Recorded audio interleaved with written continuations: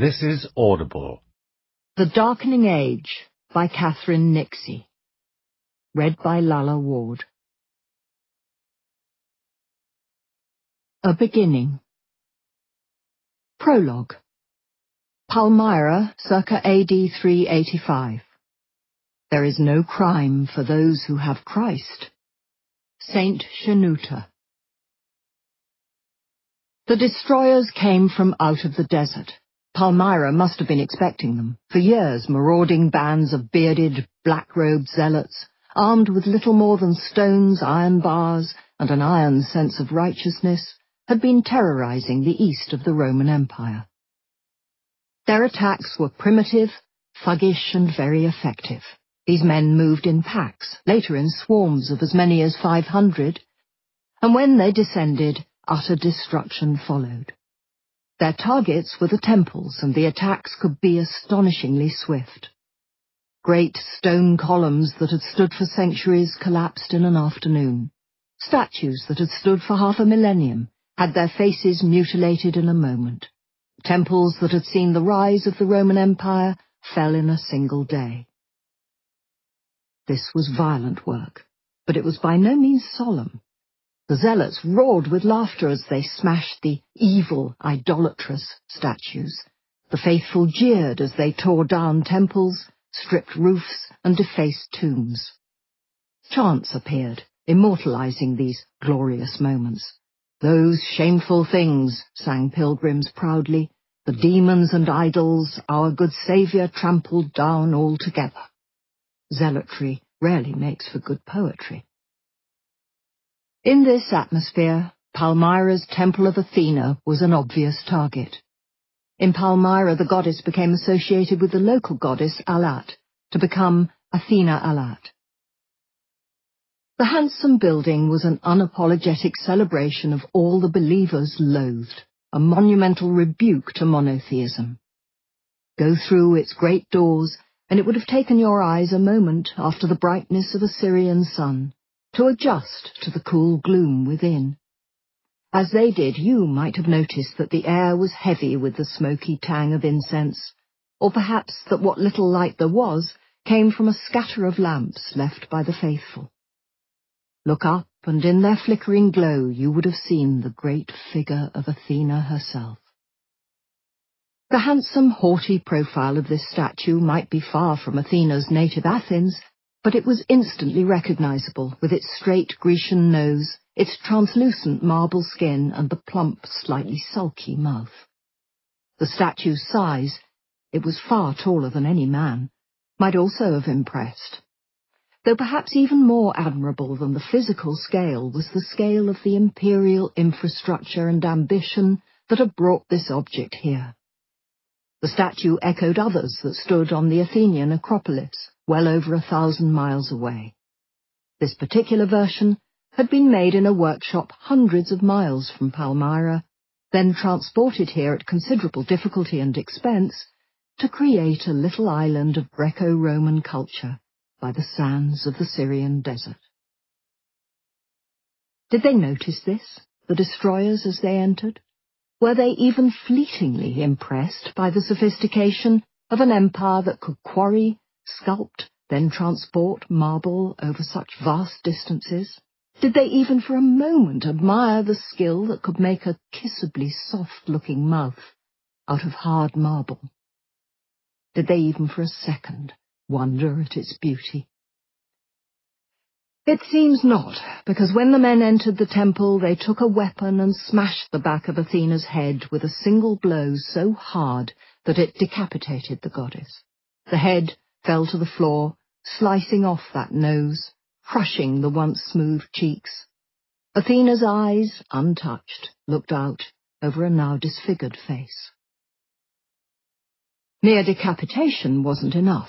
More blows fell, scalping Athena, striking the helmet from the goddess's head, smashing it into pieces. Further blows followed. The statue fell from its pedestal. Then the arms and shoulders were chopped off.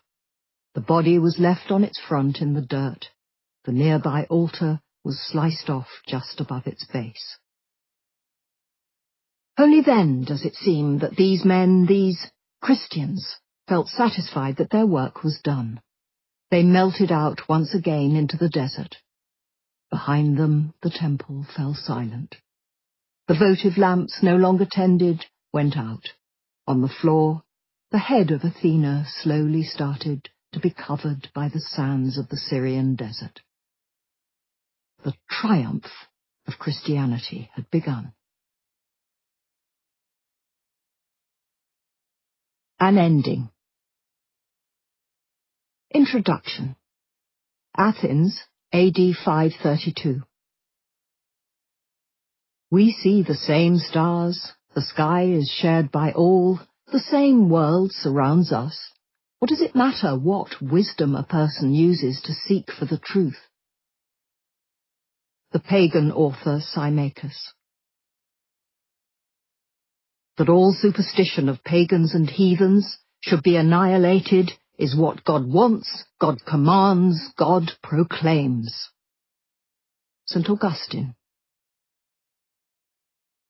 They must have been a melancholy party. In AD 532, a band of 7 men set out from Athens, taking with them little but works of philosophy. All were members of what had once been the most famous of Greece's philosophical schools, the Academy. The Academy's philosophers proudly traced their history back in an unbroken line, a golden chain, as they called it, to Plato himself almost 1,000 years before. Now that chain was about to be broken in the most dramatic way possible. These men were abandoning not just their school, but the Roman Empire itself. Athens, the city that had seen the birth of Western philosophy, was now no longer a place for philosophers. Their leader, Damasius, must have been some comfort to them as they set out on this trip into the unknown.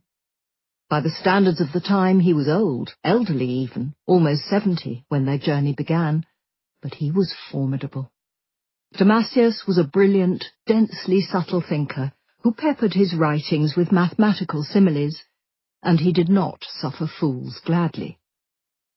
An acerbic who's who, he wrote on his fellow philosophers, is full of crushing comments on anyone whose intelligence or courage he considered wanting.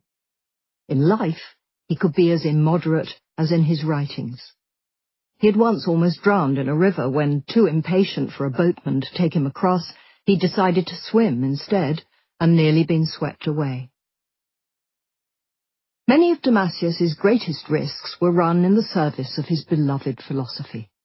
He had already sheltered a wanted philosopher in his own home, embarked on perilous 1,000-mile journeys into the unknown, and braved the risk of torture and arrest himself. No man, he felt, should do any less. Men tend to bestow the name of virtue on a life of inactivity, he once wrote with scorn. But I do not agree. The learned who sit in their corner and philosophize at length in a grand manner about justice and moderation utterly disgrace themselves if they're compelled to take some action. This was no time for a philosopher to be philosophical. The tyrant, as the philosophers put it, was in charge and had many alarming habits. In Damasius's own time, houses were entered and searched for books and objects deemed unacceptable. If any were found, they would be removed and burned in triumphant bonfires in town squares. Discussion of religious matters in public had been branded a damnable audacity and forbidden by law. Anyone who made sacrifices to the old gods could, the law said, be executed. Across the empire, ancient and beautiful temples had been attacked, their roofs stripped, their treasures melted down, their statues smashed. To ensure that their rules were kept, the government started to employ spies, officials and informers to report back on what went on in the streets and marketplaces of cities and behind closed doors in private homes. As one influential Christian speaker put it, his congregation should hunt down sinners and drive them into the way of salvation as relentlessly as a hunter pursues his prey into nets. The consequences of deviation from the rules could be severe, and philosophy had become a dangerous pursuit. Damasius's own brother had been arrested and tortured to make him reveal the names of other philosophers, but had, as Damasius recorded with pride, received in silence and with fortitude the many blows of the rod that landed on his back. Others in Damasius's circle of philosophers had been tortured, hung up by the wrists until they gave away the names of their fellow scholars. A fellow philosopher had, some years before, been flayed alive. Another had been beaten before a judge until the blood flowed down his back. The savage tyrant was Christianity. From almost the very first years that a Christian emperor had ruled in Rome in AD 312, liberties had begun to be eroded. And then, in AD 529, a final blow had fallen. It was decreed that all those who laboured under the insanity of paganism, in other words Damasius and his fellow philosophers, would be no longer allowed to teach. There was worse. It was also announced that anyone who had not yet been baptized was to come forward and make themselves known at the holy churches immediately or face exile. And if anyone allowed themselves to be baptized, then slipped back into their old pagan ways, they would be executed. For Damasius and his fellow philosophers, this was the end. They could not worship their old gods. They could not earn any money. Above all, they could not now teach philosophy. For a while they remained in Athens and tried to eke out a living. In AD 532, they finally realized they could not. They'd heard that in the East there was a king who was himself a great philosopher. They decided that they would go there, despite the risks of such a journey. The Academy, the greatest and most famous school in the ancient world, perhaps ever, a school that could trace its history back almost a millennium, closed. It is impossible to imagine how painful the journey through Athens would have been. As they went, they would have walked through the same streets and squares where their heroes, Socrates, Plato, Aristotle, had once walked and worked and argued. They would have seen in them 1,000 reminders that those celebrated times were gone. The temples of Athens were closed and crumbling, and many of the brilliant statues that had once stood in them had been defaced or removed. Even the Acropolis had not escaped. Its great statue of Athena had been torn down. Much of Damasius's writing's been lost, but occasional phrases remain, certainly enough to discern his feelings. His entire way of life, he wrote, was being swept away by the torrent. The writings of another Greek author from some years earlier show similar despair. We are, he wrote, men reduced to ashes, for today everything is turned upside down. In another bleak epigram, this same anguished poet asked, is it not true that we are dead and only seem to live, we Greeks, or are we alive, and is life dead? When modern histories describe this period, this time when all the old religions died away and Christianity finally became preeminent, they tend to call it the triumph of Christianity. It is worth remembering, however, the original Roman meaning of the word triumph. A true Roman triumph wasn't merely about the victory of the winner. It was about the total and utter subjugation of the loser. In a true Roman triumph, the losing side was paraded through the capital, while the winning side looked on at an enemy whose soldiers had been slain, whose possessions had been despoiled, and whose leaders had been humiliated. A triumph was not merely a victory, it was an annihilation. Little of what is covered by this book is well known outside academic circles. Certainly it was not well known by me when I grew up in Wales, the daughter of a former nun and a former monk. My childhood was, as you might expect, a fairly religious one. We went to church every Sunday, said grace before meals, and I said my prayers, or at any rate the list of requests, which I considered to be the same thing, every night. When Catholic relatives arrived, we play-acted not films, but First Holy Communion and at times even actual communion. A terrible sin, and not a wonderful game either. This was at least an opportunity to glean extra black currant juice from adults. So there was a lot of God, or at any rate Catholicism, in my childhood. But despite having spent a combined 26 years inside monastic walls, my parents' faith was never dogmatic. If I asked about the origins of the world, I was more likely to be told about the Big Bang than about Genesis. If I asked where humans came from, I would have been told about evolution rather than Adam.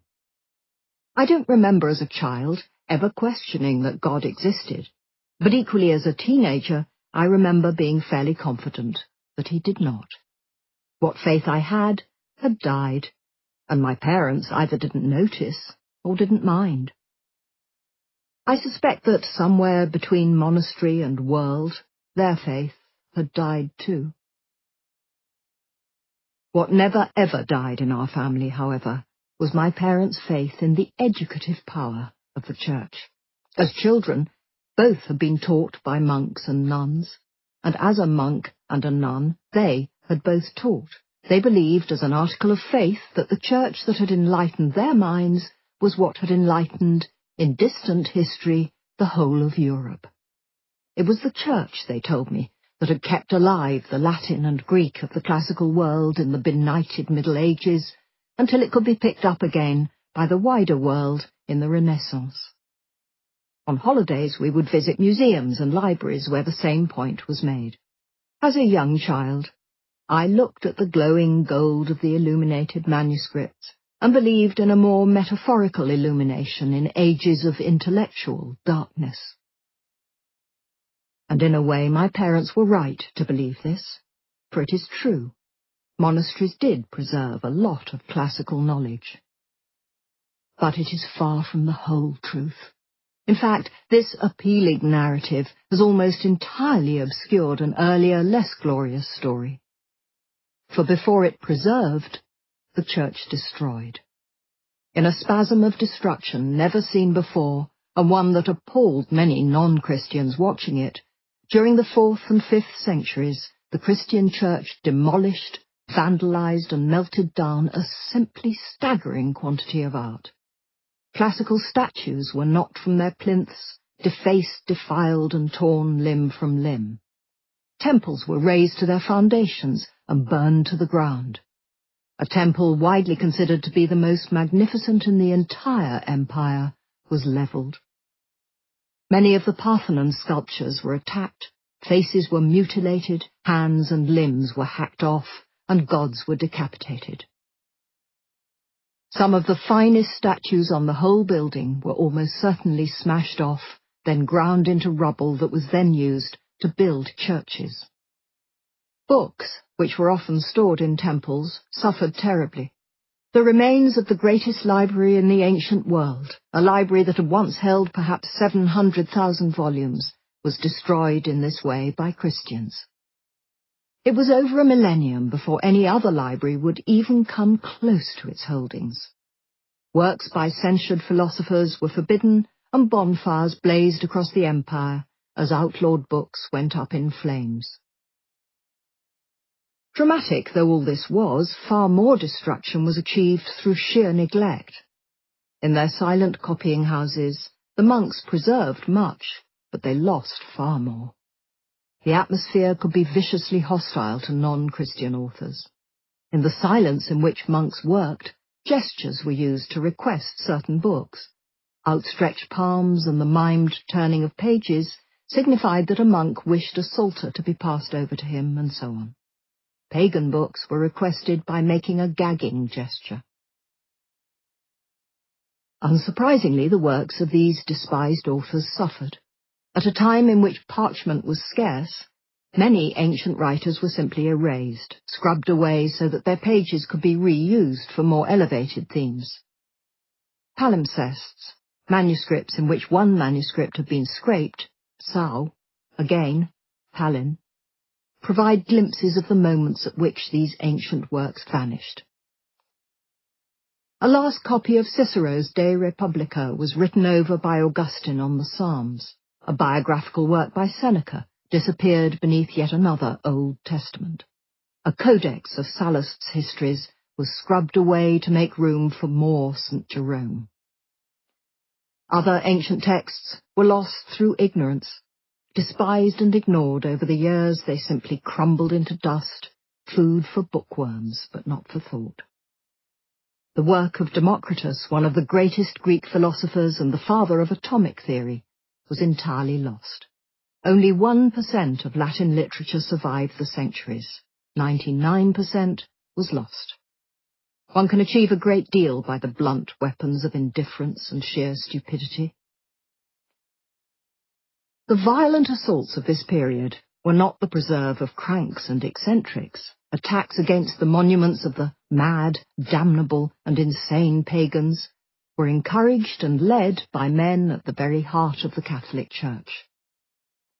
The great St. Augustine himself declared to a congregation in Carthage that all superstition of pagans and heathens should be annihilated, is what God wants, God commands, God proclaims.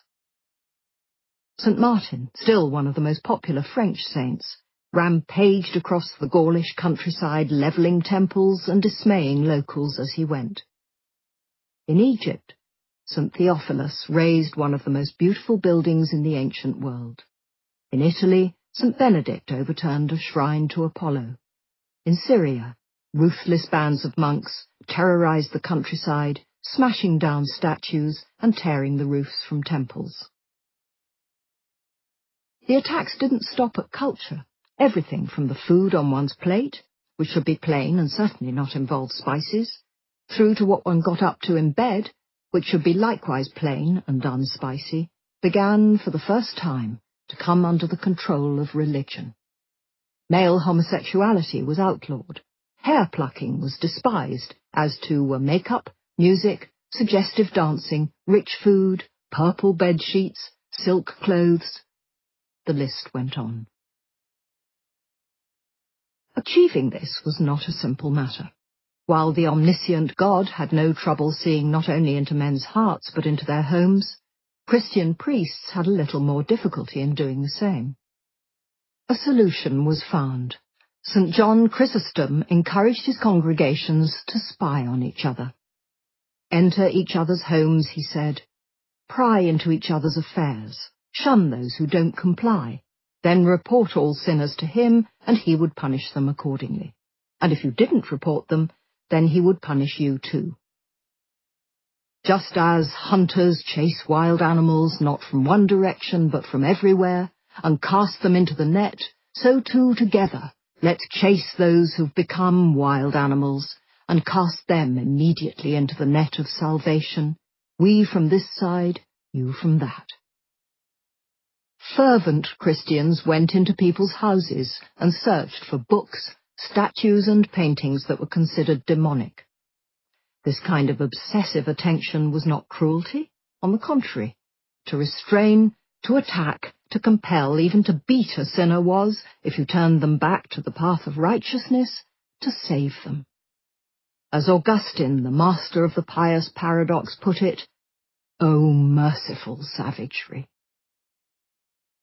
The results of all this were shocking, and to non-Christians terrifying. Townspeople rushed to watch as internationally famous temples were destroyed. Intellectuals looked on in despair as volumes of supposedly un-Christian books, often in reality texts on the liberal arts, went up in flames. Art lovers watched in horror as some of the greatest sculptures in the ancient world were smashed by people too stupid to appreciate them, and certainly too stupid to recreate them. The Christians could often not even destroy effectively. Many statues on many temples were saved simply by virtue of being too high for them, with their primitive ladders and hammers, to reach. I had originally conceived of this book as a travelogue. It would be interesting, I thought, to follow Damascus as he zigzagged across the Mediterranean, a pagan St. Paul.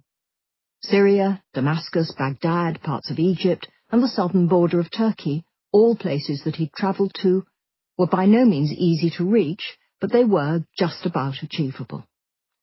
However, in the years between coming up with that idea and writing this book, the reality of doing so became impossible. Since then, and as I write, the Syrian civil war has left parts of Syria under the control of a new Islamic caliphate.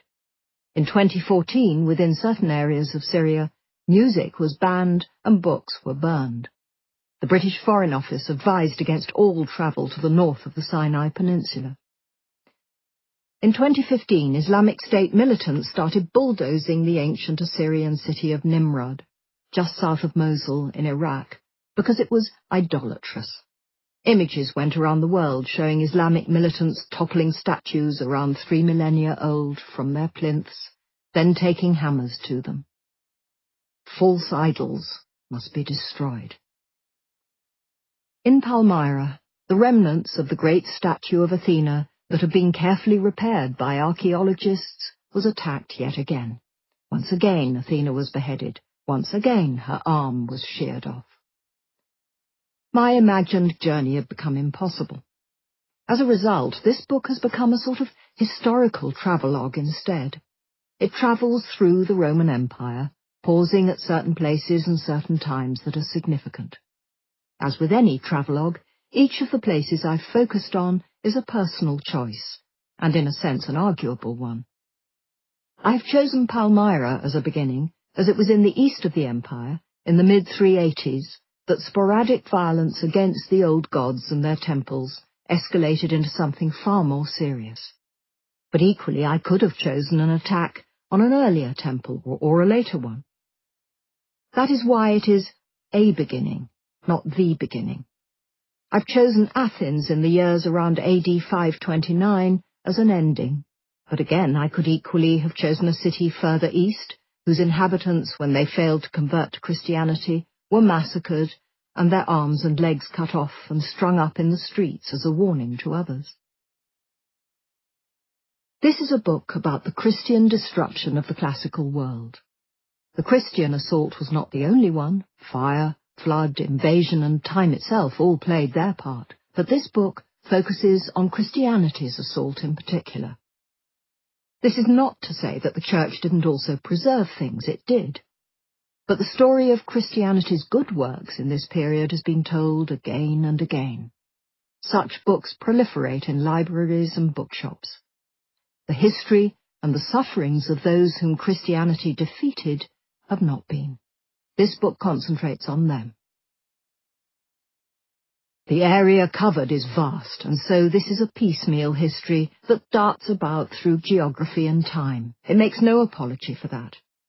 The period covered is too long for a linear crawl through the past, and the resulting narrative would be quite simply too dull. This is also narrative history. I've tried to give a sense of what it felt like to stand before an ancient temple, what it smelt like to enter one, of how pleasing the afternoon light was as it fell through the steam in an ancient bathhouse. Again, I make no apology for that either. This approach has its problems. Who can really know what an ancient temple smelt like without visiting one? But not to try to recreate the world is an untruthfulness of another kind. The ancients did not move through a world delineated merely by clean historical periods and battle dates. They lived in a world where the billowing smoke of sacrifices filled the streets on feast days, where people defecated behind statues in the centre of Rome, where the light glistened on the wet, naked bodies of young nymphs in theatres. Both dates and bodies are essential to understanding people of this period. Any attempt to write about ancient history is fraught with difficulty. Hilary Mantel once said that history is not the past, it is what is left in the sieve when the centuries have run through it.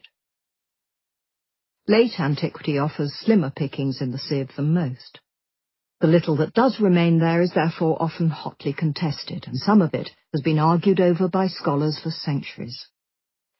Something as simple-sounding as an edict can attract years of disagreement between those who consider it seminal and those who relegate it to the status of a mere letter. I have footnoted some of the most significant controversies, but not every one. It would have been impossible, not to mention unreadable. What remains, whether quarrelled over or not, should be treated with caution. As with all ancient history, the writers I quote had limited viewpoints and their own agendas. When St. Chrysostom gloated that the writings of the Greeks had been obliterated, he was more voicing a hope than stating a fact. When St. Martin's biographer wrote glowingly of how Martin had violently burnt and demolished temples throughout Gaul, the aim was less to report than to inspire. Propaganda, we would call such writings now. Every point these authors make is arguable. Every writer I quote is fallible. They were, in short, human, and we should read them with caution. But we should still read them, as their tales are still worth telling. My narrative opens in Egypt, as monasticism is born, then moves to Rome as this new religion is beginning to make an appearance there. It then travels to northern Turkey, to Bithynia, where the very first record of the Christians by a non-Christian was written. It goes to Alexandria in Egypt, where some of the worst desecration of all took place. And it goes far into the deserts of Syria, where some of the strangest players in this story existed. Monks who, for the love of God, lived out their entire lives standing on pillars, or in trees, or in cages. And it travels, in the end, to Athens, the city where Western philosophy may be said to have really begun, and where in AD 529 it ended. The destruction chronicled in this book is immense, and yet it's been all but forgotten by the modern world. One of the most influential church historians would describe the moment when Christianity took control as the moment at which all oppression ceased, a time when men who once dared not look up greeted each other with smiling faces and shining eyes. Later historians would join in a chorus of agreement. Why would the Romans not have been happy to convert? They were, runs this argument, sensible people, and had never really believed their own religion anyway, with its undignified priapic Jupiters and lustful Venuses. No, runs this argument. The Romans had been Christians in waiting, ready and willing to give up their absurd and confusing polytheistic rituals as soon as a sensible, for which read monotheistic, religion appeared on the scene. As Samuel Johnson would put it, pithy as ever, the heathens were easily converted because they'd nothing to give up. He was wrong.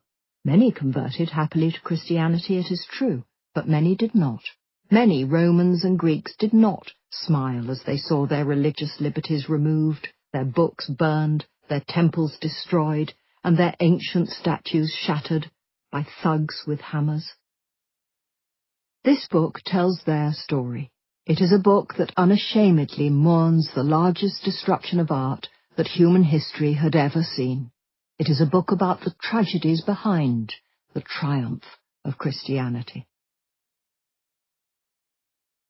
A note on vocabulary.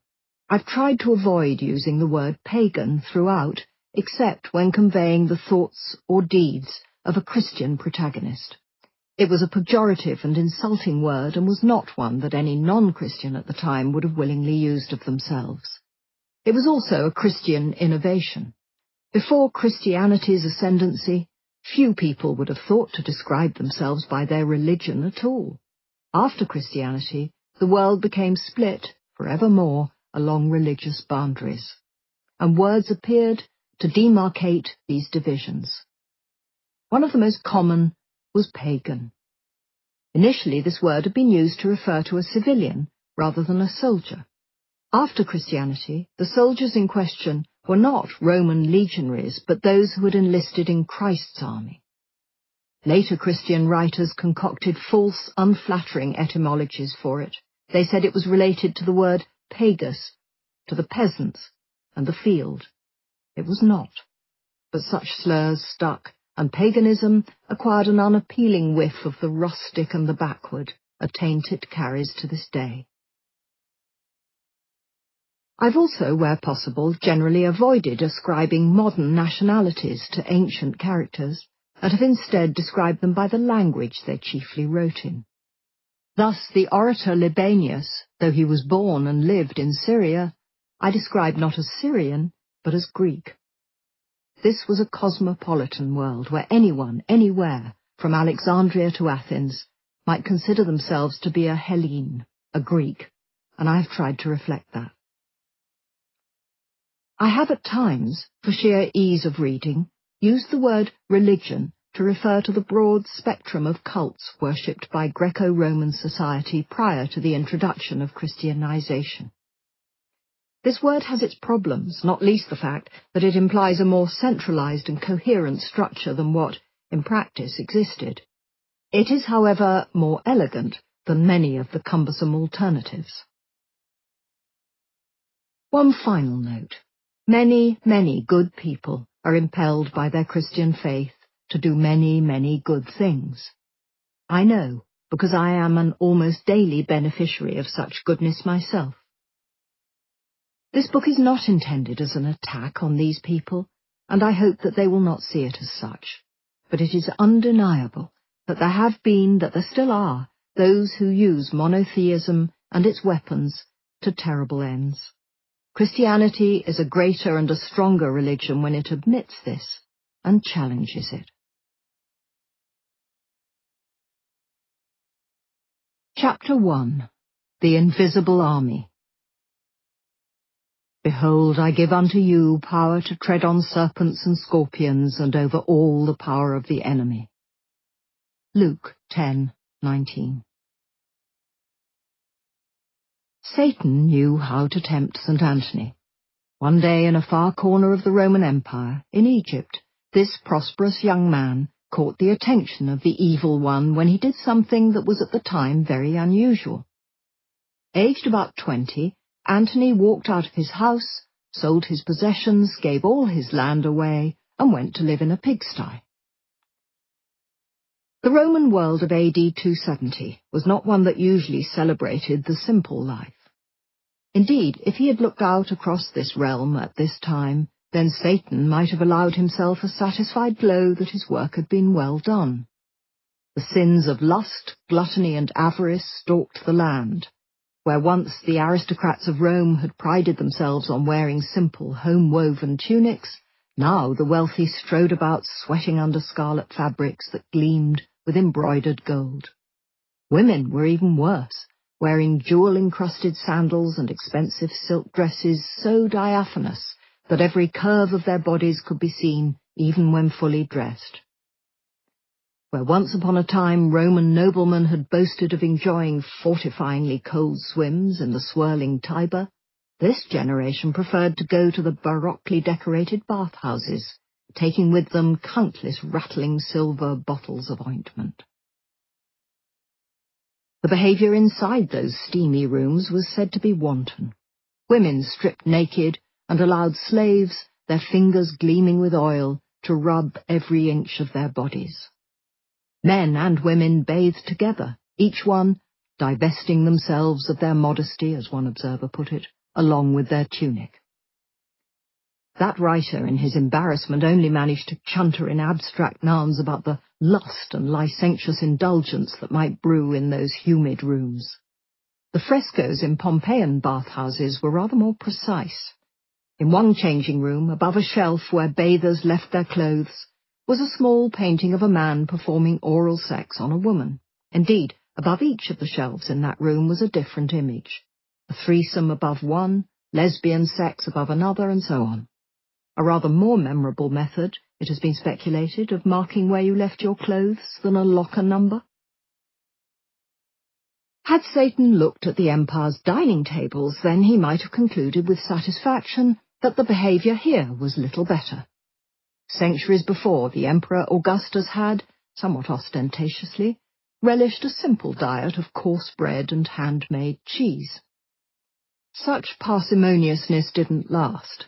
Soon, gourmands were supping 100-year-old wines cooled with snow water out of jewelled goblets and sourcing their oysters from Abydos. All this while many starved. Though not even those at the best tables could be sure of the best food and drink. In this showy hierarchical world, hosts stratified the wine they served their guests, giving the worst wine to the least important diners, the mediocre wine to mediocre men, and the best wine to the best men. The young Antony, before he set out to that pigsty, had been the sort of man who could, in time, have earned the finer wines at dinner. He was a provincial, true, but he was also youthful, handsome, fit and healthy. He'd been offered a reasonable education, even if, in the time-honoured way of privileged young men, he'd declined to make the most of it, and he was wealthy. He had recently inherited hundreds of acres of enviably good farmland. He was at just the age when a man ought to start making his mark on the world. Instead, Antony abandoned it all. Not long after his parents' deaths, he'd been in church when he heard a chapter from the Gospel of Matthew being read. "If thou wilt be perfect," it said, "go and sell that thou hast, and give to the poor, and thou shalt have treasure in heaven." And he had promptly done so. 15 years later, Antony, soon he would become so famous that he could be known by this name alone, decided to go even farther, setting out to live in a deserted Roman fort on the edge of the Egyptian desert, where he stayed for 20 years. Later he would go farther still, making his home on a mountain by the Red Sea. He would stay there until he died in AD 356. Antony was not one of the empire's gourmands. No Sicilian lampreys for him. Instead, he ate only bread, salt and water, and precious little of that, eating only once a day after sunset. It can't have been a meal to look forward to. While he was in the fort, bread was brought to him only twice a year. Little about his life would have whetted the appetite of an aesthete. Antony slept on a simple rush mat, covering himself with a goat's hair blanket. Often he didn't sleep at all, preferring to spend the whole night awake in prayer. While other young men daubed themselves with expensive perfumes and ointments, and plucked their hair so assiduously that, the moralists muttered, it was impossible to tell the jawlines of young men from those of women, Antony scorned his body. He assaulted it on a daily basis, refusing to use oils to anoint and clean it, and instead wore a hair shirt and never washed. He only cleaned the mud from his feet when he happened to cross a stream. It was said that no one saw his body naked until he died. His was a life devoted to isolation, humility, or to give it a less Christian gloss, humiliation, and self-abnegation. Yet just a few decades after his death, Antony became a celebrity. The story of his life, written down by a bishop named Athanasius, was a literary sensation, devoured by readers from Egypt to Italy, and remained a bestseller for centuries. Young men read this account of punishing self-denial and, inspired, headed out into the desert in imitation. So many men went, it was said, that the desert was made a city by monks. Centuries later, Antony would be revered as the founding father of monasticism, one of the most influential men in the history of Christianity. A few years after his death, people had already started to recognize his importance. When St. Augustine heard the story of Antony's austere life, he was apparently so moved by its power that he rushed out of the house into the garden, tore his hair, and beat his head with his hands. Such simple men, he said, were rising up and taking heaven by force. Not everyone was so delighted.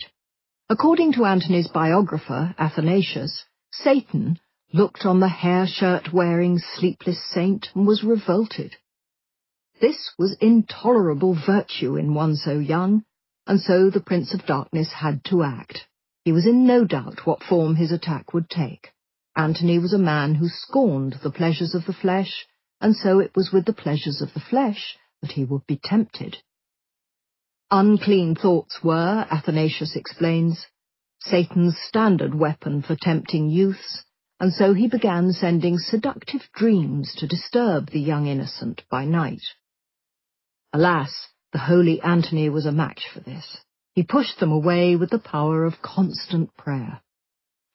The devil was forced to move to a second-tier temptation.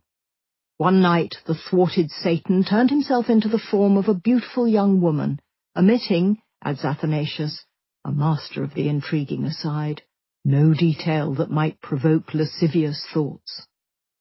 Antony struggled, but stood firm, by calling to mind the fiery punishment of hell and the torment inflicted by worms. Satan gnashed his teeth with fury, but he wasn't done yet. He decided to send his trump card, an apparition in the form of a young black boy who prostrated himself at Antony's feet. As he lay there, the demon announced that he was the friend of fornication, and bragged about how many chaste souls he'd led astray. Antony responded by singing a psalm, an act that was, even then, so anaphrodisiac that the boy instantly vanished. Antony might have won these early battles, but his war with evil was far from over. Over the following decades, as he moved about the emptiness of the desert, he faced repeated demonic onslaught. He was beaten so severely by demons that he was unable to speak.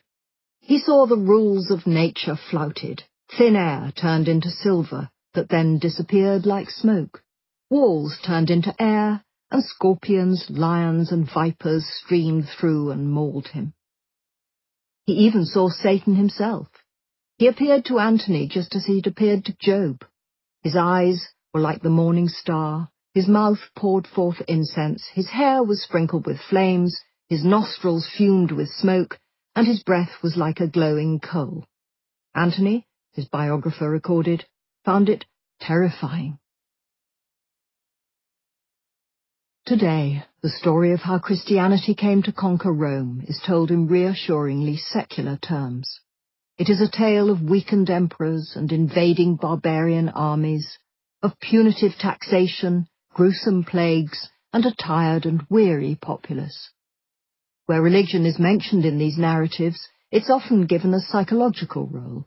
This, runs the argument, was an age of anxiety. Disease, war, famine and death, not to mention the equally unavoidable horror of the tax collector, prowled the empire. During one 50-year period in the 3rd century, no fewer than 26 emperors, and perhaps as many if not more usurpers, claimed power. The barbarians, though not yet quite at the gate, were certainly massing nearby, launching raids on Britain, Gaul, Spain, Morocco, and even Italy itself. Just when things seemed as though they couldn't get any worse, a terrible plague descended, in which victims' intestines were shaken with a continual vomiting, their eyes were on fire with the injected blood, the feet and parts of the limbs were taken off by the contagion of diseased putrefaction, not to mention other, even less savoury afflictions. Who, argue traditional narratives of Christianity, would not search for reassurance at such a time? Who would not be drawn to a religion that reassured its followers that if not in this life, then perhaps in the next, things would be a little more pleasant? Who would not long to be told that someone, somewhere, had a plan, and that this was all part of it? As one 20th century historian put it, in an age of anxiety, any totalist creed exerts a powerful attraction. One has only to think of the appeal of communism to many bewildered minds in our own day. But, continues this line of argument, the old religions of Rome did not offer such comfort, far from it. The Greco-Roman underworld was a place where Tantalus was tortured by thirst, and where Sisyphus spent his days rolling a stone uphill only to have it roll back down again. Hardly the sort of place one might wish to return to. Nor did the Greco-Roman religious system offer much guidance to the living. These cults did not provide a moral handbook for everyday life. They issued no commandments or catechisms or creeds to guide the souls of the uncertain between birth and death. There were broad rules and demands for sacrifice. Admittedly, where the ambit of religion petered out, then philosophy might step in to provide some solace. But given that the grin-and-bear-it philosophy of Stoicism was one of the most popular of the age, this was a cold comfort at best. The world's a stage and life's a toy, as one Greek poet later wrote bleakly. Dress up and play your part, put every serious thought away, or risk a broken heart. Then, into this chilly, nihilistic world, burst Christianity. Not only did the new religion offer comfort, companionship, and purpose in this life, it also offered the promise of eternal bliss in the next. And if all that wasn't tempting enough, it wasn't long before Christianity had even more to offer its converts. In AD 312, the Emperor Constantine himself proclaimed himself a follower of Christ. Under his auspices, the Church was soon exempted from taxes, and its hierarchy started to be richly rewarded. Bishops were paid 5 times as much as professors, 6 times as much as doctors, as much even as a local governor. Eternal delight in the next life, bureaucratic preferment in this. What more could one wish for? So runs the traditional argument, and indeed there is a great deal of truth in it. No doubt the lure of money, wealth, status, as well as the thought of eternal life, quite apart from the sheer good sense and kindness of many of Jesus' teachings, must have had an effect on the numbers wishing to join this relatively young religion. But that was not how Christianity was sold in the 4th century. The Church was not marketed as a way to improve a tax bill or as a balm for anxiety. Christianity was not offered to the Roman Empire as ecclesiastical comfort blanket against the ills of the world. This was not a lifestyle choice. This was not even about life and death. It was far more important than that. This was a war. The struggle to convert the empire was nothing less than a battle between good and evil, between the forces of darkness and those of light. It was a battle between God and Satan himself. Chapter 2. The Battleground of Demons. My name is Legion, for we are many. Mark 5:9. This period was, for the later Church, an age of heroes. In those days the great giants of the Church still walked the earth. This was a time when St. Augustine might go to speak to St. Ambrose, or write a letter to St. Jerome. Many of their names, even today, are well known. We've heard of the Emperor Constantine, of St. Martin and of St. Anthony, or at least of his monastery. We might even know the occasional humanizing detail about them. That Constantine founded Constantinople, that, less appealingly, he boiled his wife in a bath. We might well know that Augustine had an overbearing mother, or that as a young man he wished for God to make him chaste, but not yet. This is a period that can seem familiar. We should not be deceived. This was another country, and they did things differently there. It was a time when a monk might talk personally with Christ, walk with John the Baptist, and feel the tears of a prophet fall from heaven onto his skin. The world then still glimmered with miracles. The blind were still healed, the faithful still resurrected from the tomb, the holy still walked on water. It was a strange, ethereal place, a William Blakeish world where the doors of religious perception lay wide open, a world in which a holy man might transform into a flickering flame, travel on a shining cloud, or single-handedly lay low a host of barbarians armed solely with a flaming sword. This was also a world of evil apparitions too, not just holy ones. A place where Satan might walk past you in the road and a demon might sit down next to you at dinner. A world in which your immortal soul was in perpetual peril. The barbarian hordes that were beginning to nibble at the edges of the empire paled in comparison to the hideous army of demons that, according to Christian writers, was already swarming, slithering, and loping across it. My name, the demon had announced in the Gospel of St. Mark, is Legion, for we are many. This, to many Christian writers of the time, was no mere metaphor. Demons and the threat they posed were real. These demons may have been all but forgotten by modern historians who tend to pass over demonologies with a silence that speaks eloquently of embarrassment. But such fiends obsessed, perhaps even possessed, some of the greatest minds of early Christianity. Demons stalk through the pages of Augustine's City of God, or to give it its full and often forgotten title, The City of God Against the Pagans, and they are a fearsome foe. They were, Augustine wrote, teachers of depravity delighting in obscenity. Faced with such a multifaceted threat, Christian writers mobilized. With the care of Victorian naturalists, the historians, theologians and monks of the late 4th century began to observe and record the habits of this breed.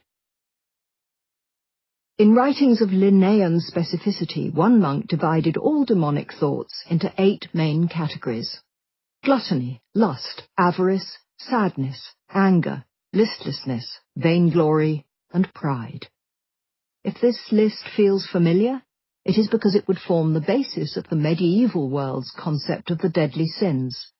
Listlessness, perhaps true to form, was subsumed into another sin to give the final total of 7. These demonic descriptions were not, or not merely, done for their own interest, though some monks did admit a tendency to linger a little too long over the thoughts of the more pornographic apparitions. Instead, such precise accounts were seen as serving a valuable purpose in the Christian fight against evil. Knowledge, it was felt, was power. If you knew the demon's distinguishing features, habits and methods of attack, then, just as a soldier might read Caesar's Gallic Wars before setting out to fight in northern Europe, so you would be better able to face down this frightening foe. Complex demonologies appeared that explained everything from how these creatures were created, a Miltonian fall from grace, to their stench, revolting, their geography, Rome was a favourite haunt, the feel of their skin, deathly cold, and even their sexual habits, varied, imaginative, and persistent. Everything was considered, including the ways in which the demons planned to overcome the logistical and linguistic difficulties involved in world domination. We should not think that there is one spirit of fornication that seduces a person who, for example, commits fornication in Brittany, wrote one ancient observer, and another for the person who does so in India. Instead, he explained, there were innumerable spirits, a whole abominable army that under its leader Satan harasses the entire world, enticing it to sin. Part of the demons' power was their astonishing swiftness. They could appear almost anywhere, at any time. Like the angels that they had once been, these demons were winged and so able to travel astonishing distances at great speed to do their evil work and generally alarm the populace. One man awoke to find a swarm of demons flying in his face like a flock of crows. They are everywhere in a moment, wrote one ancient chronicler. For them the whole world is but a single place. Demons, warned other writers, made terrible noises. They might shriek, howl, hiss, or even, most insidious of all, speak. They could beat, punch, bite, burn, and make marks on the skin as if made by a cupping glass. Most foul of all was these creatures' aim, nothing less than the subversion of mankind. The methods of demonic attack were numerous and varied according to the person being attacked and the demon doing the attacking. Demons could and did appear as a flamboyant spectacle, though in general they saved their most hellish displays for their holiest enemies. To Antony they appeared as wolves and scorpions. At other times, to less holy foes, they might appear as apparently innocuous or even pleasant forms, as a fellow monk or as a beautiful woman, as naked boys, or even as angels. One elderly monk found himself beset by naked women sitting next to him at dinner, while another found a demon sitting on his lap in the form of an Ethiopian girl he'd once seen as a young man. Another monk was visited in his monastery by a particularly timeless apparition, a middle-ranking government official. The official then grabbed the monk, who started to wrestle him. As the struggle progressed, the monk realized that he was in the presence not of bureaucracy, but, the distinction seems to have been a fine one, of pure evil. This, he realized, was a demon. Some of the descriptions of demonic attack have an almost Proustian precision. One monk recorded the working of what he called the noonday demon, that struck between the hours of 10 a.m. and 2 p.m. At this time the monk was supposed to be working, but this particular demon would thwart him and make it seem that the sun barely moves, if at all, and that the day is 50 hours long. Then he constrains the monk to look constantly out the windows, to walk outside the cell, to gaze carefully at the sun to determine how far it stands from the 9th hour, the hour of dinner. The demon might then force the monk to poke his head out of his cell to see if any other brethren are about. Then, in the warmth of the noonday sun, the monk finds that he rubs his eyes and stretches his hands, and he takes his eyes off his book and stares at the wall. Then he returns to the book and reads a little. As he unfolds it, he becomes preoccupied with the condition of the texts. He criticizes the orthography and the decoration. Finally, he folds the book up and places it under his head, and he falls into a light sleep. For the majority of mankind, however, demons conducted their work through the more pedestrian yet insidious means of incitement and enticement, putting ideas into men's heads, and these accounts are all by men, that they were seemingly unable to resist. To counter these diabolic whispers, one monk created a phrase book of words with which one might respond to almost any such apparition. In much the same manner as old guidebooks would offer stock phrases for what to say at foreign railway stations, so this book offered handy phrases, all taken from the Bible, to use in the case of demonic assault. If one found oneself tormented by a thought that suggested a glass of wine would be good for you, one might piously reply, "He who takes pleasure in banquets of wine will leave dishonor in his strongholds," and hopefully the temptation would flee. The book is compendious, offering 498 passages to deploy as and when necessity demands. It's nice to wonder whether 4th century monks, like contemporary travellers who can ask where the station is but cannot understand the answer, found themselves confounded when their interlocutor did not stick exactly to the prescribed script. One consequence of the concept of demons was that wicked thoughts were the fault of the demon, not the man, an exculpatory quirk that meant even the most sinful thoughts could be, and were, freely admitted to.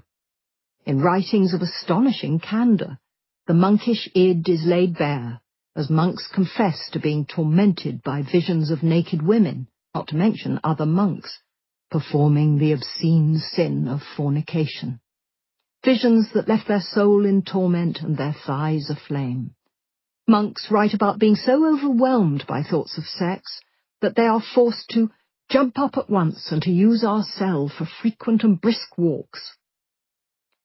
An erotic phantasmagoria danced, sometimes quite literally, before their eyes, as the demon of fornication, a devious demon that imitates the form of a beautiful naked woman, luxurious in her gait, her entire body obscenely dissipated, turned on them.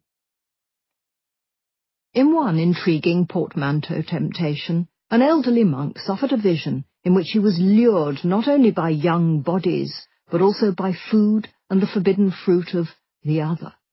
As he sat in his cell, a young Saracen youth, as he describes him, wearing a bread basket, climbed through the window of his cell and started to sway, asking, "Elder, do I dance well?" The blame was not always entirely lifted from the confessor. The same monk who wrote about his burning thighs also, in some distress, wrote about the demon that threatens me with curses and said, "I will make you an object of laughter and reproach among all the monks, because you have investigated and made known all the kinds of all the unclean thoughts." Even at this distance, the sense of a soul smarting at a confidence rebuffed is unmistakable. But however alarming the demons of fornication may have been, the most fearsome demons of all were to be found teeming like flies on a corpse around the traditional gods of the empire. Jupiter, Aphrodite, Bacchus, and Isis, all of them, in the eyes of these Christian writers, were demonic. In sermon after sermon, tract after tract, Christian preachers and writers reminded the faithful, in violently disapproving language, that the error of the pagan religions was demonically inspired. It was demons who first put the delusion of other religions into the minds of humans, these writers explained. It was demons who had foisted the gods upon the seduced and ensnared minds of human beings. Everything about the old religions was demonic. As Augustine thundered, all the pagans were under the power of demons. Temples were built to demons. Altars were set up to demons. Priests ordained for the service of demons. Sacrifices offered to demons. And ecstatic ravers were brought in as prophets for demons. The demons' motivation in all of this was simple. If they had human followers, then they would have sacrifices, and these sacrifices were their food. To this end, Christian writers explained, demons had created the entire Greco-Roman religious system so that they may procure for themselves a proper diet of fumes and blood offered to their statues and images. It wasn't merely a question of nourishment, though. The demons also feasted on the very sight of people turning aside from the true Christian God. Baroque explanations were brought to bear, explaining away all aspects of the old religious cults. One of the most devious demonic ruses was, it was said, to pretend that they could predict the future by prophecy, a talent so beguiling that it brought humans flocking to their altars. It was, Christians fulminated, nothing more than a trick.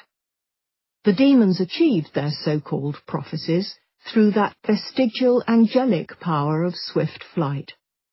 Their wings enabled them to travel so fast that they could watch an event, then flit away and prophesy it to mankind.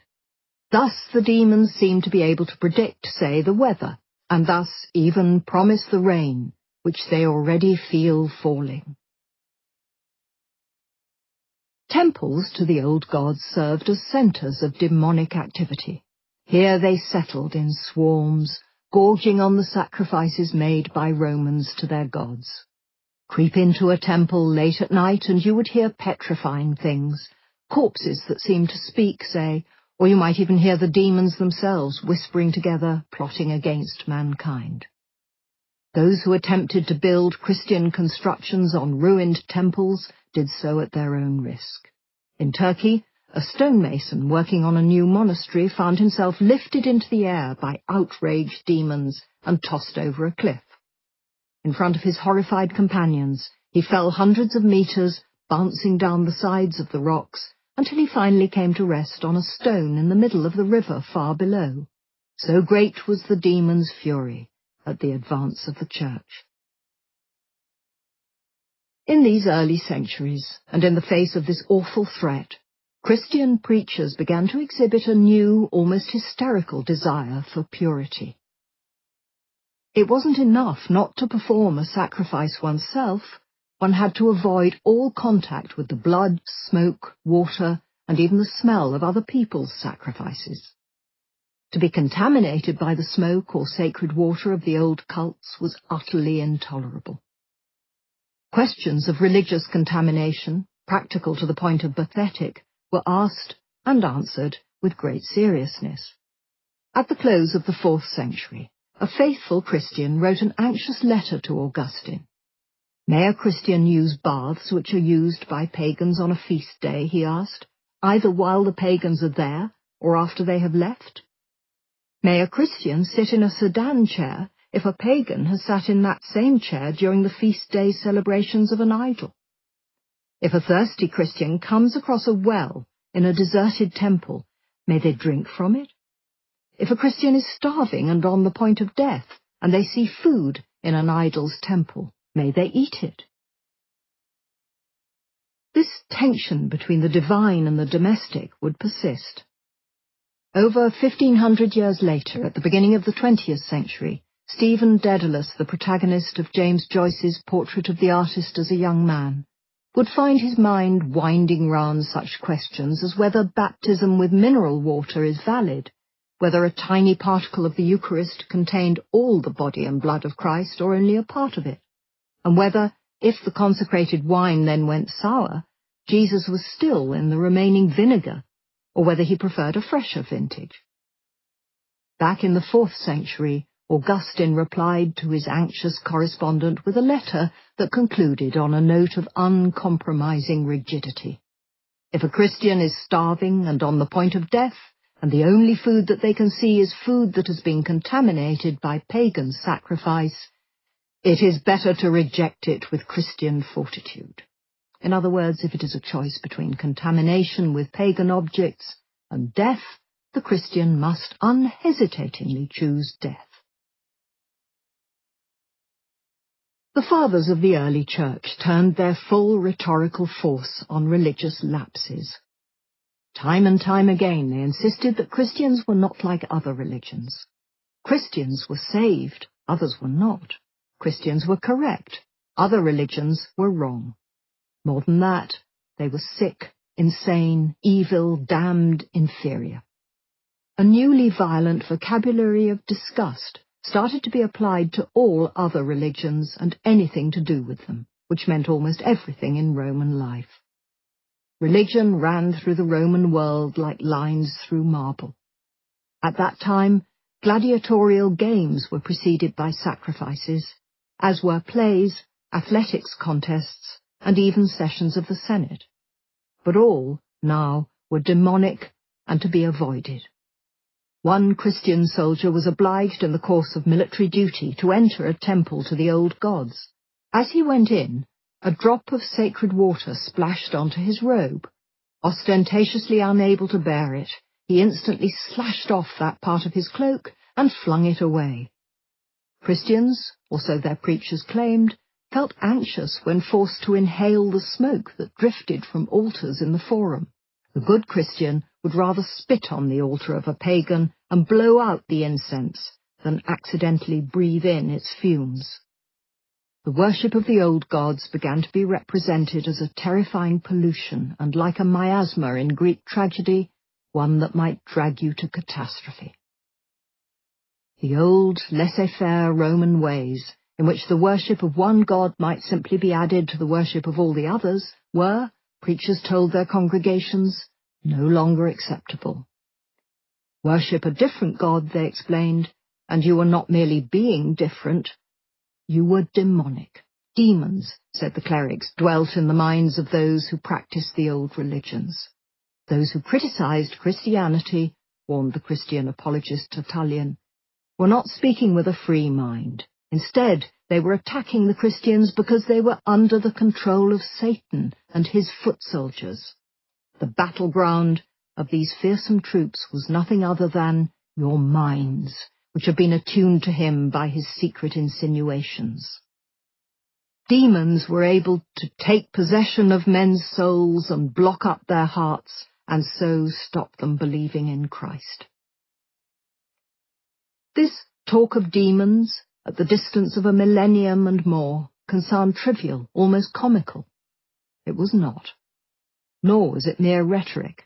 It concerned the salvation and damnation of mankind, and nothing could be more important.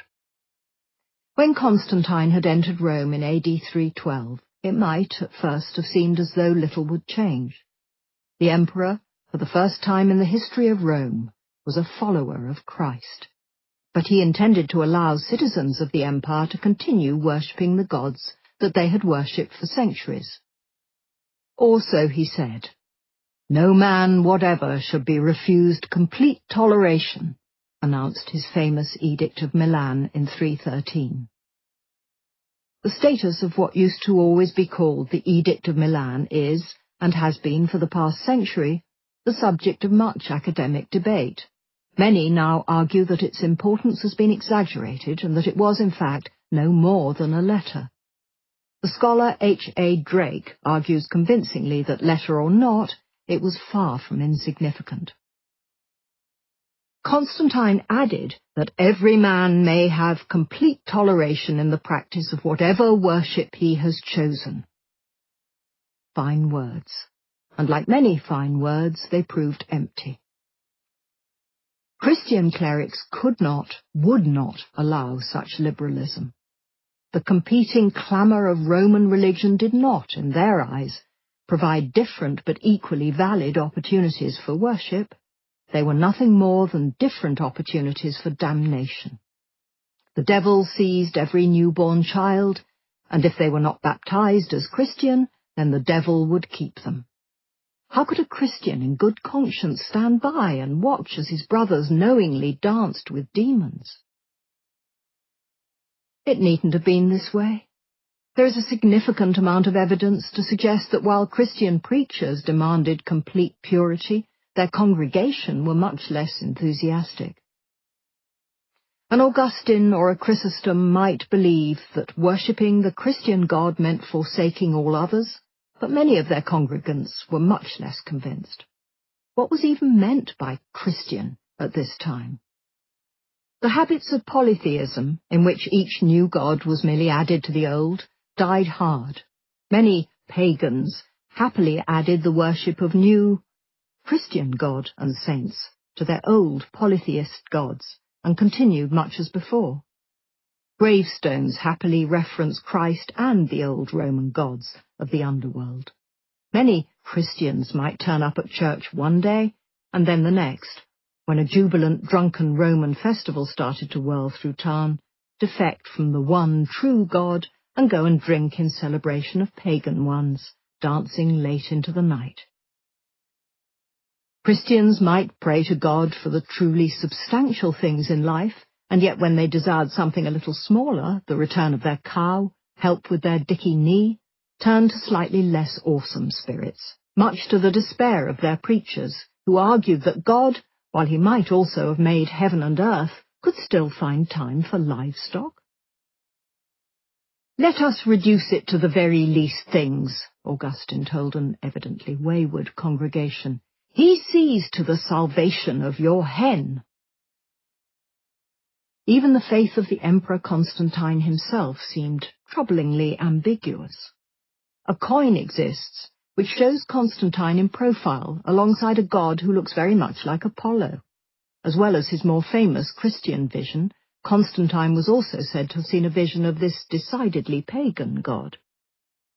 Later in life, Constantine allowed a temple to be built to the imperial family as if they themselves were divine, with a confidence that seems astonishing to modern Christians, but that would have seemed much less so to ancient polytheists who were used to their emperors being deified. He was titled Constantine, equal to the apostles. Such behaviour might be overlooked in an emperor, but it was not what bishops wanted. In sermon after hectoring sermon delivered by this new generation of rigidly unbending preachers, the people's choice was made clear. In deciding who to worship, congregations were not choosing between one god and another, they were choosing between good and evil, between God and Satan. To allow someone to follow a path other than the true Christian one was not liberty, it was cruelty. Freedom to err was, Augustine would later vigorously argue, freedom to sin, and to sin was to risk the death of the soul. The possibility of sinning, as one pope later put it, is not freedom but slavery. To allow another person to remain outside the Christian faith was not to show praiseworthy tolerance, it was to damn them. The preachers spoke, and eventually the people, some of them, many of them, started to listen. The pace of Christianization started to increase. In the 19th century, the Victorian poet Matthew Arnold would stand on Dover beach and hear the melancholy, long withdrawing roar as the sea of faith retreated, leaving man alone, confused on a darkling plain. In the years of St. Augustine, Christians heard the counterpart of this noise. They called it the Strepitus Mundi, the roar of the world. This was not the roar of religion retreating, but the sound of it advancing, the sound of Christianity pouring as unstoppable as a tide across towns, countries, and continents. To Augustine, the sound of this change was as reassuring as to Arnold it had been melancholy. When Augustine came face to face with a group who'd not yet converted to Christianity, he told them that they should wake up, they should listen to the Strepitus Mundi. But the definition of strepitus is not entirely straightforward. Strepitus is not a happy, reassuring sound in Latin. It's not even a neutral sound. It's not really a sound at all, but a noise, and a stressful noise at that. It is the noise of wheels clattering over cobbles, the deafening roar of a river in full spate, the cacophony of an agitated crowd.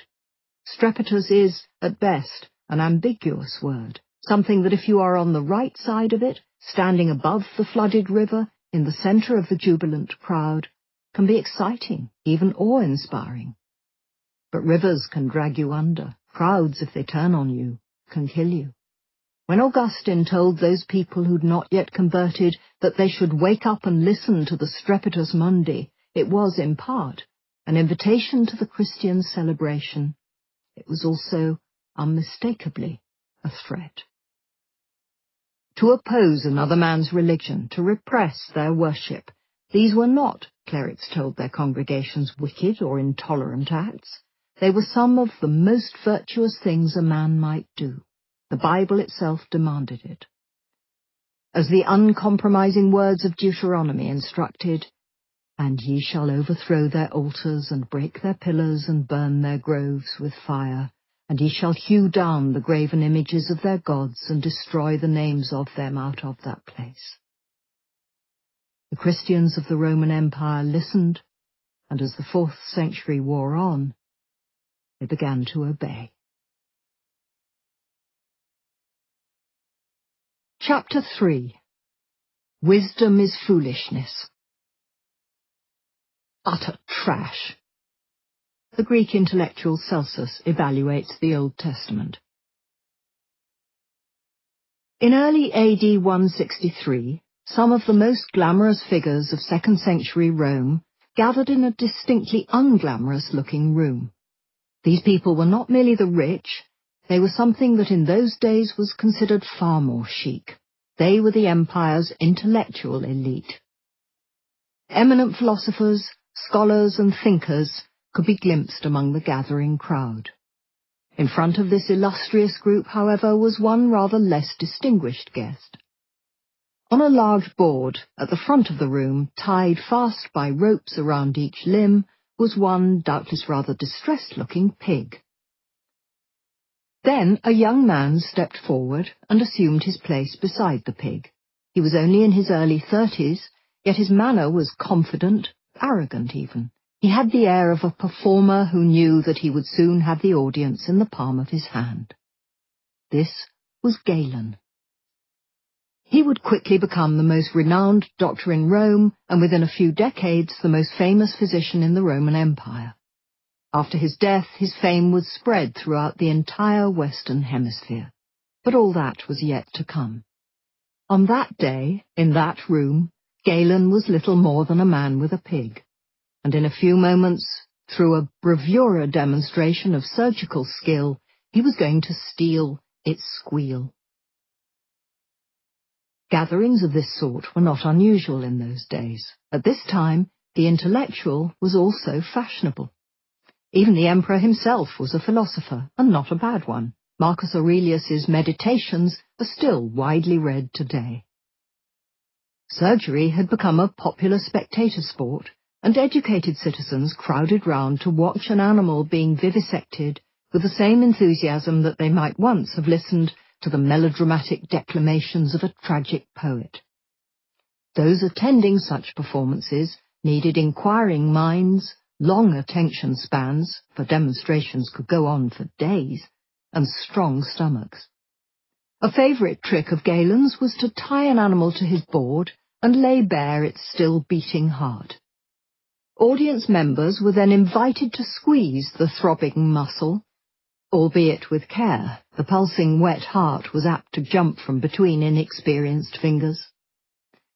At times, for anthropomorphic drama, Galen used an ape, though its agonized expressions could be so vivid that they were off-putting. For this particular experiment, he preferred pigs because, as he put it in one of his more heartfelt asides, "There is no advantage in having an ape in such experiments, and the spectacle is hideous."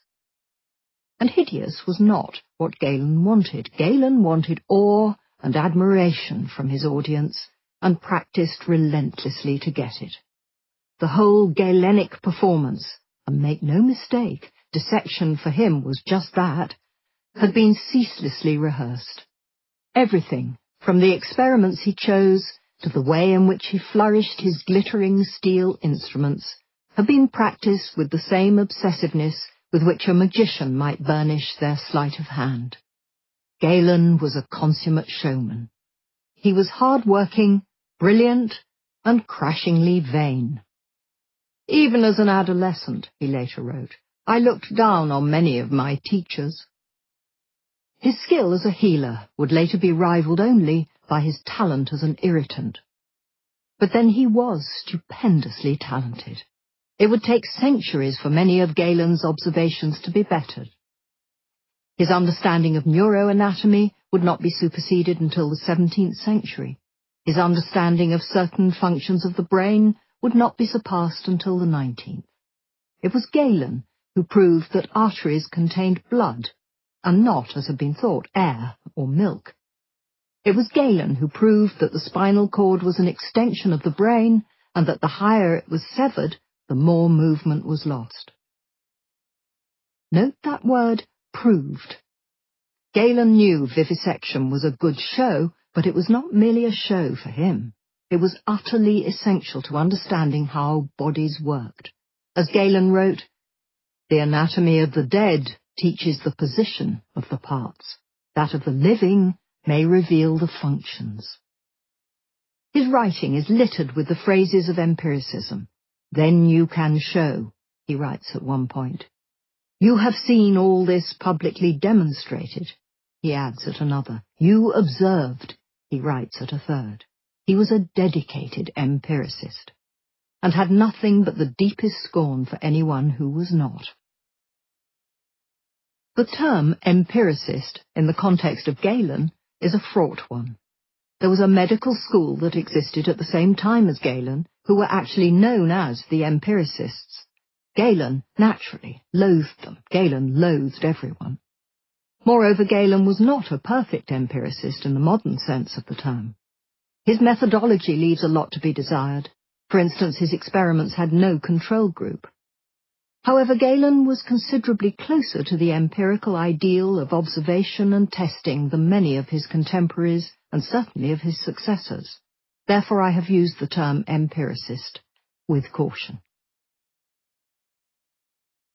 After describing the experiment to show what arteries contain, Galen writes contemptuously that he never saw milk in them, and nor will anyone who chooses to make the experiment.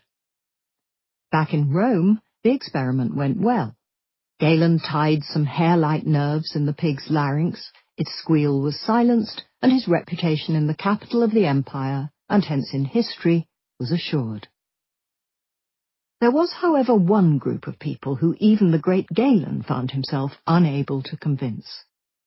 This was a group who did not form their beliefs by basing them on experiments or on observations, but on faith alone, and who, worse still, were actually proud of this fact. These peculiar people were for Galen the epitome of intellectual dogmatism. When he wished to adequately convey the block-headedness of another group of physicians, Galen used these people as an analogy to express the depths of his irritation. They were the Christians. To show the extent of some doctors' dogmatism, he used the phrase, "One might more easily teach novelties to the followers of Moses and Christ." Elsewhere, he disparaged physicians who offered views on the body without demonstration to back up their assertions, saying that to listen to them was as if one had come into the school of Moses and Christ and heard talk of undemonstrated laws. Galen had little time for Moses himself either. "It is his method in his books," wrote Galen disapprovingly, "to write without offering proofs, saying, 'God commanded, God spake.'" To a proto-empiricist like Galen, this was a cardinal error. Intellectual progress depended on the freedom to ask, question, doubt, and above all, to experiment. In Galen's world, only the ill-educated believed things without reason. To show something, one did not merely declare it to be so, one proved it with demonstrations. To do otherwise was, for Galen, the method of an idiot. It was the method of a Christian. At around the same time as Galen was torturing pigs in Rome, another Greek intellectual was performing a rather different sort of dissection, a merciless intellectual carving up of Christianity. This was a new experience for all concerned. For the first 100-odd years of Christianity's existence, there are no mentions of Christianity in Roman writings. Then, around the turn of the 2nd century, it started to appear, albeit in a scrappy and piecemeal fashion, in the writings of non-Christians. In AD 111 there is a letter from Pliny, the Roman governor. Then, a few years later, come some tantalizingly brief references to it in Roman histories, a quick section in the historian Tacitus's Annals, and another mention in a history by Suetonius. And that was it. None of these accounts were particularly detailed. Certainly none were lengthy, a few paragraphs in total. But then why would they have been longer? Christianity may have seen itself as the only truth, but to most people then, it was little more than an eccentric and often irritating Eastern cult. Why waste time rebutting it? Then, about 50 years later, everything changed. Suddenly, in around AD 170, a Greek intellectual named Celsus launched a monumental and vitriolic attack against the religion. It is clear that unlike the other authors who've so far written about it, Celsus knows a lot about it. He has read Christian scripture, and not just read it, studied it in great detail. He knows about everything from the creation to the virgin birth and the doctrine of the resurrection. It is equally clear that he loathes it all, and in arch, sardonic, and occasionally very earthy sentences, he vigorously rebuts it. The virgin birth? Nonsense, he writes. A Roman soldier had got Mary pregnant. The creation is absurd. The books of Moses are garbage, while the idea of the resurrection of the body is revolting, and on a practical level, ridiculous. Simply the hope of worms. For what sort of human soul would have any further desire for a body that has rotted? What is also clear is that Celsus is more than just disdainful. He is worried. Pervading his writing is a clear anxiety that this religion, a religion that he considers stupid, pernicious, and vulgar, might spread even further, and in so doing, damage Rome. Over 1,500 years later, the 18th century English historian Edward Gibbon would draw similar conclusions, laying part of the blame for the fall of the Roman Empire firmly at the door of the Christians. The Christians' belief in their forthcoming heavenly realm made them dangerously indifferent to the needs of their earthly one. Christians shirked military service, the clergy actively preached pusillanimity, and vast amounts of public money was spent not on protecting armies, but squandered instead on the useless multitudes of the church's monks and nuns. They showed, Gibbon felt, an indolent or even criminal disregard for the public welfare. The Catholic Church and its useless multitudes were, in return, magnificently unimpressed by Gibbon's arguments, and they promptly placed his Decline and Fall of the Roman Empire on the Index Librorum Prohibitorum, its list of banned books. Those books that were approved of by the Catholic Church would be stamped or marked with the word imprimatur, let it be printed. As late as the 1950s, those who were educated in Catholic schools in this country would have seen books in their libraries so labelled. Even in liberal England, the atmosphere became fiercely hostile to the historian. Gibbon later said that he'd been shocked by the response to his work.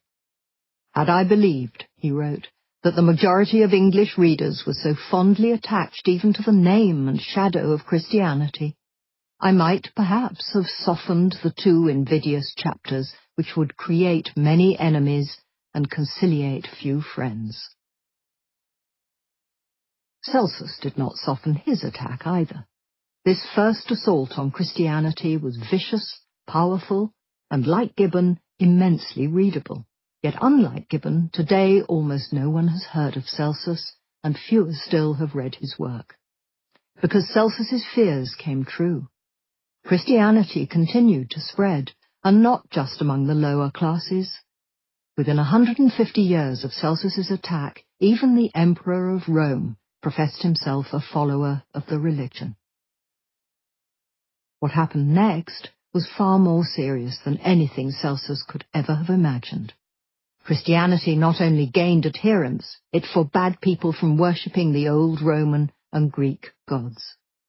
Eventually, it simply forbade anyone to dissent from what Celsus considered its idiotic teachings.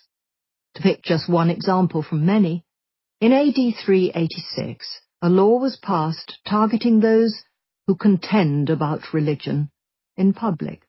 Such people, this law warned, were the disturbers of the peace of the church, and they shall pay the penalty of high treason with their lives and blood. Celsus paid his own price. In this hostile and repressive atmosphere, his work simply disappeared. Not one single unadulterated volume of the work by Christianity's first great critic has survived. Almost all information about him has vanished too, including any of his names except his last, what prompted him to write his attack, or where and when he wrote it. The long and inglorious Christian practice of censorship was now beginning.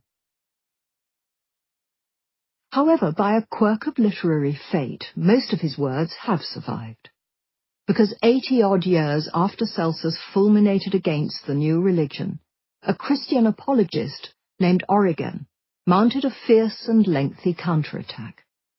Origen was rather more earnest than his occasionally bawdy classical adversary. Indeed, it was said that Origen had even taken the words of Matthew 19:12, "For there are some eunuchs which have made themselves eunuchs for the kingdom of heaven's sake," a little too much to heart, and in a fit of heavenly self-abnegation, castrated himself.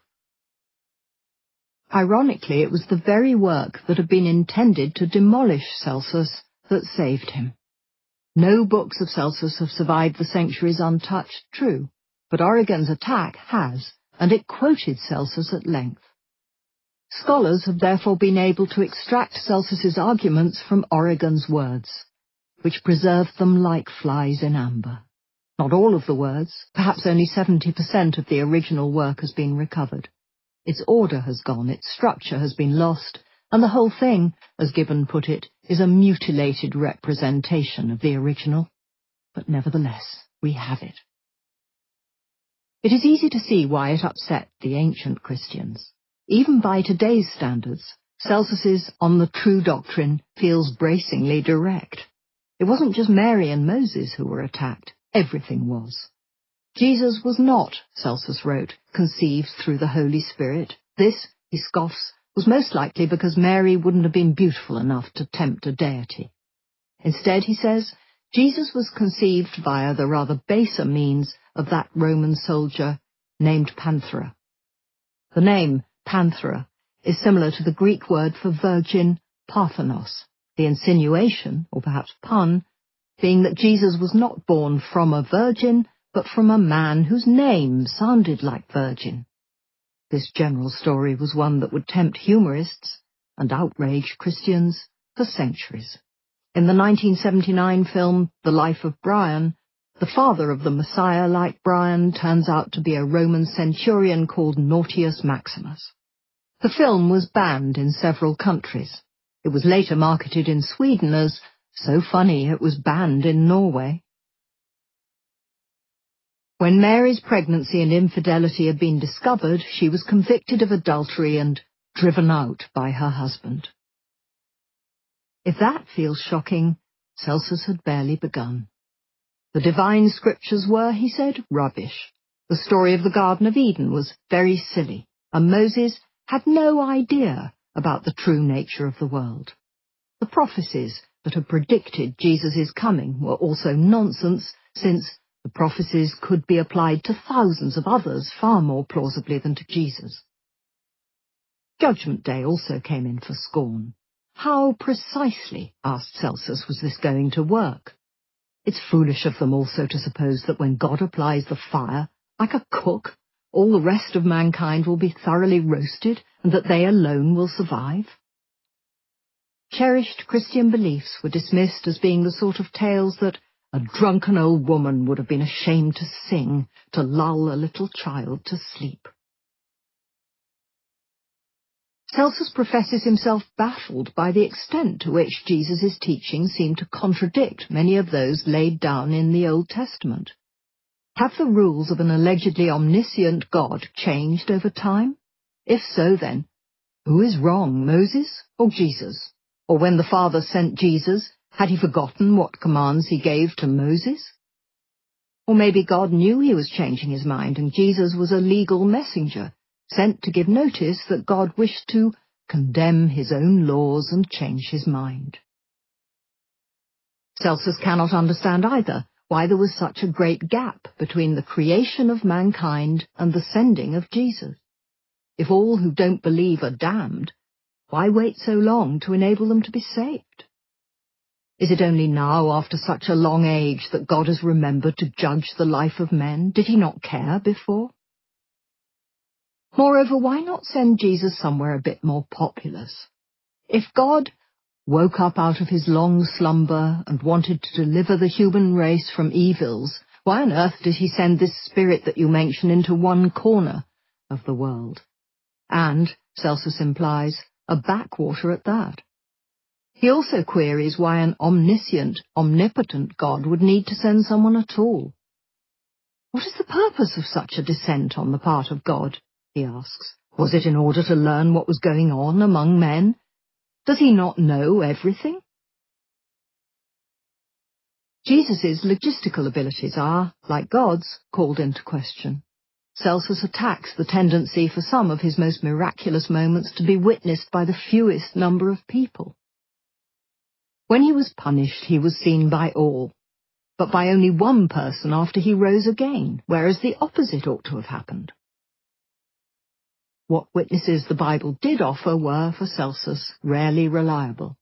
Of the resurrection, he says, "Who saw this? A hysterical female, as you say." And one other person, who then went on to invent this cock and bull story.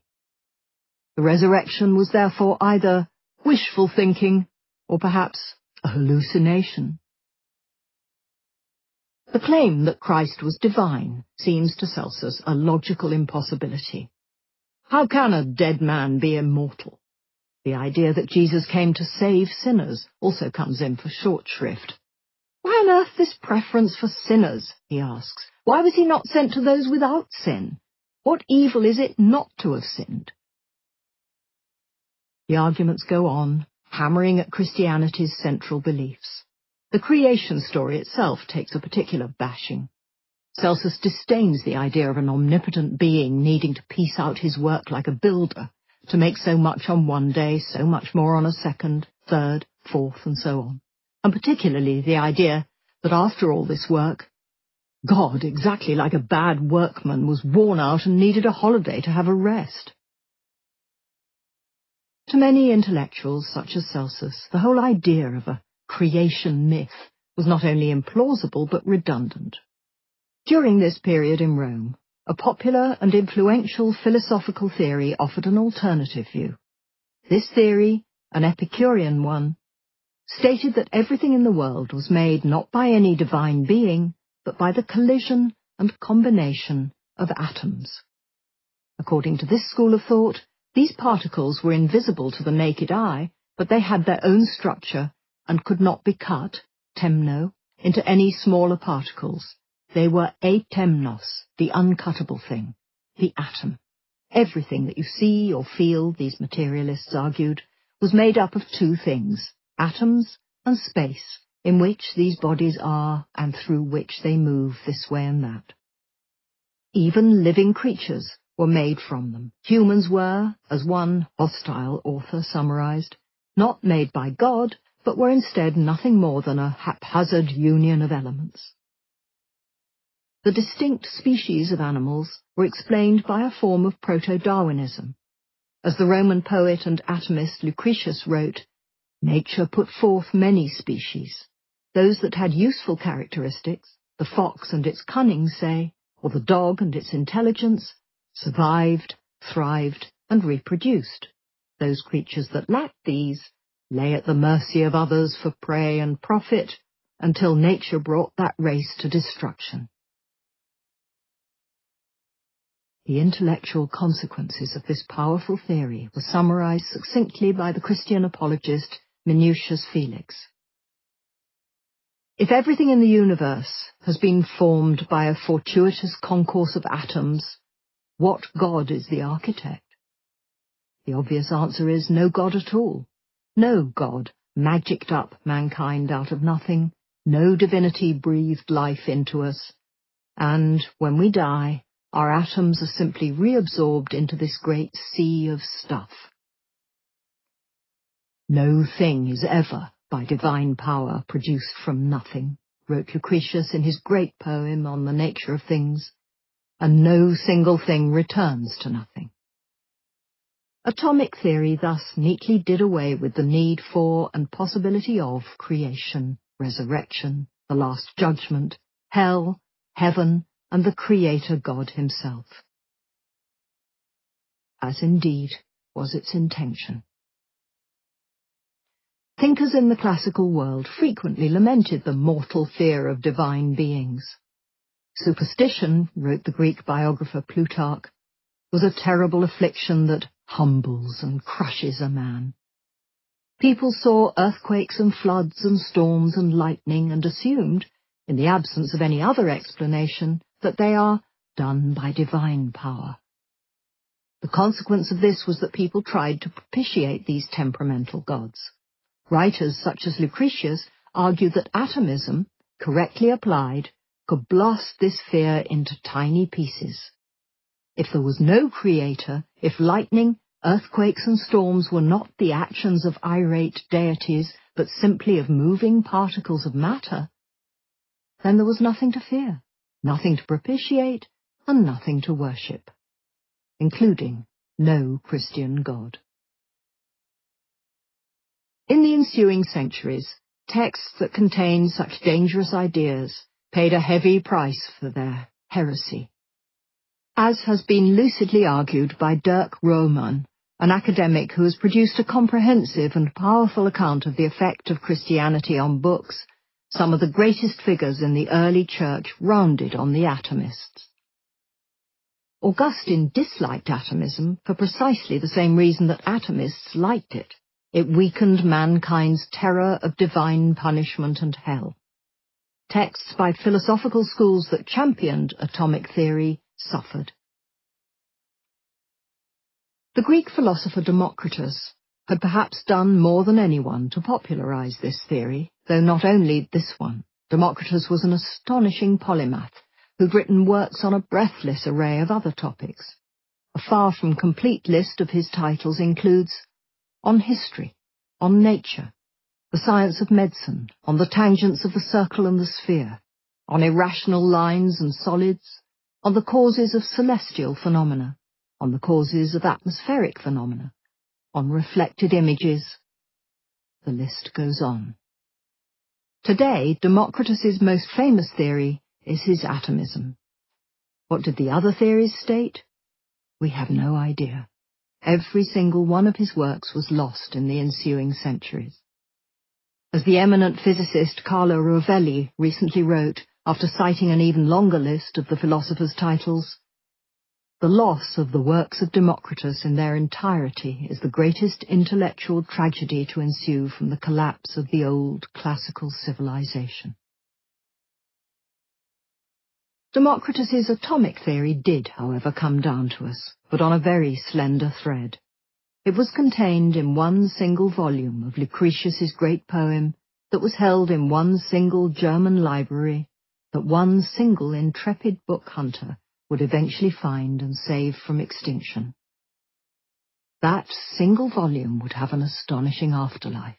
It became a literary sensation, returned atomism to European thought, created what Stephen Greenblatt has called an explosion of interest in pagan antiquity, and influenced Newton, Galileo, and later Einstein. In the Renaissance, Lucretius and his atomic theories were revolutionary. In Celsus's time, they were utterly unremarkable. It wasn't just the fact that Christians were ignorant about philosophical theories that annoyed Celsus. It was that Christians actually revelled in their ignorance. Celsus accuses them of actively targeting idiocy in their recruitment. Their injunctions are like this, he wrote, "Let no one educated, no one wise, no one sensible draw near, for these abilities are thought by us to be evils." He went on, "Christians are able to convince only the foolish, dishonourable and stupid, and only slaves, women and little children." They made overtures to children, cobblers, laundry workers and yokels, then dripped honeyed intellectual poison into uneducated ears, claiming that they alone knew the right way to live, and if the children would believe them, they would become happy. Christianity's lack of intellectual rigour worried Celsus for the same reasons that it had bothered Galen. Christians, Celsus wrote, do not want to give or to receive a reason for what they believe, and use such expressions as, do not ask questions, just believe, and thy faith will save thee. To men as educated as Celsus and Galen, this was unfathomable. In Greek philosophy, faith was the lowest form of cognition. Celsus wasn't merely annoyed at the lack of education among these people. What was far worse was that they actually celebrated ignorance. They declare, he wrote, that wisdom in this life is evil, but foolishness is good, an almost precise quotation from Corinthians. Celsus verges on hyperbole, but it's true that in this period Christians gained a reputation for being uneducated to the point of idiotic. Even Origen, Celsus's great adversary, admitted that the stupidity of some Christians is heavier than the sand of the sea. This slur, and it almost certainly was a slur, Christians were no more likely, it is now thought, to be poorly educated than any other religious group, would make conversions socially awkward for Rome's upper classes for centuries to come. An educated man on the brink of becoming Christian would have to ask himself not only whether he was able to make the leap of faith, but whether he was able to make the necessary social leap as well. Such a man would wonder to himself, as Augustine succinctly put it, shall I become what my concierge is, and not a Plato, not a Pythagoras? There is more than a whiff of actual as well as intellectual snobbery in Celsus's criticisms, and more than a dash of misogyny. Christianity is not something that educated men in Rome do, it is the habit of women and vulgar foreigners in foreign places. However, there was more to it than that. Lack of education, Celsus argued, made listeners vulnerable to dogma. If Christians had read a little more and believed a little less, they might be less likely to think themselves unique. The lightest knowledge of Latin literature, for example, would have brought the interested reader into contact with Ovid's Metamorphoses.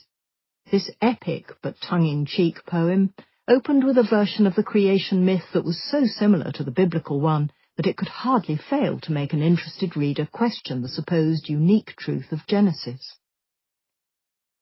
Even the most fervent Christian must notice the similarities between the two. Where the biblical creation begins with an earth that is without form, Ovid's poem begins with a rough, unordered mass of things. In Genesis, the Creator God then created the heaven and the earth, and ordered, the waters under the heaven be gathered together unto one place, and let the dry land appear. In Ovid's version, a God appears and rent asunder land from sky and sea from land, before instructing the seas to form and the plains to stretch out. The God of Genesis ordered that the waters bring forth abundantly the moving creature that hath life, and fowl that may fly above the earth in the open firmament of heaven. While Ovid's deity, whichever of the gods it was, he adds, somewhat vaguely, ensures that the sea fell to the shining fishes for their home, earth received the beasts, and the mobile air the birds. Both creation stories culminate in the creation of man, who in Ovid is moulded into the form of the all-controlling gods, while in Genesis, God created man in his own image. In both, things then go wrong, as mankind falls into wicked ways. The Ovidian God, at once grand and a trifle camp, looks down upon the world he has created, shakes his head in despair, and groans. I must, he declares, not without some melodrama, destroy the race of man. The God of Genesis looks down at the world and its wickedness and says, I will destroy man whom I have created from the face of the earth. In both accounts, the rain waters fall and the oceans rise across the lands. In both, only two humans, a man and a woman, survive. The idea of the flood was, to Celsus, a debased version of this classical flood, a myth for Christians to recount to small children. To Christians, it was the truth. Even in 19th century England, the Church was still defending it as such. At this time, the story's authority was less in danger of erosion from scornful philosophers than from the new science of geology. The sheer age of the earth was beginning to make any belief in a creation difficult, particularly in a creation that had happened, as one Christian theologian infamously stated, on the 23rd of October 4004 BC. Many pious Victorian academics fought back against this new and threatening science, including, somewhat bizarrely, some geologists. In his inaugural address, William Buckland, the first professor of geology at Oxford University, delivered a paper entitled Vindiciae Geologicae, or The Connection of Geology with Religion Explained, in which he announced that a recent deluge is more satisfactorily confirmed by everything that has yet been brought to light by geological investigations, and that the Mosaic account is in perfect harmony with the discoveries of modern science. The Christian belief that their religion was unique, and uniquely correct, frequently grated on others. An educated critic of Christianity could point not only to other flood stories, but to numerous characters who've made similar claims to those made by Jesus and his followers. The empire was not lacking, Celsus observed, in charismatic preachers who claimed divinity, espoused poverty, or announced that they were going to die for the sake of mankind. There are others who go about begging and say that they are sons of God who have come from above. Nor, Celsus pointed out, was Jesus the only one to claim resurrection. Did the Christians believe that other tales of risings from the dead are the legends which they appear to be, and yet that the ending of your tragedy is to be regarded as noble and convincing? The Greek rhetorician Lucian, who described the Christians as those poor wretches, wrote a satirical account of one such man, a charlatan, as Lucian saw him, named Peregrinus, who lived in Greece. Desperate for fame, this pseudo-philosopher grew his hair long and travelled about the empire preaching platitudes. He lived off charity, gathered a reputation among the credulous, and eventually committed suicide by jumping into a fire to benefit mankind by showing them the way in which one should despise death. Lucian, watching, learnt not to despise death, but he did learn to despise the villainous reek of an elderly man burning to death. Before Peregrinus had died, he had hesitated, pausing on the edge of the flames, speechifying. As he havered, some of the assembled crowd begged him to save himself, while others, the more manly part, as Lucian approvingly describes them, bellowed, "Get on with it!" You can imagine, says Lucian, how I laughed." After Peregrinus had been carbonified, as our unsympathetic narrator puts it, his stock only rose among his followers. Before his end, Peregrinus had sent letters to all the great cities of the empire, bearing witness to his great life and encouraging and instructing his followers. He even appointed a number of ambassadors for this purpose from among his comrades, styling them messengers. The Greek word is angelos, the same word translated in Christianity as angel, from the dead. Rumours that Peregrinus had indeed risen from the dead began to spread. One disciple declares that he had beheld him in white raiment a little while ago, and had just now left him walking about wearing a garland of wild olive. The church was profoundly unamused by such irreverence. As one 10th century Byzantine text explained, the nickname for Lucian was the blasphemer because, in his dialogues, he went so far as to ridicule religious discourse. In the 16th century, the Inquisition also added Lucian to its list of banned books. Christianity found its own grimly humorless punchlines for such men. As the same Byzantine chronicle informed its readers, the story goes that Lucian was killed by dogs because of his rabid attacks on the truth, for in his Life of Peregrinus he inveighs against Christianity and, accursed man, blasphemes against Christ himself. For that reason he paid the penalty befitting his rabidity in this world, and in the life to come he will share the eternal fire with Satan. An invigorating lesson for all satirists.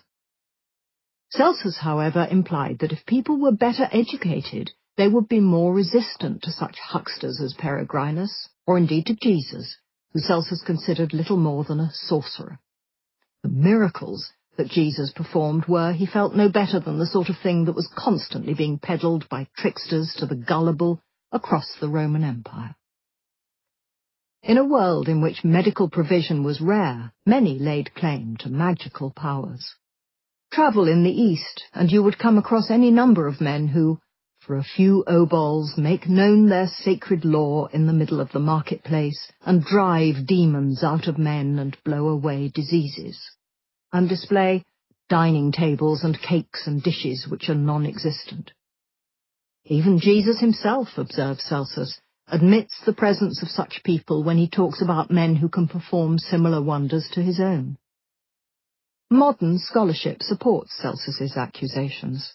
Ancient papyri tell of sorcerers who had the power to achieve such biblical-sounding feats as stilling storms and miraculously providing food. Celsus touches on a sore point here. Early Christianity would have to spend a considerable amount of time and effort policing the boundaries between sanctity and sorcery.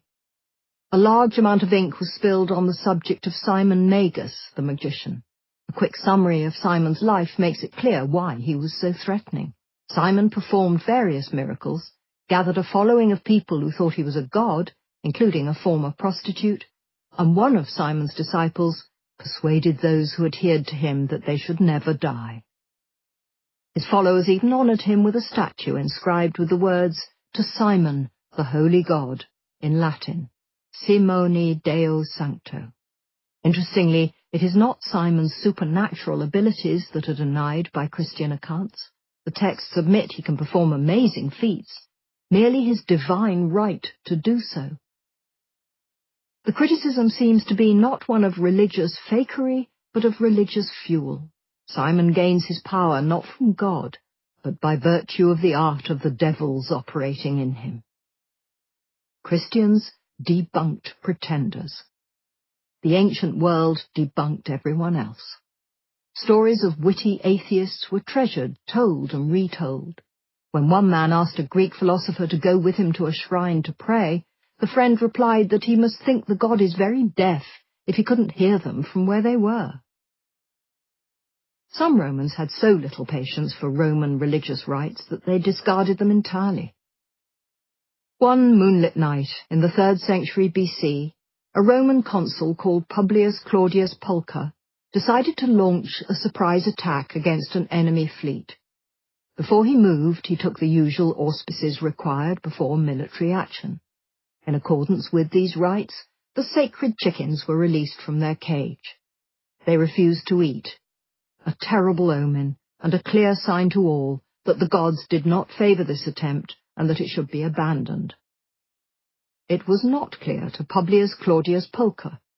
Throwing the chickens into the sea, he scoffed, "Let them drink, since they don't wish to eat," and sailed into what would be a disastrous battle.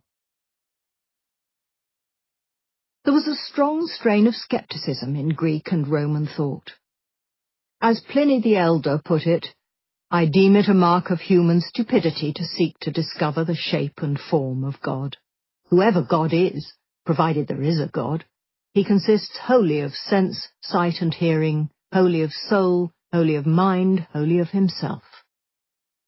Pliny suggested that what divinity there was to be found in humanity itself.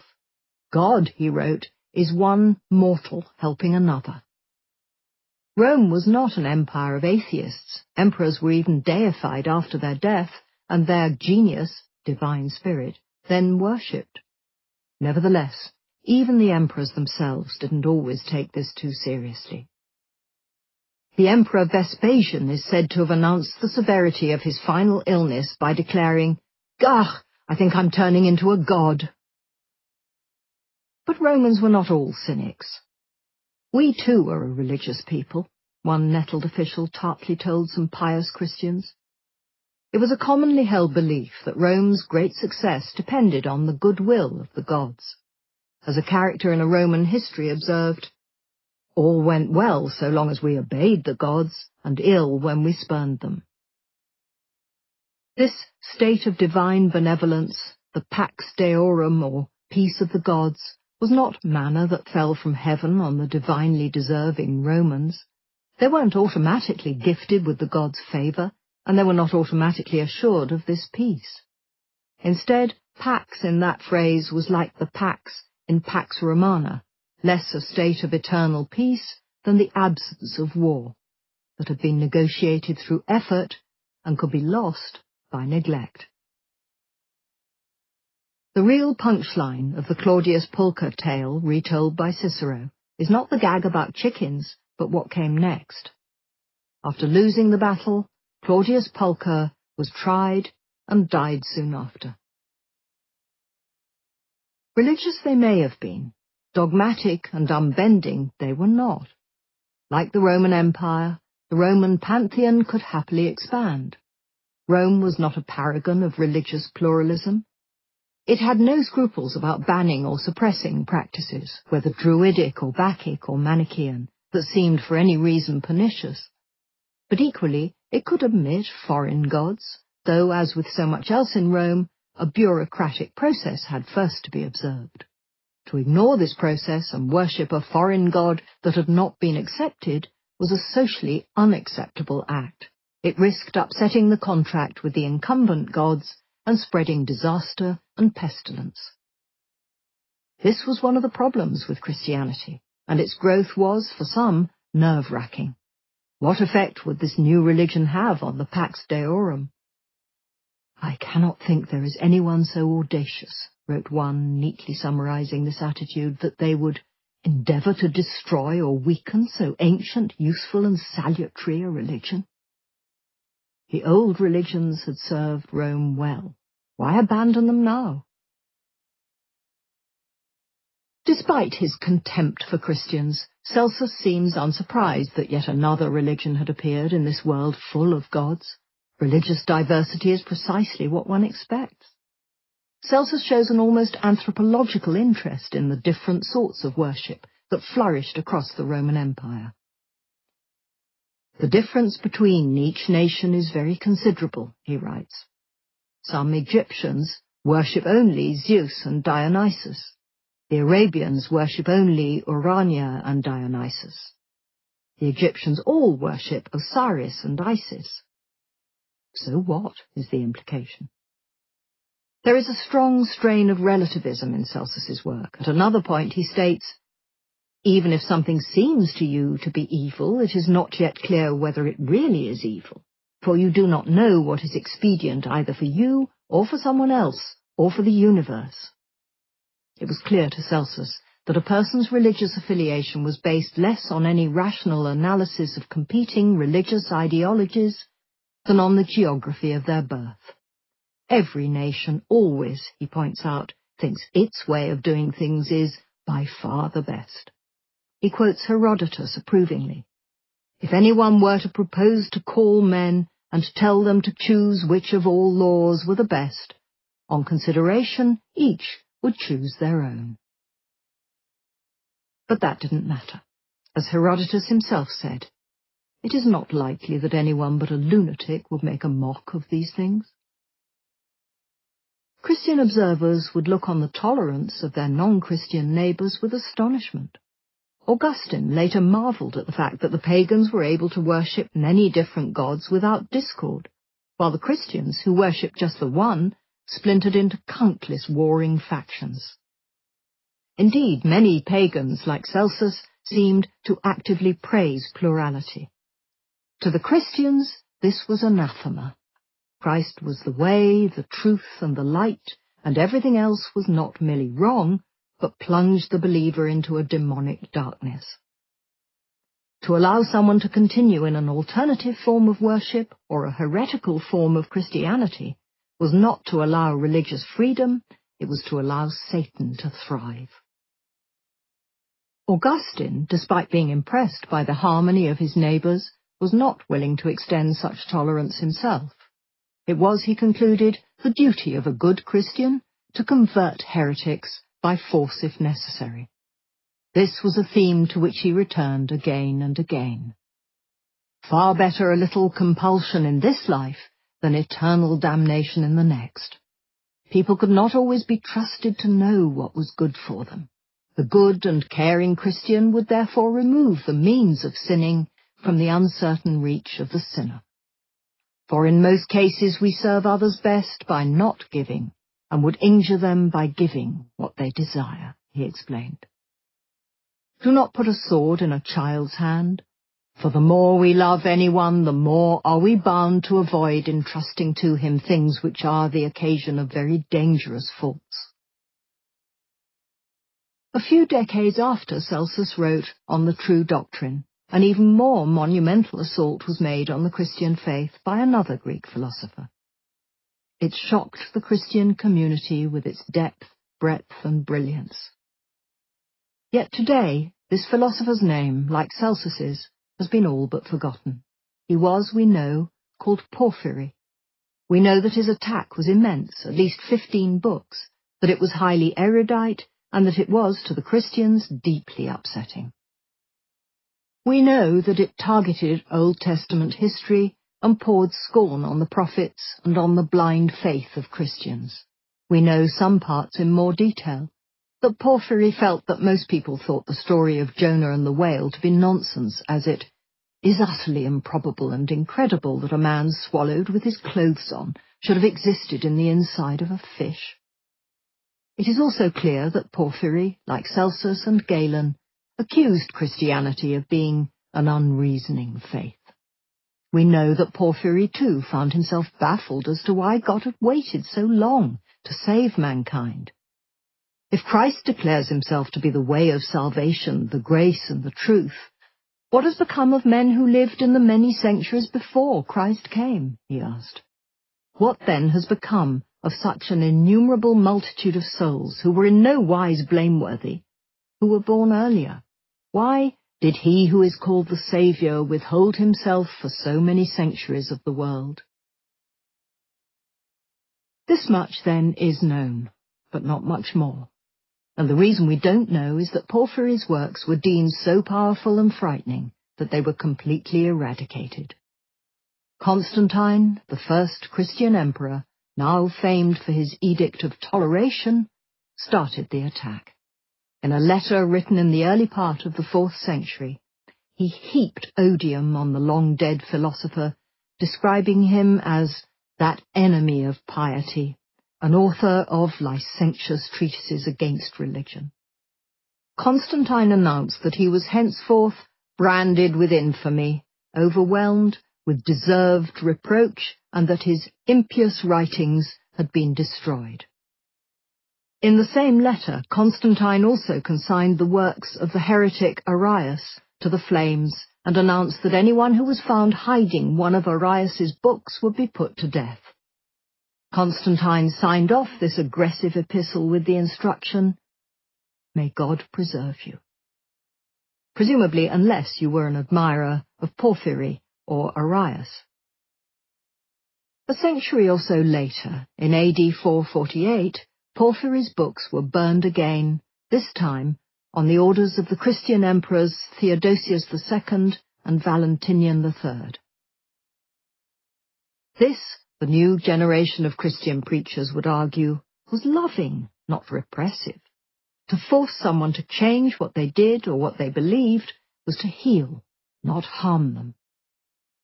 In one of his many reassuring metaphors, he explained that to restrain a sinner from being able to sin was not a cruelty, but a kindness.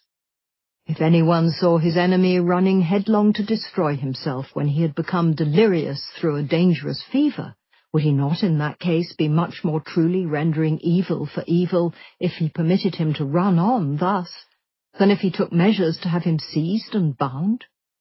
He went on, "Not everyone who is indulgent is a friend, nor is everyone an enemy who smites. Better are the wounds of a friend than the proffered kisses of an enemy."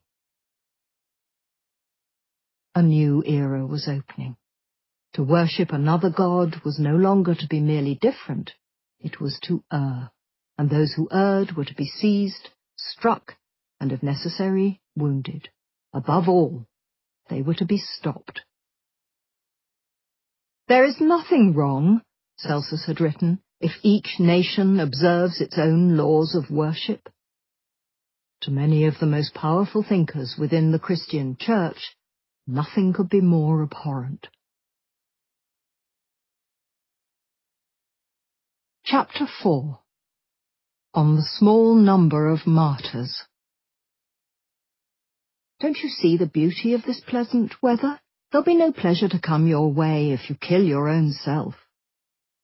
A Roman official addresses a would-be martyr. In Christian myth, the persecution began with Nero. He, it was said, was the first of the emperors to be the declared enemy of the worship of Almighty God. Few people, Christian or otherwise, had expected Nero to be a good thing. His breeding alone assured against it. His father, Domitius, had once, while driving his chariot through a village, run over and killed a young boy for fun. When another nobleman reprimanded him, Domitius turned and gouged out the man's eye. Nero's mother, Agrippina, was little more promising. A society beauty, in AD 54 she'd murdered her third husband, the Emperor Claudius, by poisoning him with his favourite food of mushrooms at a family dinner. Not even Nero's own father had high hopes for his offspring. When he was born, Domitius remarked sanguinely that any child born to himself and Agrippina was bound to have a detestable nature and become a public danger. Nero did not disappoint. When he first came to power, his misdemeanours were mild, a little too much theatre here, a little brawling there. But things soon deteriorated. Before long, he was seducing free-born boys and married women, had raped a Vestal virgin, married a castrated young boy, and committed incest with his mother. It was said that whenever they rode together in the same litter, they would seize the moment, and the stains on his clothes when he emerged proved it. Like most of Nero's passions, this one didn't last, and Nero soon had Agrippina murdered. Casting around for a new passion, he conceived a novel sexual entertainment. He ordered men and women to be tied to stakes, then had himself released from a den and dressed in wild animal skins, bounded forth and attacked the genitals of his trussed captives. Then, as his biographer Suetonius records with fastidiously phrased distaste, though not so fastidious that he doesn't record it at all, after working up sufficient excitement by this means, he was dispatched, shall we say, by his freedman. This, then, or so the scurrilous historians said, was the character of the man who ruled the greatest city on earth. And what a city it was! Around 1 million people lived on its 7 hills, and they walked among world-famous monuments of awesome beauty and size. Even its infrastructure impressed. Towering aqueducts disgorged millions of gallons of water a day, filling the city's drinking water basins, its baths, and even a massive fake lake on which mock naval battles could be staged. 1 million cubic meters of water flowed into the city every day, 1,000 liters per head, double the amount available to those living in modern Rome. After Rome fell, no city in Europe would come close to matching its magnificence, and certainly not its plumbing, for well over a millennium. This is the picture of Rome that we know. However, under the marble exterior lay a far less glossy reality. It is true that the city's sewers were, by the standard of the time, remarkable. As one Roman, with true Roman pragmatism, wrote, they were the city's most noteworthy achievement of all. The tunnels were so massive that a man might ride a fully laden wagon along them. But they were far from perfect. Despite the roomy vastness of the Cloaca Maxima, most people didn't have access to latrines, and the streets of Rome provided de facto toilets for much of its population. Sometimes they used chamber pots, at other times they simply relieved themselves in streets, doorways, and behind statues. And while wealthy Romans lived in grand villas, the Emperor Domitian later lived in a palace of 40,000 square meters, most of the city's population existed in cramped and teetering apartment blocks. These buildings, many as high as 7 stories, were jerry-built, poorly maintained by unscrupulous management agents, and prone to falling down. We inhabit a Rome for the most part supported by thin props, wrote the poet Juvenal bitterly. Housing agents responded to their tenants' problems with minimal effort. After such an agent had covered a gaping ancient crack, he tells us not to worry as we sleep in a building on the point of collapse. Noise was an incessant problem. As well as thin walls, there was no glass in the windows, and most Romans, at least according to the grumbling of the city's satirists, suffered from chronic insomnia.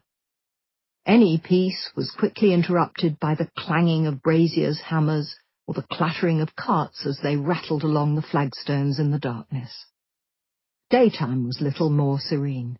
Citizens were plagued by everything from the yells of salesmen to the floggings administered by shrill schoolmasters. No peace, and no peace of mind either. For those who rented a home in those rickety apartment blocks, fire was a perpetual fear. Juvenal, evidently fed up with garret life, wrote, "If the alarm is raised at the bottom of the stairs, the person protected from the rain by only a little roof tile will be the last to burn." One hot summer's day in AD 64, that fear came true. By nightfall on the 18th of July, a fire had taken hold in some shops near the Circus Maximus. These buildings, fronted with wooden shutters and filled with inflammable goods, provided the conflagration with a wonderful start. Soon, houses along the whole length of the circus were ablaze. Before long, the fire had spread to the hills. As the blaze spread overnight, the sound of flames became mingled with the wailing of women and children as they tried to flee, often in vain. The flames, it was said, were so hot and so rapid that those who turned to look behind them found their faces burned by the heat. Rome had a relatively sophisticated fire service, but either the inferno was too fierce to control, or something more sinister was going on. It was later said that as it raged, threatening men had appeared, forbidding anyone to extinguish the flames, and even hurling firebrands into buildings which hadn't yet caught. Rome burned for almost a week. By the time the fire had finally gone out, 3 whole quarters of the city had been destroyed, and thousands were homeless. Rome was wretched. One man alone, so the historians said, was delighted. As his people fled, Nero was said to have spent the entire 6 days and 7 nights of the disaster watching it from a high tower, enraptured by the beauty of the flames. He passed the time by getting into costume and singing a composition of his own, the Sac of Ilium, about the burning of another famous city. He probably even played the cithara as he did so, fiddling, as people later anachronistically described it, while Rome burned. Nero looked at the charred ruins of Rome, and instead of seeing disaster, saw, or so it was said, the opportunity he had wanted. Building works began almost immediately, not to create homes for the thousands of newly homeless, but for himself.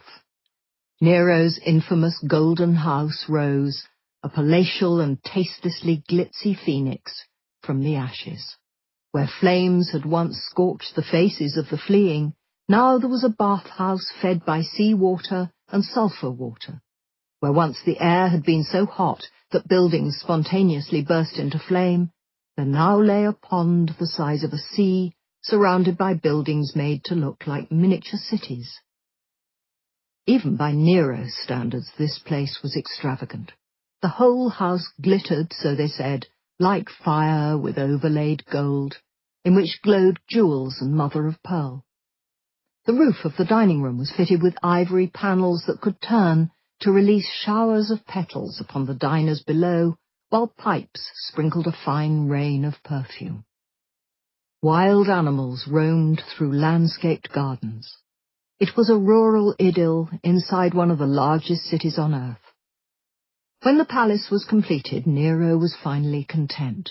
"Good," he said, "now I can at last begin to live like a human being." Listen carefully, however, and over the sound of splashing water and the roars of those wild beasts, you might have heard another noise, the murmurs of a deeply discontented populace. The citizens of Rome were angry, and they were suspicious.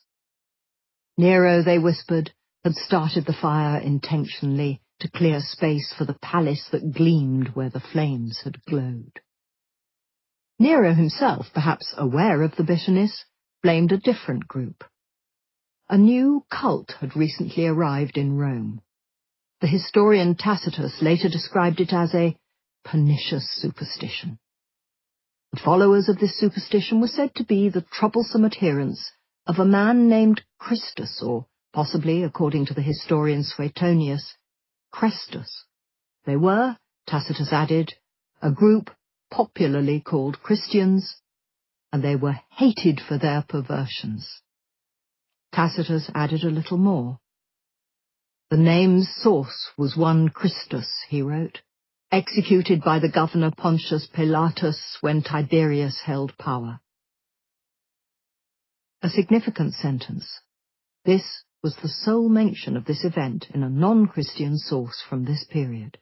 Tacitus was little more enthusiastic about the Christians, adding the typically misanthropic Tacitian conclusion that, after Jesus' execution, the pernicious creed suppressed at the time was bursting forth again, not only in Judea, where this evil originated, but even in Rome, into which, from all directions, everything appalling and shameful flows and foregathers. By the time of the Great Fire, in AD 64, it seems that there were some Christians living in the capital. Certainly there were enough that when Nero was looking for scapegoats for the Inferno, they not only seemed a plausible target, but he was able to find a number of them, even if not quite the huge multitude that historians later said, to accuse. And to accuse, for Nero, was to convict, and to convict was to punish. The actual crime was not arson, oddly, but hatred of humankind. The Christians were sentenced to death. The mode of their execution showed, even by Nero's standards, a lunatic creativity. Some were dressed in animal skins and then torn to pieces by wild dogs. Others, convicted of making fire, died by it. As dusk fell in Nero's garden, Christians were nailed to crosses, then burned, serving as unusual nighttime illuminations. Nero threw open his gardens for the spectacle as a treat, or perhaps a warning, to others. As the killings were taking place, he wandered among his guests while dressed, for no clear reason other than perhaps that he liked chariot racing, as a charioteer. The display was so gruesome that even the Romans, not a people known to shirk the spectacle of painful death, were disconcerted. A feeling of pity started to grow among them, since the Christians' annihilation seemed to arise not from public utility, but from one man's brutality.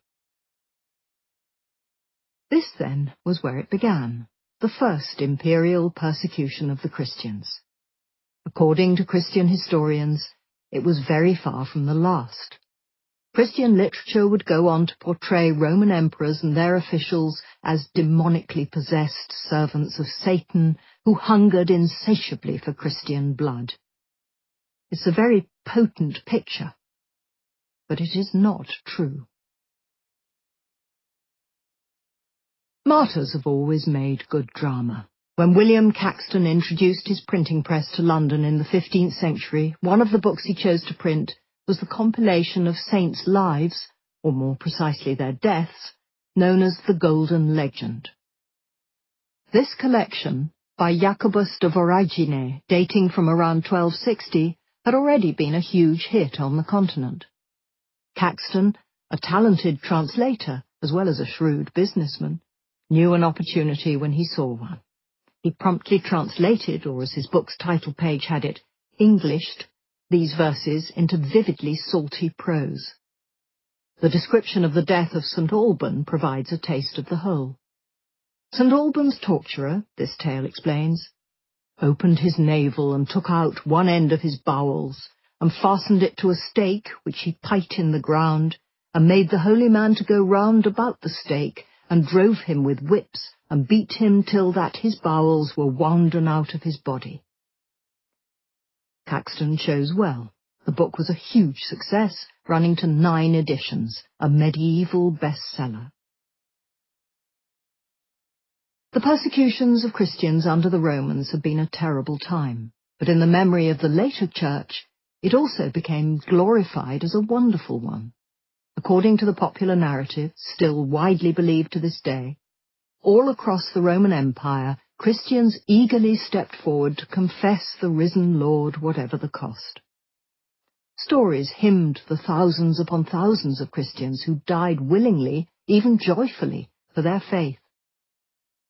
No sooner had the first batch been sentenced, wrote the historian Eusebius, than others from every side would jump onto the platform in front of the judge and proclaim themselves Christians. They paid no heed to torture. Indeed, far from putting off potential converts, the Christians liked to say that the sight of their fellows being tortured to death merely tempted others to join up. This, Christian writers claimed, was a useful recruitment tool. The apologist Tertullian summed it up with his usual brio. "We become more numerous every time we are hewn down by you," he said. "The blood of the Christians is seed." Another author saw the dead as playing a slightly different role in the garden of belief, explaining that the blood of the martyrs watered the churches.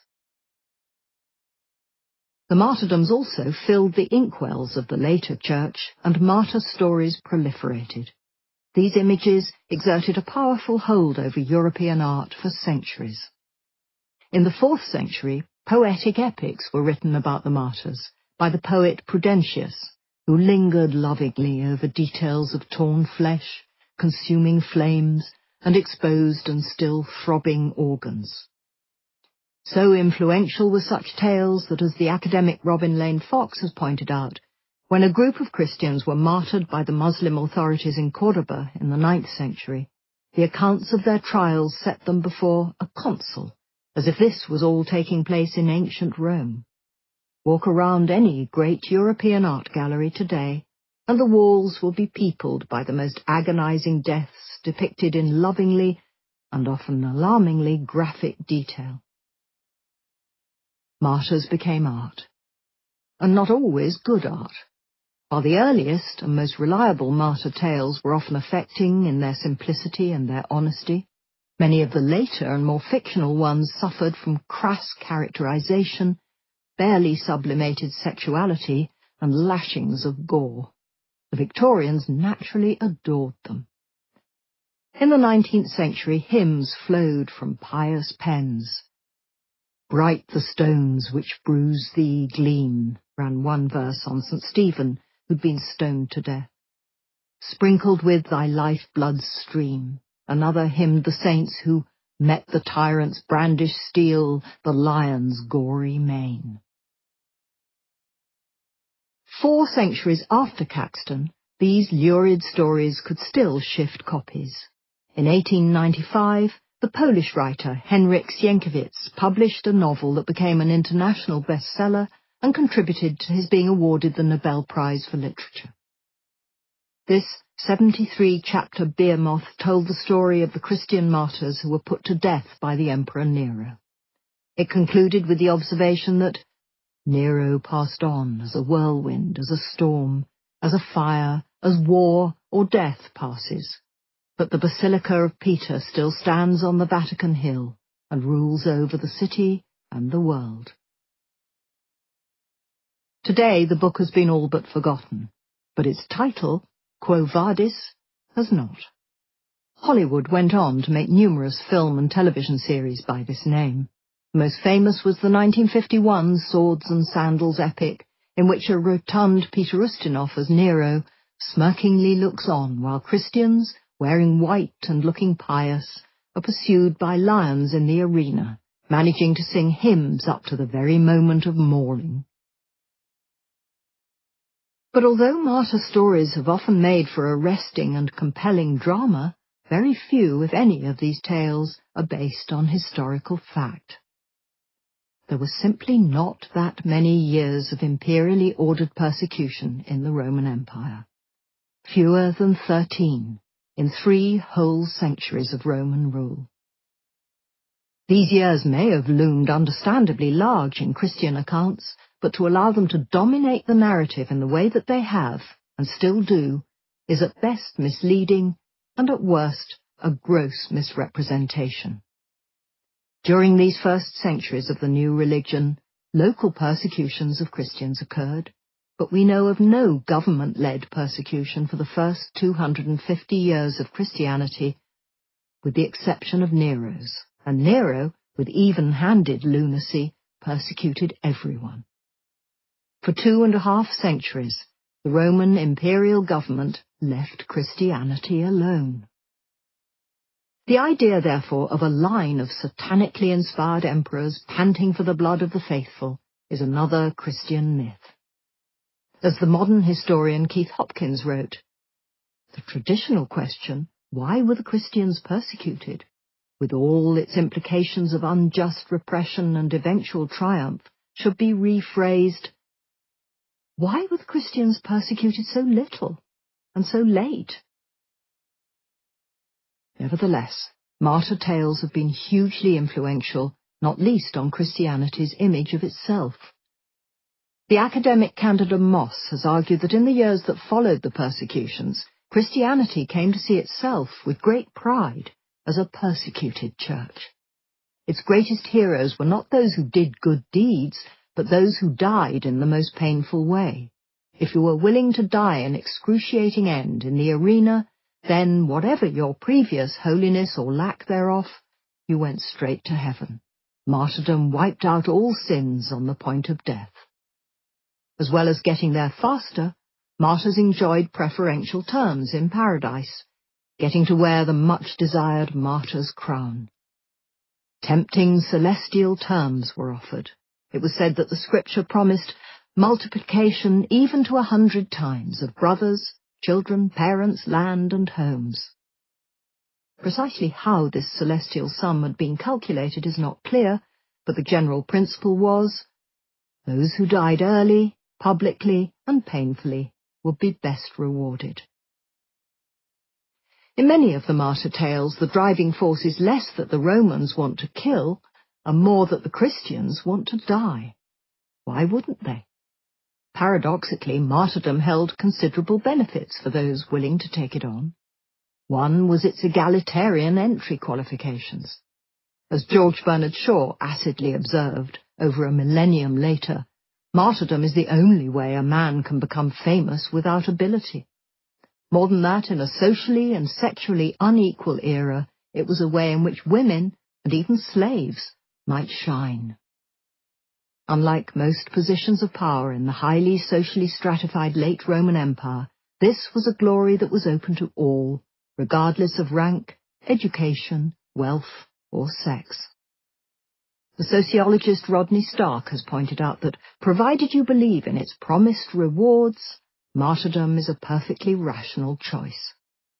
A martyr could begin the day of their death as one of the lowliest people in the empire, and end it as one of the most exalted in heaven. So tempting were these rewards that pious Christians born outside times of persecution were wont to express disappointment at being denied the opportunity of an agonizing death. When the later Emperor Julian pointedly avoided executing Christians in his reign, one Christian writer, far from being grateful, sourly recorded that Julian had begrudged the honor of martyrdom to our combatants. There were incitements for Christians not only to die, but to die as painful a death as possible. As one soon-to-be martyred Christian irritably explained, the greater the pain, the greater the gain.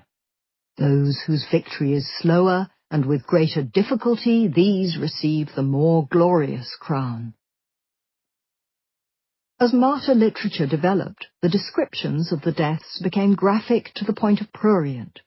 In one gruesome account by Prudentius, a judge orders a Christian to be put on the rack till the joints of his bones in every limb are rent asunder with a crack. Then with cleaving strokes lay bare his ribs of their covering, so that his organs shall be exposed as they throb in the recesses of the wounds. The early martyrdom accounts are far stranger than is often remembered. Several verge on the salacious. Breasts, slim, naked, or dripping with milk are a theme. In later tales, female martyrs are frequently, and not entirely necessarily, required to strip naked, whereupon the crowd will be struck by their beauty. Toothsome beauties are often dispatched by lecherous governors to the brothel before death. In the apocryphal but once popular Acts of Paul and Thecla, repeated paeans to virginity sit uncomfortably alongside passages that border on the titillating. Thecla is a great beauty, who is determined, naturally, to remain a virgin, and of course she is more than once required to strip off in front of a crowd. One night she goes to visit Paul in prison, and her faith also was increased as she kissed his chains. A phrase to keep students of gender studies busy for decades. In martyr poems, mothers watch the martyrdom of their children with eager relish. In one story, a mother rejoices that she has borne a son who will die a martyr, and embracing his body, congratulates herself on her offspring. In another, the sight of a young boy being whipped is so atrocious that the eyes of all those present at the execution, even those of the Roman court stenographers, grow wet with tears. The boy's mother, by contrast, showed none of this sorrowing. Her brow alone was bright and clear with joy. The mother willingly carries her son in her arms to the executioner.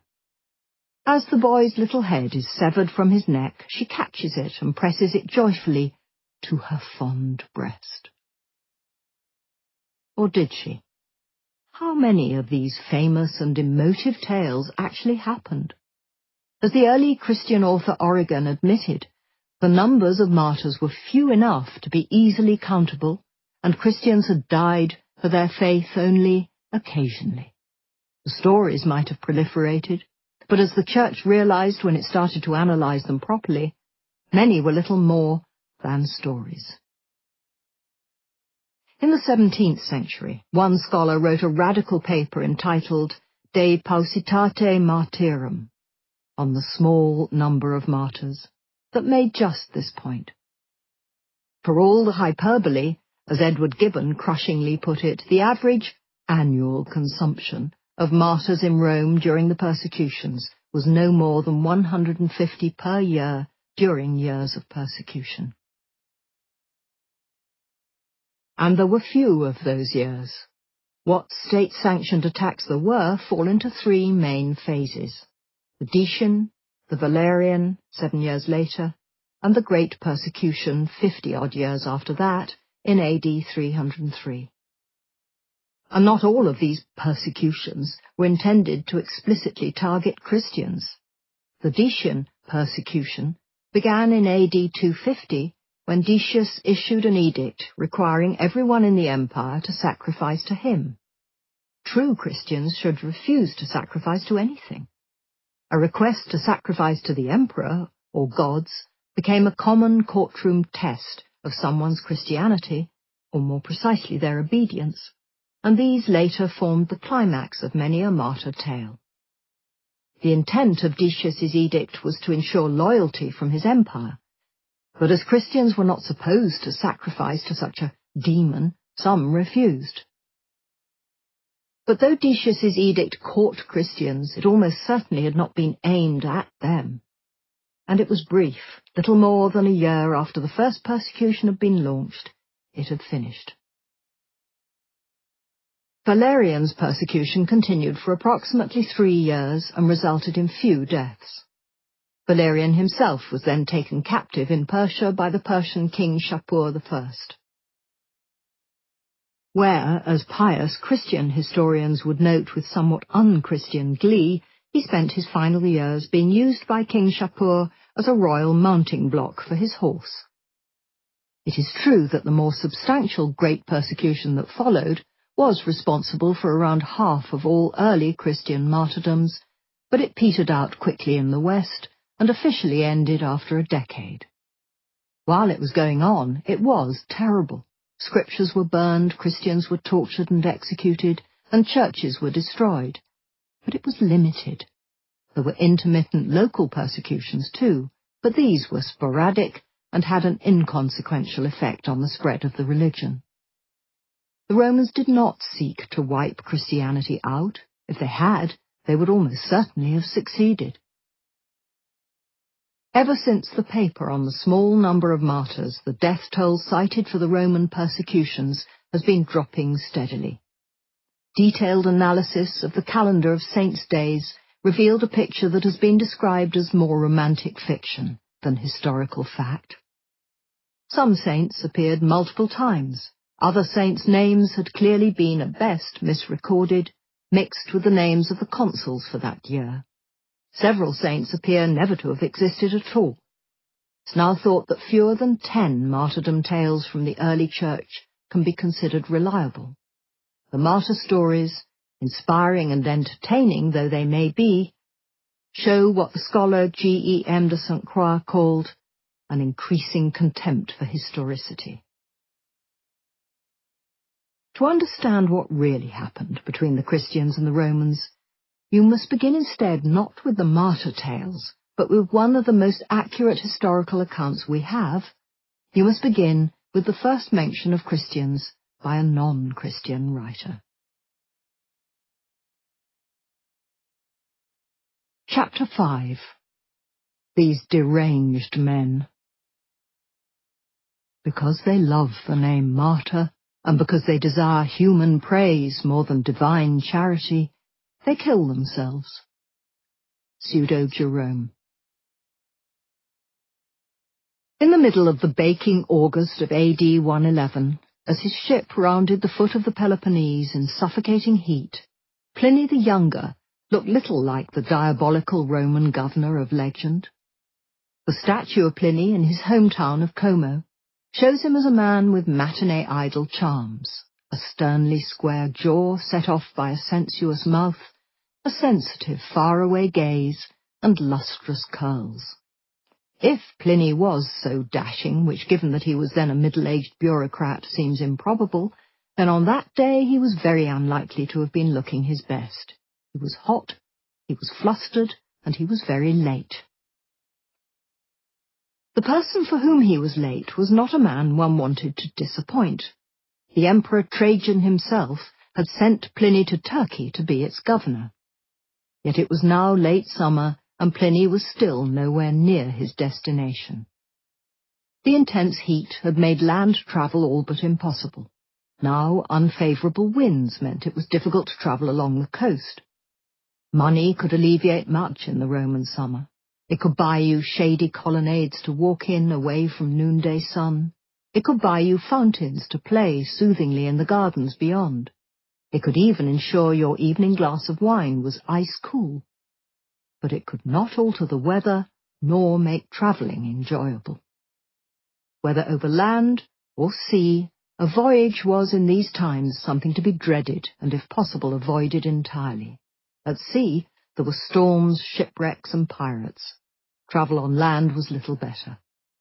Wealthy men, like Pliny, could move with armed bodyguards as protection.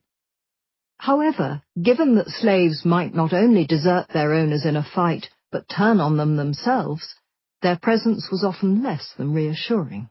The atmosphere on the roads was tense.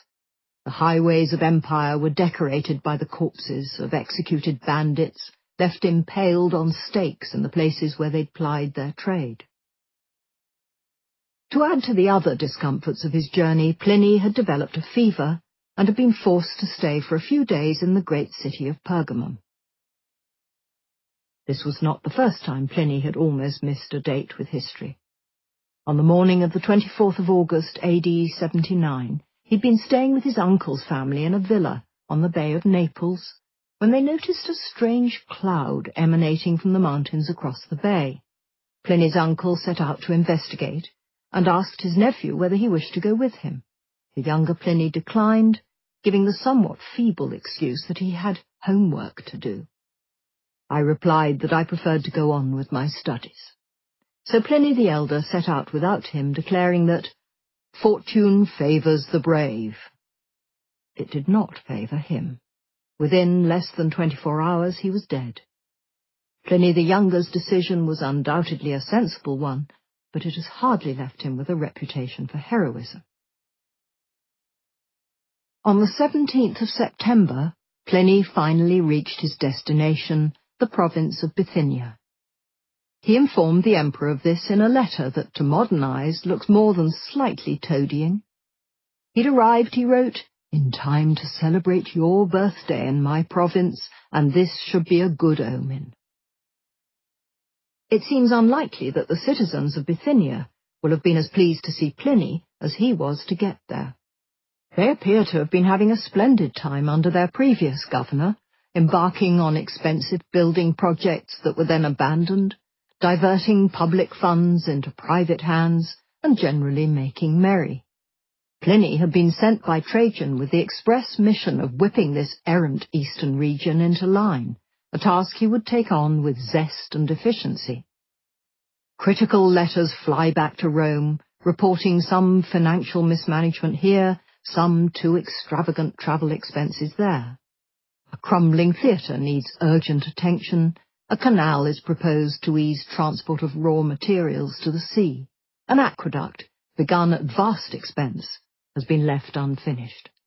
The letters go on, a window into Roman provincial life and Roman imperial bureaucracy. The Emperor Trajan replies personally and promptly. He clearly knows and is fond of his emissary. My dear Pliny, he calls him in one solicitous letter, I wish you could have reached Bithynia without any illness yourself. In another he praises Pliny's energy and intelligence. Another informs him flatteringly that Pliny has been chosen as my representative for a special mission.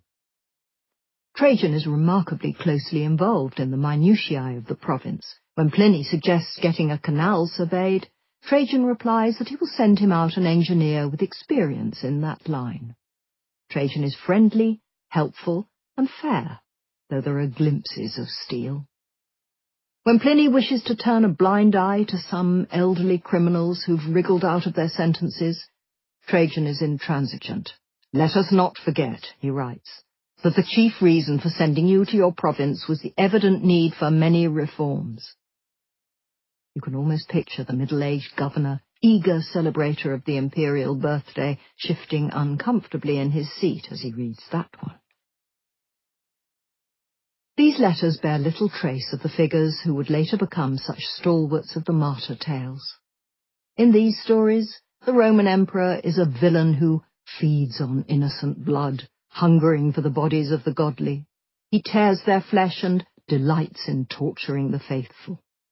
Satan himself, the jealous and envious evil one, is behind these attacks, which the Romans carry out at the instigation of evil demons. But far from showing demonic frothing, Trajan's letters show a man who is punctilious and practical, while Pliny gives the impression of a bookish, slightly fussy fellow, whose greatest flaw seems to be his vanity. He is the sort of man who is more likely to pontificate on the correct wine to serve at dinner than to thunder about the importance of religion. Then, suddenly, among all the tales of provincial waterways and corrupt Eastern officials, an unusual letter appears. It is now known by the unassuming name Letter 1096. It was almost certainly edited at some point later, yet the whole dispatch still has the feel of being somewhat carelessly drafted. It is full of omissions, assumptions, and non sequiturs. There's no obvious reason why Pliny should have spent much more time over it than any of his other letters. To him, this was not of any great significance. It was merely the record of an inconsequential encounter with some of his subjects in his province. A footnote in a busy and ultimately successful imperial career. Trajan's reply shows a similar lack of interest. He answers with his usual punctiliousness, but briefly. In their next letter, the two move on to the urgent need for new plumbing in a local city. Among the chief features of Amastris, sir, is a long street of great beauty. Throughout the length of this, however, there runs what is called a stream, but is in fact a filthy sewer, a disgusting eyesore which gives off a noxious stench. Letter 1096 was not, however, inconsequential for the generations of Christians that followed. For letter 1096 is nothing less than the very first record of the Christians by a Roman writer. It is clear from the moment the letter opens that Pliny is finding the Christians in his new province irksome. The wretched cult of Christianity has been spreading there and affecting the worship of the old gods. Not only the towns, but villages and rural districts too are infected, Pliny wrote. The temples of the old gods are becoming deserted. Thus far, at least, the letter bears some comparison to the martyr tales in which Roman governors are nettled by the neglect of the old gods. However, almost immediately, Pliny's approach diverges from stereotype. Life, as always, is more complicated than simple legend. Pliny's problem with all of this is not religious. He's not upset because Jupiter has been neglected or Hera has been slighted. He's upset because the citizens of his province are becoming disgruntled by the Christians' behavior. Anonymous pamphlets containing the names of local Christians have started to appear. Whoever it is who's been writing these, Pliny is now obliged to react. Not because he's fervently religious, he's not, but because it is his job as governor to keep the province calm. The preservation of order is his primary duty. It is proper for every good and worthy governor, as one digest of Roman law put it, to take care that the province over which he presides is peaceable and quiet. The digest goes on to add confidently and somewhat blithely that this he will accomplish without difficulty if he exerts himself to expel bad men. Discontented locals had to be taken seriously. If they were not listened to, a situation might develop where riots could break out, for which Pliny would be held responsible. Pontius Pilate might have been the first official to be reluctantly pressed into action against Christians by local agitators, but he was certainly not the last. Even the locals who were forcing Pliny's hand might not have been complaining about Christians for religious reasons either. It's been speculated that what was really upsetting them was not theology, but butchery. Local tradesmen were angry because this surge of Christian sentiment had led to a drop in the sales of sacrificial meat, and their profits were suffering. Anti-Christian sentiment caused less by Satan than by a slow trade in sausage meat. This is a very different situation already to the martyr tales which, particularly later, portrayed Roman officials as, at best, piqued and at worst obsessed by Christians out of religious principle. A Christian historian would accuse a Roman governor of declaring that Christians were all to be hunted out. Some governors may well have said this, but vast numbers of Roman officials were far more ambivalent. There is clear evidence that far from persecuting Christians, Roman officials actively supported some of the most prominent. None other than St. Paul, who preached so vigorously that he ensured the faith was being proclaimed throughout the whole world, was clearly on good terms with officials in his province. They're variously impressed by his teaching, apologized to Paul when he's mistreated and imprisoned, and even intervene to try to protect him from an angry mob. This is not to say that Pliny had no time for the religions of his own nation. He did. In one letter he writes with lyrical enthusiasm about the shrine of a local river god that he's visited in Italy. There, he says, at the foot of a hill densely wooded with ancient cypresses, a spring gushes into a pool as clear as glass. You can count the coins which have been thrown in, and the pebbles shining at the bottom. The temple itself is, says Pliny, venerable, though as with so many Romans there were limits to his veneration. The walls of this temple were covered with inscriptions, some of which, Pliny tells his friend, will make you laugh, though I know you are really too charitable to laugh at any of them. Pliny, once again, is the perfect Roman, too well educated to indulge in fervent belief of the gods, too well bred to spurn them. So the famous first recorded encounter between Christians and Romans does not document a clash of religious ideals. It is about law and order. It was Pliny's duty as a governor and as a Roman to monitor and minimize discontent. Many future clashes would show a similar pattern. The main point of letter 1096 is not to fulminate about the Christian religion, but to ask the correct method for dealing with it. I have never been present at an examination of Christians, Pliny wrote. I do not know the nature of the extent of the punishments usually meted out to them, nor the grounds for starting an investigation and how far it should be pressed. Pliny was by no means a modern champion of religious equality or human rights. At one point in his investigations, he has 2 Christian women tortured with the same calm efficiency that he would have a canal surveyed. But nor is he the ranting, eager persecutor of Christian myth. In fact, all over the empire, Romans are frustratingly unwilling to play their role as bloodthirsty martyr-makers. Many even refuse to execute Christians when they arrive in front of them. Arrius Antoninus was a Roman governor of Asia, who in the late 2nd century had executed a number of Christians in his province. He was perhaps unprepared for what came next. Instead of fleeing, local Christians suddenly turned up and in one large mob presented themselves before him. Antoninus did indeed dutifully kill a few. Presumably there's only so much temptation a Roman can stand. But rather than dispatching the rest with pleasure, he turned to them with what, even with the passage of almost 2 millennia, sounds unmistakably like exasperation.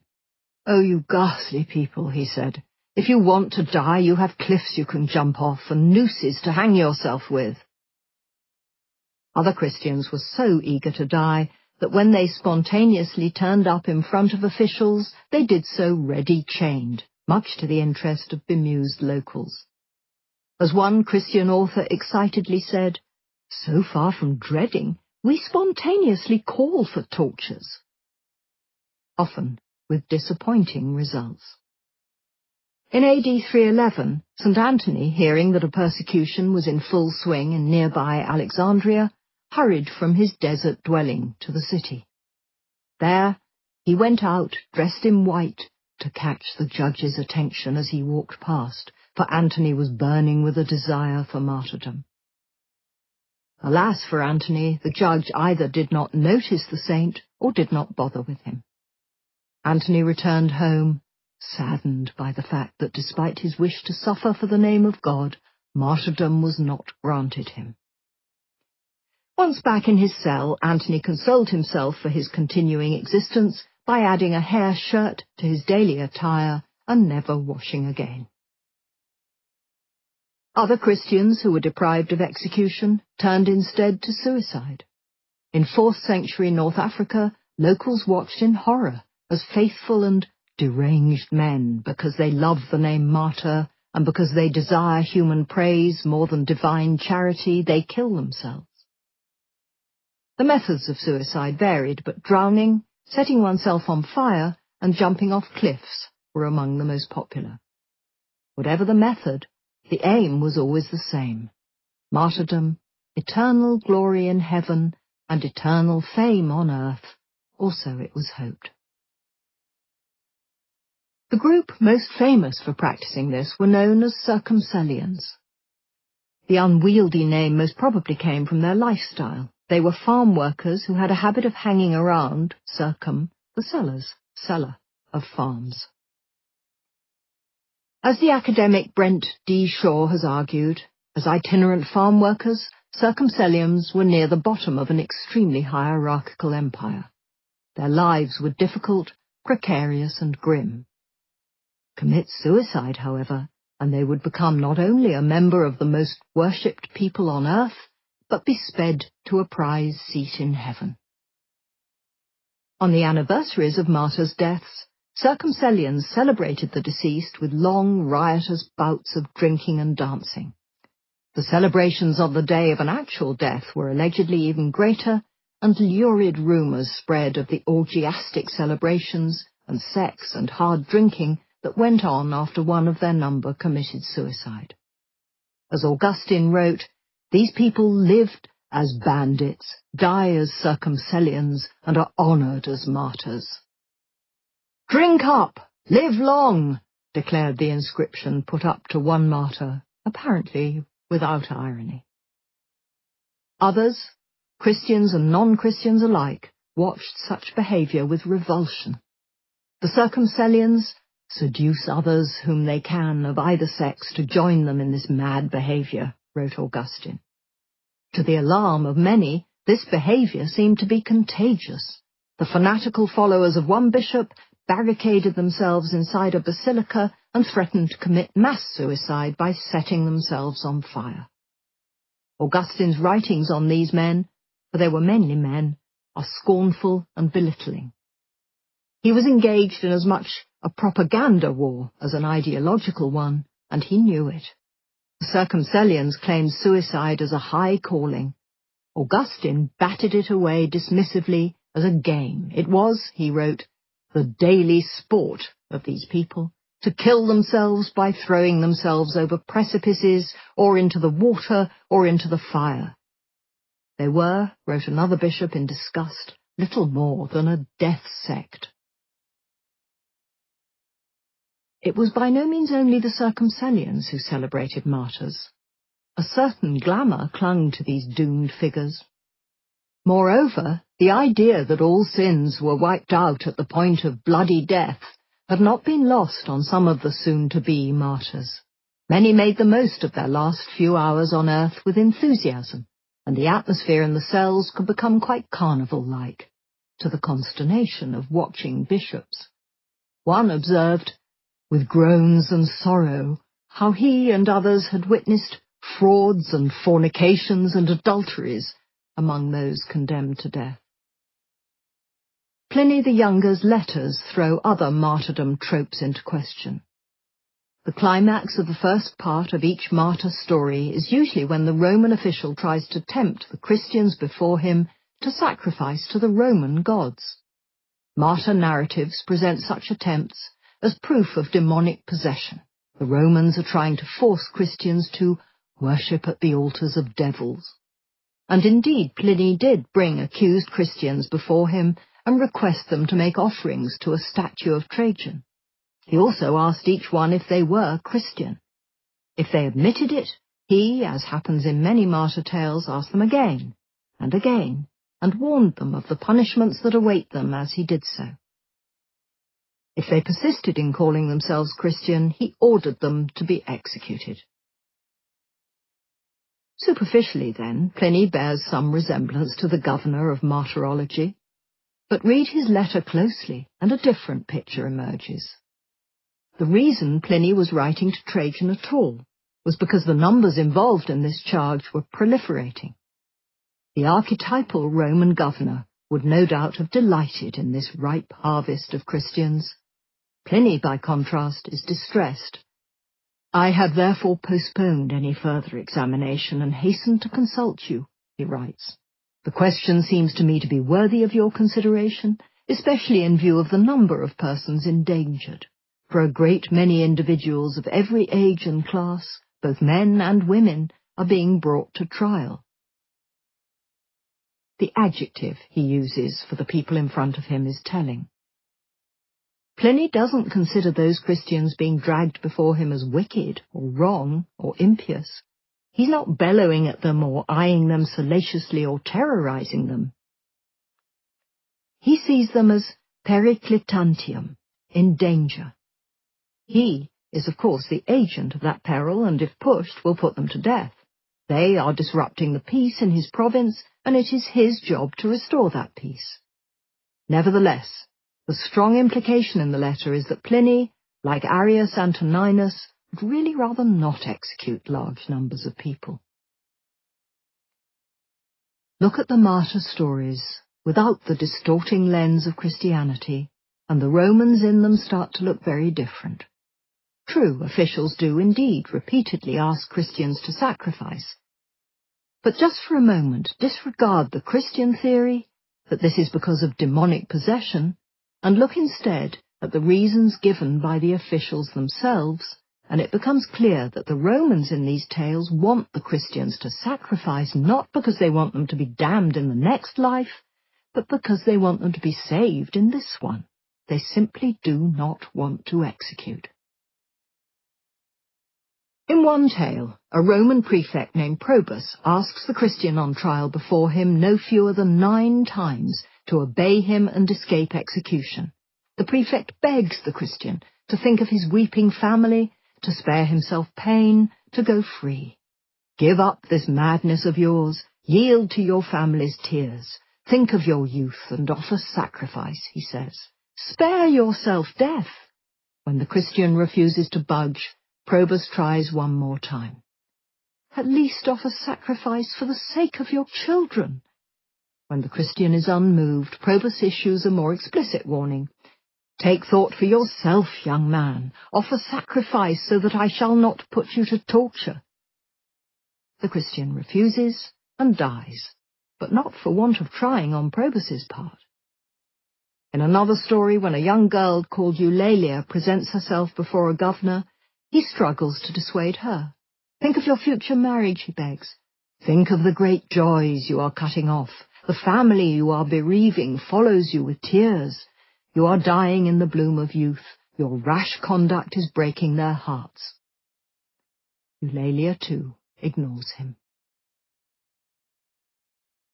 Some Roman officials in these tales tried, unsuccessfully, to jolly the would-be martyr out of it. "Cease this foolishness and be of good cheer with us," orders one. Another, minister of Satan, asks what person with intelligence would choose to relinquish this sweetest light and prefer death to it. It is a question that many a baffled Roman governor asks. "Don't you see the beauty of this pleasant weather?" exhorts another. "There will be no pleasure to come your way if you kill your own self, but listen to me and you will be saved." Perhaps, this governor suggested, the Christian before him needed a little more time, asking dampeningly if he wanted a few days to think about things. "I have been lenient with you," he tells the would-be martyr. "If you for your part will only be lenient with yourself, then I shall be all the more pleased." In the trial of a veteran soldier named Julius, Financial incentives are even proffered under the nose of a Christian by a prefect named Maximus. "You shall receive a generous bonus if you will take my advice and sacrifice to the gods," says Maximus temptingly. Martyr stories cannot, of course, be taken as fact, but they can be taken as an indication of what Christians would believe, or even what they wanted to believe. They show that early Christians could accept the idea that Roman officials might seem keen, desperate even, to stop them dying. Officials in these tales go to extraordinary lengths to try to find a form of sacrifice that would be at once agreeable to the emperor and acceptable to the Christians. Realizing that Christians found full meat sacrifices repellent, officials also tried to tempt them with smaller acts of obedience. "Just put out your fingers," Eulalia's judge begs her, "and just touch a little of that incense, and you will escape cruel suffering." They also struggled to find verbal formulae that Christians would agree to say. In one tale, a prefect tells a Christian, "I will not tell you, sacrifice. You need not do any such thing. Simply take a little incense, some wine, and a branch, and say, 'Zeus all highest, protect this people.'" Maximus, having offered that bribe to the soldier and soon-to-be martyr Julius, and been rebuffed, then thinks again and comes up with an almost Jesuitical solution to the problem. "If you think sacrifice is a sin," he suggests, "let me take the blame. I am the one who is forcing you so that you may not give the impression of having consented voluntarily. Afterwards you can go home in peace. You will pick up your 10-year bonus, and no one will ever trouble you again." History supports this reading. In the Decian persecution, Christians who refused to sacrifice were given repeated opportunities to comply, and pre-announced dates gave ample opportunities to flee. In 303, Emperor Diocletian had allowed that clergy who sacrificed could be released. Other officials commuted sentences to avoid execution, condemning would-be martyrs not to death, but to a spell in the mines or banishment instead. It is likely that almost all Christians in times of persecution simply sacrificed and escaped death. In Africa, for example, no governor is known to have executed Christians until the year 180. The Christian martyrs numbered hundreds, not thousands, according to the scholar W.H.C. Friend. The officials in the martyr tales were rarely thanked for their efforts to save or dissuade. The Christian who was advised to look at the sunny weather rebuffed his tempter by declaring, "The death which is coming to me is more pleasant than the life which you would give me." The prefect, or as the narrative has it, tyrant, who tells the Christian to cheer up and cease his foolishness, is bluntly informed that he is the most impious of all men. When Eulalia's governor offers her a compromise, she spits in his eye. The prefect Maximus, who had alternately attempted to bribe and then reason the veteran Julius into living, was told that the money he was offering was the money of Satan, and that neither it nor your crafty talk can deprive me of the eternal light. It is not without some sympathy that one reads the prefect's terse response. "If you do not respect the imperial decrees and offer sacrifice, I'm going to cut your head off." Julius replies boldly, but somewhat ungraciously, that to live with you would be death for me. He is beheaded. Non-Christians were alternately baffled and repelled by such excess. Pliny himself describes Christianity as nothing more than a degenerate sort of cult carried to extravagant lengths. For a long time, Romans struggled to understand why Christians couldn't simply add the worship of this new Christian god to the old ones. It was known that Christianity had sprung from Judaism, and that even the Jews had offered prayer and sacrifice to Augustus and later emperors in their temple. If they had done so, and theirs was the more ancient religion, then why couldn't the Christians? Monotheism, in the rigid Christian sense, was all but unthinkable to polytheists. "If you have recognized Christ," as one official put it, then recognize our gods too. Not just unthinkable, but, to many, unnecessary to the point of histrionic. As another prefect in another trial pithily put it, what is so serious about offering some incense and going away? The Emperor Marcus Aurelius disparaged martyrdom as mere stage heroics. Others saw it as simply deluded. Lucian scornfully described the Christians as those poor wretches who've convinced themselves, first and foremost, that they are going to be immortal and live for all time, in consequence of which they despise death and even willingly give themselves into custody. What appears to irritate Pliny the Younger in those who remain firm is less the implicit disrespect to his gods than their actual disrespect to his authority. He has been explicitly sent to Bithynia to sort the province out.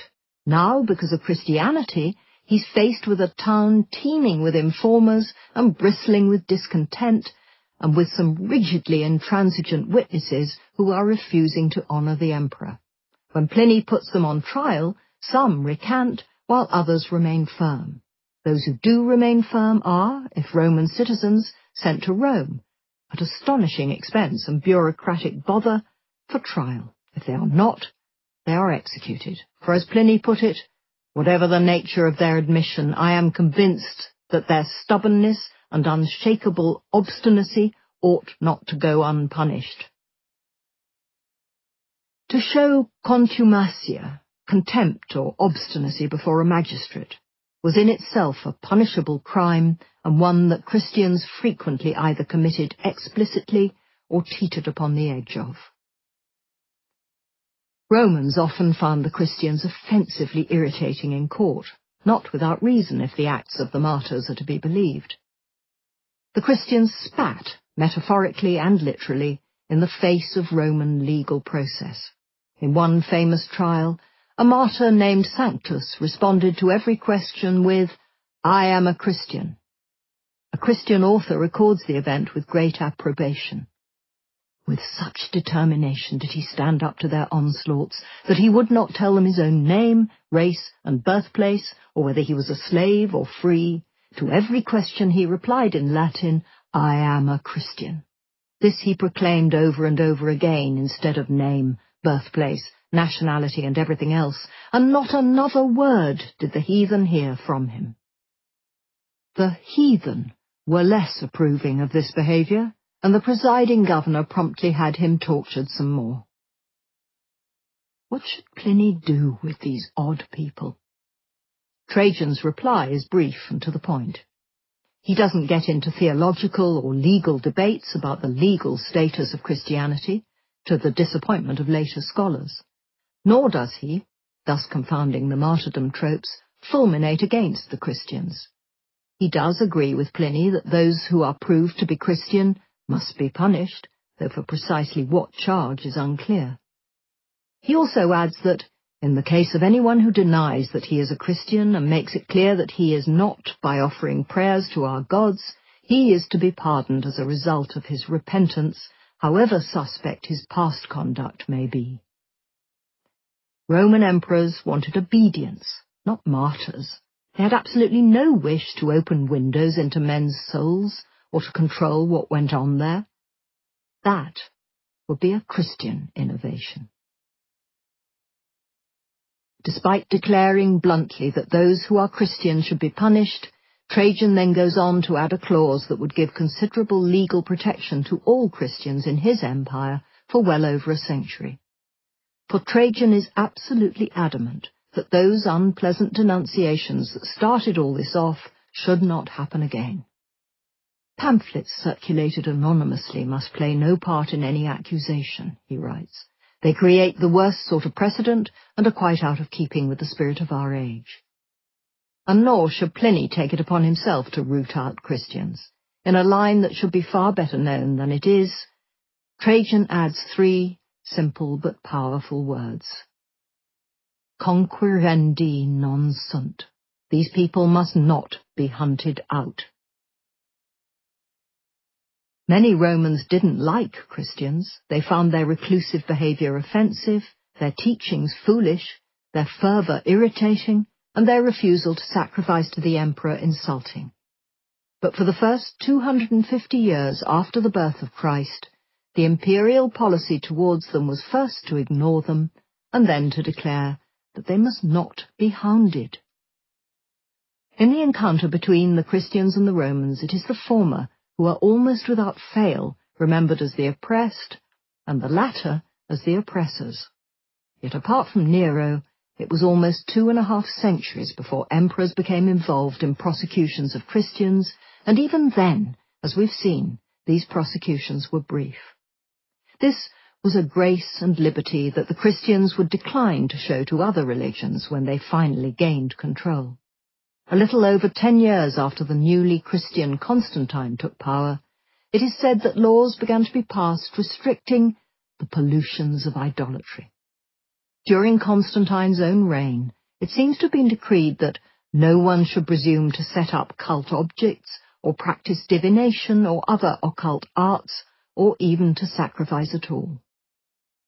Less than 50 years after Constantine, the death penalty was announced for any who dared to sacrifice. A little over a century later, in AD 423, the Christian government announced that any pagans who still survived were to be suppressed, though it added confidently and ominously, "We now believe that there are none." Chapter 6. The most magnificent building in the world. He that sacrificeth unto any god, save unto the Lord only, he shall be utterly destroyed. Exodus 22:20. At the end of the 1st century of Christian rule, the Colosseum still dominated Rome, and the Parthenon towered above Athens. Yet when writers of this period discuss architecture, these aren't the buildings that impress them. Instead, their admiration is drawn by another structure in Egypt.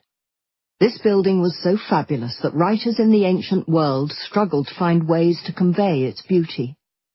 Its splendor is such that mere words can only do it an injustice, wrote the historian Ammianus Marcellinus. It was, another writer thought, one of the most unique and uncommon sights in the world, for nowhere else on earth can one find such a building. Its great halls, its columns, its astonishing statues, and its art all made it, outside Rome, the most magnificent building in the whole world. Everyone had heard of it. No one has heard of it now. While tourists still toil up to the Parthenon or look in awe at the Colosseum, outside academia, few people know of the Temple of Serapis. That is because in AD 392, a bishop, supported by a band of fanatical Christians, reduced it to rubble. It is easy to see why this temple would have attracted the Christians' attention. Standing at the top of 100 or more marble steps, it had once towered over the startling white marble streets below, an object to incite not only wonder, but envy. While Christians of the time crammed into insufficient numbers of small, cramped churches, this was a vast, and vastly superior, monument to the old gods. It was one of the first buildings you noticed as you sailed towards Alexandria, its roof looming above the others, and one that you were unlikely to forget. No mean feat. One of several Alexandrias, founded by Alexander the Great, rarely a man accused of modesty, this Alexandria was an admirably elegant city. Under the scorching Egyptian sun, its wide boulevards were laid out on an elegant grid designed to allow the fresh sea breeze to pass through them, cooling them. Its landmarks have become landmarks in the history of culture and architecture. The great lighthouse of Alexandria, one of the wonders of the ancient world, was here, as too was the museum, most literally a shrine to the muses, but also with its walkways, lecture hall, dining room, and resident academics, a forerunner of the modern university.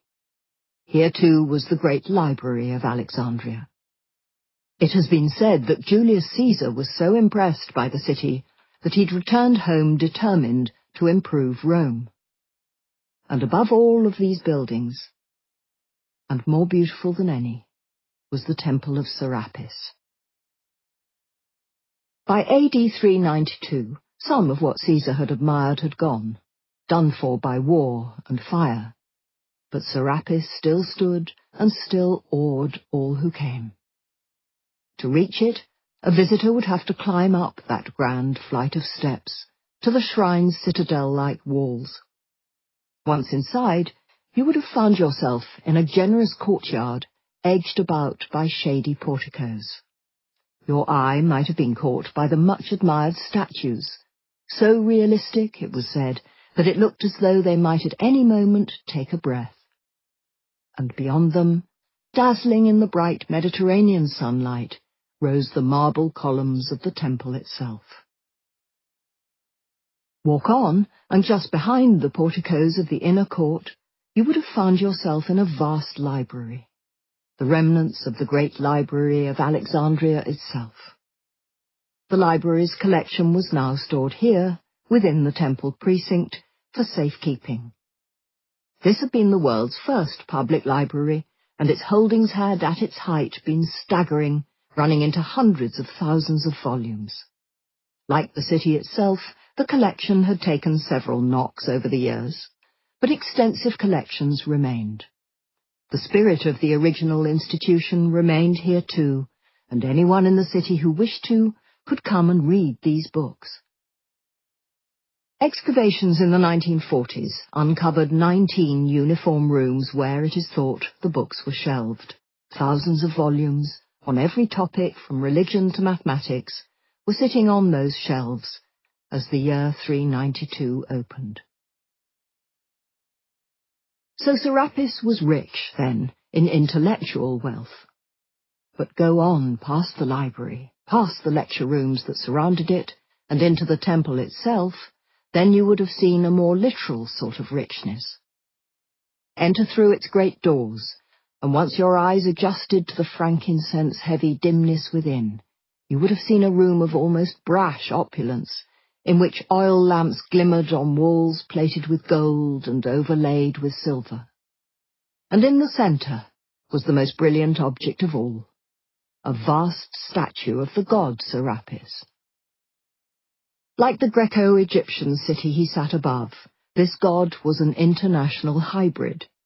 Look at his handsome bearded profile, and you might think you were looking at Jupiter himself, though he was Egyptian enough that others called him Osiris.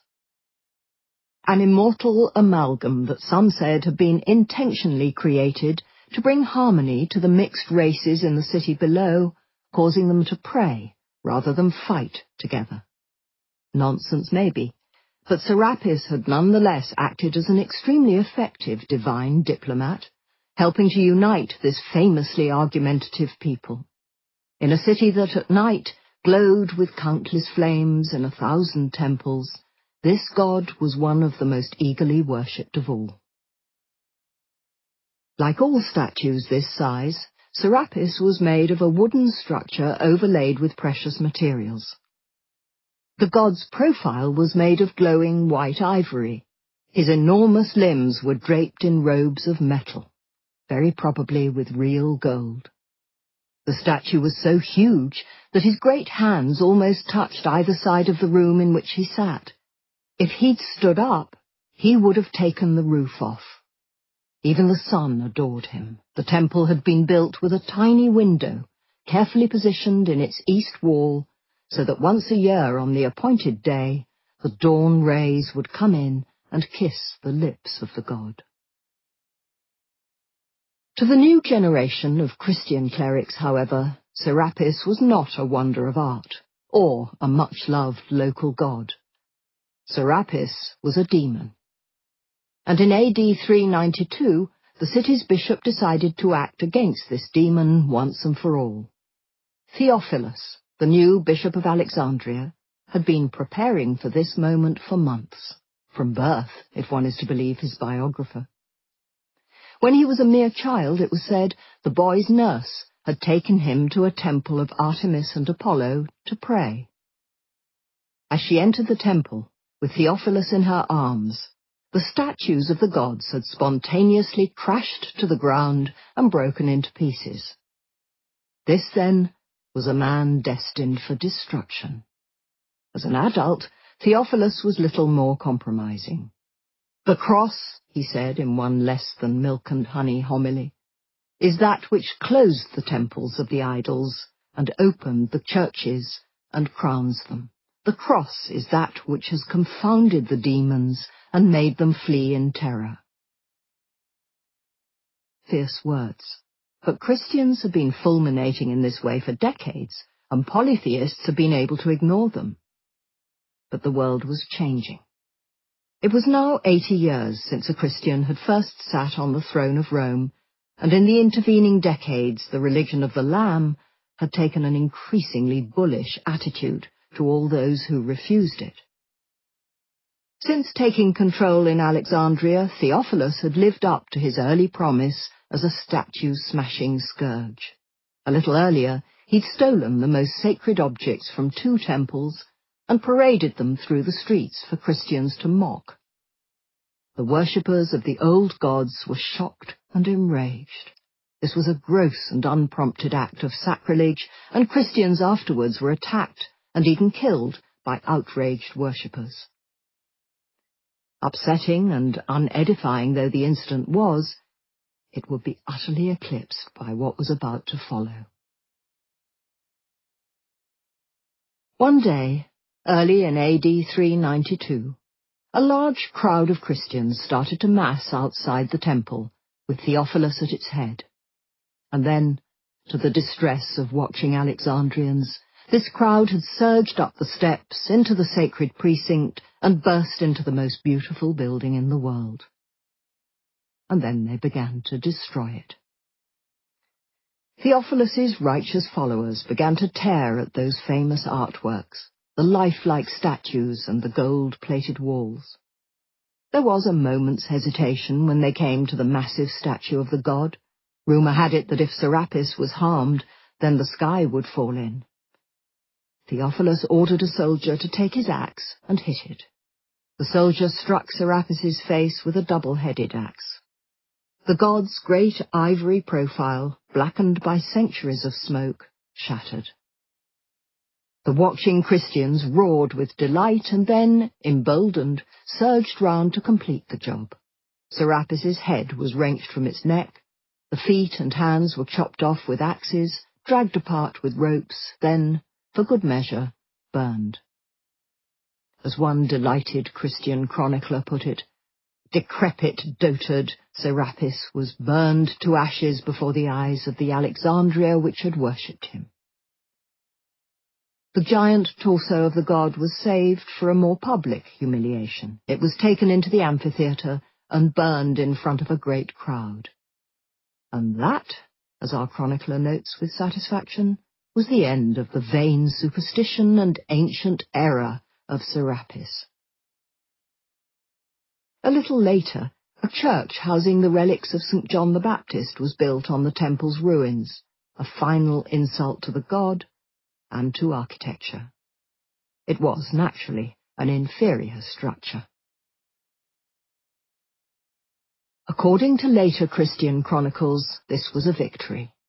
According to a non-Christian account, it was a tragedy and a farce. The Greek writer Eunapius felt the destruction was done less from reverence for the Lord than out of pure greed. In his account, the Christians weren't virtuous warriors, they were hoodlums and thieves. The only thing that they didn't steal, he observed acidly, was the floor, and that was left simply because of the weight of the stones which were not easy to move from their place.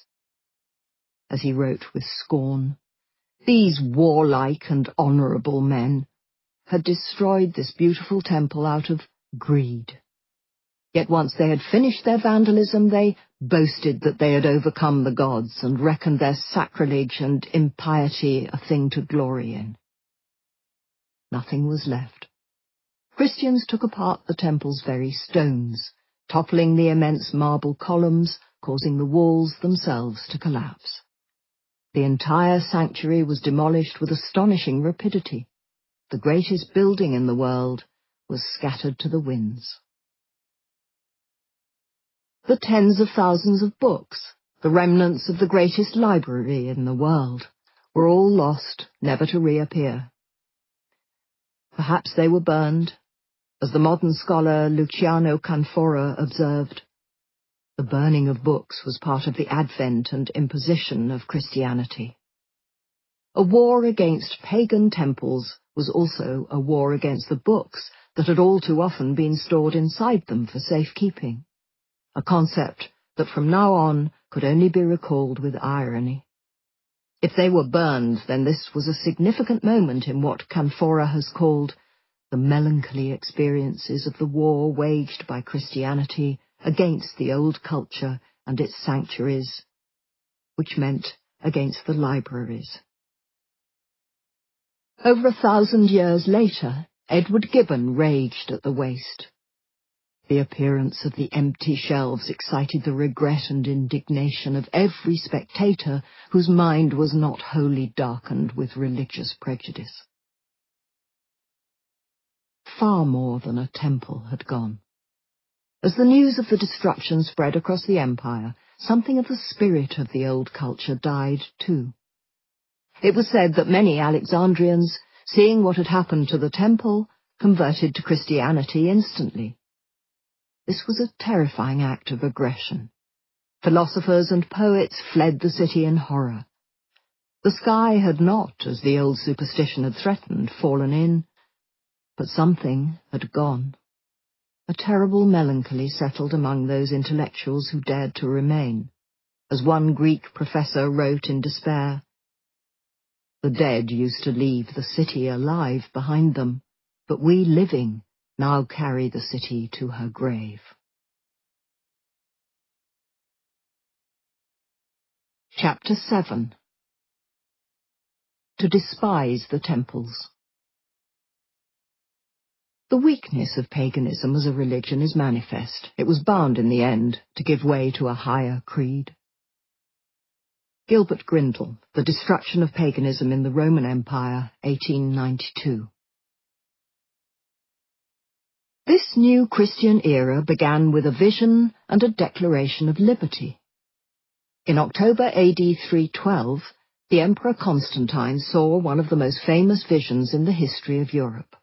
One day, so the story goes, not long before a forthcoming battle against his imperial rival, Maxentius, Constantine happened to look up into the sky at noon while praying. What he claimed to see would blaze out across the centuries. For above the sun, Constantine saw a cross of light, and next to it were the words, "Conquer by this." Constantine and his army, aided by the religion of the Prince of Peace, went on to win the battle. Constantine's conversion to the faith, so it was said, was now assured. Constantine moved quickly to promote his new religion. The following year he said that the persecution of the Christians was over. Indeed, the Edict of Milan was said to have promised much more than that. It announced that every man may have complete toleration in the practice of whatever worship he has chosen. This was a wonderful time, wrote the historian Eusebius. Men had now lost all fear of their former oppressors, light was everywhere, they danced and sang in city and country alike. That wasn't quite true. Not everyone danced and sang. Christian history might recall Constantine as preeminent in every virtue that true religion can confer, but non-Christians looked on him rather less fondly. Many treated his sudden conversion to Christianity with profound suspicion and more than a little distaste. This man of evil disposition and vicious inclinations had converted, wrote one non-Christian historian, not because of any burning heavenly crosses, but because, having recently murdered his wife, he had allegedly boiled her in a bath because of a suspected affair with his son, he had been overcome by guilt. Yet the priests of the old gods were intransigent, Constantine was far too polluted, they said, to be purified of these crimes. No rites could cleanse him. At this moment of personal crisis, Constantine happened to fall into conversation with a man who assured him that the Christian doctrine would teach him how to cleanse himself from all his offences, and that they who received it were immediately absolved from all their sins. Constantine, it was said, instantly believed. Or such was the story as told by the historian Zosimus, a starchy Roman traditionalist. The dates don't really work. Constantine had embraced Christianity long before he killed his wife, but the tale hints at how ill-disposed the ancient patrician families of Rome felt towards their suddenly Christian emperor. Even without his ostentatiously flourished new faith, there was much about Constantine that grated on aristocratic Roman sensibilities. In the glory days of Rome, real men had scorned luxury in their dress. Merely wearing one's sleeves a little too long, as the infamously dapper Caesar had done, had been enough to raise eyebrows and suspicions. Proper Romans, or so the rhetoric ran, should wear simple tunics that were becomingly manly. Constantine, by contrast, favoured such a profusion of jewels, diadems, and silk robes that even his usually adoring biographer Eusebius was forced to defend him. Left to his own devices, Eusebius wrote, Constantine naturally preferred to clothe himself instead in the knowledge of God, and the embroidery of temperance, righteousness, piety, and all other virtues. Alas, Constantine realized that his people, like children, enjoyed a bit of a show, and so he was forced to wear crasser threads, which often involved gold embroidery and flowers. Such are the sacrifices one makes for the glory of the faith. It wasn't only Constantine's imperial person that was draped in gold. The Church, so recently persecuted, suddenly found itself the unexpected recipient of staggering amounts of money. One bishop was told that if he were to ask the emperor's finance officer for any sum, he is to arrange for its transfer to you without question. Tax relief was given to church lands, clerics were exempted from public duties, bishops were lavished with gifts and banquets. Annual allowances were given to widows, virgins, and nuns. The expensive list went on. The vast churches Constantine built were astonishing. The decorations really are too marvellous for words, wrote one awed pilgrim to the Church of the Holy Sepulchre. All you can see is gold and jewels and silk. The magnificent building itself was decorated with gold, mosaic, and precious marble. These buildings spoke volumes about where Constantine's allegiances now lay. They were sermons in stone, as the modern historian Peter Brown has beautifully described them. This was about architecture, but it was also about intent. The funds for all this had to be found from somewhere. Now Constantine turned to those accursed and foul people who had chosen to stubbornly hold themselves back from Christianity and continue visiting their sanctuaries of falsehood. In other words, those people who would soon be called pagans. The means by which Constantine chose to take some of this wealth was simple and humiliating. He demanded that the statues be taken from the temples. Christian officials, so it was said, travelled the empire ordering the priests of the old religion to bring their statues out of the temples. From the 330s onwards, some of the most sacred objects in the empire started to be removed. It is hard today to understand the enormity of Constantine's order. If Michelangelo's Pietà were taken from the Vatican and sold, it would be considered a terrible act of cultural vandalism, but it wouldn't be sacrilege, as the statue is not in itself sacred. Statues in Roman temples were. To remove them was a gross violation, and Constantine knew it. Indeed, the insult was part of the attraction. Many of Constantine's subjects still feared and venerated their vain idols. Why wouldn't they? The history of Greco-Roman cult stretched back a millennium and more, long before the pages of Homer, into prehistory. The upstart Christianity had been around for a mere 3 centuries. Constantine had only taken up this superstition 2 decades before. The possibility that Jesus would triumph over all other gods would, at the time, have seemed almost preposterous. Constantine was faced with an intransigent population who insisted on worshipping idols at the expense of the risen Lord. He realized that conversion would be more easily accomplished if he could get them to despise their temples and the images contained therein. And what better way to teach wayward pagans the vanity of their gods than by cracking open their statues and showing that they were, quite literally, empty? Moreover, a religious system in which sacrifice was central would struggle to survive if there was nothing to sacrifice to. There was good biblical precedent for his actions. In Deuteronomy, God had commanded that his chosen people should overthrow altars, burn sacred groves, and hew down the graven images of the gods. If Constantine attacked the temples, then he was not being a vandal, he was doing God's good work. And so it began. The great Roman and Greek temples were, or so Eusebius said, broken open and their statues brought out, then mutilated. Officials scraped off the material which seemed to be usable, purifying it by smelting with fire, then poured the precious metal into the public purse. The valueless remains were left for the superstitious to keep as a souvenir of their shame. The emperor, however, didn't stop there. The temples themselves were attacked. Their doors were removed at his order. Others had their roofs stripped. Others were neglected, allowed to fall into ruin or destroyed. One shrine was demolished. A temple at Cilicia was razed to the ground. According to Eusebius, Constantine's plan worked, and nations and citizens spontaneously renounced their former opinion. The word spontaneous seems in the context a little tenuous. Not all the temple statues were melted down.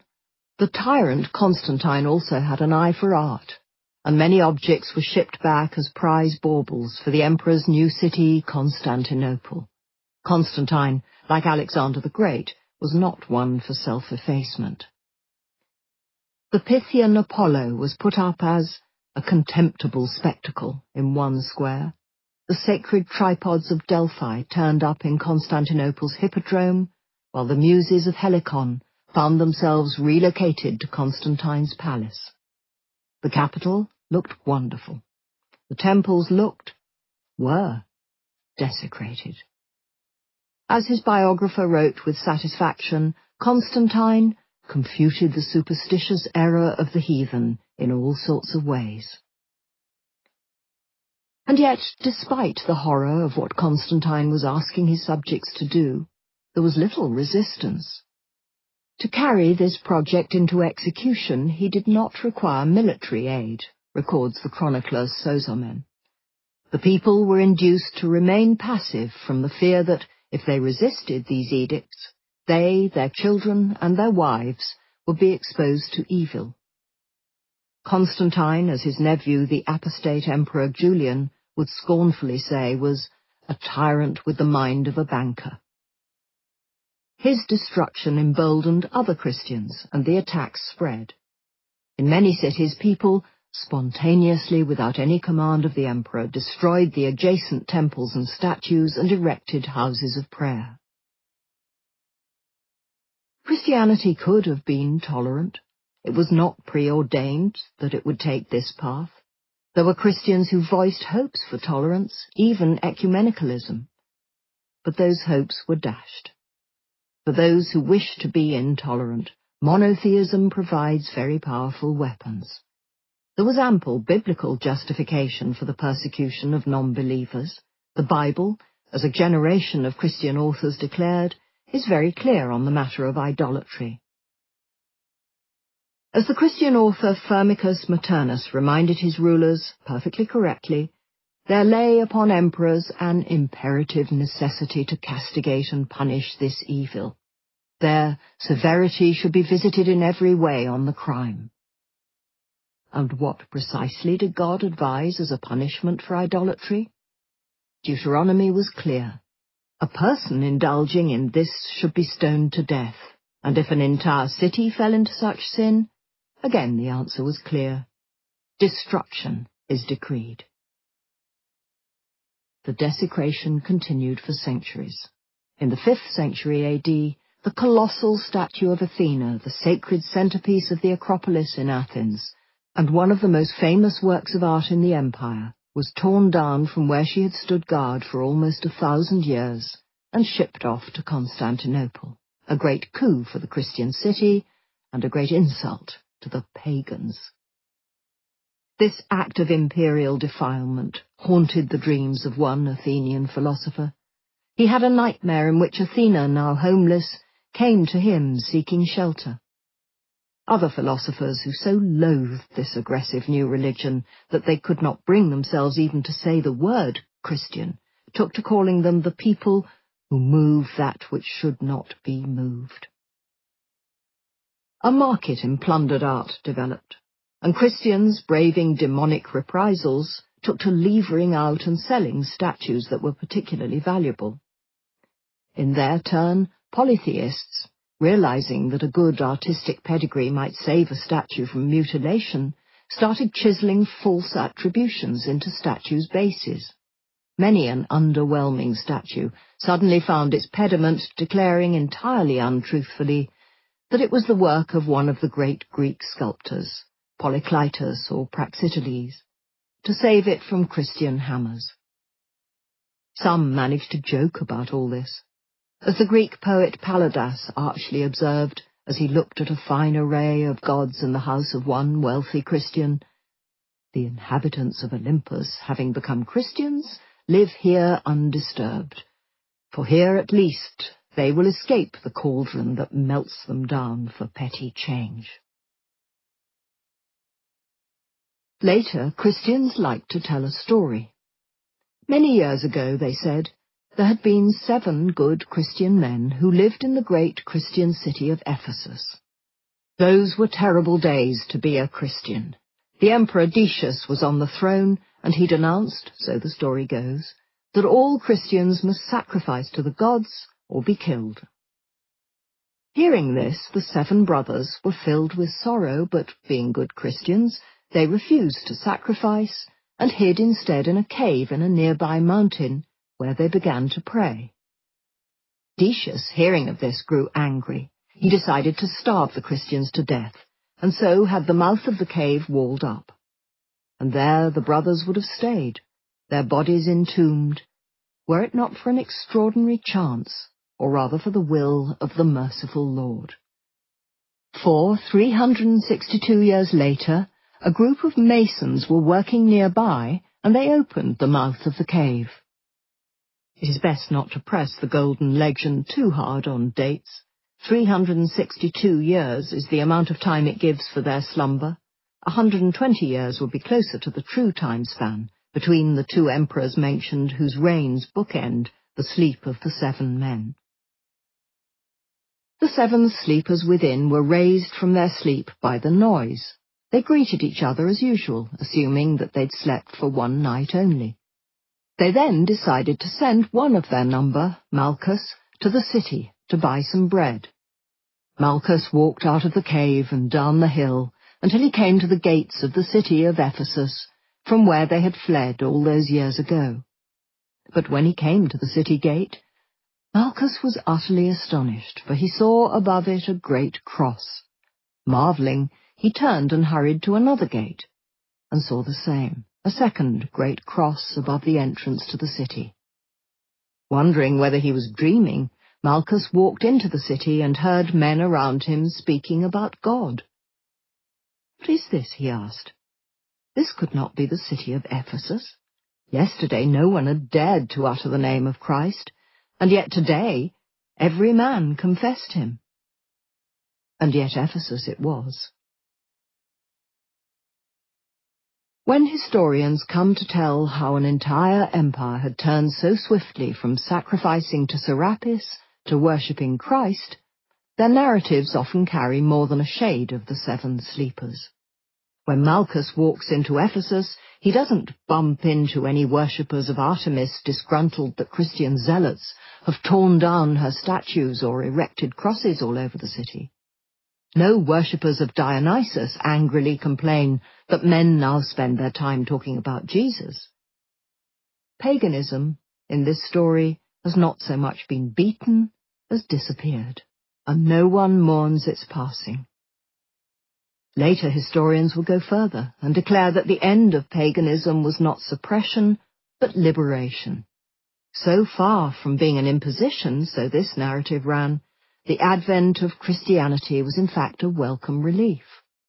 Polytheistic religion was so fundamentally foolish that even the polytheists were relieved to see it go.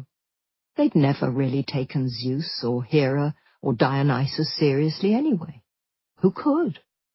Human reason, as Gibbon put it, had already obtained an easy triumph over the folly of paganism.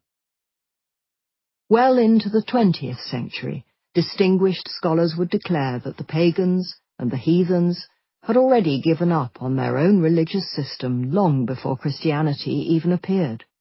As another academic concluded, the weakness of paganism as a religion is manifest. It was bound in the end to give way to a higher creed.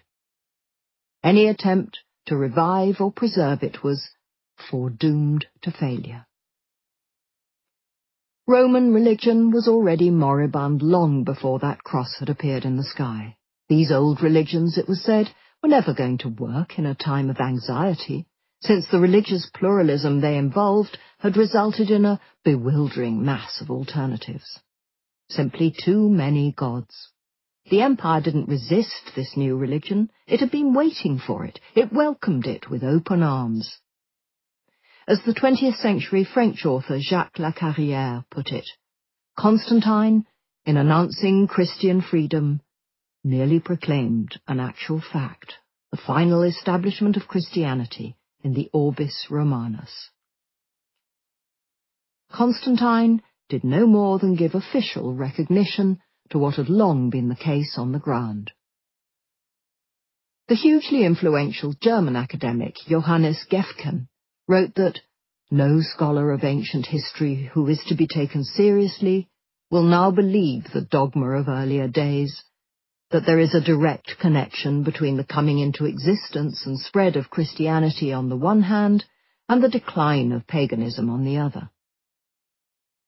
Other historians still do describe, the adoption of Christianity as a boon to a flagging empire. A recent popular book on manuscripts presents the transition to Christianity as a sort of pragmatic civic regeneration scheme, explaining that, under pressure from barbarian attack, Rome saved its identity by reinventing itself as a Christian empire. Christianity in these accounts was not a sudden imposition, it was a release, a relief, a salvation. Modern historians glibly refer to the moment of Constantine's conversion as the end of persecution.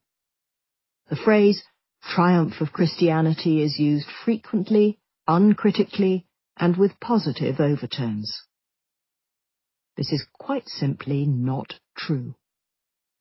Empires of tens of millions of people do not abandon religions that they've observed for over a millennium, almost overnight, without at least some disturbance. The Roman Empire was no different. Many did convert willingly and happily to Christianity, whatever conversion meant in this period. But many did not.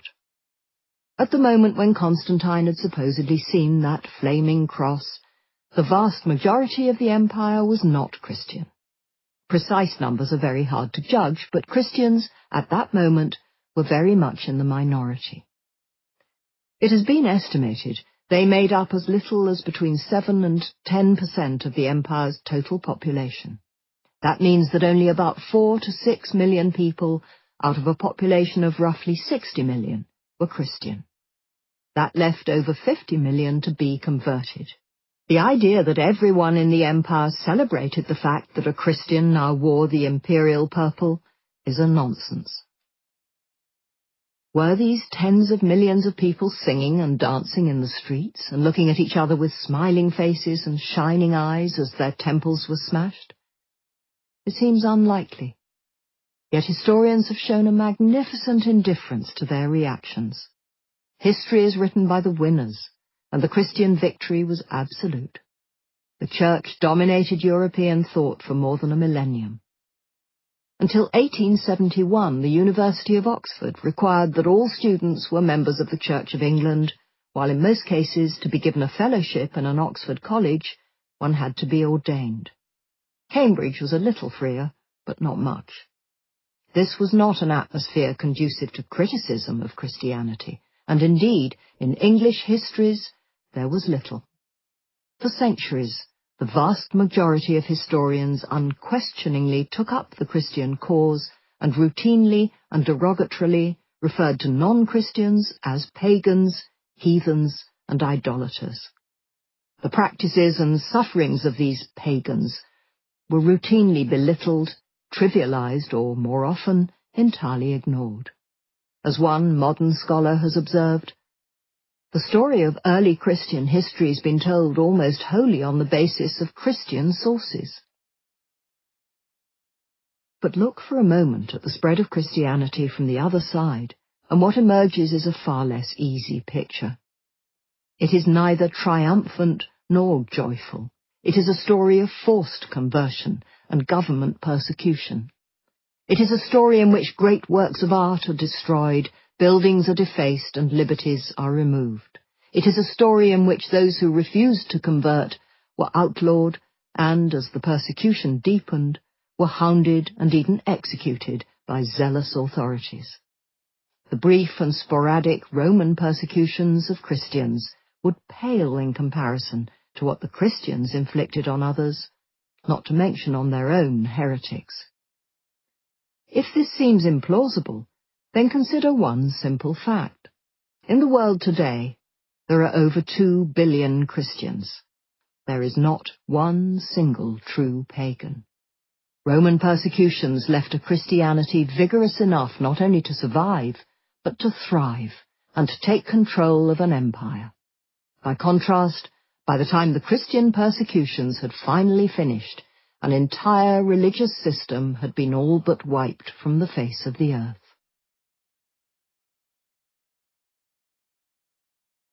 Chapter 8. How to Destroy a Demon. He completely demolished the temple belonging to the false religion and reduced all the altars and statues to dust. The Life of Martin, 14:6. The pages of history might overlook this destruction, but stone is less forgetful. Go to room 18 in the British Museum in London, and you will find yourself in front of the Parthenon marbles, taken from Greece by Lord Elgin in the 19th century. The astonishingly lifelike statues are today in a sorry state. Many are mutilated or missing limbs. This, it is often assumed, was the fault of Lord Elgin's clumsy workmen or fighting during the Ottoman occupation. And indeed, some of this was, but not all. Much was the work of zealous Christians who set about the temple with blunt instruments, attacking the demonic gods, mutilating some of the finest statuary Greece has ever produced. The east pediment fared particularly badly. Hands, feet, even whole limbs have gone, almost certainly smashed off by Christians trying to incapacitate the demons within. The vast majority of the gods have been decapitated, again almost certainly the work of Christians.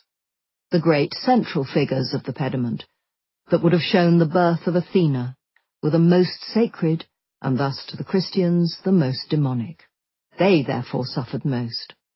It is likely that they were pushed off the pediment and smashed on the ground below, their fragmented remains ground down and used for mortar for a Christian church.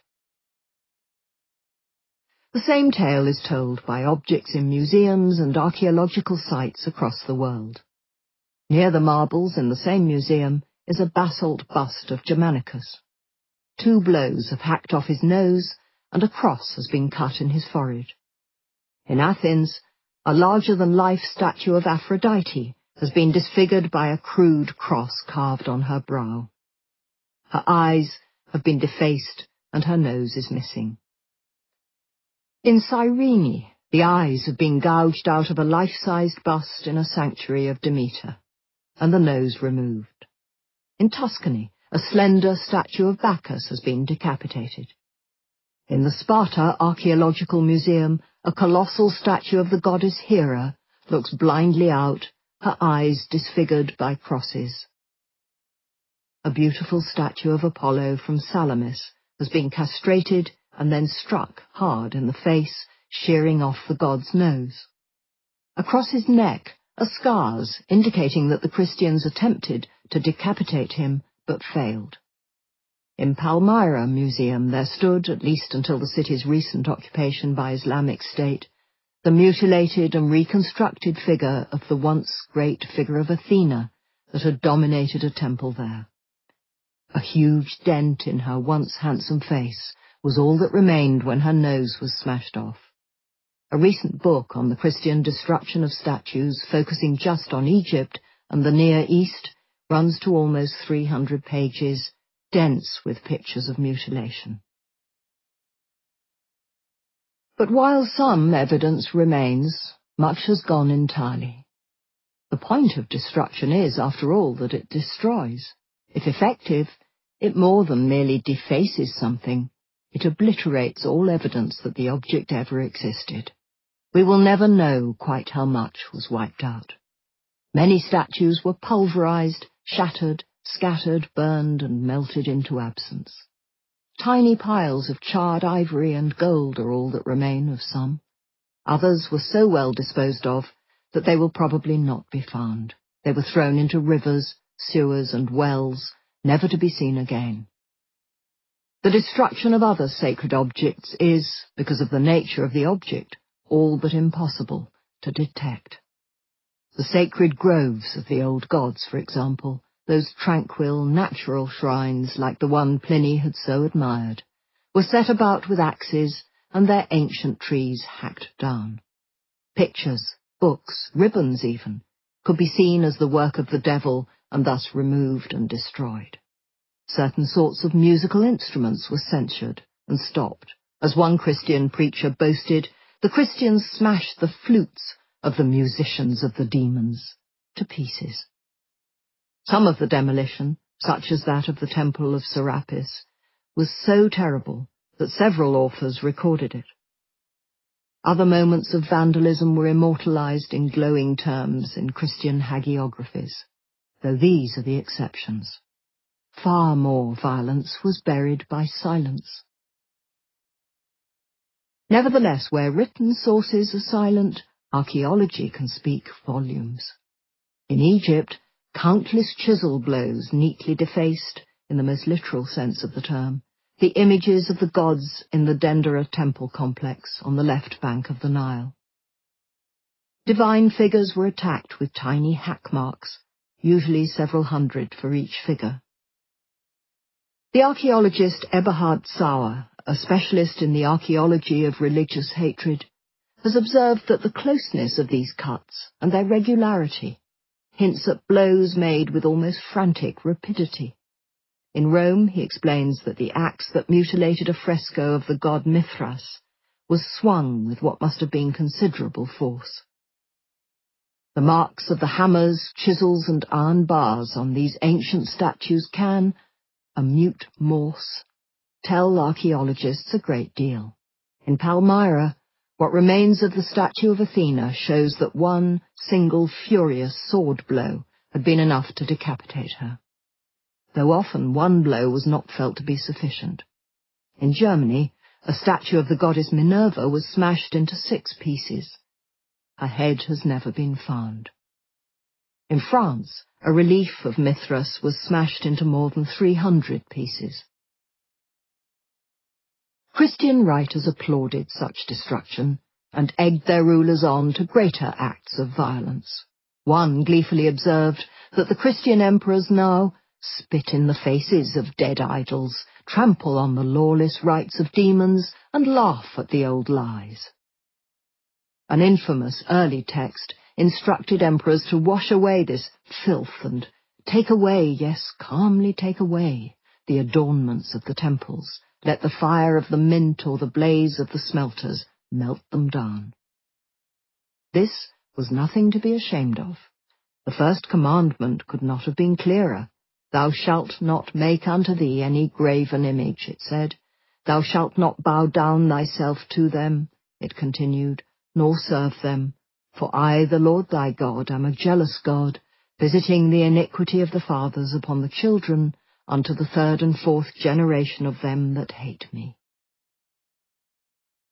The Greek and Roman temples, no matter how ancient or beautiful, were the homes of false gods, and they had to be destroyed. This was not vandalism, it was God's will. The good Christian had a duty to do nothing less. The speed with which toleration slipped into intolerance and then downright suppression shocked non-Christian observers. Not long after Constantine had gained control of the whole empire, in AD 324, it is said that he forbade any governors who were still pagan from sacrificing or from worshipping idols, thus disbarring non-Christians from moving into the plum positions in the imperial government. Then he went still further and passed 2 new laws against what he called these sanctuaries of falsehood. One law restricted the pollutions of idolatry so that no one should presume to set up cult objects or practice divination or other occult arts, or even to sacrifice at all. The second law, assuming the success of the first, ordered mass building and extension of churches, as if almost everybody would in future belong to God once the obstacle of polytheistic madness had been removed. Over the course of the 4th century, in language that was at times hostile to the point of hysterical, legal pressure against the pagans increased. In AD 341, Constantine's son, Emperor Constantius, banned sacrifices. Superstition, the law announced, shall cease. The madness of sacrifices shall be abolished. Anyone who dared to disobey could look forward to an ominously vague, suitable punishment. A little later it was ordered that the temples were to be closed. It started to feel dangerous to even visit them. The Emperor Julian later acerbically observed that, while Constantine robbed the temples, his sons overthrew them. In AD 356 it became illegal, on pain of death, to worship images. The law adopted a tone of hitherto unseen aggression. Pagans began to be described as madmen, whose beliefs must be completely eradicated, while sacrifice was a sin, and anyone who performed such an evil would be struck down with the avenging sword. That is not to say that in the century that followed Constantine's conversion there were not periods of quiet. There were. There were pauses, even reversals in the persecution. Under the reigns of Valentinian I and his brother Valens in the middle of the century, state interference lessened. The reign of the Emperor Julian, the apostate, as later Christian generations would disparagingly call this non-Christian ruler, was of course another. But Julian's reign was brief, and just half a century after Constantine, it was already too late to reverse the attrition that had begun. Julian, one Christian would tell his flock, was but a cloud which will speedily be dispersed. He was right. By the time Theophilus attacked Serapis, the laws were on his side. But many other Christians were so keen to attack the demonic temples that they didn't wait for legal approval. Decades before the laws of the land permitted them to, zealous Christians began to indulge in acts of violent vandalism against their pagan neighbors. The destruction in Syria was particularly savage. Syrian monks, fearless, rootless, fanatical, became infamous both for their intensity and for the violence with which they attacked temples, statues, and monuments, and even, it was said, any priests who opposed them. Libanius, the Greek orator from Antioch, was revolted by the destruction that he witnessed. "These people," he wrote, "hasten to attack the temples with sticks and stones and bars of iron, and in some cases, disdaining these, with hands and feet. Then utter desolation follows, with the stripping of roofs, demolition of walls, the tearing down of statues, and the overthrow of altars, and the priests must either keep quiet or die. So they sweep across the countryside like rivers in spate." Libanius spoke elegiacally of a huge temple on the frontier with Persia, a magnificent building with a beautiful ceiling in whose cool shadows had stood numerous statues. Now, he said, it is vanished and gone to the grief of those who had seen it, and the grief of those who now never would. This temple had been so striking, he said, that there were even those who argued that it was as great as the temple of Serapis, which, he added with an irony not lost on later historians, I pray may never suffer the same fate. Not only were the monks vulgar, stinking, ill-educated and violent, they were also, said their critics, phonies. They pretended to adopt lives of austere self-denial, but actually they were no better than drunken thugs, a black-robed tribe who eat more than elephants and, by the quantities of drink they consume, weary those that accompany their drinking with the singing of hymns. After going on their rampage, these men would then, he said, hide these excesses under an artificially contrived pallor and pretend to be holy, self-denying monks once again. Drunks they might have been, but as Libanius saw, they were ferociously effective. After demolishing one temple, they scurry to another and to a third, and trophy is piled on trophy, and all this in contravention of the law. As the century drew to its close, the period of leniency ended. In the 380s and 390s, rulings started to be issued with increasing rapidity and ferocity against all non-Christian ritual. In AD 391, the fervently Christian Emperor Theodosius passed a formidable law. No person shall be granted the right to perform sacrifices. No person shall go around the temples. No person shall revere the shrines. Nor could anyone, with secret wickedness, venerate his household gods, or burn lights to them, or put up wreaths to them, or burn incense to them.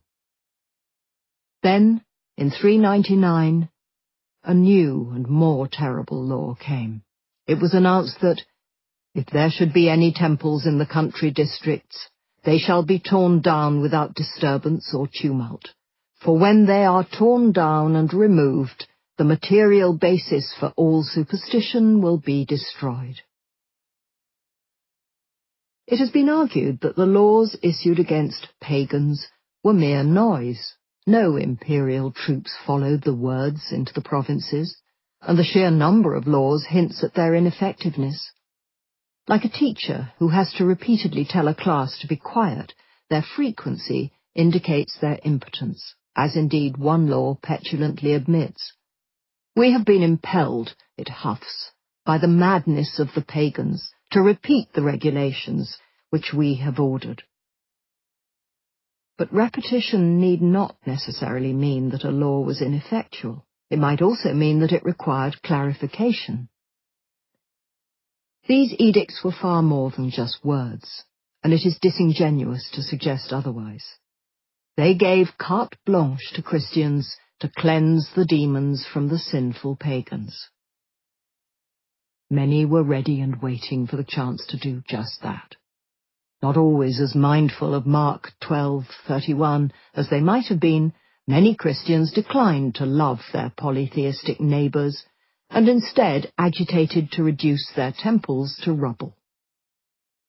Bishops badgered their rulers for new laws, then used their congregations as de facto troops to carry out demolitions. As the laws became increasingly shrill, the extent of the destruction increased, as too did the openness with which it was done. At some point, probably just before the attack on the Temple of Serapis, a bishop named Marcellus became the first of the bishops to put the edict in force and destroy the shrines in the city committed to his care. Then, in 392, Serapis fell. Almost no event, with the exception of the sack of Rome by the Visigoths in AD 410, would resound more loudly through literature of the time. Its collapse would not be heard by later centuries. In the newly Christian world, this was one tale, one of many, that would be quietly forgotten. The attacks were hymned by hagiographies and histories. In 4th century France, St. Martin, or so the life of Martin proudly records, set fire to a most ancient and famous shrine, before moving to a different village and a different temple. Here he completely demolished the temple belonging to the false religion and reduced all the altars and statues to dust. Martin was no anomaly. Flushed by his success at the Temple of Serapis, Bishop Theophilus went on to demolish numerous shrines in Egypt. Hagiography records such attacks not as dismal or even embarrassing acts of vandalism, but as proof of a saint's virtue. Some of the most famous saints in Western Christianity kicked off their careers, so the stories like to boast, demolishing shrines. Benedict of Nursia, the revered founder of Western monasticism, was also celebrated as a destroyer of antiquities. His first act upon arriving in Monte Cassino, just outside Rome, was to smash an ancient statue of Apollo and destroy the shrine's altar. He didn't stop there, but toured the area, pulling down the idols and destroying the groves on the mountain, and gave himself no rest until he had uprooted the last remnant of heathenism in those parts. Of course, hagiography is not history, and one must read such accounts with, at best, caution. But even if they do not tell the whole truth, they certainly reveal a truth, namely, that many Christians felt proud, even jubilant, about such destruction. Further south, the firebrand preacher John Chrysostom, John Goldenmouth, weighed in. This man was so charismatic that crowds of Christians would pack into Antioch's great church to hear him speak, his eyes flashing, then leave as soon as he was finished, as if, he observed with a distinct want of monkish humility, I were a concert performance. Chrysostom was nothing if not zealous. Hearing that Phoenicia was still suffering from the madness of the demons' rites, he sent violent bands of monks, funded by the faithful women in his congregation, to destroy the shrines in the area. Thus, concludes the historian Theodoret, the remaining shrines of the demons were utterly destroyed. A papyrus fragment shows Bishop Theophilus standing triumphantly over an image of Serapis, Bible in hand, while on the right-hand side, monks can be seen attacking the temple. St. Benedict, St. Martin, St. John Chrysostom, the men leading these campaigns of violence were not embarrassing eccentrics, but men at the very heart of the church. Augustine evidently assumed his congregants would be taking part in the violence, and implied that they were right to do so. Throwing down temples, idols, and groves was, he said, no less than clear proof of our not honouring, but rather abhorring these things. Such destruction, he reminded his flock, was the express commandment of God. In AD 401, Augustine told Christians in Carthage to smash pagan objects because, he said, that was what God wanted and commanded. It had been said that 60 died in riots inflamed by this burst of oratorical fire. A little earlier, a congregation of Augustines, eager to sack the temples of Carthage, had started reciting Psalm 83. "Let them be humiliated and be downcast forever," they chanted with grim significance. "Let them perish in disgrace." It is obvious that this violence was not only one's Christian duty, it was also for many a thoroughly enjoyable way to spend an afternoon. Those carrying out the attacks sang as they smashed the ancient marble and roared with laughter as they destroyed statues. In Alexandria, idolatrous images were taken from private houses and baths, then burned and mutilated in a jubilant public demonstration. Once the assault was complete, the Christians all went off, praising God for the destruction of such error of demons and idolatry. Broken statues themselves were another cause for hilarity, their fragmented remains an occasion for laughter and scorn. Chants appeared celebrating these attacks. Coptic pilgrims who visited the city of Hermopolis in Egypt could join with fellow faithful as they sang a local hymn to the destruction. The humorously apposite insult was much enjoyed by God's warriors. In Carthage, there was an annual religious ceremony in which the beard of a statue of Hercules was ceremoniously gilded. At the beginning of the 5th century, some Christians mockingly shaved the statue's beard off. It was, for them, a moment of much hilarity.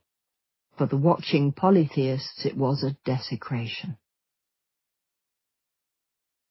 Statues, the very seat of the demons themselves, suffered some of the most vicious attacks. It was not enough merely to take a statue down. The demon within it had to be humiliated, disgraced, tortured, dismembered, and thus neutralized. A Jewish tractate known as the Avodah Zarah provided detailed instructions on how to properly mistreat a statue. One can desecrate a statue, it advised, by cutting off the tip of its ear or nose or finger, by battering it. Even although its bulk be not diminished, it is desecrated. Merely taking the statue down, or spitting at it, or dragging it about, or throwing dirt upon it was not, the treatise warned, sufficient, though the resourceful Christian might indulge in all of these as an added humiliation to the demon within. Sometimes, as was the case with the bust of Aphrodite in Athens, the statues appear to have been baptized, with deep crosses gouged on their foreheads. If this was a baptism, then it may have helped not only to neutralize the devil within, but also to vanquish any more personal demons that could arise when looking at such beautiful naked figures. A naked statue of Aphrodite was, wrote one Christian historian in disgust, more shameless than that of any prostitute standing in front of a brothel. And like a prostitute, Aphrodite and her plump bottom and naked breasts might incite the demon of lust in the viewer. Far less easy to feel desire for a statue who has had a cross gouged in her head, her eyes blinded, and her nose sliced from her face. Erotically appealing statues suffered more than chastely clothed ones. We can still see the consequences of this rhetoric. Today, a once handsome Apollo missing a nose stands in this museum. A statue of Venus that stood in a bathhouse has had her nipples and mons pubis chiseled away. A statue of Dionysus has had his nose mutilated and his genitalia removed. These attacks may have been beneficial for God, but they were not unhelpful to local Christians either. People built themselves houses from the stones of the demolished temples. Look closely at the buildings in the east of the Roman Empire, and you can see the remains of the classical tradition in the new Christian architecture. A pair of cut-off legs here, the top of a handsome Grecian column there. One law announced that the stones from demolished temples should be used to repair roads, bridges, and aqueducts. In Constantinople, a former temple of Aphrodite was used to store a bureaucrat's chariots. Christian writers revelled in such little humiliations. As one exulted, "Your statues, your busts, the instruments of your cult have all been overturned, They lie on the ground and everyone laughs at your deceptions. Sinful pagans who suddenly found themselves beset by raging mobs of Christians often felt themselves to be more sinned against than sinning, and, objecting to the destruction of their sacred monuments, fought back. The violent, temple-destroying Bishop Marcellus was seized and burned alive by outraged polytheists. In the 420s, in Carthage, the temple of the Roman goddess Celestis and all nearby sanctuaries were levelled. This was no mean feat. The shrine of Celestis was a mile long. Pagans protested vocally and impotently. No craftsman will ever again make the idols that Christ has smashed, gloated Augustine. Consider what power this Celestis used to enjoy here at Carthage. But where is the kingdom of this Celestis now? Fights would ensue during destruction, and in the process Christians were sometimes killed, not necessarily a bad thing to some Christian minds, of course. A martyr's crown awaited those who died in this way. Encouraged by this tempting incentive, some went further, and intentionally provocative attacks were launched by Christians wishing less to destroy than to be destroyed, and win martyrdom in the process. It was a process that seems to have got out of hand. As early as the start of the 4th century, some Spanish bishops were moved to declare that, if anyone breaks idols and is killed on the spot, they would not, after all, be awarded the martyr's crown.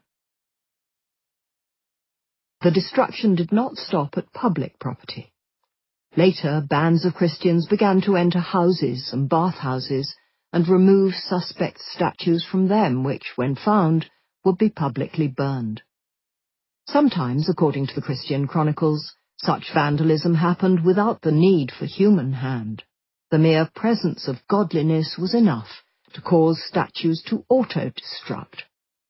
As the somewhat dubious hagiography of a bishop in Gaza records, when he approached a statue with a cross, the demon that dwelt in the statue came forth out of the marble with great confusion, and cast down the statue itself, and brake it into many pieces. Miraculous enough in itself, but this good deed also had some advantageous collateral damage too. As our hagiographer records with satisfaction, 2 men of the idolaters were standing beside the base on which the statue stood, and when it fell, it clave the head of one in twain, and of the other it brake the shoulder and the wrist, for they were both standing and mocking at the holy multitude. Christian accounts revel in such fortuitous accidents. The apocryphal, and similarly dubious, Acts of John tells what happened when the Apostle John travelled to Ephesus and to the famous Temple of Artemis, one of the 7 wonders of the ancient world. John arrived on a feast day, so while all the locals were wearing white and celebrating, John, dressed in black, entered the temple and started to preach against their godless ways. Then, with divine help, he caused the altar to splinter into many pieces, all dedications in the temple to fall, and the images of the gods to topple. And if that weren't enough, then half of the temple fell down, so that the priest was slain at one blow by the falling of the roof. After this satisfactory display, the Ephesians, with due rending of garments and weeping, promptly came to heel and started worshipping the one true God. Like martyrdom, this holy and important work required no special knowledge or skills. While it might take months of effort, years of training, and centuries of accumulated knowledge to build a Greek temple, it took little more than zeal and patience to destroy one. At the end of the 4th century, as the laws against pagans were reaching an aggressive crescendo, the Bishop Marcellus was said to have destroyed the vast and still hugely popular temple of Zeus at Apamea, with prayers and the help of a man who was no builder or mason or artificer of any kind. Today, Marcellus is worshipped as a saint in the Orthodox Church. though even Christian accounts often present these divine destroyers as incompetent bunglers. Marcellus launched numerous failed attempts on that ancient temple before finally getting it to collapse. It transpired that a black demon had been thwarting his purpose. The efforts of St. Martin in France also teetered on disaster. While burning down one ancient temple, his triumph nearly rebounded on him when, mid-conflagration, the flames flared out of control and almost set alight a nearby house. Martin just managed to prevent this PR disaster by climbing up on the roof of the house, throwing himself in the path of the flames as they came towards him. The idea of such incompetence fits with some of the archaeological evidence. Some of the Parthenon frieze, for example, may well have been saved because it was so high and the slope beneath the temple was so steep that its offensive figures were hard to see. Today, histories of this period, if they mention such destruction at all, hesitate to condemn it outright. The 1965 edition of the Penguin Dictionary of Saints records with little more than amused indulgence that Martin of Tours was not averse to the forcible destruction of heathen shrines. In modern histories, those carrying out and encouraging the attacks are rarely described as violent or vicious or thuggish. They are merely zealous, pious, enthusiastic, or at worst, overzealous. As the academic John Polini puts it, modern scholarship, influenced by a Judeo-Christian cultural bias, has frequently overlooked or downplayed such attacks and even, at times, sought to present Christian desecration in a positive light. The attacks themselves are diminished in importance both implicitly by the lack of attention they're given, and at times even explicitly. We should not make too much of these events, one influential academic has argued. We should not amplify them unduly, as such desecrations may have been the work of a determined few, briskly performed. The events may have been briskly performed, but the effects of such acts were deep and long-lasting, as indeed the Christians intended them to be. That was the point. Again and again it is recorded that the violent destruction of a temple resulted in almost instantaneous conversion among locals. In Alexandria, after the destruction of the temple of Serapis, many, having condemned this error and realized its wickedness, embraced the faith of Christ and the true religion. According to this Christian source, the Alexandrians converted merely because their eyes had been opened. It is easy to see another reading of their conversion. They were terrified. In Gaza, after watching a statue smash into pieces at the appearance of the cross, it was said that 32 men and 7 women converted instantly. When Marcellus destroyed the great temple of Zeus at Apamea, it fell with a crash that was loud enough to bring all the townspeople running. Sure enough, no sooner did the multitude hear of the flight of the hostile demon than they broke out into a hymn of praise to God. Educated non-Christians balked at the violence. Libanius, who would go down in history as the last of the great pagan orators, protested vividly. The Church might declare that it was winning converts through these attacks, but this, said Libanius, was bunk. They speak of conversions apparent, not real. Their converts have not really been changed, they only say they have. In which case, he went on, what advantage have they won when adherence to their doctrine is a matter of words and the reality is absent? Persuasion is required in such matters, not constraint. Some of the greatest orators in the ancient world stepped forward to defend the empire's long tradition of religious pluralism and, yes, tolerance. The question of whether Romans were tolerant is a vexed one. It is possible to argue that they were not, since true tolerance implies first disagreeing with what someone is doing, then allowing them to do it anyway. Voltaire's stance on freedom of speech, I disapprove of what you say, but I will defend to the death your right to say it, is a perfect example of such true toleration. Therefore, it is argued that while the Romans were infinitely more tolerant of other religions than the Christians were, they did not, by this yardstick, show true toleration. It had simply not occurred to them to be intolerant. However, to say that what matters is the intention and not the deed feels an anachronistically Christian, even Augustinian, way to look at Roman toleration. Another orator named Themistius echoed Libanius's arguments closely in a speech delivered in AD 364. People had always, he said, worshipped different gods, and there was nothing wrong with that. On the contrary, the divine law sets free each person's soul for the path of religious devotion which they think best. No confiscation of property, no punishment, no burning has ever overcome this law. It may happen that the body is broken and dead, but the soul will depart carrying with it the knowledge of the law of freedom, even if its expression has been constrained. Christians disagreed and took pride in conversions made after a show of force.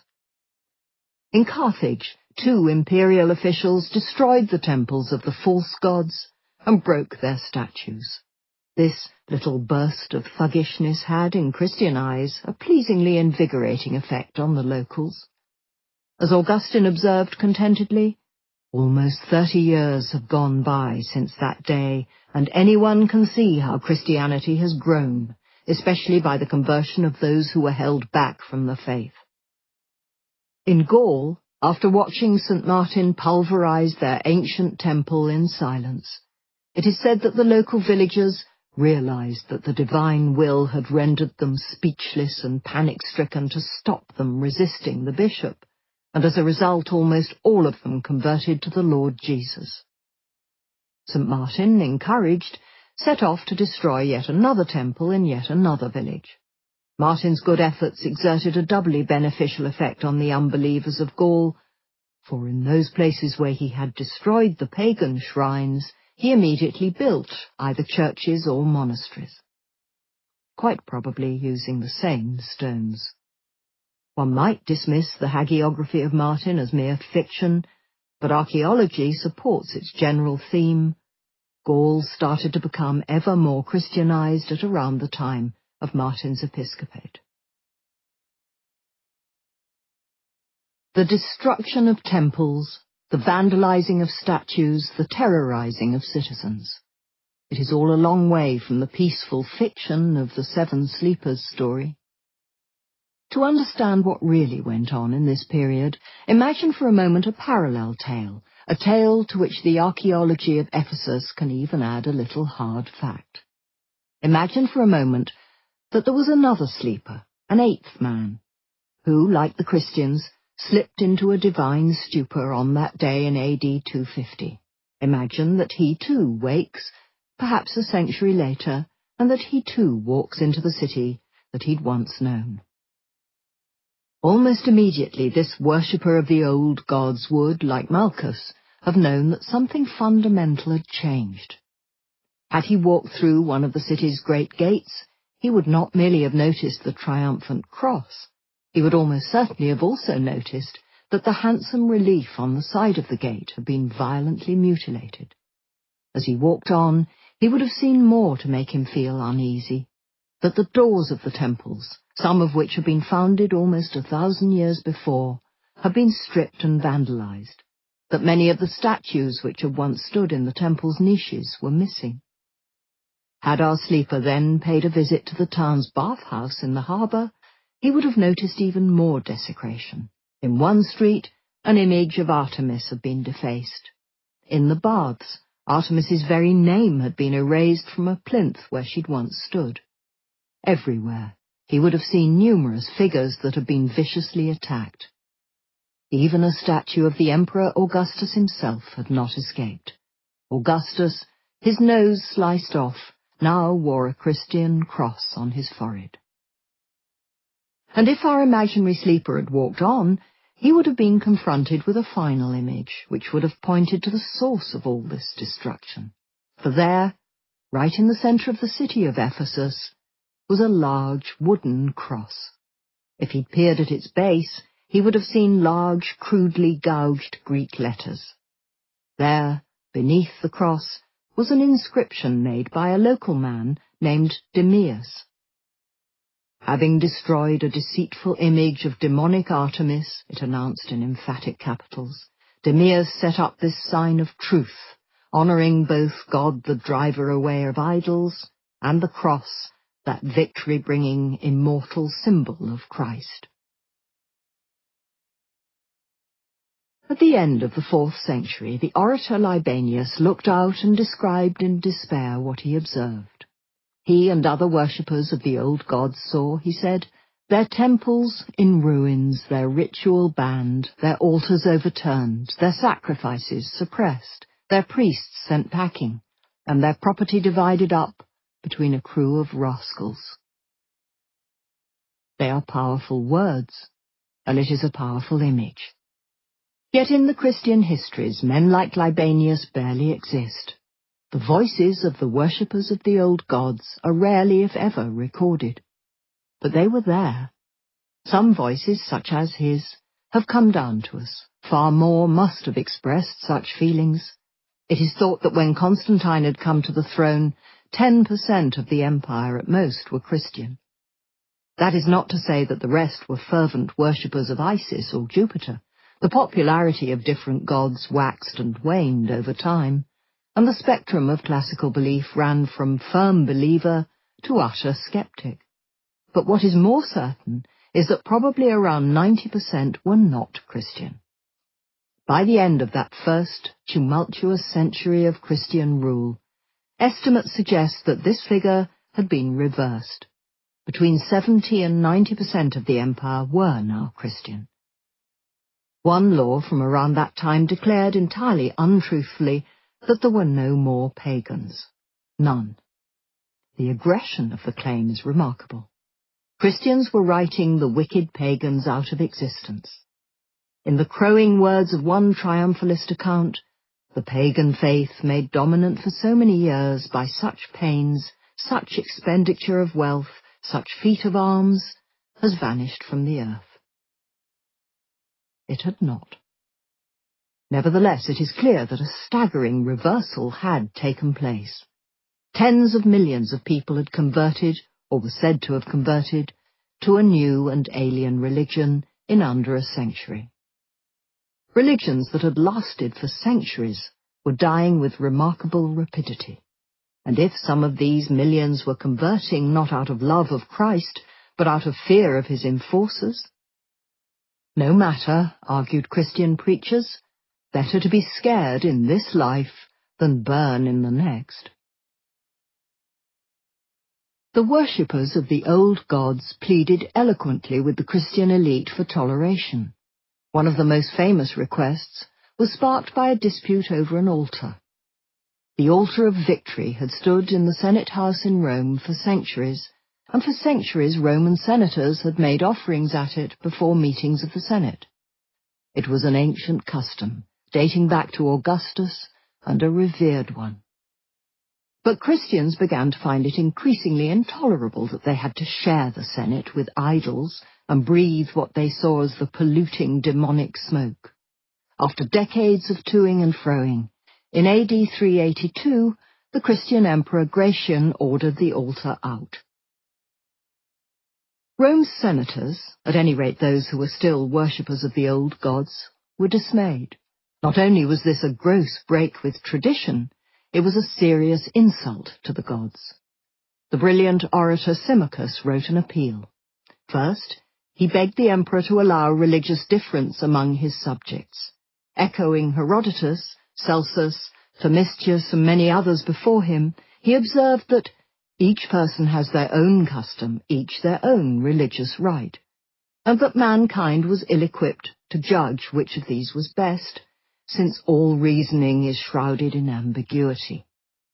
He doesn't ask for any curbing of Christianity. It was, he said, not possible to attain to so sublime a mystery by one route alone. One can dismiss this as mere pragmatism and politics, and true, Symmachus was hardly in a position to ask for more. But that is too cynical.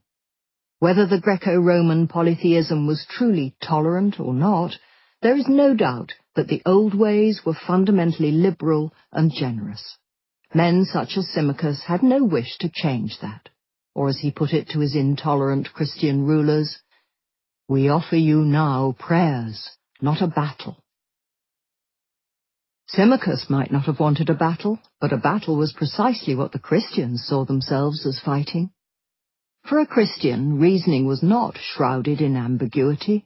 It was explicitly laid out in the Bible, and the Bible, on this point, was clear. As those thundering words of Deuteronomy had it, toleration of other religions and their altars was not what was required. Instead, the faithful were required to raze them to the ground. No Christian could agree with the relativistic quibbles of Symmachus. To a Christian, there were not different but equally valid views. There were angels and there were demons.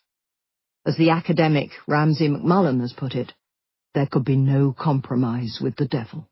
And as Christians made clear, in 1,000 hectoring sermons and 100 fierce laws, objects associated with other religions belonged to the Dark Lord. The devil's worship, fulminated one Christian, consists of prayers in the temples of idols, honours paid to lifeless idols, the lighting of lamps or burning of incense. Symmachus lost.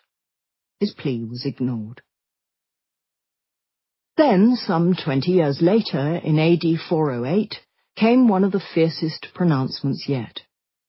"If any images stand even now in the temples and shrines," this new law said, "they shall be torn from their foundations. The buildings themselves of the temples which are situated in cities or towns, or outside the towns, shall be vindicated to public use. Altars shall be destroyed in all places." Rome's ancient cults were collapsing. And yet though Symmachus lost, perhaps because he lost, his words still have a terrible power. "We request peace for the gods of our forefathers," he had begged. "Whatever each person worships, it is reasonable to think of them as one. We see the same stars. The sky is shared by all. The same world surrounds us. What does it matter what wisdom a person uses to seek for the truth?" Chapter 9. The Reckless Ones. "For the wisdom of this world is foolishness with God." 1 Corinthians 3:19. They called them the Parabolani, the reckless ones. At first the name had been a compliment. Under the scorching heat of the Alexandrian sun, in this city at the crossroads of busy trading routes, someone needed to carry away the bodies of the sick and the weak, not to mention the merely unsavoury poor, and do so swiftly to protect everyone else. This was a city that knew how devastating a plague could be. 150 years before, a new disease had arrived in Alexandria, then fanned out into the rest of the empire, killing millions. Then, 100 or so years later, the plague of Justinian struck. Its symptoms were even more abhorrent. Buboes appeared, followed variously by coma, delirium, agonizing pain, black pustules about as large as a lentil, the vomiting of blood, and finally death. The plague was more devastating than the last. 25 million people died.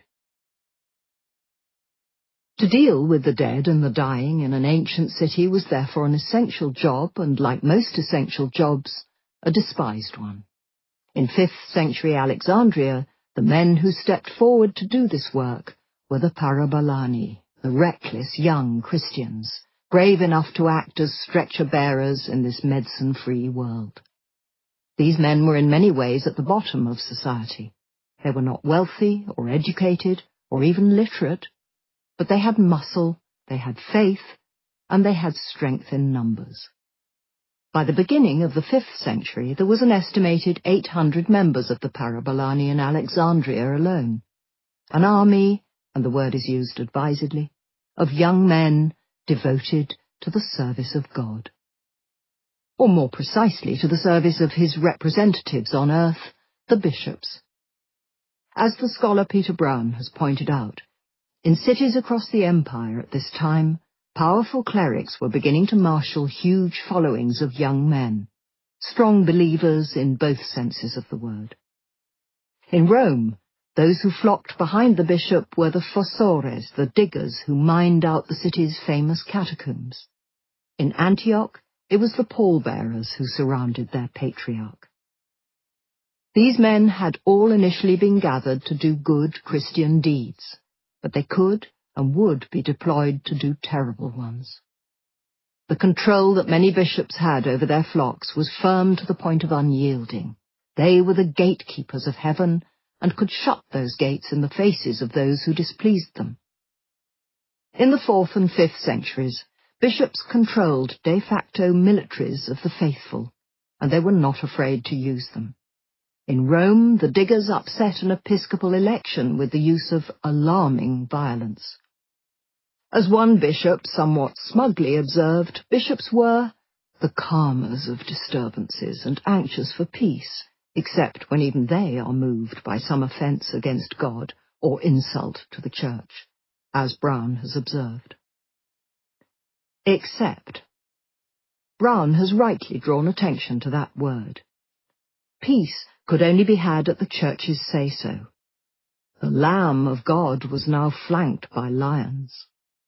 The diggers in Rome were fearsome enough, but it was the Parabolani in Alexandria who became infamous. Cross the Bishop of Alexandria and, as locals knew to their cost, he might send some of the 800 Parabolani to visit you.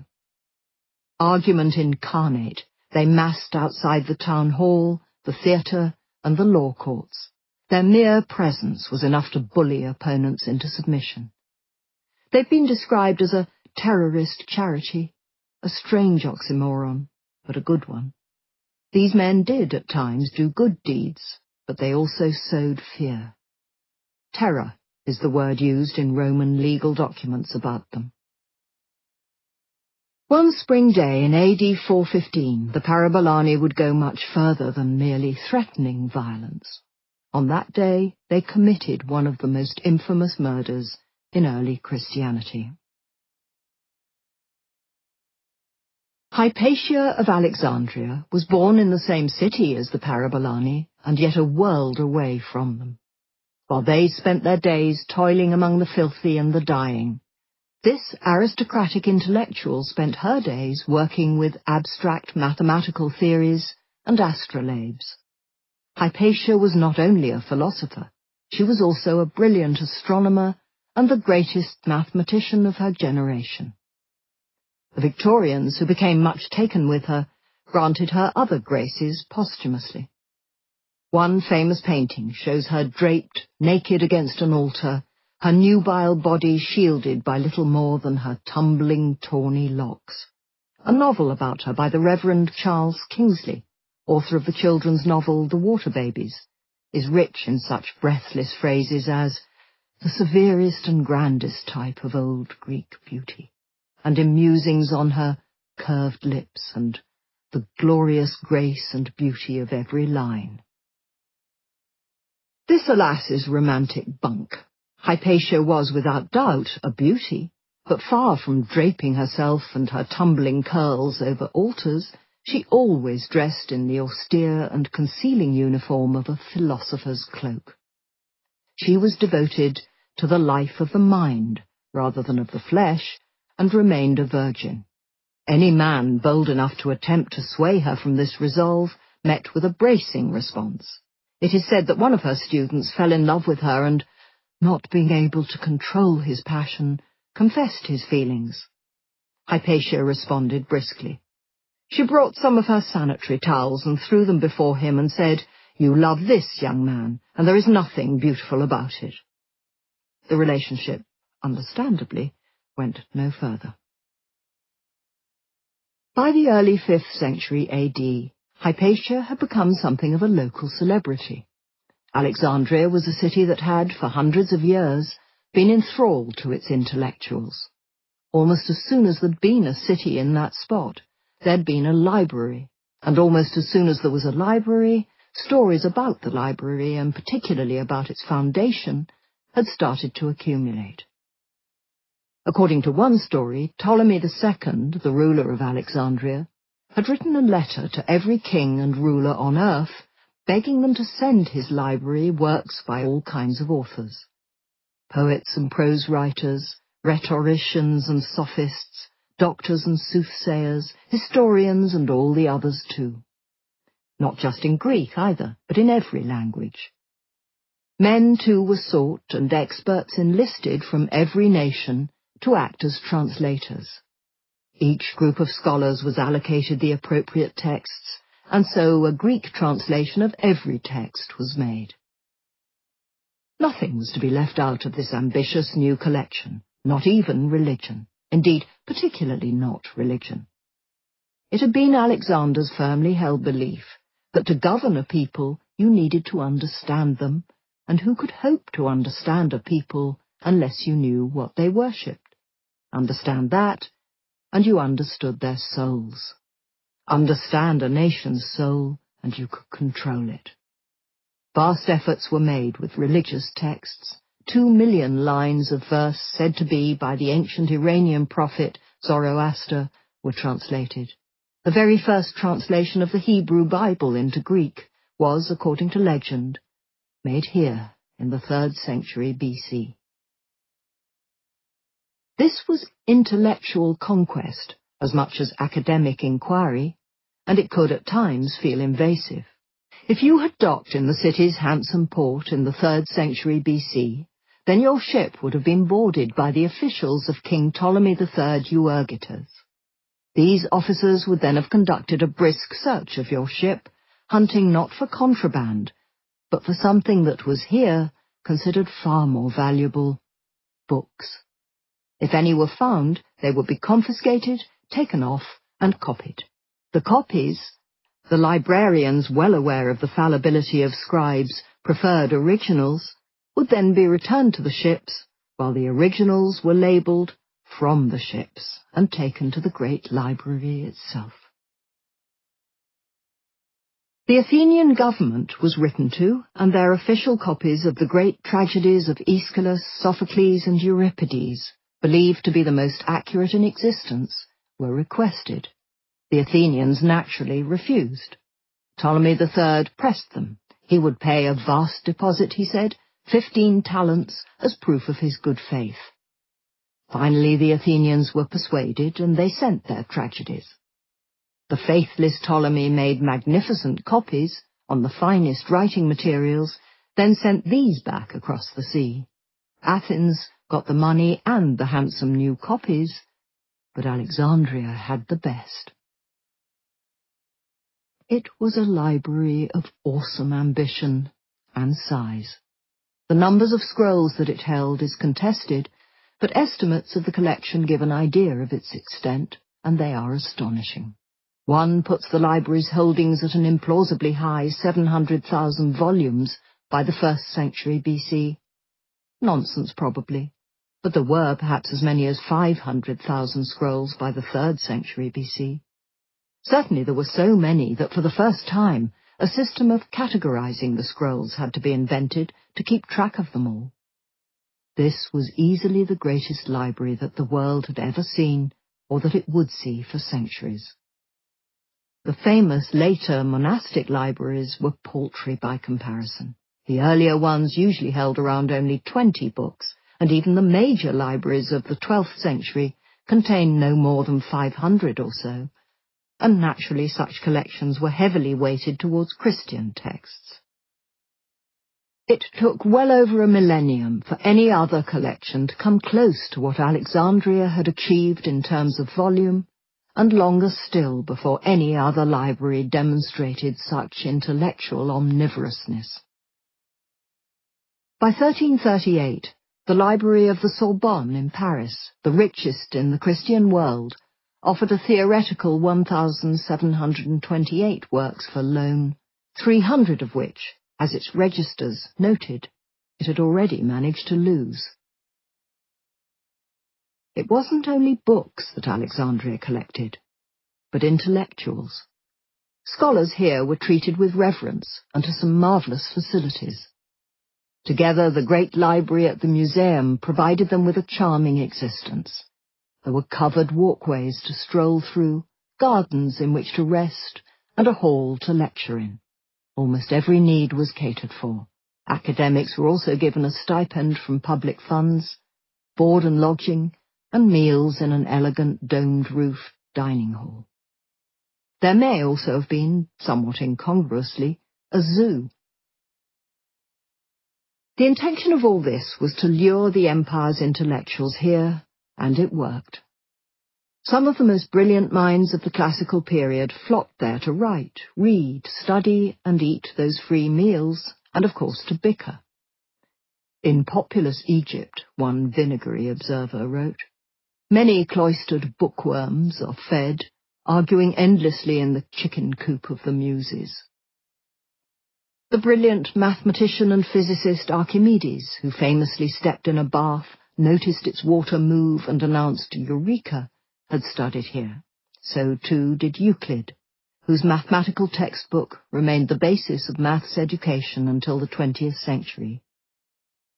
Eratosthenes, who worked out the circumference of the Earth to an accuracy of 80 kilometers using little more than a stick and a camel, was also here, as too were the poet Callimachus, Aristarchus of Samos, who proposed the first heliocentric model of the solar system, the astronomer Hipparchus, Galen.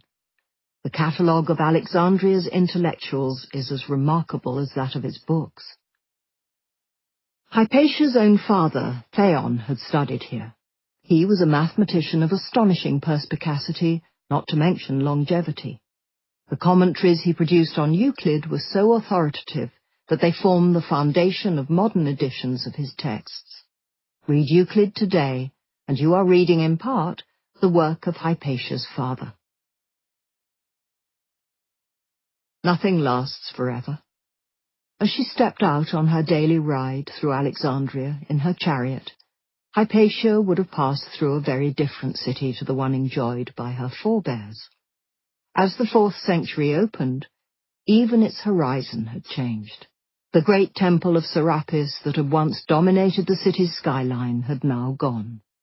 Passing through the city, she would have seen other desecrations, smaller but still shocking. After razing Serapis, the Christians had gone on a victorious rampage through the city and its 2,500 shrines, temples, and religious sites.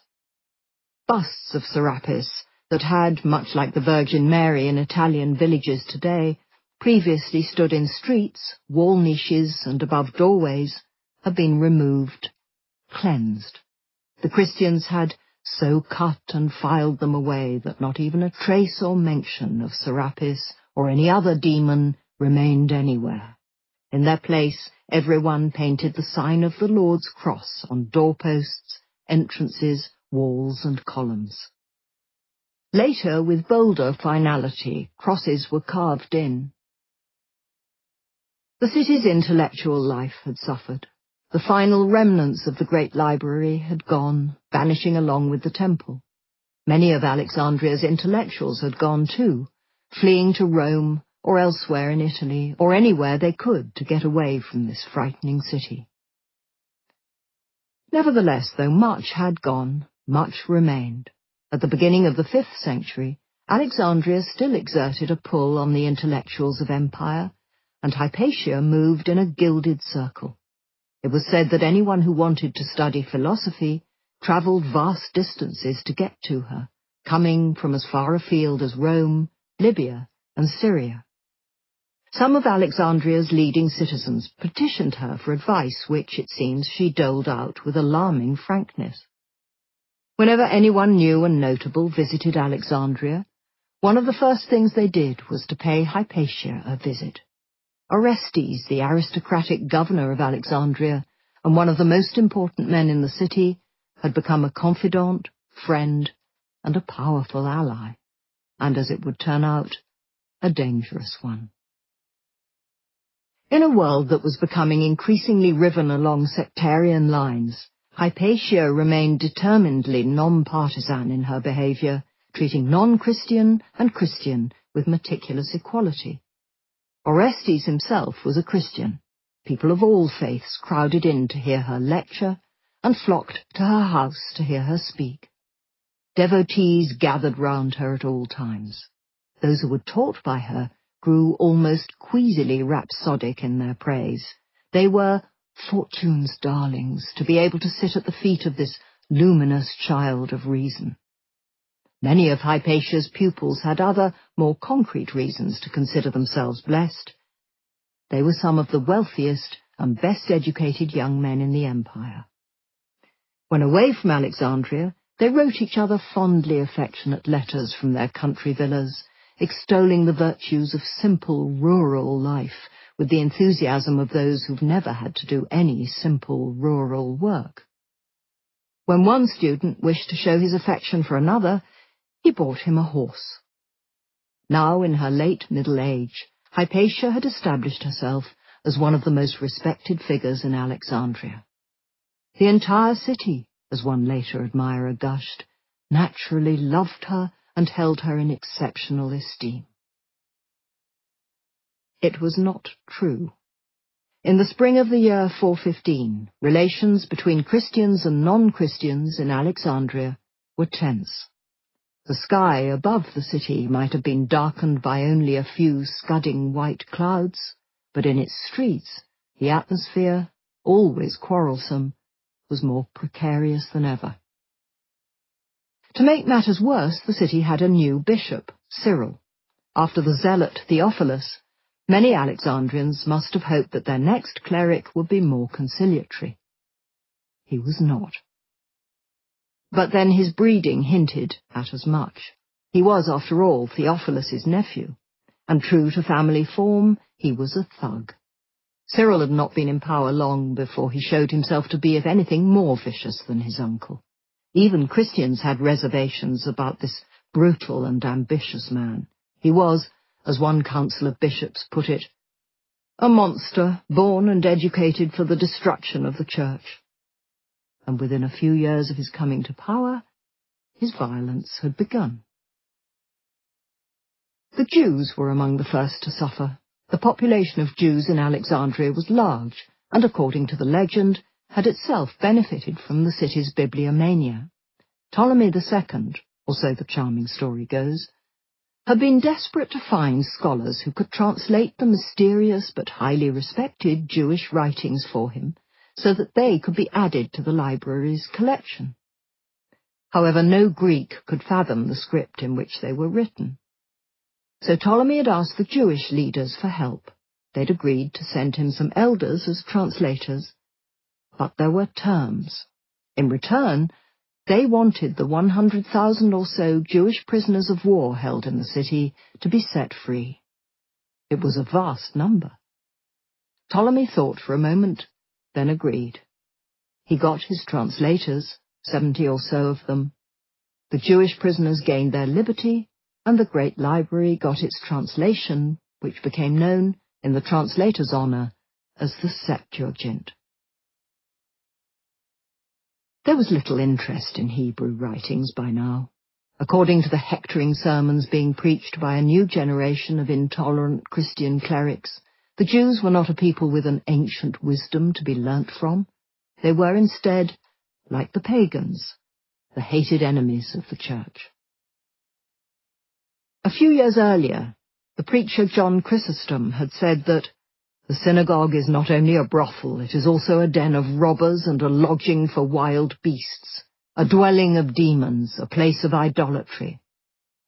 St. Chrysostom's writings would later be reprinted with enthusiasm in Nazi Germany. At that moment, in Alexandria, the smouldering Christian dislike of Jews burst into outright violence. A Christian attempt to regulate the dancing and theatrical displays, apparently much enjoyed by the city's Jewish population, started a complicated chain of reprisals that climaxed in a Jewish attack on some Christians. Some were killed in the attack, and Cyril was provided with the pretext he needed. Mustering together a mob of the Parabolani, as well as some of the merely brutal and enthusiastic, Cyril set out. He marched in wrath to the synagogues of the Jews and took possession of them and purified them and converted them into churches. Purified, in such texts, is often a euphemism for stole, self-righteously. The Christians then completed their work by purifying the Jewish assassins of their possessions. Stripping them of all they owned, including their homes, they turned them out of the city into the desert. Orestes looked on in horror. He was an educated man, and one who, much like his good friend Hypatia, refused to live his own life along sectarian lines, despite the increasingly hysterical atmosphere of the time. Ostensibly the most powerful man in the city, he was nonetheless unable to stop this uprising. A mere governor's retinue was no match for 800 marauding, muscular parabolani. Moreover, Orestes knew well how determined Cyril could be. The bishop had previously tried to set his spies on Orestes, ordering them to follow the governor as he went about his business around the city, and presumably as he called on Hypatia too. Surrounded by informers, powerless to retaliate, Orestes took the only action he could in the face of Cyril's aggression. He wrote to the emperor to complain about it. Cyril, in turn, went to see Orestes. If Orestes had expected an apology from this belligerent man, he was to be disappointed. What he received instead was piety. When he approached the governor, Cyril held out a copy of the Gospels towards him, believing, or so the chronicle says, that respect for religion would induce him to lay aside his resentment. It was an infuriatingly ostentatious act, and unsurprisingly did little to end the quarrel. The atmosphere in the city darkened. The numbers of Cyril's militia swelled. Around 500 monks descended from their shacks and caves in the nearby hills, determined to fight for their bishop. Unwashed, uneducated, unbending in their faith, they were, as even the Christian writer Socrates admits, men of a very fiery disposition. One day, as Orestes rode in his chariot through the city, these monks in their dark and foul-smelling robes suddenly surrounded him. They began to insult him, accusing him of being a pagan idolater. He protested that, on the contrary, he was a baptized Christian. It made no difference. One of the monks threw a rock, and it struck Orestes on his head. The wounds started pouring with blood. Most of his guards, seeing what they were up against, scattered, plunging into the crowd to get away from the monks. Orestes was left almost entirely alone, his robes covered in blood. The monks drew closer, forming a black crowd around him. He was outnumbered and almost certainly afraid, yet he refused to give in. Helped by some locals who rushed to his aid, he got away. Once again, intimidation only seems to have made him more determined, as his next act was to capture, then torture to death the monk who had hurled the rock. Everything about this episode would have been abhorrent to a cultured citizen like Orestes. Cities should not be dictated to by the whims of bishops, or terrorized by lynch mobs. They should be ruled by the law of the government that was administered by imperial officials. Anything less was the behavior of savages. Many of the city's aristocrats, perhaps repelled by the Christians' violence, supported him in his defiant stance towards Cyril. So too, crucially, did Hypatia. And then the whispering began. It was Hypatia's fault, said the Christians, that the governor was being so stubborn. It was she, they murmured, who was standing between Orestes and Cyril, preventing them from reconciling. Fanned by the parabolani, the rumours started to catch and flame. Hypatia was not merely a difficult woman, they said. Hadn't everyone seen her use symbols in her work, and astrolabes? The illiterate parabolani, bestial men, truly abominable, as one philosopher would later call them, knew what these instruments were. They were not the tools of mathematics and philosophy, no, They were the work of the devil. Hypatia was not a philosopher, she was a creature of hell. It was she who was turning the entire city against God with her trickery and her spells. She was atheizing Alexandria. Naturally, she seemed appealing enough, but that was how the evil one worked. Hypatia, they said, had beguiled many people through satanic wiles. Worst of all, she had even beguiled Orestes. Hadn't he stopped going to church? It was clear she had beguiled him through her magic. This could not be allowed to continue. One day in March AD 415, Hypatia set out from her home to go for her daily ride through the city. Suddenly she found her way blocked by a multitude of believers in God. They ordered her to get down from her chariot.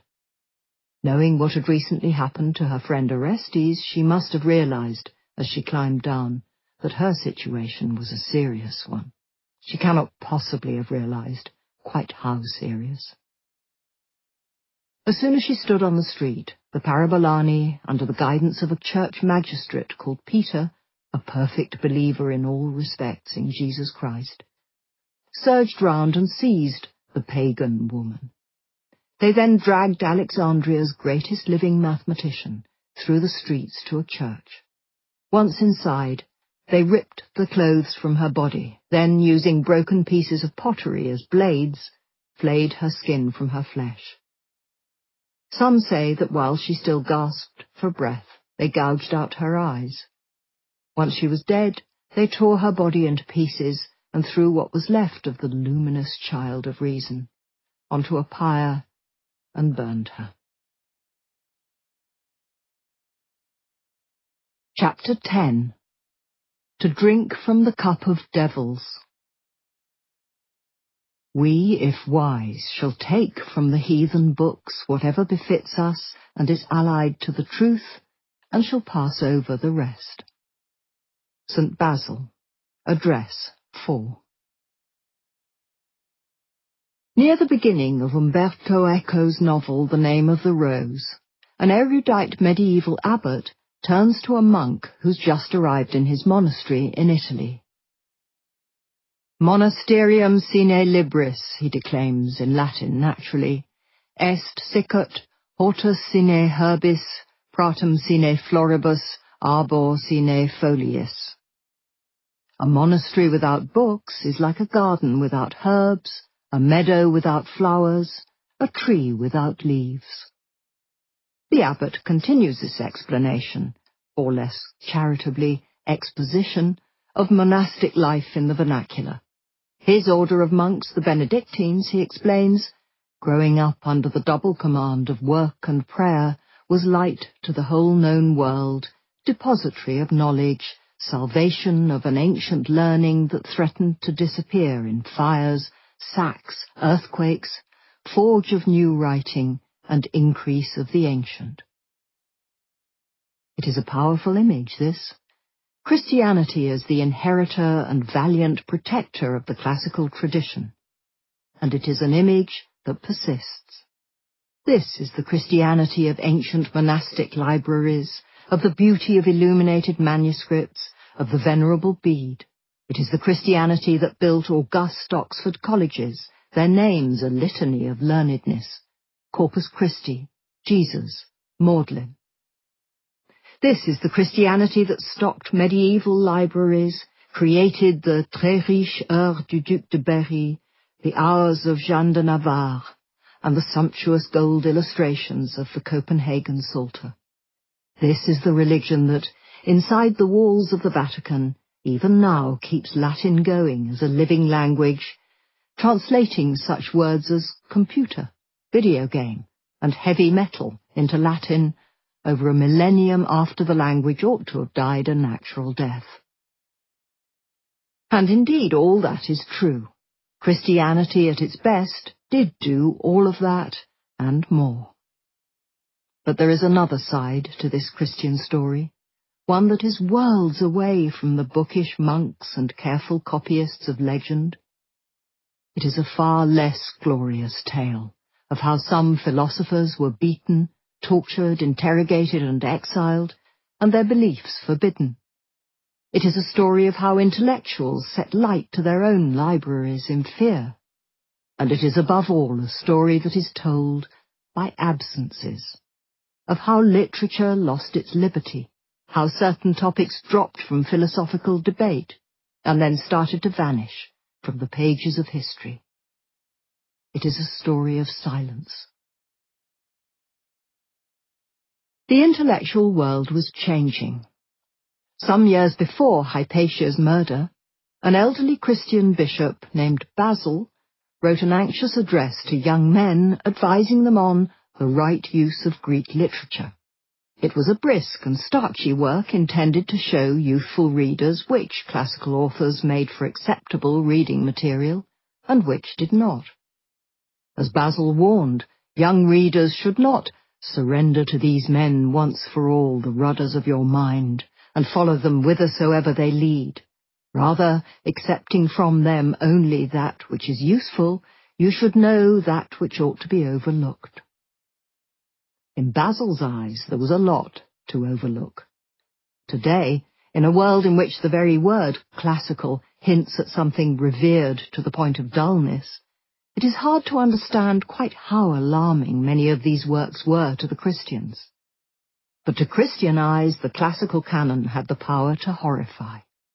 It was replete with sins of every kind. Open Homer's Iliad, and you might find your eyes falling on a passage about how the god Ares seduced golden Aphrodite, and how they were both then caught in flagrante delicto. Open Oedipus the king, and you might find a declaration that the power of the gods is perishing. Even works by the most stuffily august authors were not without danger. Open a work by the tediously virtuous Virgil, and you might find Dido and Aeneas up to no good in a cave in a rainstorm. Idolatry, blasphemy, lust, murder, vanity, every sin was there. That was what made them so enjoyable, and to the Christians, so damnable. Callow Christians, then, could not be allowed to make their way through the classical canon unrestrained. It was far too dangerous, lest, as Basil warned, a soul, through our love of letters, receive some contamination unawares, as men drink in poison with honey. The classical writers should also be ignored, he felt, whenever they wrote too rapturously about the pleasures of great banquets, or when they enjoyed a wanton song. Even to speak such works out loud was to pollute oneself. The famously learned St. Jerome, himself an inveterate reader, weighed in, advising against adultery of the tongue. Do not pollute yourself by reading out such words. How could one recite such filth and then go on to read Christian works? How can Horace go with the Psalter, Virgil with the Gospels, Cicero with the Apostle? One should not, he said, warming to emphatic climax, drink the cup of Christ and at the same time the cup of devils. For every classical work that sat comfortably with Christian minds and morals, there was another that grated unbearably on them. Carmen 16 by the poet Catullus was a particular thorn. This poem opens with the infamously bracing line, "I will bugger you and I will fuck your mouths," hardly the sort of thing to gladden the heart of Basil. Epigram 190 of Martial was little better. This little verse attacks a woman for having affairs with other women, or as Martial put it, "You improvised by rubbing cunts together and using that bionic clit of yours to counterfeit the thrusting of a male." Open a work by Ovid, and the trembling young reader might find the poet explaining how to seduce a married woman over dinner by writing secret messages in spilled wine. Dip into a later poem, and they might read an account of Ovid's lunchtime love-making. Oh, how the shape of her breasts demanded that I caress them, and detailed description of his lover's body, her flat belly beneath those breasts, her youthful thighs. "Enough," said Basil. Good Christians, he advised, should entirely omit the bawdier classical works. If by chance your eye alighted on a classical passage that portrayed depraved men, then, said Basil, you must flee from them and stop up your ears. The Christian reader should, he warned, always be on guard against Ovidian naughtiness. We shall not, he wrote sternly, praise the poets when they represent fornicators and wine-bibbers. Not all classical writers were so dangerously lusty. The Stoic emperor Marcus Aurelius, for example, had treated sex with the sort of disdain of which a Christian might approve. But even his language was a little too precise for Christian comfort. Where Christian writers frequently resorted to the safety of abstract nouns, lust, desire, wantonness, and similar, to describe the demon of sexual desire, Marcus Aurelius, with queasy precision, described sexual intercourse as the friction of a piece of gut, and following a sort of convulsion, the expulsion of some mucus. In an extended simile that would have been at home in that heathen Homer, Basil therefore advocated caution. Young men should read classics much in the manner that bees visit flowers, for the bees do not visit all the flowers without discrimination. Rather, having taken so much as is adapted to their needs, they let the rest go. Most of all, though, it was felt that Greek and Roman authors should be ignored when they talked about their gods, and especially when they represent them as being many, which was basically all the time. Almost everything about these gods caused Christian readers to shift anxiously in their seats. Not only were they demons, but their behavior was deplorable. Unlike the Christian god, these gods did not merely traverse the more dignified divine emotions of wrath, pity, and love. They ran the gamut of all the lesser ones, too, indulging every feeling from lust to wantonness to jealousy, and then back to lust again. These gods were, one Christian writer felt, an utter absurdity. Far from being a distant, omniscient present, they were shamefully and disagreeably human. They squabbled, they wept, had sex, got drunk, and behaved badly to everyone, even, perhaps especially, their own family.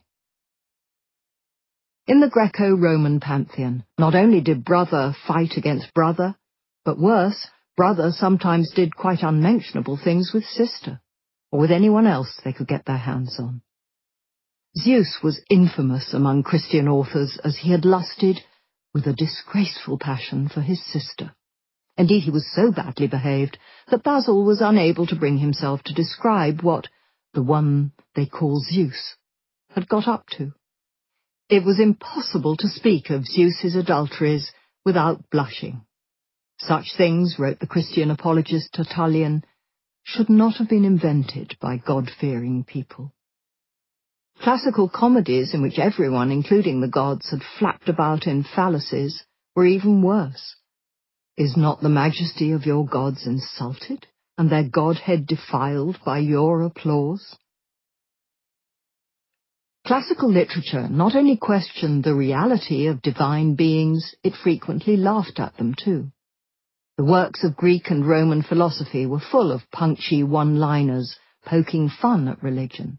In one famous story, the Greek philosopher Diogenes finds himself standing next to a wall covered in temple inscriptions left by grateful sailors saved at sea. Noticing a man marvelling at the inscriptions, Diogenes remarks, "There would have been far more if those who were not saved had set up offerings." In another story, Diogenes is watching some temple officials arrest a man who's stolen items from a temple treasury. "Look," he says, "the great thieves are leading away the little thief." In yet another yarn, one whose punchline hit even closer to the mark, a philosopher named Antisthenes finds himself listening to a priest of Orphism, a Greek cult that believed in an afterlife. The priest explains at length how initiates to his religion would enjoy great advantages in the afterlife. "Why then," asks Antisthenes bluntly, "don't you die?" Better, Basil wrote, to avoid dangerous works altogether. Just as in culling roses we avoid the thorns, from such writings as these we will gather everything useful and guard against the noxious. As Basil explained, such ecclesiastical censorship was not illiberal, it was loving. Just as Augustine advocated the beatings of heretics with rods out of fatherly care, so Basil advocated the removal of great tracts of the classical canon as an act of great care to ensure the soul was safely guarded. Sometimes this editing process might be even more intrusive, and scribes were asked to report suspicious works to the authorities so that they could be censored. In Alexandria, Cyril conducted house searches to hunt out works by the loathed pagan emperor Julian the Apostate. The influence of Basil's essay on Western education was profound. It was read, reread, and copied fervently for centuries. It will have affected what was read, studied, and crucially what was preserved in schools in Byzantium, and what was not. It was so important that this was, somewhat ironically, one of the first works translated from Greek during the Renaissance. The Jesuits placed it on their international syllabus, the Ratio Studiorum, where it would have had influence on Jesuit education worldwide. Later generations would present Basil as a liberal intellectual. One 20th century edition of this essay described Basil's attitude to pagan literature as that of an understanding friend, not blind to its worst qualities, but by no means condemning the whole. Another 20th century edition of Basil's address explains that this was not the anxious admonition of a bigoted ecclesiastic, apprehensive for the supremacy of the sacred writings. Rather, it is the educational theory of a cultured man. That is nonsense. Supremacy was precisely what Basil wanted, and he got it. However honeyed the words, however beguiling the simile, this was censorship. It wasn't just Basil. The editing of the classical canon would continue for a millennium and more. Open an 1875 edition of the Latin poet Martial, and many of his more explicit poems will have been translated not into English, but into Italian, evidently considered a suitable language for sexual deviancy. Elsewhere, poems were omitted entirely or glossed in Greek, a language that not only looked erudite and respectable, but that had the benefit of being understood by even fewer people than Latin. The opening lines of Catullus's Carmen 16 were, as the academic Walter Kendrick has pointed out, still causing trouble well into the 20th century. They were left out of a 1904 Cambridge University Press edition of his collected poems altogether. Discreetly sparing the reader's blushes, or perhaps their interest, the poem was described as merely a fragment.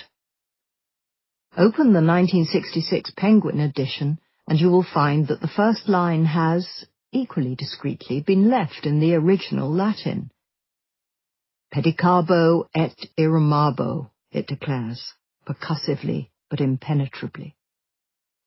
Carmen 16 would have to wait until almost the end of the 20th century to find a translation that rendered it correctly, though such was the richness of Latin's sexual slang that 5 English words were needed for the single Latin verb irumabo.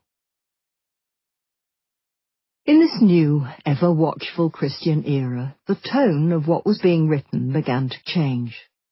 Polytheist literature had discussed and mocked anything and everything, from the question of whether mankind can have free will in an atomic universe, to the over-credulity of the Christians, to the use of urine to clean one's teeth, a process that was considered effective but revolting.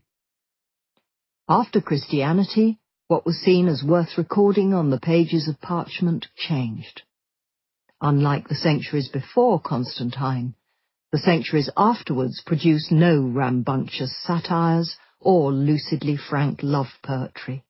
The giants of 4th and 5th century literature are instead St. Augustine, St. Jerome, and St. John Chrysostom. All are Christian. None are easily confused with Catullus. The writings of John Chrysostom provide a rich taste of the tone of this new literature. "Let there be no fornication," he declared in one of his many fiery speeches on the topic of lust. A beautiful woman was, he warned, a terrible snare. A non-exhaustive list of other snares that the work of this revered speaker warned against includes laughter, often gives birth to foul discourse; banter, the root of subsequent evils; dice introduces into our life an infinite host of miseries; horse racing, as above; and the theatre, which could lead to a wide variety of evils, including fornication, intemperance, and every kind of impurity. The index of a collection of his sermons gives a taste of the whole. Under the word fear, one is offered needful to holy men, 334, a chastisement for carelessness, 347, of the Lord true riches, 351, a punishment, 355, awakens conscience, 363, of harm from man ignoble, 366, a good man firm against, 369, without the fear of hell, death terrible, 374, of hell profitable, and so on, for 25 references, before ending in the nicely conclusive, purifies like a furnace. Look under happiness, and the eager reader would be greeted with rather scant offerings. Here one is merely offered, in God alone, 460. This was a new literary world, and a newly serious one. The extent to which this new Christian story both displaced and substituted for all others is breathtaking, writes the modern academic Brent D. Shaw.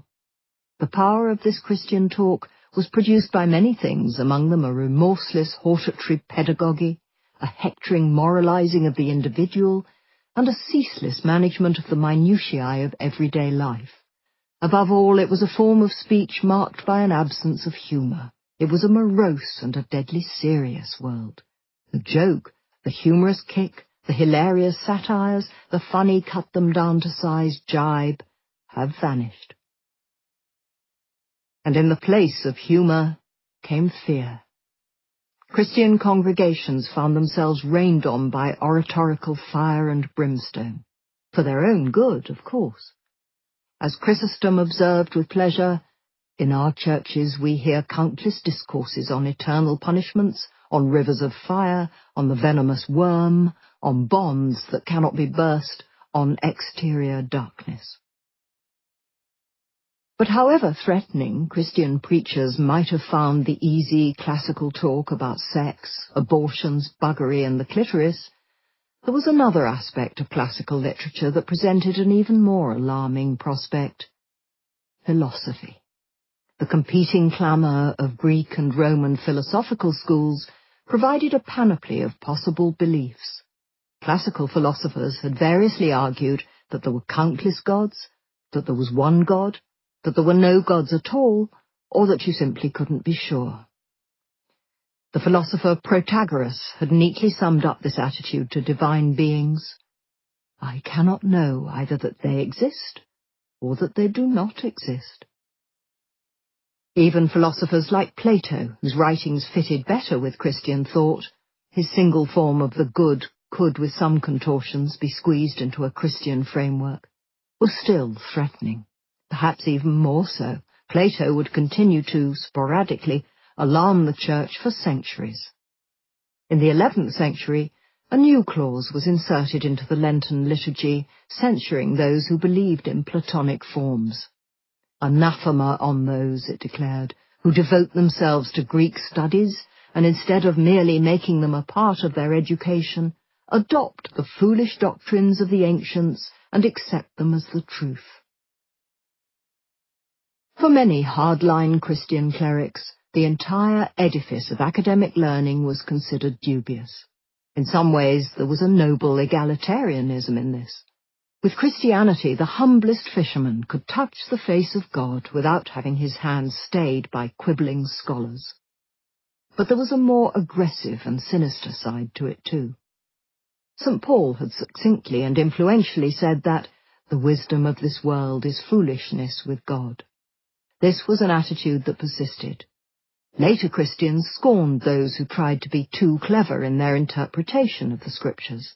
One writer railed furiously at those who put aside the sacred word of God and devote themselves to geometry.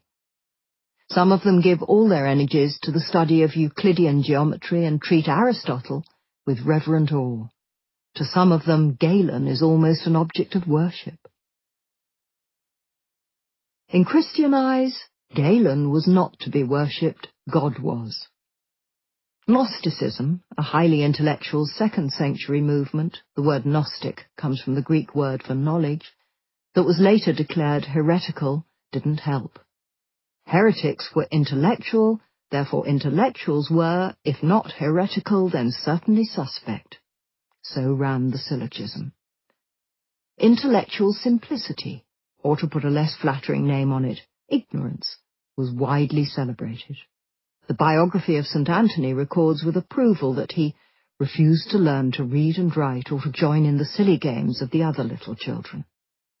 Education and silly games are here bracketed together, and both are put in opposition to holiness. Instead of this, we learn Anthony burned with the desire for God. That this wasn't quite true, Anthony's letters reveal a much more careful thinker than this implies, didn't much matter. It appealed to a powerful ideal. No need to read, give up both books and bread, and you will win God's favour. Even intellectuals were susceptible to this pretty picture. It was hearing about how the simple, unlettered Anthony had inspired so many to turn to Christ, that led Augustine to start striking himself on the head, tearing his hair and asking, "What is wrong with us?" Ignorance was power. Some Christians, evidently deciding that the project of assimilation was impossible, simply shut their Homer and Plato and never opened them again. One Christian author sold all his books of literature and philosophy upon conversion. Poverty was a virtue, and books were expensive. Besides, the true Christian had no need of philosophy any more. They had God. As the Christian orator Tertullian put it, "What indeed has Athens to do with Jerusalem?" He went on, "What concord is there between the academy and the church? Away with all attempts to produce a mottled Christianity of Stoic, Platonic, and dialectic composition. We want no inquisition after enjoying the gospel.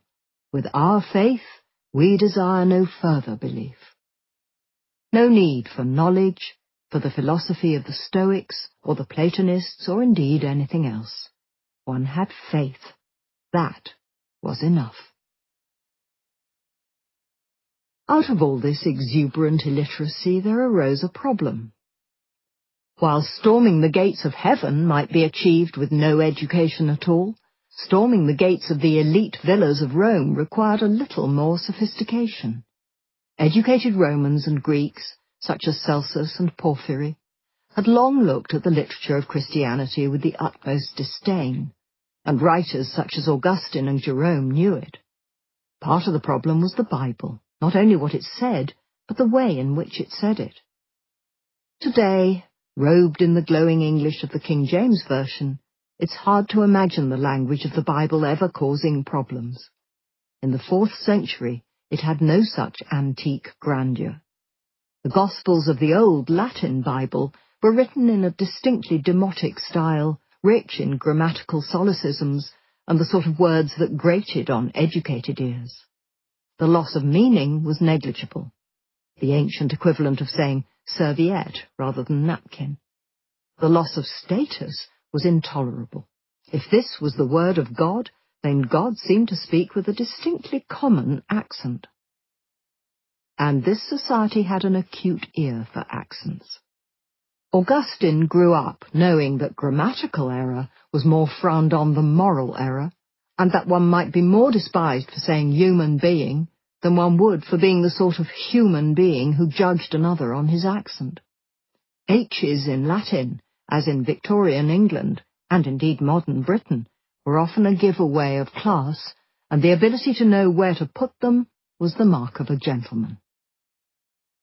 The upper-class Catullus had sneered mercilessly at a man who, anxious to sound more aristocratic than he was, managed to misplace his. In this aspirational world, the language of the Bible was deeply embarrassing. Augustine, well aware of this, launched into a defense of the Bible's register. What did it matter, he asked hotly, if one used the wrong word or the incorrect grammatical case? Everyone understood what was being said anyway, whatever the words or cases it was said with. What did it matter, when you were beseeching God to pardon your sins, whether the word ignoscere, to pardon, should be pronounced with the third syllable long or short? God might pardon such grammatical sins. Roman aristocrats would not. The simplicity of Christian texts repelled many who might otherwise have considered converting, and shamed many who already had. To convert was, in the words of that telling Augustine phrase, to enter the intellectual world less of a Plato or a Pythagoras than of your concierge. The upper classes simply weren't going to countenance that, and as long as they stood firm against Christianity, then many below them would too. This disdainful elite was, Augustine said, the ramparts of a city that does not believe, a city of denial. Christianity was caught in an impossible situation. Greek and Roman literature was a sump of the sinful and the satanic, and so it could not be embraced. But nor could it entirely be ignored either. It was painfully obvious to educated Christians that the intellectual achievements of the insane pagans were vastly superior to their own. For all their declarations on the wickedness of pagan learning, few educated Christians could bring themselves to discard it completely. Augustine, despite disdaining those who cared about correct pronunciation, leaves us in no doubt that he himself knows how to pronounce everything perfectly. In countless passages, both implicitly and explicitly, his knowledge is displayed. He was a Christian, but a Christian with classical dash, and he deployed his classical knowledge in the service of Christianity. The great biblical scholar Jerome, who described the style of sections of the Bible as rude and repellent, never freed himself from his love of classical literature, and suffered from nightmares in which he was accused of being a Ciceronian, not a Christian. And so, in part from self-interest, in part from actual interest, Christianity started to absorb the literature of the heathens into itself. Cicero soon sat alongside the Psalters after all. Many of those who felt most awkward about their classical learning made best use of it. The Christian writer Tertullian might have disdained classical learning in asking what Athens had to do with Jerusalem, but he did so in high classical style, with the metonymy of Athens standing in for philosophy and that prodding rhetorical question. Cicero himself would have approved. Everywhere, Christian intellectuals struggled to fuse together the classical and the Christian. Bishop Ambrose dressed Cicero's Stoic principles in Christian clothes, while Augustine adapted Roman oratory for Christian ends. The philosophical terms of the Greeks, the logos of the Stoics, started to make their way into Christian philosophy. Not all attempts at assimilation were so successful. One poet rewrote the Gospel of John in the style of a Homeric epic. Another scholar, during the reign of Julian the Apostate, who forbade anyone who didn't believe in the old gods to teach works such as Homer that contained them, redrafted the entirety of biblical history in 24 books of Homeric hexameter and recast the epistles and the Gospels into the form of Socratic dialogues. Fanciful intellectual genealogies were invented to defend Christianity's favourite philosophers. Long-dead thinkers who happened to have any resemblances to Christianity in their writings found themselves adopted as unwitting ancestors in the tradition. The whiff of Christianity hung around Plato, That was because he had visited Egypt, and while there, he had perhaps read a copy of the first 5 books of the Bible that Moses had conveniently left behind. He was really one of us. Socrates was a Christian before Christ. Classical scholars have been reading Homer allegorically for centuries. Now better-read Christians started to do the same with the Bible, much to the disgust of non-Christian critics who felt that this was a cowardly intellectual cheat. As Celsus observed with irritation, the more reasonable Jews and Christians are ashamed of these things and try somehow to allegorize them. Some Christians would remain suspicious of the habit. Another writer raged at those Christians who avail themselves of the arts of unbelievers to smooth over scriptural bumps. Less than 100 years after the first Christian emperor, the intellectual landscape was changing. In the 3rd century, there'd been 28 public libraries in Rome and many private ones. By the end of the 4th, they were, as the historian Ammianus Marcellinus observed with sorrow, like tombs, permanently shut. Was Christianity's rise cause or mere correlation in this? Christian emperors would later struggle to increase literacy, to ensure that the state even had enough literate functionaries. Certain fields of inquiry started to become not only off-limits, but illegal. As a law of AD 388 announced, "There shall be no opportunity for any man to go out to the public and to argue about religion, or to discuss it, or to give any counsel." If anyone with damnable audacity attempted to, then the law announced with a threat no less ominous for being vague, "He shall be restrained with a due penalty and proper punishment." Philosophers who wished their works and careers to survive in this Christian world had to curb their teachings. Philosophies that treated the old gods with too much reverence eventually became unacceptable.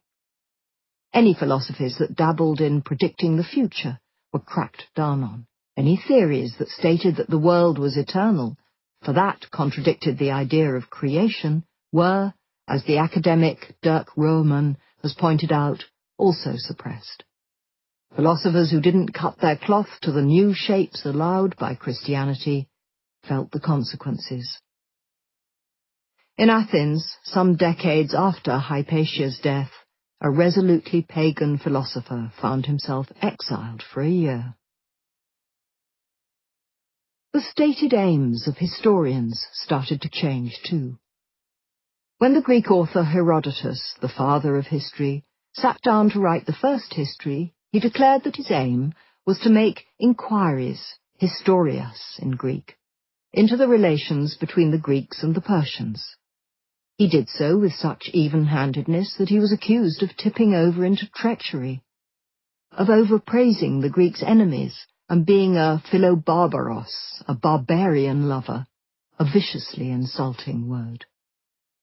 Not all historians were so even-handed, but impartiality was an aim that endured. The last of the pagan historians, Ammianus Marcellinus, struggled to achieve it. Posterity, he wrote, ought to be an impartial judge of the past. Christian historians took a different view. As the influential Christian writer Eusebius, the father of church history, wrote, the job of the historian was not to record everything, but instead only those things that would do a Christian good to read. Uncomfortable truths, such as the awkward fact that many Christian clerics, rather than leaping onto the great persecution's pyres, had instead scuttled away from them with undignified haste, were not to be dwelt on. Instead, he crisply announced, I am determined, therefore, to say nothing even about those. I shall include in my overall account only those things by which first we ourselves, then later generations may benefit. Herodotus had seen history as an inquiry. The father of church history saw it as a parable. What was not of profit could easily fade from view. The shocking death of Hypatia ought to have merited a good deal of attention in the histories of the period. Instead, it is treated lightly and obliquely, if at all. In history, as in life, no one in Alexandria was punished for her murder. There was a cover-up. Some writers were highly critical. Even to fervent Christian eyes, this was an appalling act. But not all. As one Christian bishop later recorded with admiration, once the satanic woman had been destroyed, then all the people surrounded Cyril in acclamation, for he had destroyed the last remains of idolatry in the city. The affected myopia of Christian historians could be magnificent. As the historian Ramsay MacMullen has put it, hostile writings and discarded views were not recopied or passed on, or they were actively suppressed. The Church acted as a great and at times fierce filter on all written material, the sanctuaries of its control as a differentially permeable membrane that allowed the writings of Christianity to pass through, but not of Christianity's enemies. Chapter 11. To cleanse the error of demons. Stay clear of all pagan books. Apostolic Constitutions 1:6:1.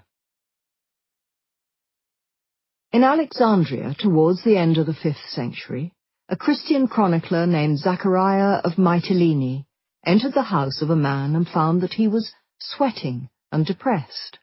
Zachariah instantly knew what was wrong. This man was struggling with demons. Zachariah knew, too, where these demons were coming from. The man had some documents containing pagan spells in his house. If you want to get rid of the anxiety, the man was now told, burn these papers. And so he did. He took his works and in front of Zachariah set light to them. The encounter concludes with a homily being read to the man who had now been cleansed of his demons, not to mention a part of his library. As the pious Zachariah makes very clear, he did not consider that he has harmed this man by forcing him to burn his papers. He'd not bullied him or acted cruelly towards him. Quite the reverse. He had saved him. This was not a unique event. During the years and decades following Constantine's conversion, in towns and cities across the empire, zealous officials again and again saved the souls of the erring from the dangers posed to them by books. Constantine had set the precedent early and emphatically for all of this when he'd ordered the works of the heretic Arius to be burned and had condemned to death all who hid the heretic's books. Works suspected of heretical or magical practices, whatever those terms meant, went up in smoke in public bonfires. In Alexandria, Antioch, and Rome, bonfires of books blazed, and Christian officials looked on in satisfaction. Book burning was approved of, even recommended by church authorities. Search out the books of the heretics in every place, advised the 5th century Syrian bishop Roballa, and wherever you can, either bring them to us or burn them in the fire. In Egypt, at around the same time, a fearsome monk and saint named Shenouda entered the house of a man suspected of being a pagan and removed all his books. The Christian habit of book burning went on to enjoy a long history. A millennium later, the Italian preacher Savonarola wanted the works of the Latin love poets Catullus, Tibullus, and Ovid to be banned, while another preacher said that all of these shameful books should be let go, because if you are Christians, you are obliged to burn them. Books had been burned under non-Christian emperors. The controlling Augustus alone had ordered the burning of over 2,000 books of prophetic writings and had exiled the misbehaving poet Ovid, but now it grew in scope and ambition. There is little evidence that Christians intentionally destroyed entire libraries. The damage that Christianity inflicted on books was achieved by subtler, but no less effective means of censorship, intellectual hostility, and pure fear. The existence of a sacred text, it was argued, demanded this. Before, there'd been competing philosophical schools, all equally valid, all equally arguable. Now, for the first time, there was right and there was wrong. Now there was what the Bible said, and there was everything else. And from now on, any belief that was wrong could, in the right circumstances, put you in grave danger. As Dirk Roman has highlighted, Augustine said that works that opposed Christian doctrine had no place in Christian society and had scant time for much of Greek philosophy. The Greeks, Augustine said dismissively, had no ground for boasting of their wisdom. The Church's authors were greater and more ancient. Besides, he wrote with disapproval, ancient philosophers had disagreed all the time. Roman has drawn attention to a passage in which Augustine complains that no senate or power of the impious city has ever taken care to judge between all these dissensions of the philosophers, approving and accepting some, and disapproving and rejecting others. That philosophers should clamorously disagree with each other had been axiomatic to the Greeks. That was precisely how intellectual progress was made, by argumentation and competition. The very idea was anathema to Augustine. John Chrysostom went far further. He described pagan philosophy as a madness, the mother of evils, and a disease. Classical literature was filled with the incorrect and demonic, and it came under repeated and vicious attack from the Church Fathers. Atheism, science and philosophy were all targeted. The very idea that mankind could explain everything through science was, as Roman has shown, disparaged as folly. Stay clear of all pagan books, the apostolic constitutions advised Christians bluntly. For what do you have to do with such foreign discourses or laws or false prophets, which subvert the faith of the unstable? If you wish to read about history, it continued, you have the Book of Kings. If philosophy and poetry, you have the prophets, the Book of Job, and the Proverbs, in which you will find greater depth of sagacity than in all of the pagan poets and philosophers, because this is the voice of the Lord. Do therefore always stay clear of all such strange and diabolical books. Neoplatonic works, which were studied by the philosopher Damasius, enraged Christians for centuries. Neoplatonism was a philosophical school that, to modernize, is decidedly odd. Yes, Damasius and his fellow Athenian philosophers studied Plato's Timaeus and Aristotle's physics, and some of these philosophers were very close to what we would call scientists. One colleague of Damasius, an excellent mathematician, was an early experimentalist and spent his time trying to understand the properties of different dyes. Yet other Neoplatonists moved on from mathematics and physics into the realm of the metaphysical, blending astronomy with astrology and philosophy with theurgy. Damasius himself is, to modernize, just such an odd combination. On the one hand, he's a highly trained, rational scientist, an expert in mathematics who directs the school away from its more ritualistic leanings to hard philosophy. On the other, he's a man who lovingly retells fantastical tales in which human heads the size of a pea roar with the sound of 1,000 men. The whiff, and more, of the supernatural in his work was enough to contaminate the whole in the eyes of many Christians. Plato, Edward Gibbon later sniffed, would have blushed to acknowledge these men. Perhaps worst of all, in Christian eyes, they dabbled in prophecy, an art that was particularly loathed by emperors who feared it might be used to prophesy their successors, and hence sow dissent. Christianity would later absorb some of this philosophy, but it also turned on it with violence. An accusation of magic was frequently the prelude to a spate of burnings. In Beirut at the turn of the 6th century, a bishop ordered Christians in the company of civil servants to examine the books of those suspected of this. Searches were made, books were seized from suspects, and then brought to the centre of the city, and placed in a pyre. A crowd was ordered to come and watch as the Christians lit this bonfire in front of the Church of the Virgin Mary.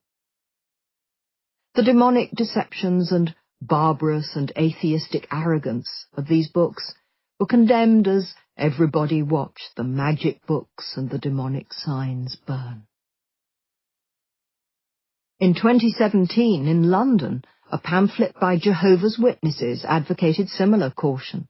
Under the heading, Intrigued by the Supernatural, this issue asked whether films and books about witches, wizards and vampires were merely harmless fun. Quoting Deuteronomy, "There should not be found in you anyone who employs divination, anyone practicing magic, because whoever does these things is detestable to Jehovah," the article concluded that it was not, before telling the story of Michael. Michael was a teenager who was once an enthusiastic reader of fantasy novels and who then went on to read books about magic and satanic rituals. However, after studying the Bible in depth, Michael realized his error. "I drew up a list of everything that had a link with Spiritism and got rid of it all," he says. "I learned an important lesson." As with the destruction of temples, there was no shame in this. This was God's good work, and Christian hagiography hymned its virtue. The life of the 6th century saint, Simeon Stylites the Younger, records what happened when an important official named Amantius arrived in Antioch. His appearance was much anticipated. On his way, as proof of his Christian determination, he had searched out, tortured and executed large numbers of local idolaters. Once this alarming man was inside the city, St. Simeon then received a vision. "A decision," Simeon reported, "has been made by God against the pagans and the heterodox, that this chief shall search out the error concerning idolatry, to collect all their books, and to burn these in the fire." After hearing this, Amantius was overcome by zeal and promptly conducted an inquisition and found that the majority of the first citizens of the city and many of its inhabitants had been involved in paganism, Manichaeism, astrology, Epicureanism, and other gruesome heresies.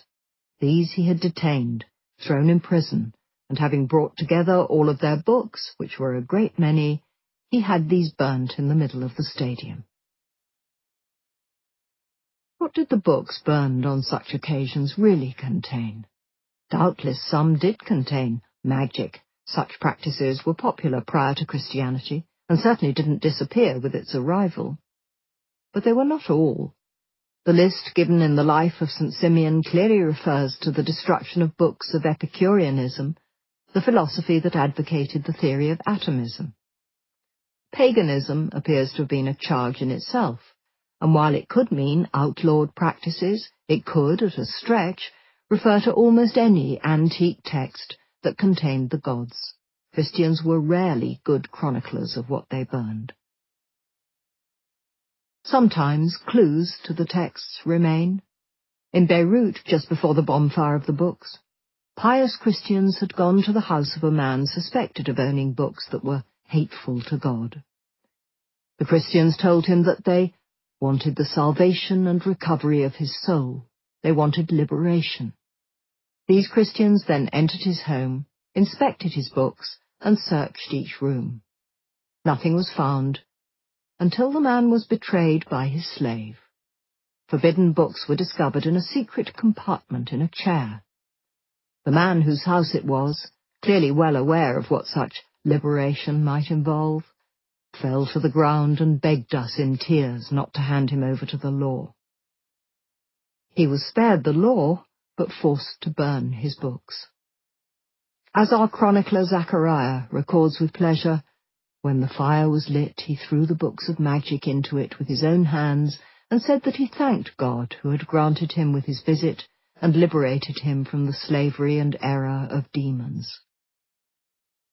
One of the books, removed from the house in Beirut, is mentioned. It is very possible it was not magic, but a history by a disapproved of Egyptian historian. Divination and prophecy were often used as pretexts to attack a city's elite. One of the most infamous assaults on books and thinkers took place in Antioch. Here, at the end of the 4th century, an accusation of treasonous divination led to a full-scale purge that targeted the city's intellectuals. By sheer chance, Ammianus Marcellinus, a non-Christian and one of the finest historians of the era, happened to be in the city. A wonderful piece of luck for later historians, and wretched luck for the man himself, who was horrified. As Ammianus describes it, the racks were set up and leaden weights, cords and scourges put in readiness. The air was filled with the appalling yells of savage voices mixed with the clanking of chains, as the torturers in the execution of their grim task shouted, "Hold, bind, tighten, more yet." A noble of remarkable literary attainments was one of the first to be arrested and tortured. He was followed by a clutch of philosophers who were variously tortured, burned alive, and beheaded. Educated men in the city who'd considered themselves fortunate, now Damocles-like, realized the fragility of their fortune. Looking up, it was as if they saw swords hung over their heads, suspended by horsehairs from the ceiling. And once again, there was the burning of books, as bonfires of volumes were used as post hoc justification for the slaughter. Ammianus Marcellinus writes with distaste that innumerable books and whole heaps of documents, which had been routed out from various houses, were piled up and burnt under the eyes of the judges. They were treated as forbidden texts, to allay the indignation caused by the executions, though most of them were treatises on various liberal arts and on jurisprudence. Many intellectuals started to preempt the persecutors and set light to their own books. The destruction was extensive, and throughout the eastern provinces whole libraries were burned by their owners for fear of a similar fate. Such was the terror which seized all hearts. Ammianus wasn't the only intellectual to be scared in these decades. The orator Libanius burned a huge number of his own works. The Alexandrian poet Palladas, the writer who described himself and other pagans as being reduced to ashes, burned what he called his worrisome book scrolls. Even Christians in Antioch lived in fear that winter. One day, at the height of the terror, a young man named John happened to be walking through the city near the river with a friend. Suddenly his friend noticed something floating in the water. He thought it was a piece of cloth, John remembered. But on coming closer he saw it was a book and went down to fish it out. He opened it and saw magic signs. At the same time a soldier came by. My friend put the book in his cloak and moved away, petrified with fear. For who would believe that we had found that book in the river and pulled it out, when everybody was being arrested, even the least suspicious? We did not dare throw it away for fear of being seen, and were equally afraid to tear it up. This John was John Chrysostom, a man who would go on to become one of the most important of all figures in the early church and a saint. Yet at that moment, merely being near such a book petrified him. He got away. God, he concluded, had delivered him. Many others were not so lucky. Just as houses were combed for unacceptable books, so during this period literature was combed for unacceptable phrases. One aggressively disapproving Christian asked St. Jerome why he chose to constantly quote examples from secular literature and thus defile the whiteness of the church with the foulness of heathenism. Jerome, ever the scholar, replied that he had good literary precedent for doing so. St. Paul had done the same. Besides, he added, he was not being conquered by the foulness of the heathens. On the contrary, he was conquering them. Like David, he was wrenching the sword from the enemy's hand and using it to attack them. Jerome concluded this letter with one of the most unappealing metaphors in the entire debate. Had not the Lord commanded in Deuteronomy that, when a captive woman has had her head shaved, her eyebrows and all her hair cut off, and her nails pared, she might then be taken to wife? Well then, said Jerome, is it surprising that I too, admiring the fairness of her form and the grace of her eloquence, desire to make that secular wisdom which is my captive and my handmaid a matron of the true Israel? Or that shaving off and cutting away all in her that is dead, whether this be idolatry, pleasure, error, or lust, I take her to myself clean and pure, and beget by her servants for the Lord of Sabaoth. A Christian might take the defeated prisoner, enjoy them, rape them, so long as they mutilated them first. Their ornaments were to be pared away, ostensibly to allow the prisoner to mourn for what they had lost, but it was a clear humiliation too. The great library of Alexandria might have attempted to collect books on every topic, but Christianity was going to be considerably more selective. It had little interest in copying out the writings of philosophers who contradicted them, in poets who described perverted acts, or in rambunctious satires on the gods. Far from wishing to protect classical texts, many within the Church were violently hostile to their foulness and actively wished them destroyed. Some obscene, erotic works were simply not copied out.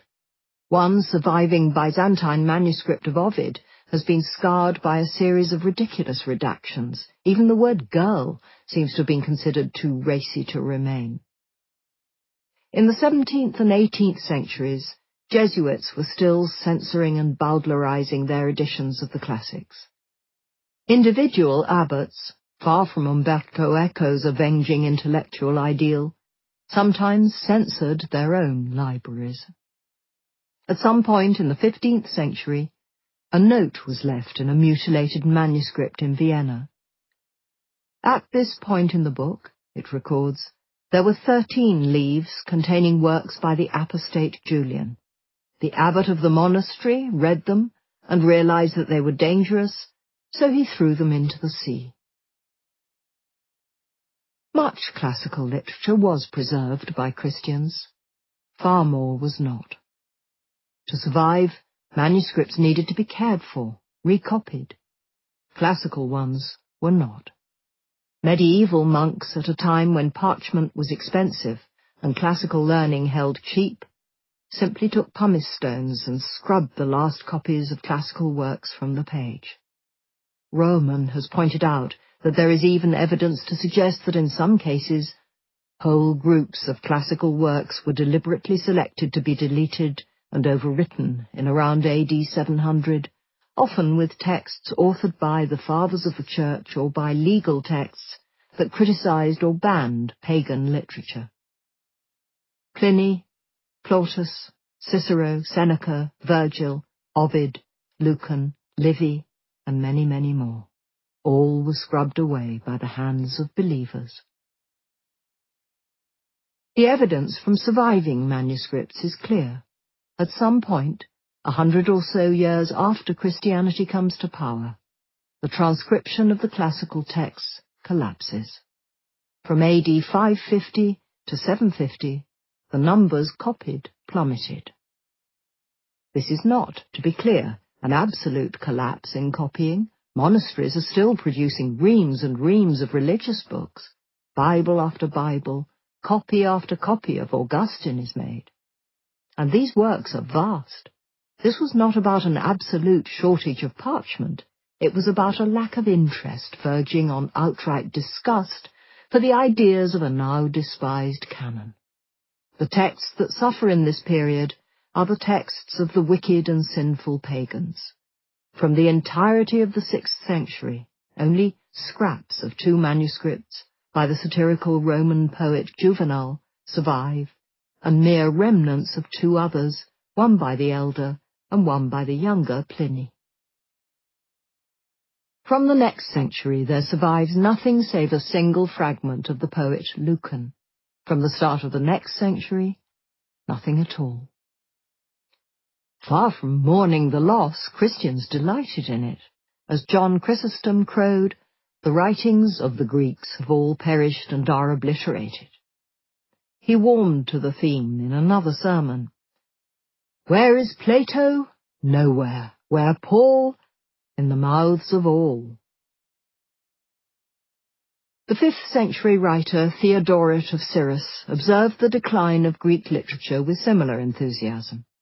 "Those elaborately decorated fables have been utterly banned," he gloated. "Who is today's head of the Stoic heresy? Who is safeguarding the teachings of the Peripatetics?" No one, evidently, for Theodoret concludes this homily with the observation that the whole earth under the sun has been filled with sermons. Augustine contentedly observed the rapid decline of the atomist philosophy in the 1st century of Christian rule. By his time, he recorded, Epicurean and Stoic philosophy had been suppressed. The word is his. The opinions of such philosophers have been so completely eradicated and suppressed that if any school of error now emerged against the truth, that is, against the Church of Christ, it would not dare to step forth for battle if it were not covered under the Christian name. A slow but devastating edit of classical literature was taking place. It is true that the appalling losses of knowledge that followed were not usually the result of dramatic, discrete actions, the burning of this library, the fury of that particular abbot, though these played their part. Instead, what ensured the near total destruction of all Latin and Greek literature was a combination of ignorance, fear, and idiocy. These weapons have less narrative heft, perhaps, but when left unchecked, they can achieve a great deal. Much was preserved, much more was destroyed. It has been estimated that less than 10% of all classical literature has survived into the modern era. For Latin, the figure is even worse. It is estimated that only 1/100th of all Latin literature remains. If this was preservation, as it is often claimed to be, then it was astonishingly incompetent. If it was censorship, it was brilliantly effective. The ebullient, argumentative classical world was, quite literally, being erased. Chapter 12. Carpe Diem. Let the girl with a pretty face lie supine. Let the lady who boasts a good back be viewed from behind. The petite should ride horse. The Roman poet Ovid advises on positions for love-making. Ars Amatoria 3. Imperium sine fine, empire without end. That, so the poet had said, had been Rome's aim as it sought to push itself forwards, outwards, onwards into new countries, new continents, and new worlds. But the Christianity that had taken it over was, according to its preachers, no less ambitious. As the world's 1st century of Christian rule drew to a close, and the 5th century opened, the effects of this conquest were everywhere to be seen. In Italy, Gaul, Greece, Spain, Syria, and Egypt, temples that had stood for centuries were falling, shutting, crumbling. Brambles began to grow across disused ruins as the mutilated faces of gods looked on silently. An entire way of life was dying. Writers in the ancient world who'd held out against the Christian religion struggled to put their feelings into words. In a bleak epigram, Paladas asked, "Is it not true that we are dead, and only seem to live, we Greeks? Or are we alive, and is life dead?" Their old society was being swept away. The banner of the cross, in Gibbon's resonant phrase, was being erected on the ruins of the Capitol in Rome. But according to some of the most famous preachers of the time, even this was not enough to satisfy the Christian God. Christians may have taken control of the empire's landmarks and temples, but their God, they told their congregations, wanted more. He was not satisfied by mere buildings, nor was he content with the appearance of piety only. The old Roman gods might have been fooled by a mere show of obedience to their rites. Just touch the incense, as Roman governors have pleaded with Christians. But this God would not be so easily duped. He didn't want ritual observance or temples or stones. He wanted souls. He demanded the hearts and minds of every single person within the empire. And, these clerics threatened, he would know if he didn't get them. As preachers in the 4th century started to warn their congregations, God's all-seeing gaze followed you everywhere. He didn't only see you in church, you were also watched by him as you went out through the church doors, as you went out into the streets, and as you walked around the marketplace or sat in the hippodrome or the theatre. His gaze also followed you into your home and even into your bedroom, and you should be in no doubt that he watched what you did there too. That was not the least of it. This new God saw into your very soul. Man looketh on the face, but God on the heart, thundered Cyprian, the Bishop of Carthage. Nothing that is done is hidden from God. There was, congregations across the empire were warned, no escape. Nothing, whether actually done or only intended, can escape the knowledge of God or his everlasting punishment of fire. Many Roman and Greek intellectuals had shown profound distaste for such an involved deity. The idea that a divine being was watching every move of every human being was, to these observers, not a sign of great love, but a monstrous absurdity. The Christian God in their writings was frequently described as a prurient busybody, a peculiar nuisance, who was restless, shamelessly curious, being present at man's every act. Why was he so interested in the every doing of mere mortals?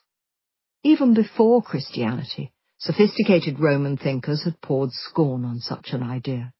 As Pliny the Elder had put it, that a supreme being, whate'er it be, pays heed to man's affairs, is a ridiculous notion. Can we believe that it would not be defied by so gloomy and so multifarious a duty? Didn't a God have better things to do? No, declared the Christian clerics, he did not. His attention was a sign of his great love for man, as too was his punishment. For make no mistake, God was not merely a disinterested observer of men's souls. He would judge them, and he would punish them. Horribly. A very particular kind of fear starts to appear. As Peter Brown has pointed out, this is the perpetual anxiety of people who believed that not only their every deed, nor even their every word, but their every thought was now being watched. One Christian had a vision in which he could, quite literally, see stains upon his heart. They were there, he realized, because he had not made up, at once, a quarrel that he'd had with another Christian. Such were the words and the threats of the bishops and the Christian elite. But did the people listen to these diatribes? Did most of them even hear them? The words of preachers such as John Chrysostom and Augustine may have resounded in the ears of their listeners and in the literature of the age, but the vast majority of the empire, perhaps 80 to 90% of men and a higher percentage of women, was illiterate. Did such people also absorb the message that they were now fallen and had to be redeemed? In short, in the pithy words of the academic E. A. Judge, what difference did it make to Rome to have been converted? The short answer is we cannot know for certain. Late antiquity offers a frustratingly thin web of texts with which to answer this question. Of the tiny percentage of the empire who were literate, far fewer would have been confident writers. The vast majority of the empire lived and died, leaving almost no traces for future historians to analyze. Faced with such uncertainty, scholars have had the freedom to offer widely differing responses, and have done so. For centuries, their obedient answer was to say that the spread of Christianity had made all the difference in the world, or rather in heaven. Before Christianity, Europe was damned, its religions and much of its behavior primitive and damnable. After Christianity, it was saved. In the modern era, scholars, less likely to be quite so obedient to ecclesiastical authority, have taken a more robust, even iconoclastic approach. What difference did Christianity make? No difference at all, came the provoking reply from the 20th century scholar A.H.M. Jones. None. He instead argued that Christian belief, if anything, led to a lowering of moral standards in the community. The truth, as always, lies somewhere between these extremes. For without a doubt, something certainly did change. In the mid-18th century, some workmen happened to be digging in an Italian hillside known tantalizingly as La Civita, the city.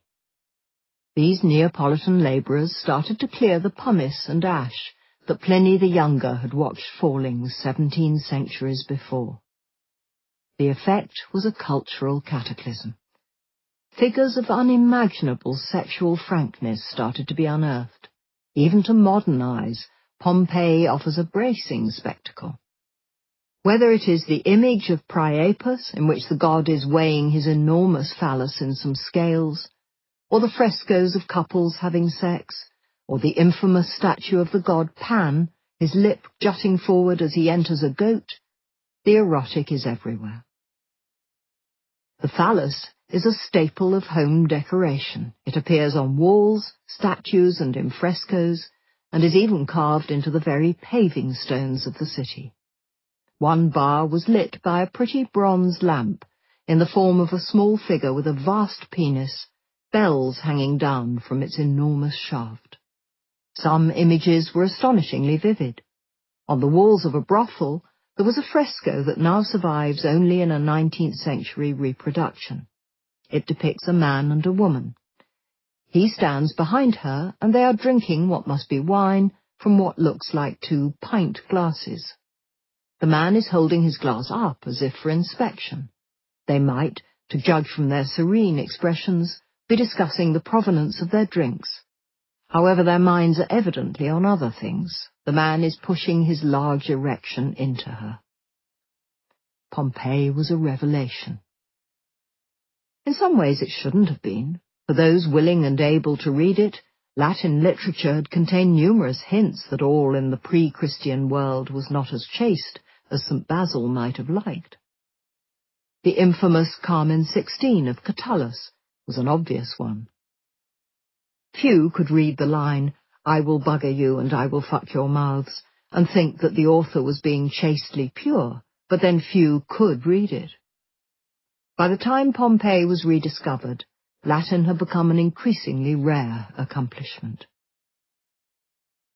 By contrast, anyone with eyes could see the images that were being pulled from the Pompeian soil. No one could begin to pretend that the god Pan was doing anything other than entering the goat, or that the people in those frescoes were doing anything other than having enthusiastic sex. Even more disquieting, these paintings couldn't be dismissed as the reprehensible habits of the poor, the immoral, or the uneducated, as these images were not just found in brothels, they were found everywhere, even, especially, in some of the most opulent villas in the town. The Pompeians had not simply put up images of naked people, they'd done so openly and without shame. No one in these images was struggling to hide their modesty with their hands or with fig leaves. For centuries, Christian Europe had, as effective as any Vesuvius, been carefully obscuring the sexuality of the classical world, scraping nipples from statues, suppressing lewd frescoes and obscene poems. Now, a world untouched by the hand of Christianity was coming to light. It is just conceivable that there had been Christians in Pompeii when Vesuvius had erupted in AD 79, but if there were, they would not have been in a position of power and would not have been able to do anything to its art. No zealous Christians had attacked the Pompeian frescoes with hammers. No squads of the godly had chiselled away at the herms that stood on almost every street corner. The people in these images in Pompeii were not just naked, they were unashamedly naked.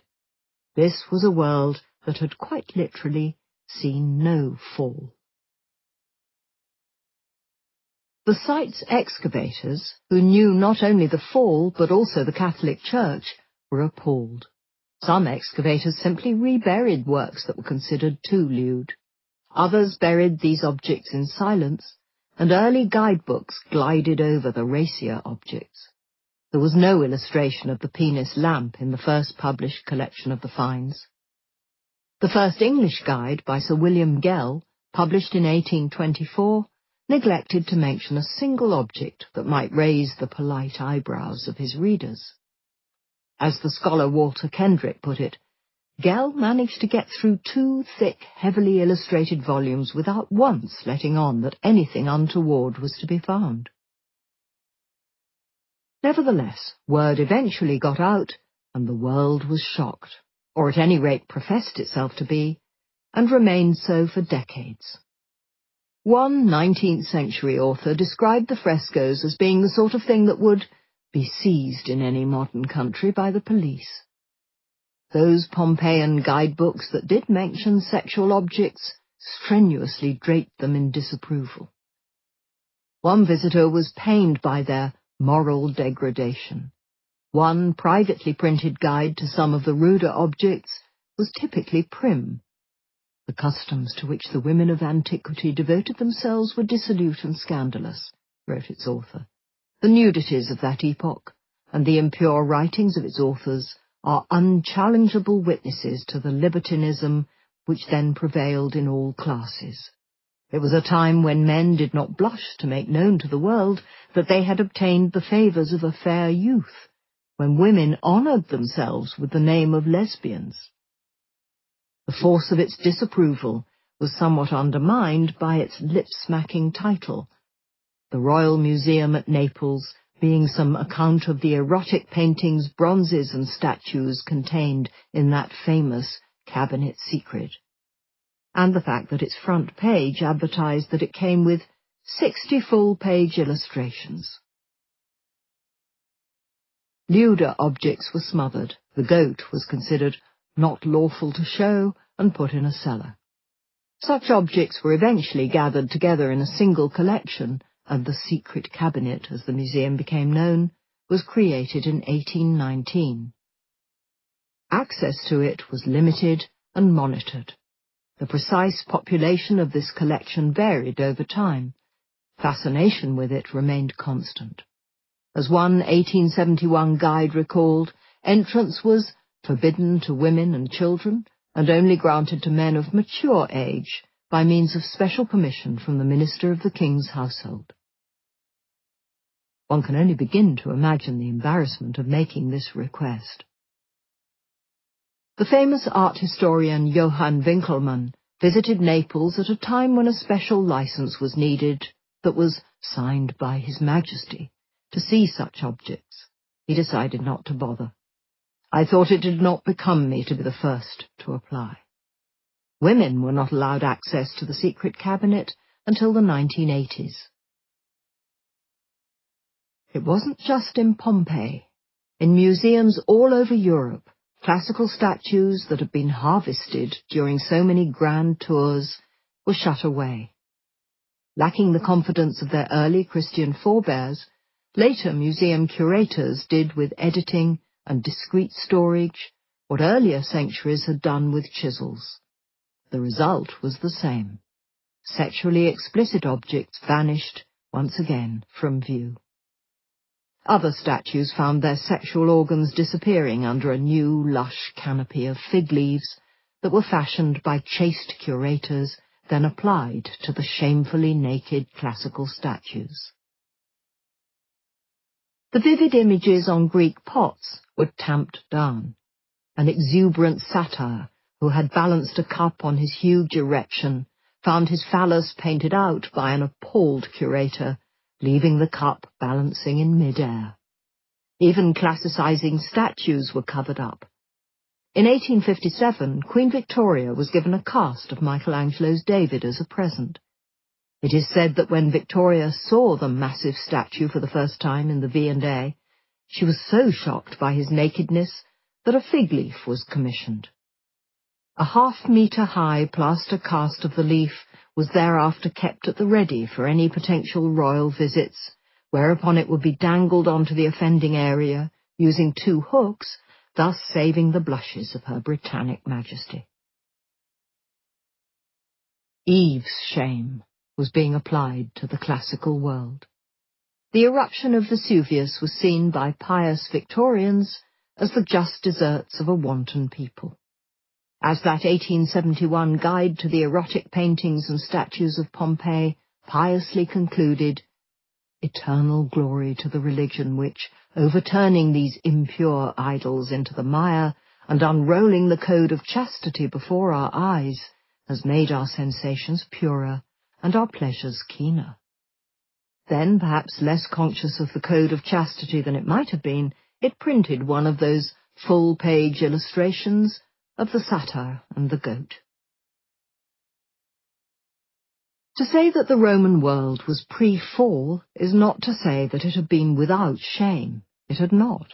There existed intricate and keenly felt distinctions between what was and what was not acceptable sexual practice. As the academic Paul Vane has put it, actually the pagans were paralyzed by prohibitions. Vane is exaggerating. There were rules, but this was not paralysis. Sex was accepted and expected to be enjoyable. That was a great difference. There were limits, and as always the main one was one of privilege. What was acceptable for a rich man was unacceptable for a poor one. What was acceptable for men was unacceptable for women. Slaves had almost no rights at all, and were de facto prostitutes peopling the houses of the free.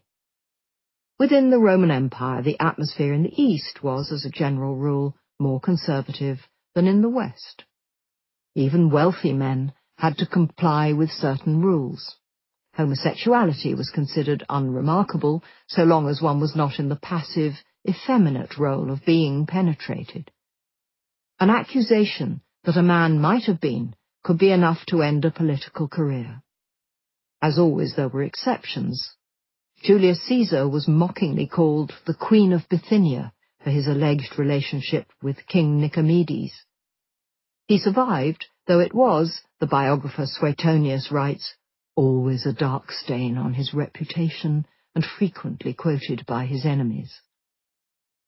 Making love with the lights on was another rather teenage-sounding prohibition. To do so was considered dissolute. Roman poets, as poets tend to, liked to play with these rules. In one memorable poem, Ovid describes making love in the afternoon as light filtered into the bedroom through a half-open shutter, more than enough light for him to be able to see and describe every part of his lover's body in one of the most erotic poems he ever wrote. Above all, it was said that a man, and these texts were written by and largely for men, should govern his sexual urges rather than being governed by them. To fall abjectly in love with a woman was unacceptable. Poets who wrote that they were the slave of their woman set traditionalist teeth on edge. One should keep within certain limits. Ovid would be exiled for Carmen et Error, for a sexually rude poem, and for personally overstepping the bounds of Augustus's crackdown on immorality. In sex, as in everything else, the words carved into the temple at Delphi were to be followed. Nothing in excess. Too much sex and you were boorish, but equally to have too little, or rather to go on about how little you had, was to be boring. Do not, advised one writer, make yourself offensive or censorious to those who so indulge, and do not make frequent mentions of the fact that you yourself do not indulge. Sex, then, ought to be contained, but it was not denied. In the writings of the Roman elite, like any other appetite, it was, as Peter Brown has observed, something to be admitted and managed, rather than something to be ashamed of. The feast of the Liberalia was on the 17th of March, a now sadly forgotten festival, at which Roman citizens celebrated a boy's first ejaculation. In Roman medical manuals, ejaculation had been readily and openly discussed by classical doctors who advised it for health and getting rid of the seed that might otherwise cause headaches. It was thought that if athletes could abstain from sex, they would be stronger. Orgasms and sex were even recommended for women's health. Sex, sexual desire, and the consequences of sex were frankly discussed. Poets chastised their lovers when they had abortions, less for the abortion than for endangering their own health. Ovid professed himself furious with his lover Corinna for rashly attempting one, but less because she'd committed this act than because she'd taken that risk, and she never told me. Others followed more laborious methods of avoiding pregnancy. When Julia, the famously racy and beautiful daughter of the Emperor Augustus, was asked how, given her many lovers, her children all resembled her husband, she replied that she would take on a passenger only when the ship's hold is full. Why not have sex? Life was short, and one didn't know what was coming next. Live now, proclaimed the countless mosaics, paintings, and poems in the old Roman world. For who knows what tomorrow might bring? In a recently discovered mosaic in Antioch, a skeleton reclines, a cup in his hand and an amphora of wine nearby. Over his head, in clear Greek lettering, the mosaic gave an instruction to those diners above. Be cheerful, it reads, enjoy your life. The injunction to enjoy yourself is written in stone. One of the most famous of all classical poems had put this ideal into rather more elegant lines. Quam minimum credula postero. Trust as little as possible in tomorrow, advised the poet Horace, and instead, carpe diem. Seize the day. One of the most famous of all Roman poems had been a version of the ancient self-help book by the poet Ovid on the art of seduction. Should anyone here in Rome lack finesse at love-making, Ovid announced in its opening lines, let him try me, read my book, and results are guaranteed. Witty, erudite, and egotistical, Ovid became one of the most famous poets in Rome, which one suspects was no less than he felt he deserved. Wherever Rome's power extends over the conquered world, he gloated in another poem, I shall have mention on men's lips, and through all the ages shall I live in fame. Somewhat infuriatingly, he's so far been proved correct, and part of what assured him of this fame was The Art of Love, a poem that, after it had advised on almost everything else, also found time to advise on particular sexual positions. If you're built like a fashion model with willowy figure, then kneel on the bed, your neck a little arched, and so on. But then something slowly had changed. A little over 2 centuries after Pompeii experienced its cataclysm, the Roman elite experienced a convulsion of their own when Constantine converted. The effects reverberated throughout the 4th century as temples were torn down, statues smashed, and laws passed outlawing the old pagan ways. The number of Christian converts, willing or otherwise, increased rapidly during this period, and as they did so, literature started to change too. The old bawdy ways started to fade from the pages of poetry. The sermon and the homily, stern, judgmental, and often aggressive, bloomed in their stead. This literature alternately threatened and instructed readers in minute detail on how to behave in almost every aspect of life. Christianity was not the sole cause of this. An increasingly moralizing tone had been noticeable in literature already. Indeed, the rise in Christianity might even have, in part, been a symptom of such moralizing. But Christianity nevertheless embraced, amplified and promulgated this hectoring to a far greater extent than ever before. Christian authors of this period were not charmed by the sexual frankness that had been expressed by Roman authors and paintings. They were repelled by it. St. Paul had set the tone early. He had felt that the pagans were so far gone as to be all but beyond redemption. Due in part to their idol worship, God had abandoned them to do whatever shameful things their hearts desired. As a result, they did vile and degrading things with each other's bodies. Not only did they have sex, worse still, they had homosexual sex. Even the women turned against the natural way to have sex, and instead indulged in sex with each other. And the men, instead of having normal sexual relations with women, burned with lust for each other.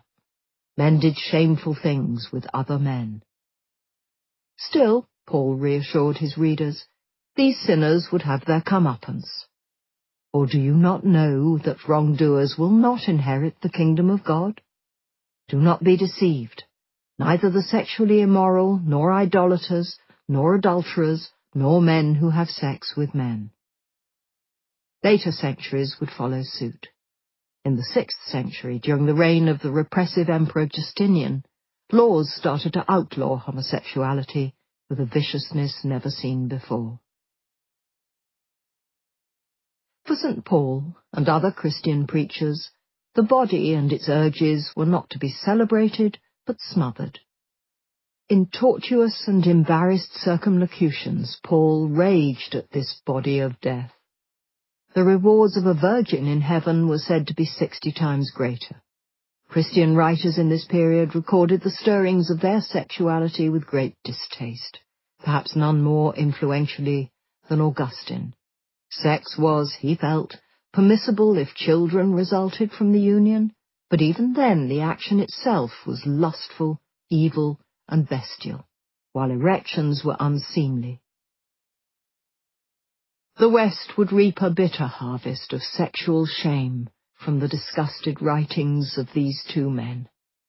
In the earliest days of the religion, some Christians went further, arguing that there was no need for sex any more at all. A new form of creation, in the form of a great conflagration and rebirth of the godly, was imminent. What need for awkward, messy, inexact human reproduction? Eternal life rendered reproduction redundant. If the most famous non-Christian manual had been Ovid's, then one of the most famous manuals by a Christian writer was a 3rd century tract by the theologian Clement of Alexandria. It is called the Pedagogus, the instructor, and its stated aim was to compendiously describe what the man who is called a Christian ought to be during the whole of his life. Clement then added some frank reminders of what lay in wait for those who strayed from his precepts and God's, namely the teeth of wild beasts and the rage of serpents. As Clement wrote, the Lord himself had said that, "I will sharpen my sword, and I will render justice to mine enemies, and requite those who hate me. I will make mine arrows drunk with blood, and my sword shall devour flesh from the blood of the wounded." This was not a mark of God's cruelty, but of love. Censure, the author reassured his reader, is a mark of goodwill, not of ill will. Clement, in precise and authoritative paragraphs, peppered with frequent quotations and not infrequent threats from the Scriptures, advised the faithful on every aspect of their day, from what they were allowed to eat and drink, to what they could wear and put on their feet, from how they could style their hair to even what they were allowed to do in bed. In the 3 volumes of his guide, he censured almost every human activity. Unblushing pleasure, he wrote, must be cut out by the roots. He began with eating, opening with the reminder that we are all ultimately dust, before turning his attention on particular dishes. In starchy and unforgiving sentences, unseasoned by even a dash of humour, the extravagant dinner was deplored, as too was almost everything eaten at it. Overuse of the pestle and mortar was frowned upon. Condiments were considered unacceptable, as too were white bread, emasculated, and sweetmeats, honey cakes, sugar plums, dried figs. One should not, Clement warned, be like the gourmands who sourced their lampreys from Sicily, their turbots in Attica, their thrushes in Daphnis. The list went on. Though, like those post-Second World War novels, The Bonds and Bridesheads, that were written in a period of austerity yet salivate over detailed descriptions of food, Clement's abstemious pen seemed to linger a little too long over these forbidden fruits. Clement himself would have rejected the thought. People who enjoyed fine dining were, he wrote, nothing less than beasts in human shape after the image of their father, the voracious beast. The Catholic Evelyn Waugh would later disparage Brideshead Revisited, 1945, declaring that it was written in a bleak period of present privation and threatening disaster, the period of soya beans and basic English, and in consequence the book is infused with a kind of gluttony for food and wine, for the splendours of the recent past, and for rhetorical and ornamental language which now, with a full stomach, I find distasteful. Clement would have approved. Satan lurked among the sweetmeats. Then there was the wine, which in Clement's eyes was even more pernicious than food. This warming liquid, he wrote, would heat up the overheated bodies of the young, adding fire to fire, for hence wild impulses and burning lusts and fiery habits are kindled, and shameless pulsations follow abundance. Clement fulminated furiously against those miserable wretches whose life was nothing but revel, debauchery, baths, excess, idleness, drink, and, intriguingly, urinals. In the writings of preacher after Christian preacher, it was made clear that almost everything about a dinner was suspect. If one went out to dinner, one might find oneself smitten with pernicious envy for another man's house, and come home more discontented than when setting out. John Chrysostom advised avoiding them altogether in favour of funerals. It is better, he thundered at his congregation, to go where there is weeping, lamentation, and groans, and anguish, and so much sadness, than where there is the dance, the cymbals, and laughter, and luxury, and full eating and drinking. One doesn't need to be too familiar with Chrysostom's oeuvre to know that the expected answer to this rhetorical question was a hearty, yea, verily. In a house of happiness, one might envy a neighbour's well-appointed atrium, or his charming dining-room. In a house of mourning, one would, said Chrysostom, be more likely to declare, we are nothing, and our wickedness is inexpressible. The breadth of Clement's self-help manual wasn't entirely new. Centuries before, God's enforcers had started to prod at every corner of life. Ovid had bossily advised his gentle reader in similar detail to Clement how one should behave at dinner, though his aims were rather different. As he explained, banquets, too, give you an entree, offer more to the palate than wine. There flushed love has often clasped the horns of reclining Bacchus in a seductive embrace. Ovid, like Clement, spent some time on the topic of wine, which he agreed should be drunk in moderation, though once again for different reasons. Get too drunk, and Ovid warned, you'd lose your man. The girl who's passed out drunk is the most disgusting object. He had also issued lengthy instructions on appearance and personal grooming. He advised men, for example, to take care of their appearance, to be fragrant, to ensure that their nails were clean and pared, and to monitor their nose hair. Don't let those long hairs sprout in your nostrils. Make sure your breath is never offensive. Avoid the rank male stench, that wrinkles noses. One should not, he added, go much further than this. Don't torture your hair, though, with curling irons, he warned men. Don't pumice your legs into smoothness. To do this was, he said, the behaviour of wanton women, or any half-man who wants to attract men. Women had received stringent instruction from Ovid too. Their hair should not be neglected. Those with a plump face should pile their hair up. Those with a long face should go for a plain central parting. Though he also recommended a careful dishevelment. The neglected look suits many girls. Quite often you'd think it untouched since yesterday, though in fact it's fresh-combed. White clothes, he wrote, suited dark-skinned women. The pale looked becoming in grey. Everyone should avoid purple and flounces. Personal hygiene should be attended to in women too. Teeth should be clean and unstained. Rank, goatish armpits were fairly enough warned against. Make-up in moderation was advised. With powder, add rouge to a bloodless face, skillfully block in the crude outline of an eyebrow, and so on. The effect should be natural, since the best make-up remains unobtrusive. On a similar note, Ovid was uncharacteristically strict on one point. You should not let your partner see you applying cosmetics. Leave us to imagine you're asleep while you're at your toilet. Only emerge when the public picture's complete. I don't want to know how that complexion's built up.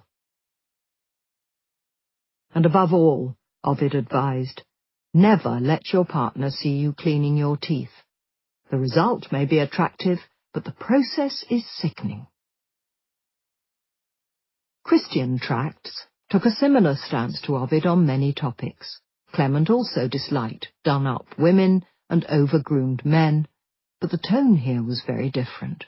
Everything was laid down, from how to treat the hairs on the top of the head, which should not be dyed, plucked, or falsely curled, all wicked arts, to the soles of the feet, which should be shod in plain sandals.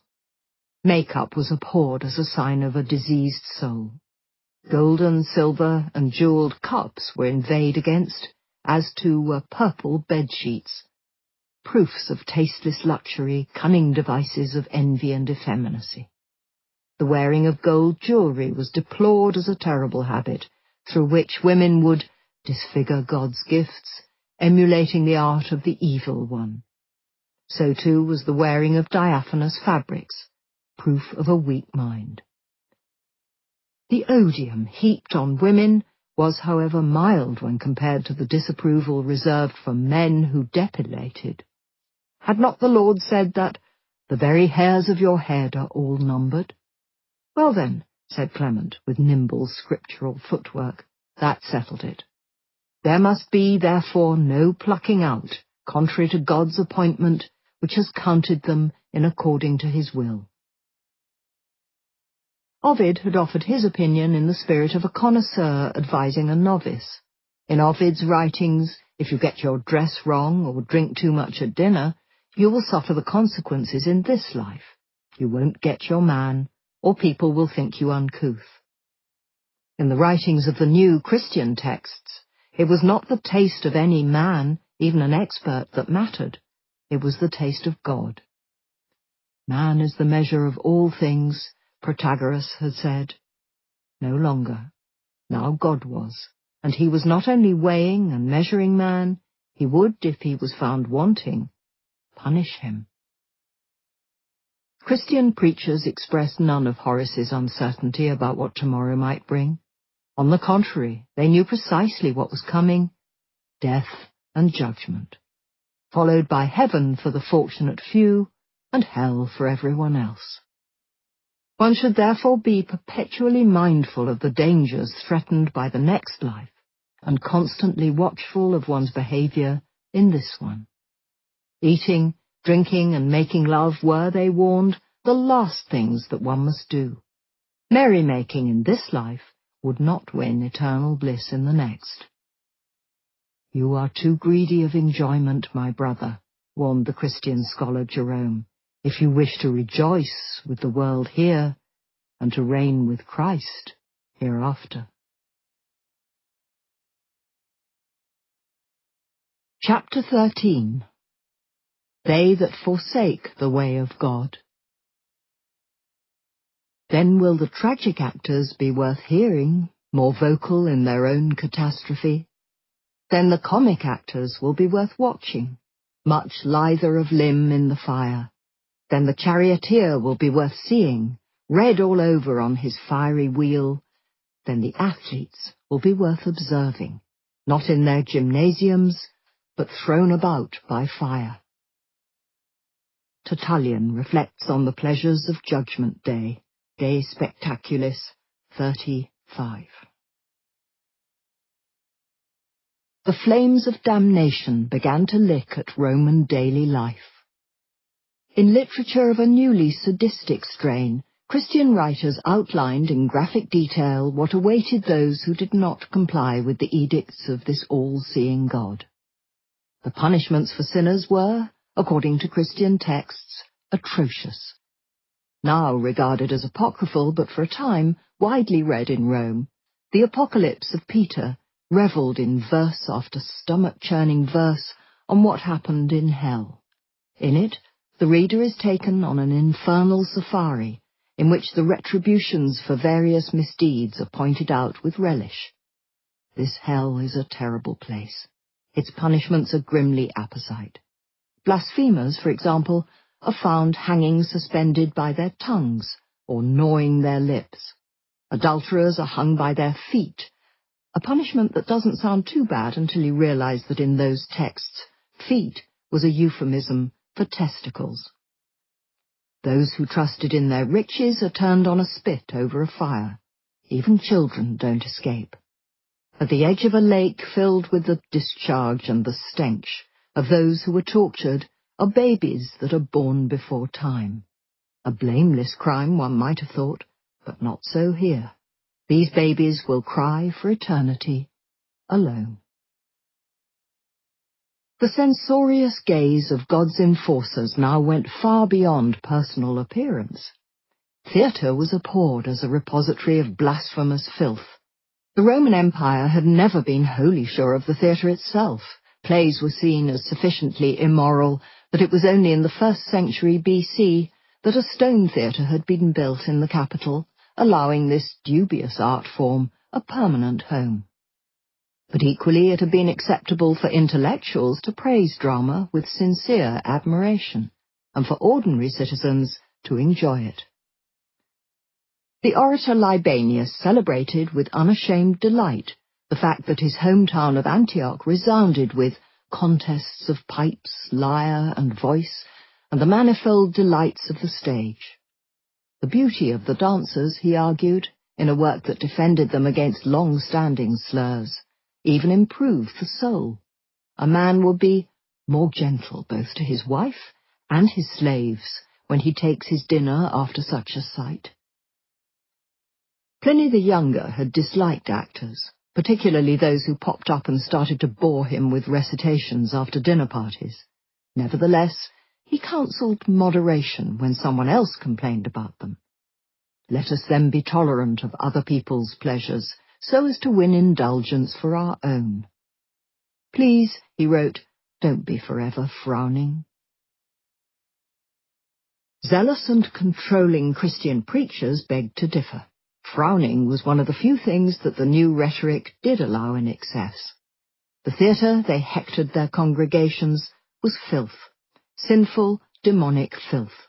What the Greeks had considered civilized, even civilizing, the Christian preachers reviled as depravity, a deformity, a disease, and a wanton madness. Certainly there was much to trouble the chaste on the Roman stage. Farces were rich in sexual innuendo, while during the Roman festival of the goddess Flora, real courtesans came on stage and performed in the nude, much to the delight of the audience. In the 4th century, a new fashion for water theatres arrived in Antioch. In sparkling pools beneath the eastern sun, people gathered to watch the gleaming naked bodies of nymphs as they splashed and, the word is almost impossible to avoid, frolicked in pools before the eager eyes of the audience. Christian preachers professed themselves horrified. Everything about the theatre was, they said, from the devil, the whole thing a foul idolatry contrived by demons in order to turn the human race from the Lord and bind it to their glorification.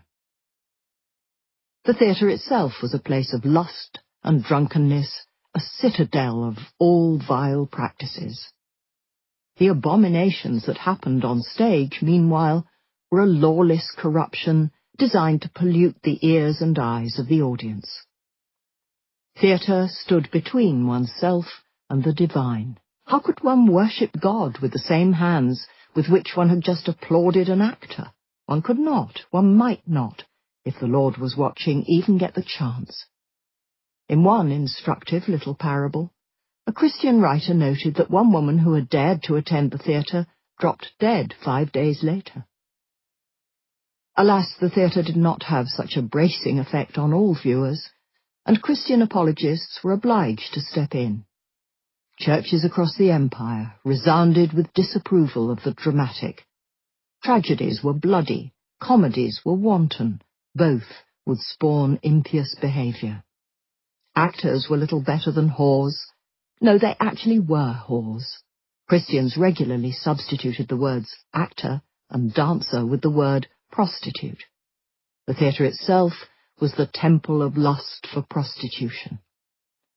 The dangers of attending a performance were outlined in another vivid sermon by John Chrysostom that, like so many of them, revealed rather more about the speaker than the listener. If someone puts coals in his lap, won't he burn his clothes? Well, it is just the same with the man who goes to the theatre. Even if you aren't intimate with the prostitute, you've copulated with her by desire and have committed the sin in your thoughts. Actual thunderbolts were threatened and oratorical ones delivered to those who went to watch the naked women in the water theatres. Spectators here were going, Chrysostom warned, unto the fountain of the devil to see a harlot swim and to suffer shipwreck of the soul.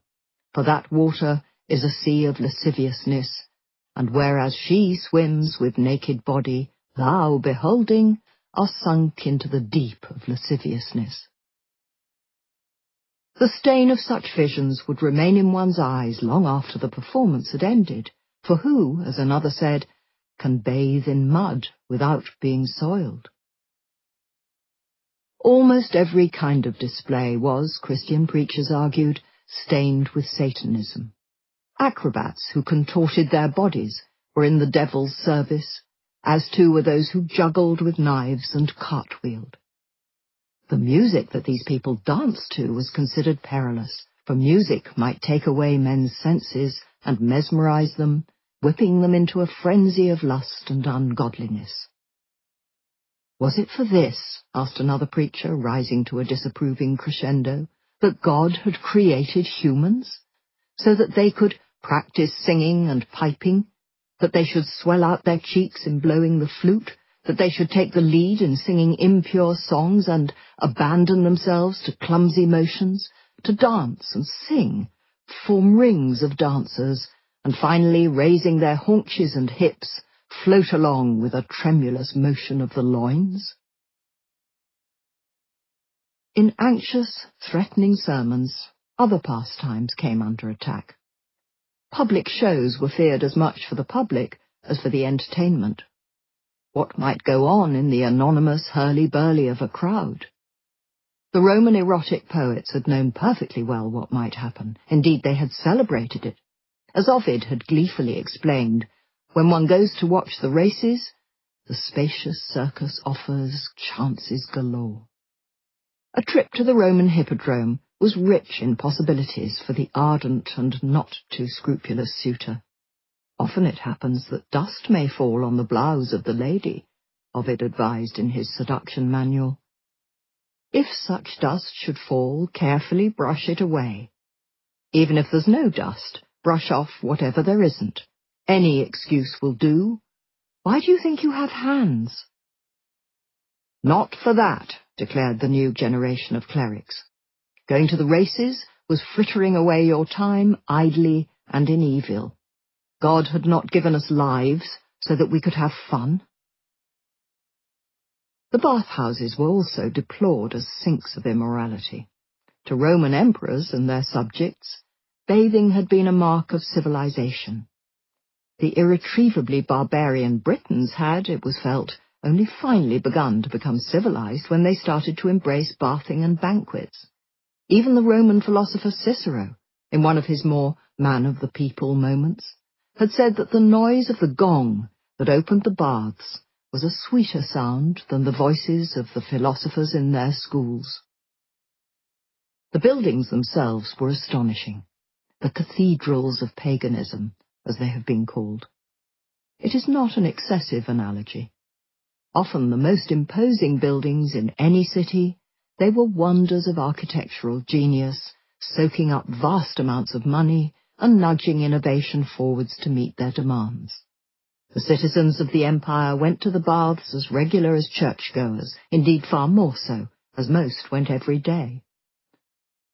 Once inside the great hallways of these grand edifices, they passed through the marbled rooms in a routine as ancient as any liturgy.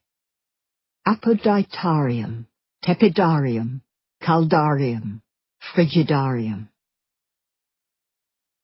Going to the baths was not merely a functional event of cleansing, which was just as well given that the baths lacked chlorination, filtration, or regular changing of water. Modern research has concluded that they must have been absolutely filthy, something that ancient poets knew long ago. Zoilus, Marshall wrote, you spoil the bathtub washing your arse. To make it filthier, Zoilus, stick your head in it. Zoilus aside, a trip to the baths was a sensuous delight. Writers wax lyrical about the light that fell through the windows into the gleaming marble halls. As one famous proverb advised, bathing, wine and Venus wear out the body, but are the real stuff of life. On fortunate occasions, if the frescoes are to be believed, all the pleasures might be celebrated in one go. Bathhouses were crammed with art. Jewel-bright mosaics, statues of nymphs and nereids, and countless statues of Aphrodite, her cool marble skin, perspiring slightly in the steam. These buildings were less like modern swimming pools, machines for exercising in, as Iris Murdoch disparagingly called them, and more like town squares with water. Everything, business, pleasure, eating, drinking, pissing, and in the darker rooms, sex, went on in them. The philosopher Seneca lived above some baths for a while, and described, not entirely contentedly, how they resounded with the noises of the cake seller with his varied cries, the sausage man, the confectioner, and all the vendors of food hawking their wares, each with his own distinctive intonation. These sounds competed with the grunting gym obsessives, the slap of a masseur, and the shriek of the skinny armpit hair plucker advertising his business, a man who never stops shouting, except when he is plucking the armpits and making his victim yell instead. In Seneca's day, at the height of the empire, bathing was done naked and not usually segregated by sex. People went to the baths to see and be seen all over by men and women alike. The reliably smutty Marshall describes how men would gather round and applaud whenever they saw one particularly well-endowed bather. Occasionally this caused embarrassment. Young men didn't go to the baths with their fathers for fear of the unexpected erection. Even for liberal Romans it seems that seeing one's son's hard-on was felt to be a bit much. Shyness struck elsewhere. One woman was so embarrassed about her body odour that she covered her nakedness in depilatory creams and layers of bean unguent. She still smelt anyway, or so the scurrilous Marshall said. Christian moralists professed themselves scandalized. In the writings of the early Christian clerics, the baths were reviled as the haunts of demons and of those who led a soft, effeminate, and dissolute life. Their very structure was to be abhorred.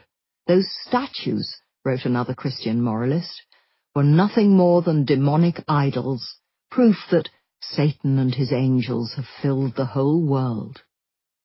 Even the exercises done outside the baths were suspect.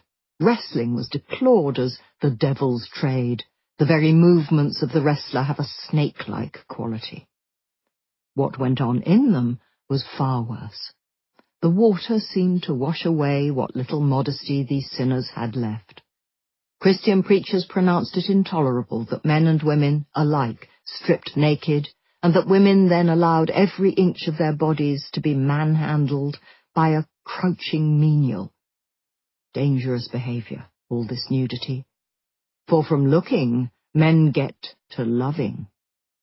Statues in bathhouses suffered particularly vicious attacks, as these buildings were targeted by mobs of Christians keener on the cleansing of the soul than the body. Christians could, their preachers told them, wash for simple utility as long as they didn't enjoy it too much. The good Christian should certainly not wallow in the sensual pleasures of the baths. Some defied such pious grubbiness. Augustine openly claimed bathing to be one of the pleasures of life. Others took a more robust approach to washing. Ascetics celebrated the ideal of being alucia, unwashed. As one writer asked, what need did a Christian have to wash at all? Even if one's skin becomes rough and scaly from lack of cleaning, he had no need, since he that is once washed in Christ need not to wash again. An intellectual change had taken place. Filth was moving from something that was found outside a man to something that stained his soul. A clean body was no longer one that was free from dirt.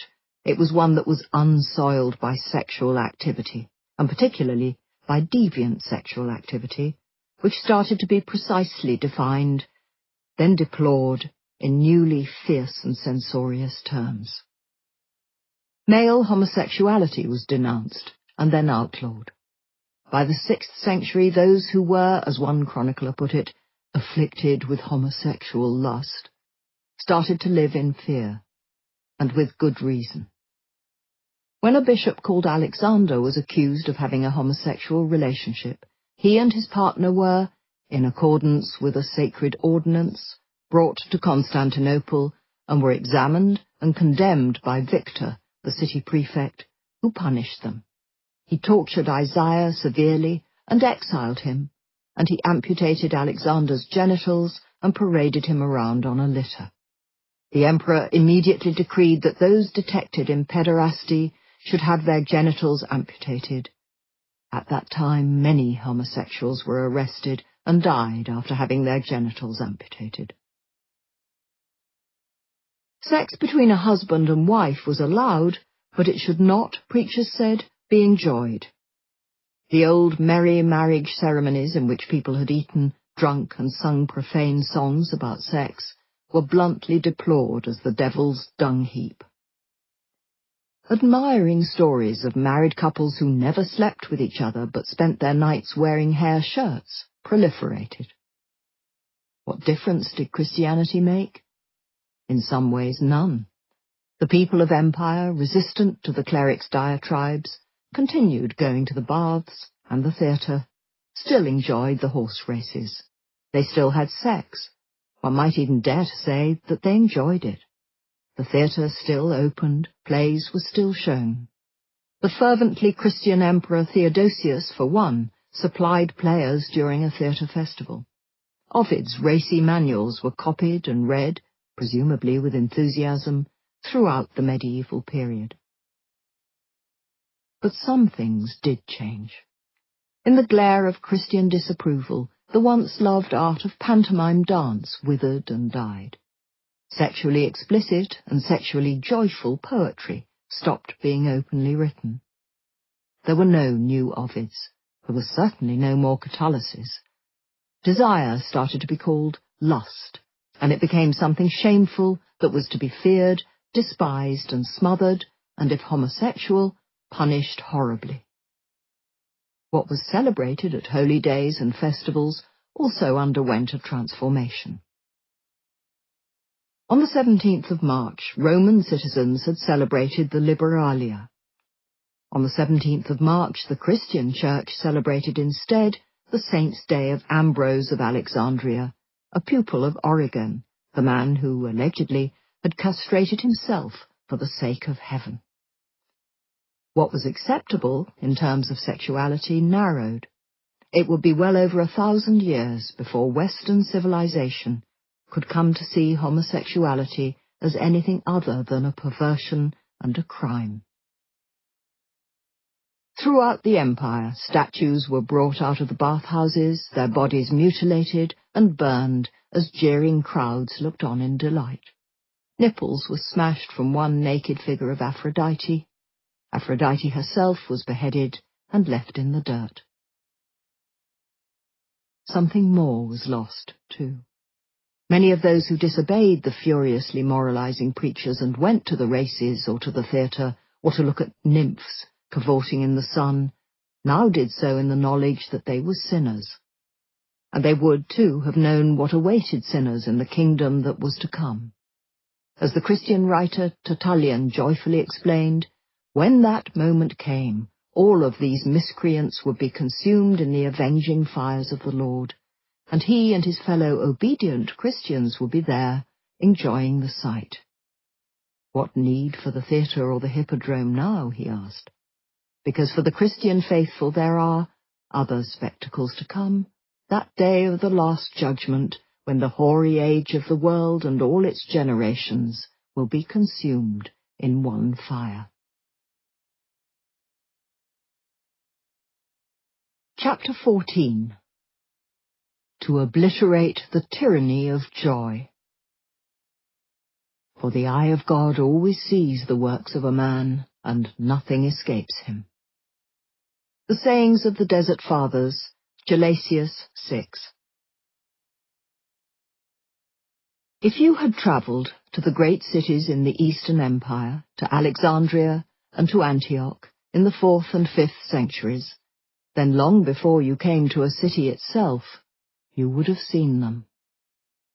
At dawn they emerged from caves in the hills and holes in the ground, their dark robes flapping, their faces gaunt and pale from hunger, their eyes hollow from lack of sleep. As the cocks began to crow, while the city beyond was still slumbering, they gathered in the monasteries and hills beyond, and, forming themselves into a holy choir, they stand and, lifting up their hands all at once, sing the sacred hymns. An impressive sight, and an eerie one, their filthy, emaciated figures a living rebuke to the opulence and bustle of urban life below. A new, a newly strange power in the world. This was the great age of the monk. Ever since Antony had set out to the desert to do battle with demons, men had flocked after him in imitation. These men were the ideal Christians, the perfect renouncers of all those sinful pleasures of the flesh. And their way of life was thriving. So many had gone out since Antony that the desert was described as a city. And what a strange city this was. You wouldn't find bathhouses and banquets and theatres here. The habits of these men were infamously ascetic. In Syria, St. Simeon Stylites, of the Pillar, stood on a stone column for decades until his feet burst open from the continual pressure. Other monks lived in caves, or holes, or hollows, or shacks. In the 18th century, a traveller to Egypt had looked up into the cliffs above the Nile and seen thousands of cells in the rock above. It was in these burrows, he realized, that monks had lived out lives of unimaginable austerity, surviving on almost no food, and only able to drink by letting down buckets on ropes to draw water from the river when it was in flood. What was a monk at this time? In the 4th and 5th centuries, the now ancient tradition of monasticism was only in its infancy, and its ways were still being formed. in this odd and as yet uncodified existence, monks turned to the wisdom of their famous predecessors to know how to live. Collections of monkish sayings proliferated, self-help guides of a sort, but a world away from Ovid. What is a monk? He is a monk, wrote one, who does violence to himself in everything. A monk was toil, said another, all toil. How should a monk live? Eat straw, wear straw, sleep on straw, advised another revered saying. Despise everything.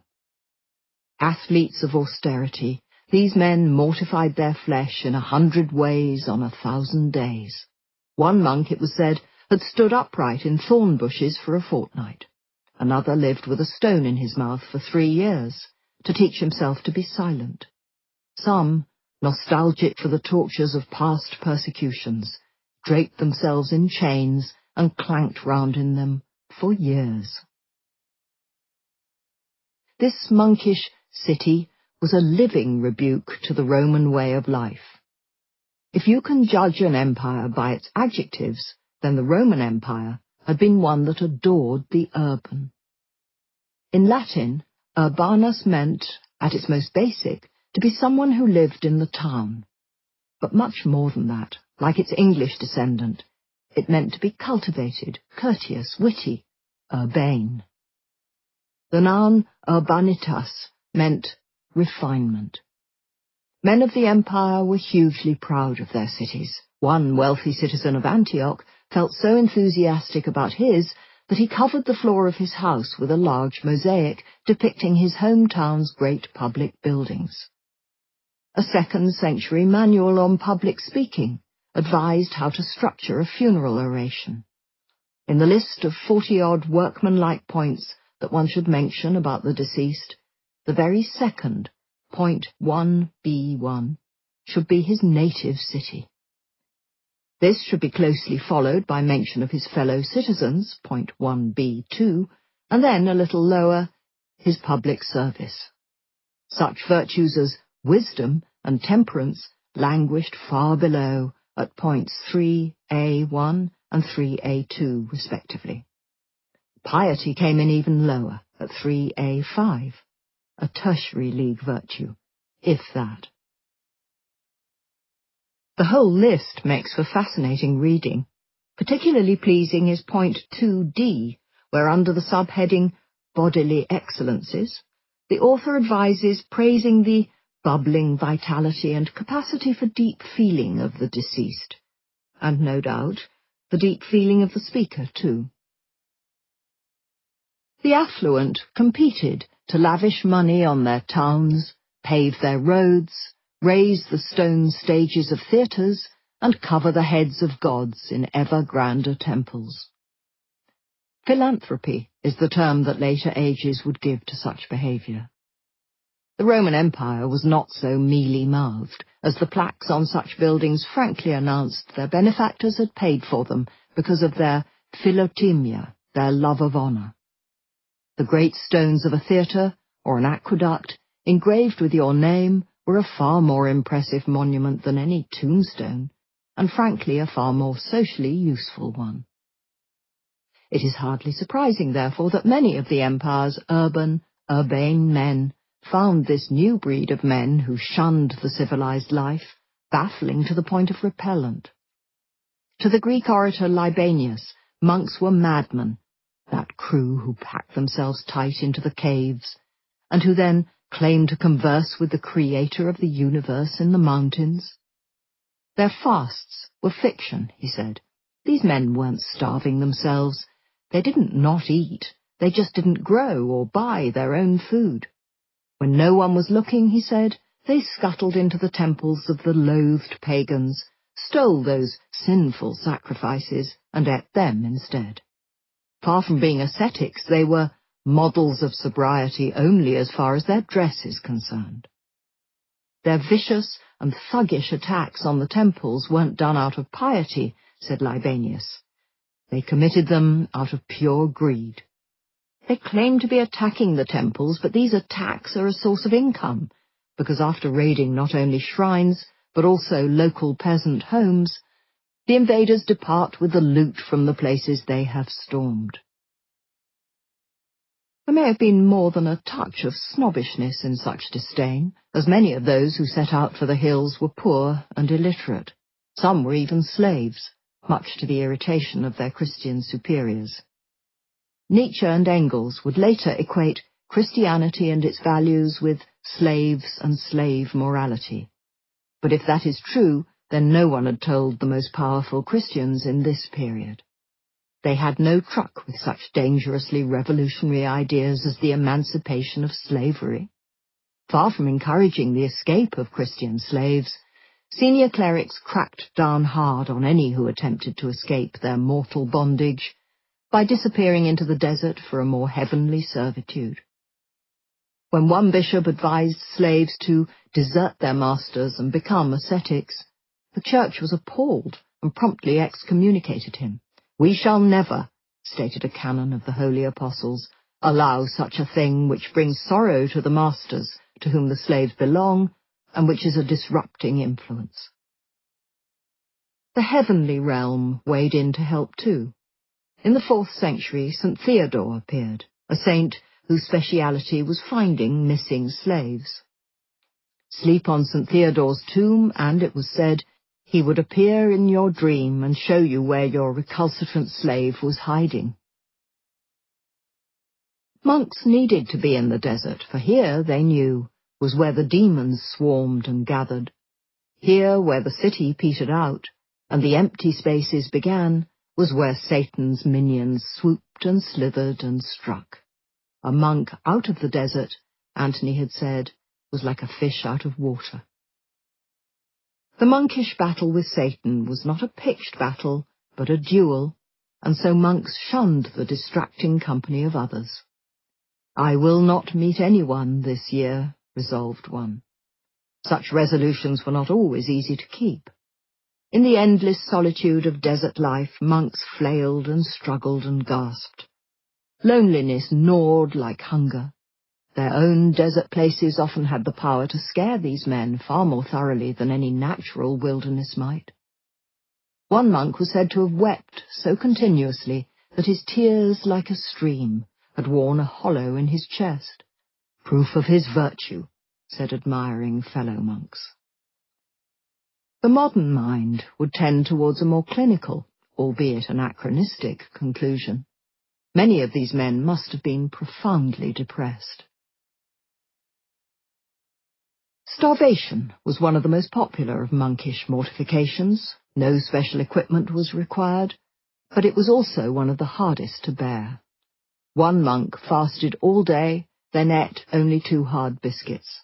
Another lived from the age of 27 to 30 on just roots and wild herbs, then for the next 4 years on half a pound of barley bread a day and some herbs. Eventually he felt his eyes going dim, while his skin became as rough as a pumice stone.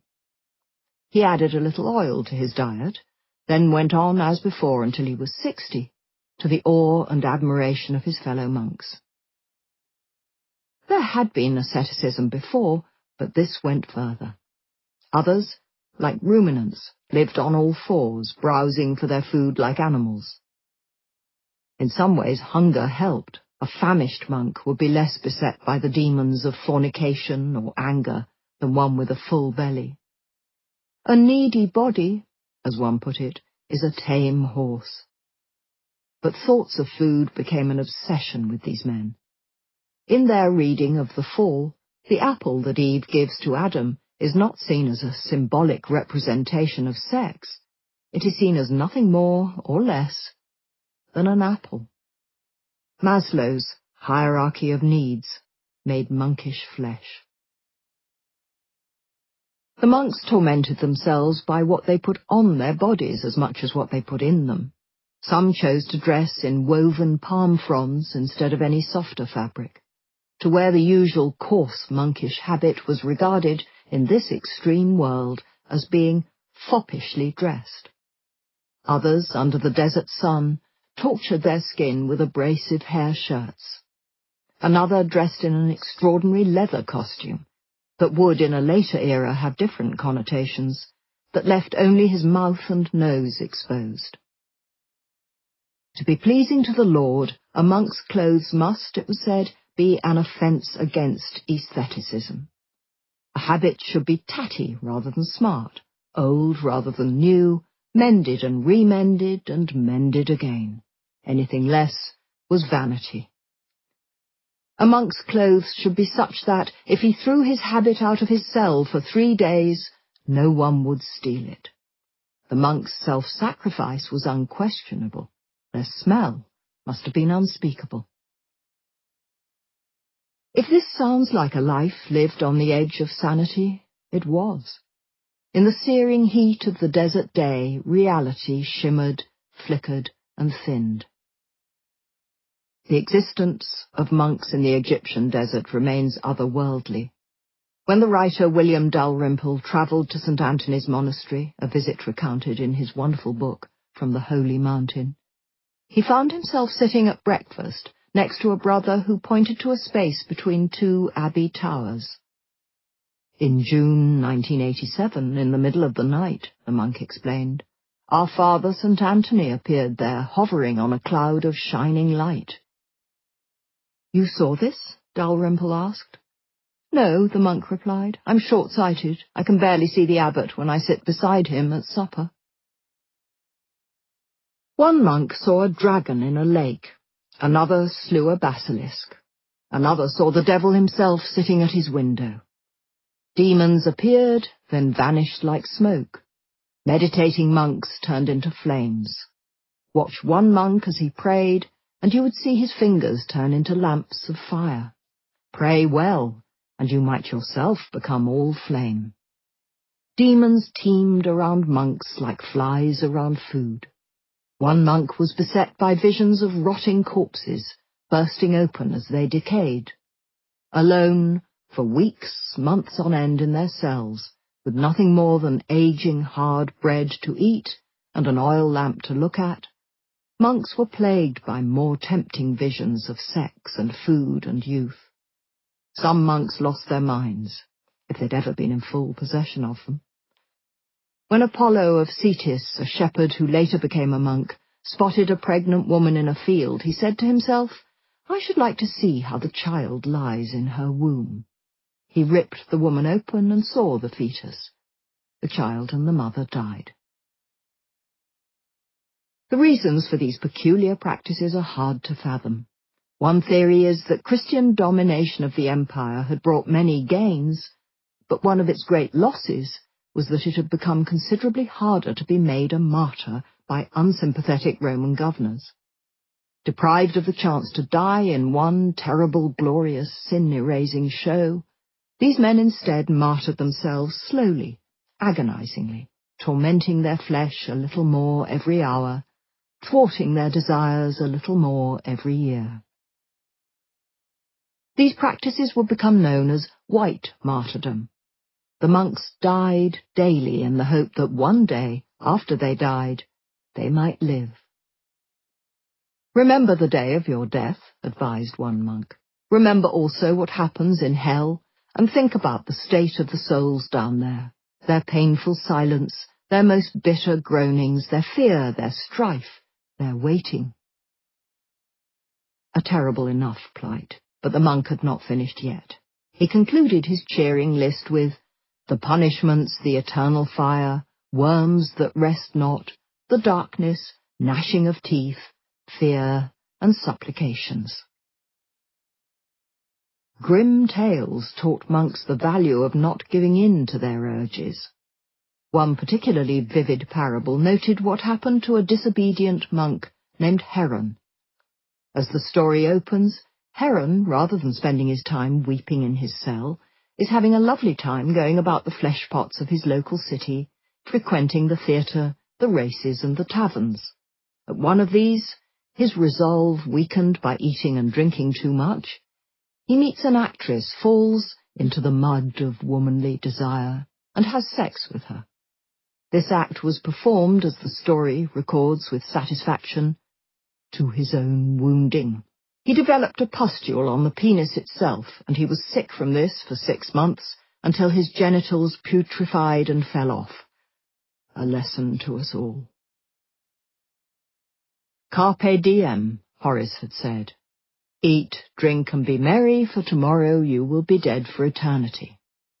The monks offered an alternative to this view. Die today, and you might live for eternity. This was a life lived in terror of its end.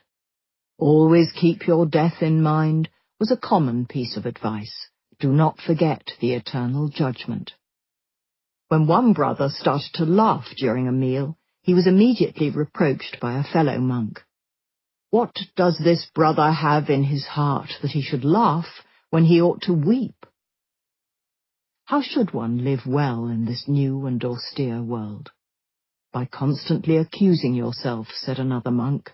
By constantly reproaching myself to myself. Sit in your cell all day, advised another, weeping for your sins. A hint of desert isolationism started to find its way into pious city life too. In John Chrysostom's writings, contact with women of all kinds was something to be feared and, if possible, avoided altogether. If we meet a woman in the marketplace, Chrysostom told his congregation, herding his listeners into complicity with that first-person plural, then we are disturbed. Desire was dangerously easy to inflame. Women who inflamed it were not to be relished, as Ovid had relished them, but eschewed, scorned, and denigrated in writings that made it abundantly clear that the fault of the man's desire lay with them. In this atmosphere, a group of fashionable women with their low-cut necklines were not praised as beauties, but excoriated as a parade of whores. Eventually, clerical disapproval was reinforced by law. Pagan festivals, with their exuberant merriment and dancing, were banned. Dislike of them had been rumbling for decades. Constantine himself had poured scorn on the so-called religious festivals of the impious pagans and their drunken, riotous feasts at which, under the semblance of religion, your hearts are devoted to profligate enjoyment. In AD 356, less than 50 years after Constantine had announced that no man whatever should be refused complete toleration, the death penalty was instituted for those who made sacrifices. In 407, the old merry ceremonies were forbidden. It shall not be permitted at all to hold convivial banquets in honour of sacrilegious rites in such funereal places, or to celebrate any solemn ceremony. If anyone declared themselves an official in charge of pagan festivals, then, the law said, they would be executed. John Chrysostom jubilantly observed their decline. The tradition of the forefathers has been destroyed, the deep-rooted custom has been torn out, the tyranny of joy and the accursed festivals have been obliterated just like smoke. Such laws were easier to make than to police. How could Christians know what went on behind closed doors? In one infamous sermon, Chrysostom came up with a solution. Christian congregations were to spy on each other. They would watch their fellow congregation for sinners, and by sinners he meant people who dared go to the theatre, and when they found them, they would hound them, shun them, report them. Nowhere was to be beyond the gaze of the good Christian informer, even private homes. Let us be meddlesome and search out those who had fallen, he advised in a sermon that encouraged Christians to hunt out those who were lapsing from true Christian ritual. Even if we must enter into the fallen one's home, let us not shrink back from it. Lest any of his flock felt awkward about such an intrusion, they were reassured once again that what they were doing was not done to harm others, but to help them. Those who declined to act as informers would themselves be considered culpable both in this world and in the next. Another vivid Chrysostom analogy sealed the point. In a household, if one of the servants is caught stealing silver or gold, the thief himself is not the only one punished, but also his conspirators and anyone who did not report him. In the same way, if a Christian saw another going to the theatre, or as he put it, departing into the place of the devil, and kept silent, he would be punished by God and by him. It would cause Chrysostom pain, he said, but he would spare nobody from the most grievous penalties. To turn on, hound and hunt your fellows in this way was not to harm them. No, Chrysostom reiterated, it was to save them. To turn another soul back from sin was the greatest thing that a Christian could do, better than fasting or even feeding the poor. In fiery prose, Chrysostom urged his congregation on. Let us, he declared, you can imagine those famous flashing eyes glinting as he spoke, take our wives, children, and households, and go out after this game and quarry. Let us drag from the snares of the devil those whom he has made captive to his will. Chapter 15. Merciful Savagery. There is no cruelty in regard for God's honour. St. Jerome, Letter 109:32. It had all seemed so simple. Render unto Caesar what is Caesar's, render unto God what is God's. As the 4th century drew to its close, and the 5th century opened, caveats were added, complications brought to bear. What, asked some of the most powerful preachers, if God and Caesar both laid claim to the same thing? Well, said the great thinkers of the first Christian century, in that case God took precedence. As Augustine put it, if God's law diverged from Roman law, then the heavenly city and its inhabitants were compelled to dissent and to become obnoxious to those who think differently. Everything, man, law, and even bureaucracy, was now to give way to God, or rather to his church. And if this meant some sticky moments on earth, then so be it, for, argued another aggressive Christian cleric, the greatest wrong that one could do was not to disobey the law, but to disobey God. It is better to be deprived of empire than to become guilty of impiety. One of those who policed the law of God most fiercely of all was the infamous Egyptian monk, now saint, Shenouta. One night at the turn of the 5th century, some hours after the blazing desert sun had set, there was a small bustle of activity outside Shenouta's monastery in Egypt. Usually at this time all would be quiet, and the hundreds of monks behind the walls of the white monastery would be asleep, enjoying the brief liturgical respite between final prayers and the knocking of the wooden bell that roused them from their beds just before dawn. But if you had been standing outside the white monastery on this particular night, you might have seen something unusual. Suddenly, in the stillness, there was movement. The door of the monastic gatehouse opened, and a group of monks appeared. As they moved briskly away, the gate closed again behind them, shutting in the remaining monks, shutting out the demonic world. The small group moved away from the monastery, on down towards the river. Look closely, and you would have seen that there were 8 of them. Look closer still, and your eye would almost certainly have been caught by one of them. Gaunt from constant fasting, his skin seemed to cling too closely to his bones. His deep-socketed eyes were as dark and sunken as holes in a stone wall. It was said that he did not sleep all night until daybreak, and only then for a moment. When he was awake, people said he wept constantly, tears as sweet as honey falling from his eyes, turning them black with his holy sorrow. This was Shenouta. One should not, however, mistake weeping for weakness. Shenouta might weep for the sins of the earth, but he walked with the angels and smote demons. This was a man who, it was said, conferred with John the Baptist, spoke with Jesus Christ, and had personally wrestled demons to the ground. Shenouta was a man to respect, and a man to fear. Under his charismatic leadership, male and female monks flocked in vast numbers to join the monastery's 3 communities, swelling its numbers into hundreds, perhaps even thousands. Once in his care, these men and women faced stringent discipline. Beatings were administered to those who strayed from the monastery's numerous rules. A nun who stealthily took things received 20 blows of the rod. Another who ran after a sister, in friendship and with fleshly desire, received 15. More pain was added by the humiliating method in which such beatings were delivered. Elder nuns held their errant sister down, while a monk beat the soles of her feet.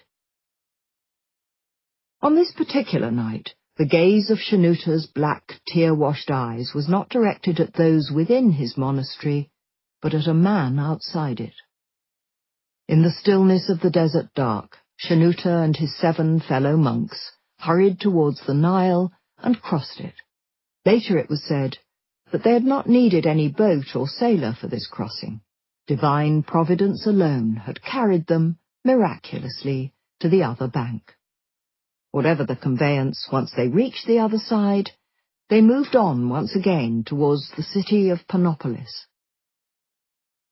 If any locals had seen the dark-robed group as they moved through the darkness, they might well have felt the stirrings of fear. Monks, anonymous, rootless, untraceable, were able to commit atrocities with near impunity. Our angels, some Christians called them. Rubbish, said non-Christians.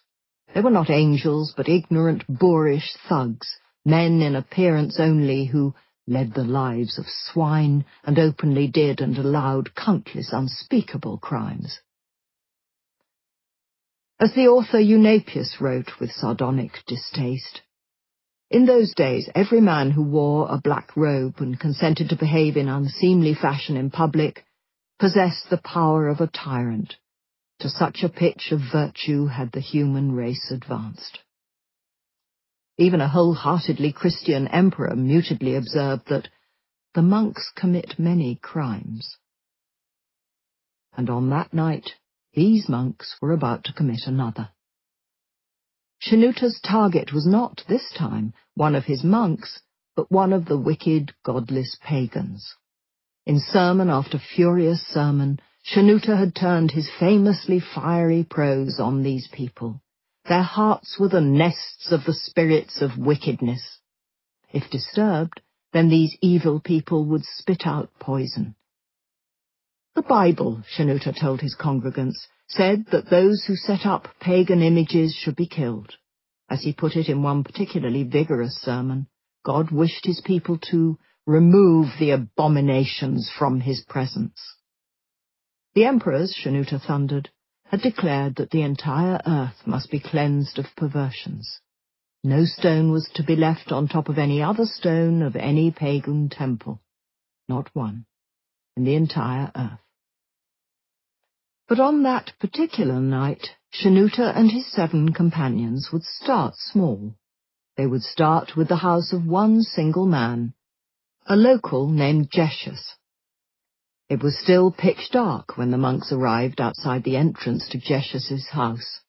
Geshius, to give him his full, grandly Roman name, Flavius Aelius Geshius, was a Roman citizen, a prominent landowner, and a former governor, as Pliny had been. Geshius was an enviable member of the empire's tiny elite ruling class. He was also, on that night, a marked man. For this Geshius, uncowed by Shanuta's blustering, had committed several unpardonable crimes. On one occasion, he'd been overheard bluntly declaring that Jesus was not divine. On another, he'd gone into a recently ruined pagan temple and, despite the laws forbidding it, had made a sacrificial offering by scattering roses. This was not only a crime, it was, perhaps more importantly, an insupportable snub to the area's most powerful Christian, Shanuta.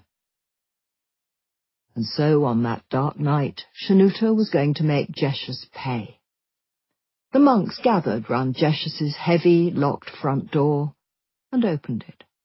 If that seems a rather simple gloss on what must have been a complicated, or at the very least physically demanding procedure, then that is because Shanouta said afterwards that it was simple. The monks, he said, did not open the front door. God did. Shanouta and his monks then entered the dark house, which, Shanouta later explained, was not merely dim with the darkness of night, but black with the darkness of evil. Despite such logistical difficulties, the monks' progress never wavered, and they moved on through the atrium and up the stairs into the heart of Jeshus's home. Again, if the claim that a band of 8 monks managed not only to break into and enter a locked house, but also to move through its Stygian gloom without rousing anyone, or taking a wrong turn, seems improbable, then Shanouta had an explanation for that too. God was guiding them. Their divine fixer helped them once again when they finally came to Jeshus's locked private chamber. There was no need for them to put their shoulders to the door or barge it open. It merely popped out when Shanouta grasped it and fell off its hinges of its own accord, allowing the monks to carry it away easily. Later it would become clear that not everyone in the town was wholly convinced by this account. Indeed, impious tongues seem to have wagged, disparaging the idea that the doors opened by themselves, as big claims. Shanouta defended himself hotly. "We did not say that they opened for us by themselves," he blustered, "but rather we opened them as the Lord ordained." A somewhat Jesuitical distinction that may not have gone a long way to reassuring his doubters. Afterwards, Shanouta would speak of what happened in the next moments inside Jeshus's house with revulsion. Being in that room, he said, was like being in a pagan temple once again, back in those dark days before the righteous emperors had ordered them to be laid waste. For as they went through the door, the monks found themselves in a room whose air was heavy with incense, and where the light of numerous lamps glimmered on countless carved surfaces. They were in a chamber full of heathen idols. Here was a statue of the lecherous parricide Zeus. There was one of Zeus's father, Kronos. There was the deceitful Hecate.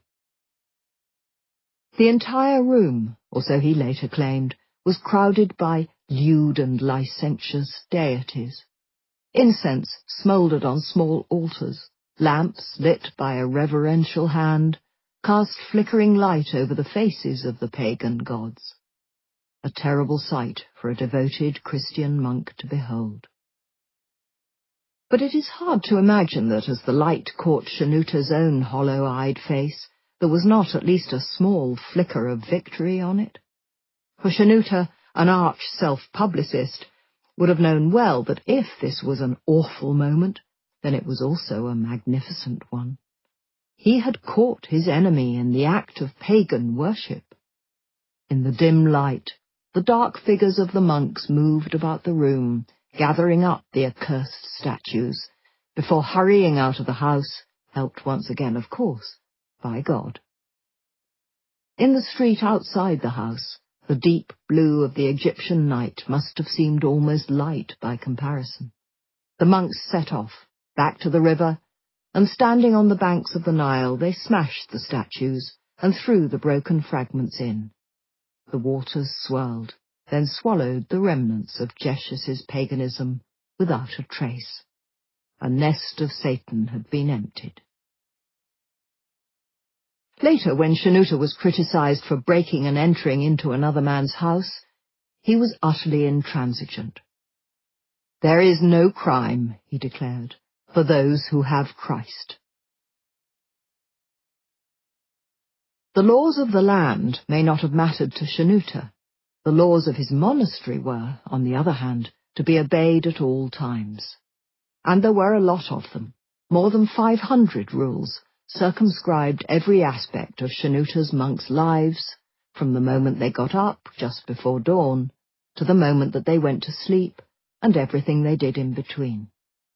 There were rules on what the monks wore, what they ate, precious little, mainly bread, when they ate, infrequently, when they prayed, relentlessly, how they prayed, audibly, where they had their hands when they prayed, emphatically for some reason, not near their ribs, how they slept, alone, and without erotic desire, how they washed, infrequently, without looking at one another's bodies or their own, whether or not they shaved, absolutely not except with permission, for cursed shall be any who shaves himself, and even where they defecated. As one rule that perhaps raises more questions than it answers, explained, if anyone needs to defecate into a pot or a jar or any other vessel, they shall ask the male eldest. Once inside a monastery, the monk's life was no longer his own. Certainly his property was not. Even clothes had to be given up and left outside, so that the monks might obtain equality in all things, and desire might not find a place among foolish people. The monastery itself, however, not only desired possessions, but categorically demanded them. A condition of entering was that each monk and nun must sign all their earthly possessions over to the monastery in writing within 3 months of joining. If they did not, then for this too they would find themselves, in the words of the rules, cursed. The lands of these simple monks naturally began to spread. Soon the monastery grounds took in not just the monks' buildings, but also palm groves, orchards, vegetable gardens, farm animals, fields. The monastery even controlled mines, or attempted to.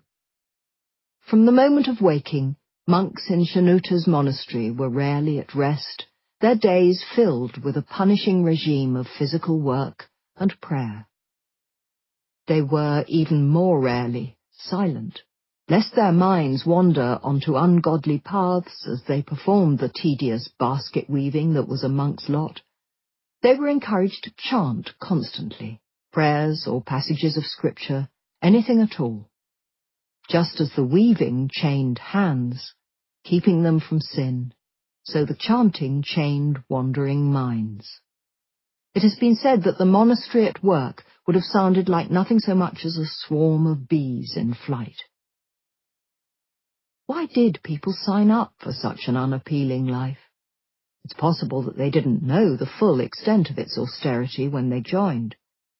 Monks who entered Shanuta's monastery were not presented with a comprehensive contract at the door or read their rights upon arrival. Instead, monastic discipline was more of a revealed religion, the full extent of the white monastery laws being only slowly explained to each new entrant, little by little, once they were already inside. This may have been less Machiavellian than it sounds. To hear all the laws in one go would have made for a long evening. Nevertheless, by the time monks fully realized the form of their new life, they would, now bereft of their money, their land, and even their own clothes, have been almost powerless to leave it. Once a monk had given himself to his new monastic master, he had to obey him or face the consequences. Numerous rules began with the formulation, "Cursed be." Cursed were those who didn't give all their wealth to the monastery, cursed were those who shaved without having been ordered to, cursed were those who looked at another monk with desire. If a monk ate, say the forbidden fruit of cucumber at the wrong time, then the law informed him, he sins. At least 60 of the rules were devoted to sexual transgressions. Looking desirously at the nakedness of your neighbour while he washed was wrong, as was staring with desirous feeling at your own nakedness. Those who sat close to one's neighbour with a filthy desire in their heart were also cursed.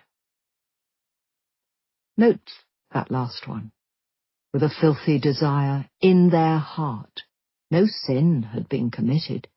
The mere intention of sin was now a sin in itself. In Shanuta's monastery, even thoughts were policed. Can any hide himself in secret places that I shall not see him? The Lord had asked. The answer from the white monastery, at least, was a resounding no. As this new generation of hardline Christian preachers constantly reminded their congregations, in fierce, hectoring speeches, there was nowhere to hide from the all-seeing eyes of the Lord. Shanouta conducted frequent verbal inquiries and physical searches of those in his care. A period of 4 weeks every year was given over to a public examination of the monks. During this time, all the monks would gather together and publicly scrutinize our words and deeds. This was supplemented by frequent physical inspections, during which an official would search the cell of each monk. As the monastic rules declared with precision, 12 times per year, once a month, the male eldest shall enter all the houses of the congregation and inspect all the cells within them. Man looks upon your face, God sees into your soul. Shanouta looks into your room. It is clear that Shanouta's monks were terrified of him. He was determined that the monks behind his walls, hundreds, possibly thousands of them, were to be as one. They were to work at the same time, pray at the same time, pause at the same time. There was a time to rise, a time to pray, a time to eat, a time to sleep, a time to be obedient. The monks were to move with one mind as one body, a single swarm rather than a collection of individuals. The possessive pronoun was forbidden. One could not say, my bread, as all things belong to everyone, and to no one. All must obey the clacking of the wooden monastic bell instantly, and woe betide anyone who did not. The bell was sounded twice. The first sounding indicated that the monks should stop what they were doing and pause. The second, that they should move on to the next activity.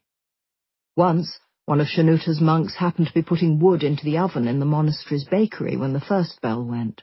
Obediently the monk waited, hand in the heat, until the bell sounded again, whereupon he finally removed his ruined hand. It wasn't only monks who felt Shanouta's anger. He could vent the righteous wrath of God on anyone who he felt deserved it, including demons. One evening, a bureaucrat was due to inspect the White Monastery, possibly to investigate the terrible disciplinary violence that was rumoured to be inflicted against erring monks. Shanouta saw the figure entering the monastery without knocking. According to legend, the official then grabbed Shanouta, whereupon Shanouta wrestled back, finally overcoming the man by putting him in a scissor hold between his thighs. This, Shanouta realized, was not some local official or an angel, it was a demon. In another retelling, the figure is the devil himself, while Shanouta's wrestling becomes even more athletic. The anecdote concludes with Shanouta hurling the demon to the ground and putting his foot on his head. Religious intensity was not new. Greece and Rome had known those who took religion to extremes and who had gone about their lives feeling humbled and crushed by fear of the gods. Generally, though, religious fervour had been a private passion, and it had kept within the confines of the law. But as Christianity gained control, religiosity started to become a public duty, and would, with self-righteous pride, overstep the boundaries of the law. Some of the most important thinkers of the era supported such behaviour. If necessary, one must make oneself obnoxious. One must stop at nothing, even harming other people, in the service of the Lord. There is, after all, no crime for those who have Christ. To punish a sinner violently, to flog them, beat them, make them bleed, this was not to harm them, but to help them, by saving them from worse punishments to come. Shanouta worried that if he didn't beat the monks in his care, then he was offending God. Punishments used against erring Christians, even in Augustine's time, ranged from the confiscation of property to being barred from church, beatings and floggings with rods. It is better, said Augustine, with severity to love than with gentleness to deceive. This was not cruelty. Did not the shepherd bring wandering sheep back to the flock with his rod? The church, he wrote, persecutes in the spirit of love. This was holy violence. Jesus may have told his followers that they should, when struck by an aggressor on their right cheek, offer him the other, but his 4th and 5th century followers were less forgiving.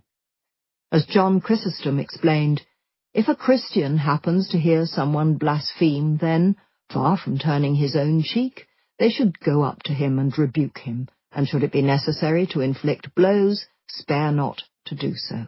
Smite him on the face, strike his mouth, sanctify thy hand with the blow. Murder committed for the sake of God, argued one writer, was not a crime, but actually a prayer. Some of Chrysostom and Shenouda's methods of control would be mirrored 100 or so years later, for very similar reasons, in imperial law. When the Emperor Justinian came to power in AD 527, he set about reforming the morals of his subjects with a zeal and a legal thoroughness as yet unseen. He had a good incentive. If he did not punish them, then, he firmly believed, God would punish him. Civil officials now found themselves required to enforce laws about what went on in private homes. Church officials found themselves pressed into service as de facto spies. Roman emperors had always used informers, delatores. Now they were put to the service of the church. Men of all ranks were required to become informers. Any breach of the laws was to be reported. Bishops were required to become the emperor's spies and report back on their fellow officials. If they refused or failed in their duties, then they themselves would be held accountable. Among those whom the clergy was tasked with reporting on were actors and actresses, and, as one revealing little law added, prostitutes who wore monastic habits. The punishments could be terrible. If a nurse aided and abetted an affair of a young woman in her charge, she would be punished by having molten lead poured down her throat. Correction was paramount. Justinian, as the chronicler Procopius put it, was determined to close all the roads which lead to error. Some of the holy violence alarmed even the church. In North Africa at the turn of the 5th century, the Circumcellions became notorious not only for their suicides, but for their vicious attacks on those who didn't share their particular Christian beliefs. One bishop was standing next to his altar when suddenly he found himself surrounded and beaten by men with clubs. Then his attackers tore his altar apart, beat him with its remnants, before finally stabbing him in the groin. Another priest found himself dragged from his house, and once the Circumcellions had him outside, they gouged out his eye. Like the tailor-made tortures that awaited sinners in hell, where blasphemers were strung up by their tongues, there was a ghoulish appositeness to these assaults. Eyes of the erring were gouged out because those who couldn't see the true religion were blind anyway. Another bishop was seized, his hands chopped off, and his tongue, which had preached falsehoods, cut out. The Circumcellions roamed widely, vandalizing property, setting light to churches, and torching houses. Just when people thought that these warriors, as they called themselves, could not have got any worse, they invented what Augustine called a new and unspeakable kind of violence, a piece of cruelty deserving of the devil himself. By mixing together caustic lime powder and vinegar, they created a solution strong enough to burn human skin. This they took to throwing into the eyes of priests, blinding them. Nowhere was safe. If a traitor, as they called those who didn't share their beliefs, was known to be at home, the Circumcellions would go into their house, drag them out, and then attack them. The more unexpected the attack, the more glorious the effect. Festivals of the old gods were a favourite target. Circumcellions raided these, smashing statues and shouting their rallying cry of Laudes Deo, praise the Lord. as they went. In a moment, a joyful, drunken celebration could be reduced to sheer chaos. Like so many before and since, these men wanted religious conformity, and they would stop at little to get it. Because Matthew 26:52 advised Christians to sheathe your sword, with almost Jesuitical precision, they adopted the club as their weapon of choice. Appalling violence could thus be done while sin was avoided. Besides, a club was efficient enough. They would beat to death as many as they could before melting back into the landscape. The sticks with which these men carried out this work became their proud trademark. They called them their Israels. Augustine and others might have been shocked by such acts, but to an extent the Church was reaping what had been sown. A few decades earlier, as the academic Brent D. Shaw has pointed out, Christian preachers had been glad of the Circumcellions' violence and cultivated it. In the attacks against the temples, such freelance destroyers had been eminently useful and were drafted in to do the strong-arm work of pulling these buildings down. Schooled and encouraged in violence and thuggery, the group suddenly became, to the dismay of those who'd once encouraged them, much less biddable. If Circumcellions ignored the law, then they were in good company. At the highest level, the Church was starting to challenge the power of the state. Roman observers had long noticed the Christian tendency to consider themselves above the law and been irritated by it.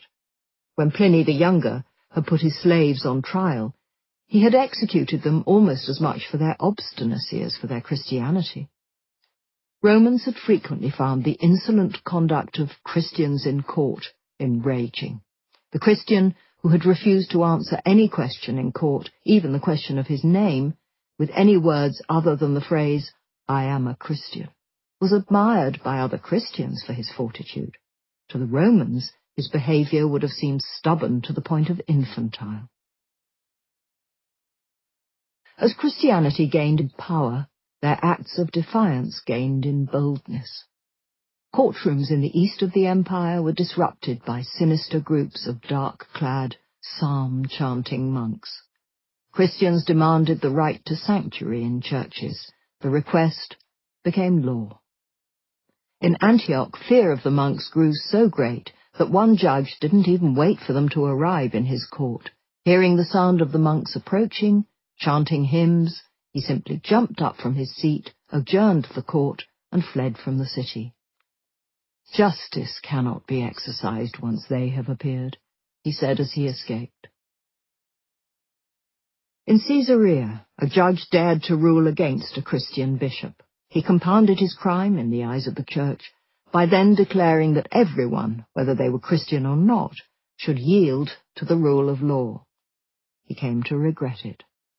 A mob of Christians, like a hive roused by smoke, surged around, torch in hand amid showers of stones with cudgels ready. All ran and shouted together in their united zeal.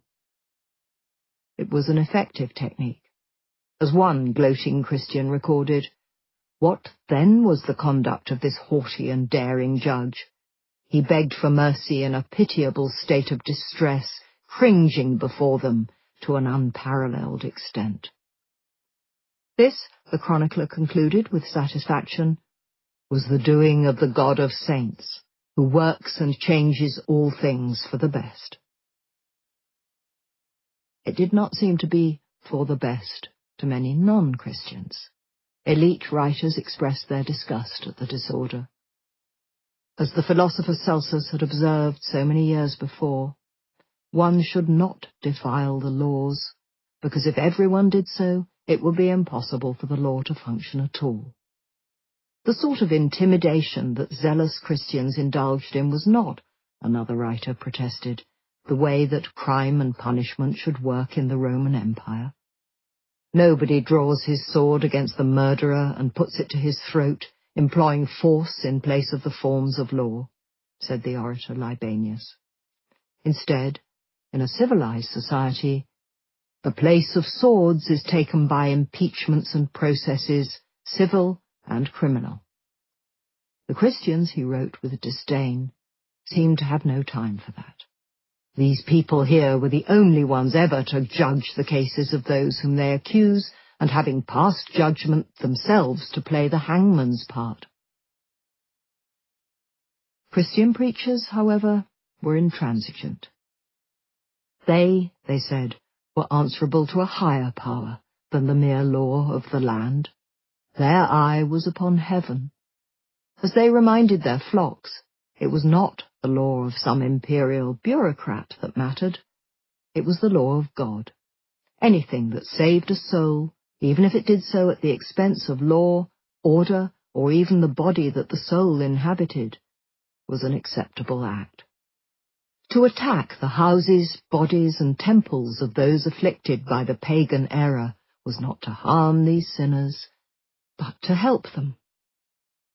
This was not brutality, this was kindness, education, reformation.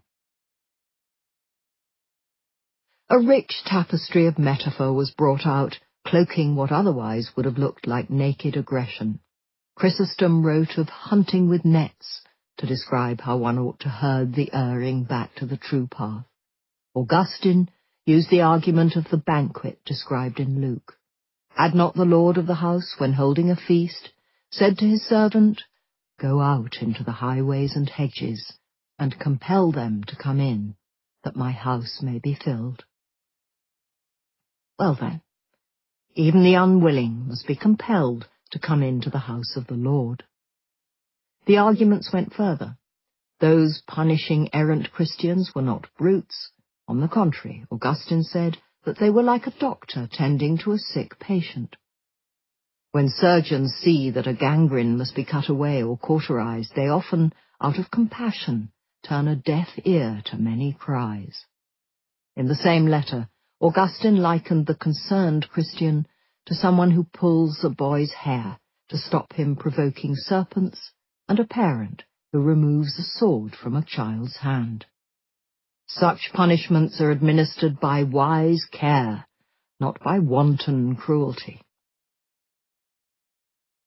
In a now familiar paradox of punishment, it was explained again and again that all these physical attacks were a kindness. The Church persecutes, Augustine said, in the spirit of love. Jerome, the biblical scholar and saint, concurred. It was not cruel to defend God's honor. In the Bible, sinners suffer punishments up to and including death. Chrysostom agreed. If he were to punish your earthly body, he reassured his listeners, it was only to protect your eternal one, so that you may be saved and we may rejoice, and God may be glorified now and always, forever and ever, without end. Amen. Those receiving such salvation might, not unreasonably, have felt otherwise. One monk in Shenuta's care was saved with beatings so savage that he died of his injuries. And what if people, disinclined to rejoice, became frightened by the fact that their neighbours were spying on them, reporting on them, hounding them in their homes? Well, fear too had its benefits. Better to be scared than to sin. Where there is terror, said Augustine, there is salvation. O merciful savagery! The intellectual foundations for 1,000 years of theocratic oppression were being laid. Chapter 16. A Time of Tyranny and Crisis. Moreover, we forbid the teaching of any doctrine by those who labour under the insanity of paganism. Justinian Code 1:11:10:2. The philosopher Damasius was a brave man, who had to be, to see what he had seen, and still be a philosopher. As he walked through the streets of Athens in AD 529, and heard the new laws bellowed out in the town's crowded squares, even he must have felt the stirrings of unease. He was a man who had known persecution at the hands of the Christians before. He would have been a fool not to recognize the signs that it was beginning again. As a young man, Damasius had studied philosophy in Alexandria, the city of the murdered Hypatia. He had not been there for long when the city had turned once again on its philosophers. The persecution had begun dramatically. A violent attack on a Christian by some non-Christian students had started a chain of reprisals in which philosophers and pagans were targeted. Christian monks, armed with an axe, had raided, searched, then demolished a house accused of being a shrine to demonic idols. The violence had spread, and Christians had found and collected all images of the old gods from across Alexandria, from the bathhouses and from people's homes. They had placed them in a pyre in the center of the city and burned them. As the Christian chronicler Zachariah of Mytilene comfortably observed, Christ has declared that he had given you the authority to tread on snakes and scorpions and over all enemy power.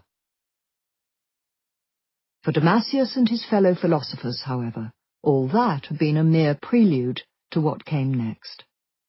Soon afterwards, an imperial officer had been sent to Alexandria to investigate paganism. The investigation had rapidly turned to persecution. This was when philosophers had been tortured by being hung up by cords, and when Damasius's own brother had been beaten with cudgels, and to Damasius's great pride, had remained silent. Philosophers weren't only attacked in Alexandria, and they didn't always bear the attacks with such mute suffering. When one philosopher was being beaten in a courtroom in Constantinople, the blood started flowing down his back. The man allowed some of it to pool in his hand. "You savage," he said to the judge, "you want to devour the flesh of men? Then have something to wash it down with." He threw a palmful of blood over the official. "Drink this wine." Damasius would come out of the Alexandrian persecutions a changed man. He had never originally intended to study philosophy at all. The privileged son of wealthy parents from Damascus, he had hoped to pursue the more glamorous life of a public orator. Mere chance had brought him into the philosophical fold, but once he'd converted to the cause, he not only devoted his life to philosophy, he also risked his life for it, repeatedly. He would develop a deep contempt for anyone who did anything less, and in his writings poured scorn on those who were adept at talking about what should be done, but inept at actually doing anything. Words without deeds were useless. Action, then. When the persecutions in Alexandria became intolerable, Damasius decided to flee. In secret, he hurried with his teacher Isidore to the harbour and boarded a boat. Their final destination was Greece and Athens, the most famous city in the history of Western philosophy. It was now almost 4 decades since Damasius had escaped to Athens as an intellectual exile. In that time, a lot had changed. When he had arrived in the city, he'd been a young man. Now he was almost 70. But he was still as energetic as ever, and as he walked about Athens in his distinctive philosopher's cloak, the same austere cloak that Hypatia had worn, many of the citizens would have recognized him. For this émigré was now not only an established figure of Athenian philosophy and a prolific author, he was also the successful head of one of the city's philosophical schools, the Academy. To say one of the schools is to diminish this institution's importance. It was perhaps the most famous school in Athens, indeed in the entire Roman Empire. It traced its history back almost 1,000 years, and it would leave its linguistic traces on Europe and America for 2,000 years to come. Every modern academy owes its name to it. Since he had crossed the wine-dark sea, Life had gone well for Damasius, astonishingly well given the turbulence he'd left behind. In Alexandria, Christian torture, murder and destruction had had its effect on the intellectual life of the city. After Hypatia's murder, the numbers of philosophers in Alexandria and the quality of what was being taught there had, unsurprisingly, declined rapidly. In the writings of Alexandrian authors, there is a clear mood of depression verging on despair. Many, like Damasius, had left. In 5th century Athens, the church was far less powerful and considerably less aggressive. Its intellectuals had felt pressure nonetheless. Pagan philosophers who flagrantly opposed Christianity paid for their dissent. The city was rife with informers, and city officials listened to them. One of Damasius's predecessors had exasperated the authorities so much that he had fled, escaping narrowly with his life and his property. Another philosopher so vexed the city's Christians by his unrepentant pagan ways that he had had to go into exile for a year to get away from the vulture-like men who now watched over Athens.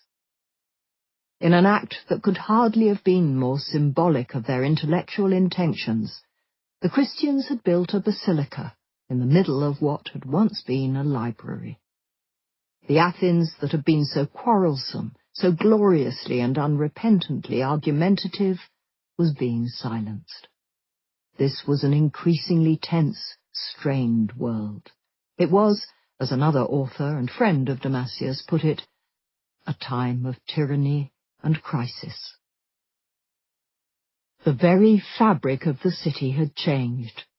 Its pagan festivals had been stopped, its temples closed, and, as in Alexandria, the skyline of the city had been desecrated, here by the removal of Phidias's great figure of Athena. Even Athens' fine philosophical traditions had been debased, though as much by incompetent philosophers than anything the Christians did. When Damasius and his teacher arrived in the city at the end of the 5th century, they had been utterly underwhelmed by it. Nowadays, Isidore observed, philosophy stands not on a razor's edge, but truly on the brink of extreme old age. Damasius had never heard of philosophy being so despised in Athens as it was then. It is a mark of quite how uncongenial the empire had become to non-Christians, that despite this, Athens had seemed the most congenial place for them to flee to. Yet Damasius had turned Athenian philosophy around. In the decades since his arrival in the city, he had taken its philosophical schools from decrepitude to international success. Once again, the academy was attracting what one ancient writer called the quintessential flower of the philosophers of our age, to come there to study. Its philosophers were hugely prolific and knowledgeable. Damasius and his fellow scholars were producing works that have been called the most learned documents ever to have been produced by the ancient world. As well as all of this, the inexhaustible Damasius would also find time to deliver densely academic lectures on Aristotle and Plato, and produce a series of subtle works on metaphysical philosophy, Plato, and mathematics. Despite his success, Damasius had not forgotten what he had seen in Alexandria, and had not forgiven it either. His writings show a never-failing contempt for the Christians. He had seen the power of Christian zeal in action. His brother had been tortured by it, his teacher had been exiled by it, and in the year 529, zealotry was once again in evidence. Christianity had long ago announced that all pagans had been wiped out. Now, finally, reality was to be forced to fall in with the triumphant rhetoric. The determination that lay behind this threat was not only felt in Athens in this period. It was in AD 529, the very same year in which the atmosphere in Athens began to worsen, that St. Benedict destroyed that shrine to Apollo in Monte Cassino. A few years later, the Emperor Justinian decided to destroy the frieze in the beautiful temple of Isis at Philae in Egypt. A Christian general and his troops duly, methodically smashed the faces and hands off the demonic images. Go to Philae today, and you can see the frieze, much of it still intact, except that many of the carved figures are missing faces and hands. In Athens it wouldn't be temples, but something far more intangible, and potentially far more dangerous, that was targeted: philosophy. Previous attacks on Damasius and his scholars had largely been driven by local enthusiasms. A violently aggressive band of Alexandrian monks here, an officious local official there. But this attack was something new. It came not from the enthusiasm of a hostile local power, it came in the form of a law from the emperor himself. Actually, what befell the philosophers in AD 529 was not just one single law, but a staccato burst of legal aggression issued by Justinian. Your clemency, the glorious and indulgent, Justinian, is how laws of this period referred to him.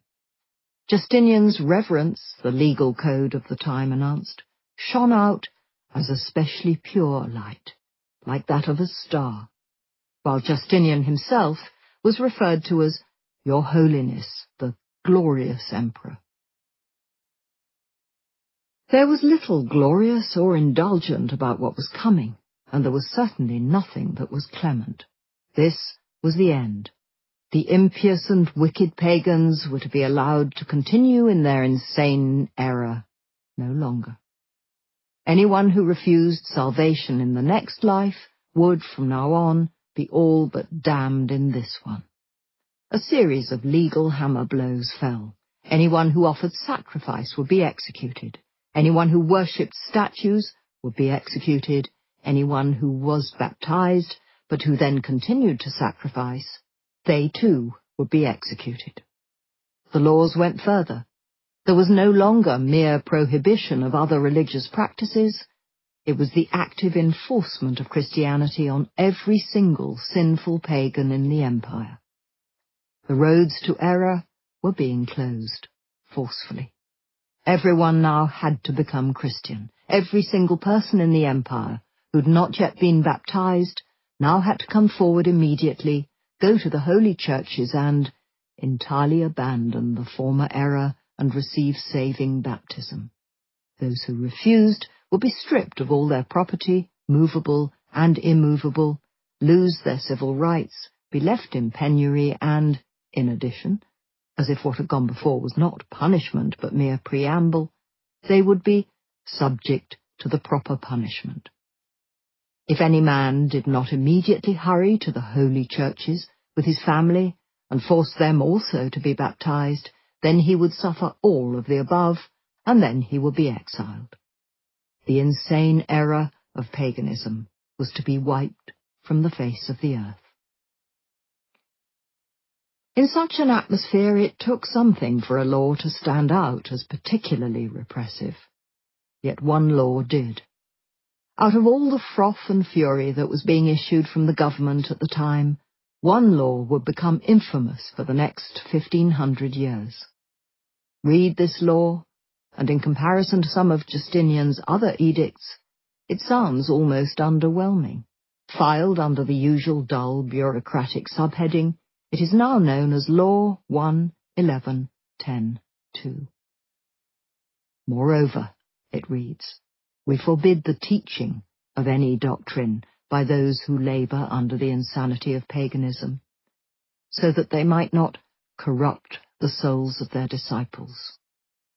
The law goes on, adding a finicky detail or two about pay, but largely that is it. Its consequences were formidable. This was the law that forced Damasius and his followers to leave Athens. It was this law that caused the academy to close. It was this law that led the English scholar Edward Gibbon to declare that the entirety of the barbarian invasions had been less damaging to Athenian philosophy than Christianity was. This law's consequences were described more simply by later historians. It was from this moment, they said, that a dark age began to descend upon Europe.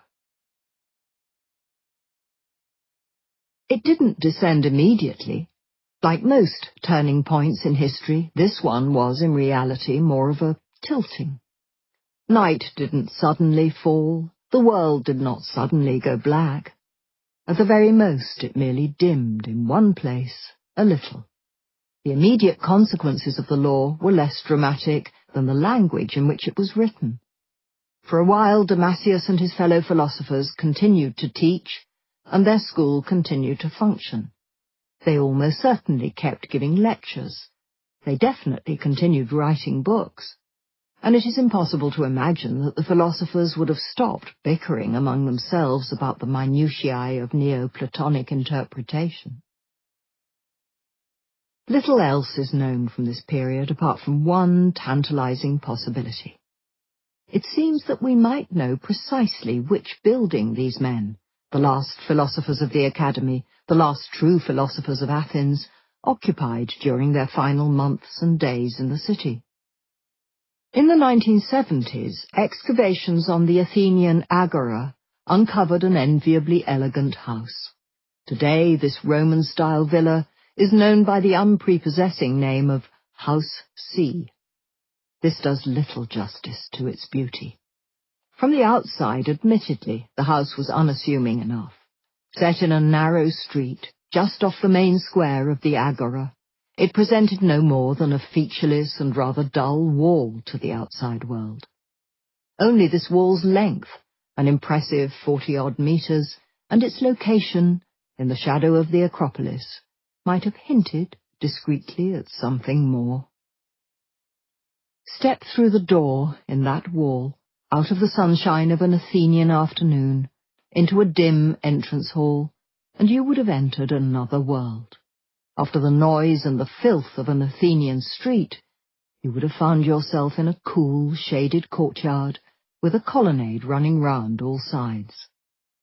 The walls and floor were stone, cool to the touch even on the hottest day, and from somewhere just beyond the courtyard came the sound, tantalizing in the heat, of water.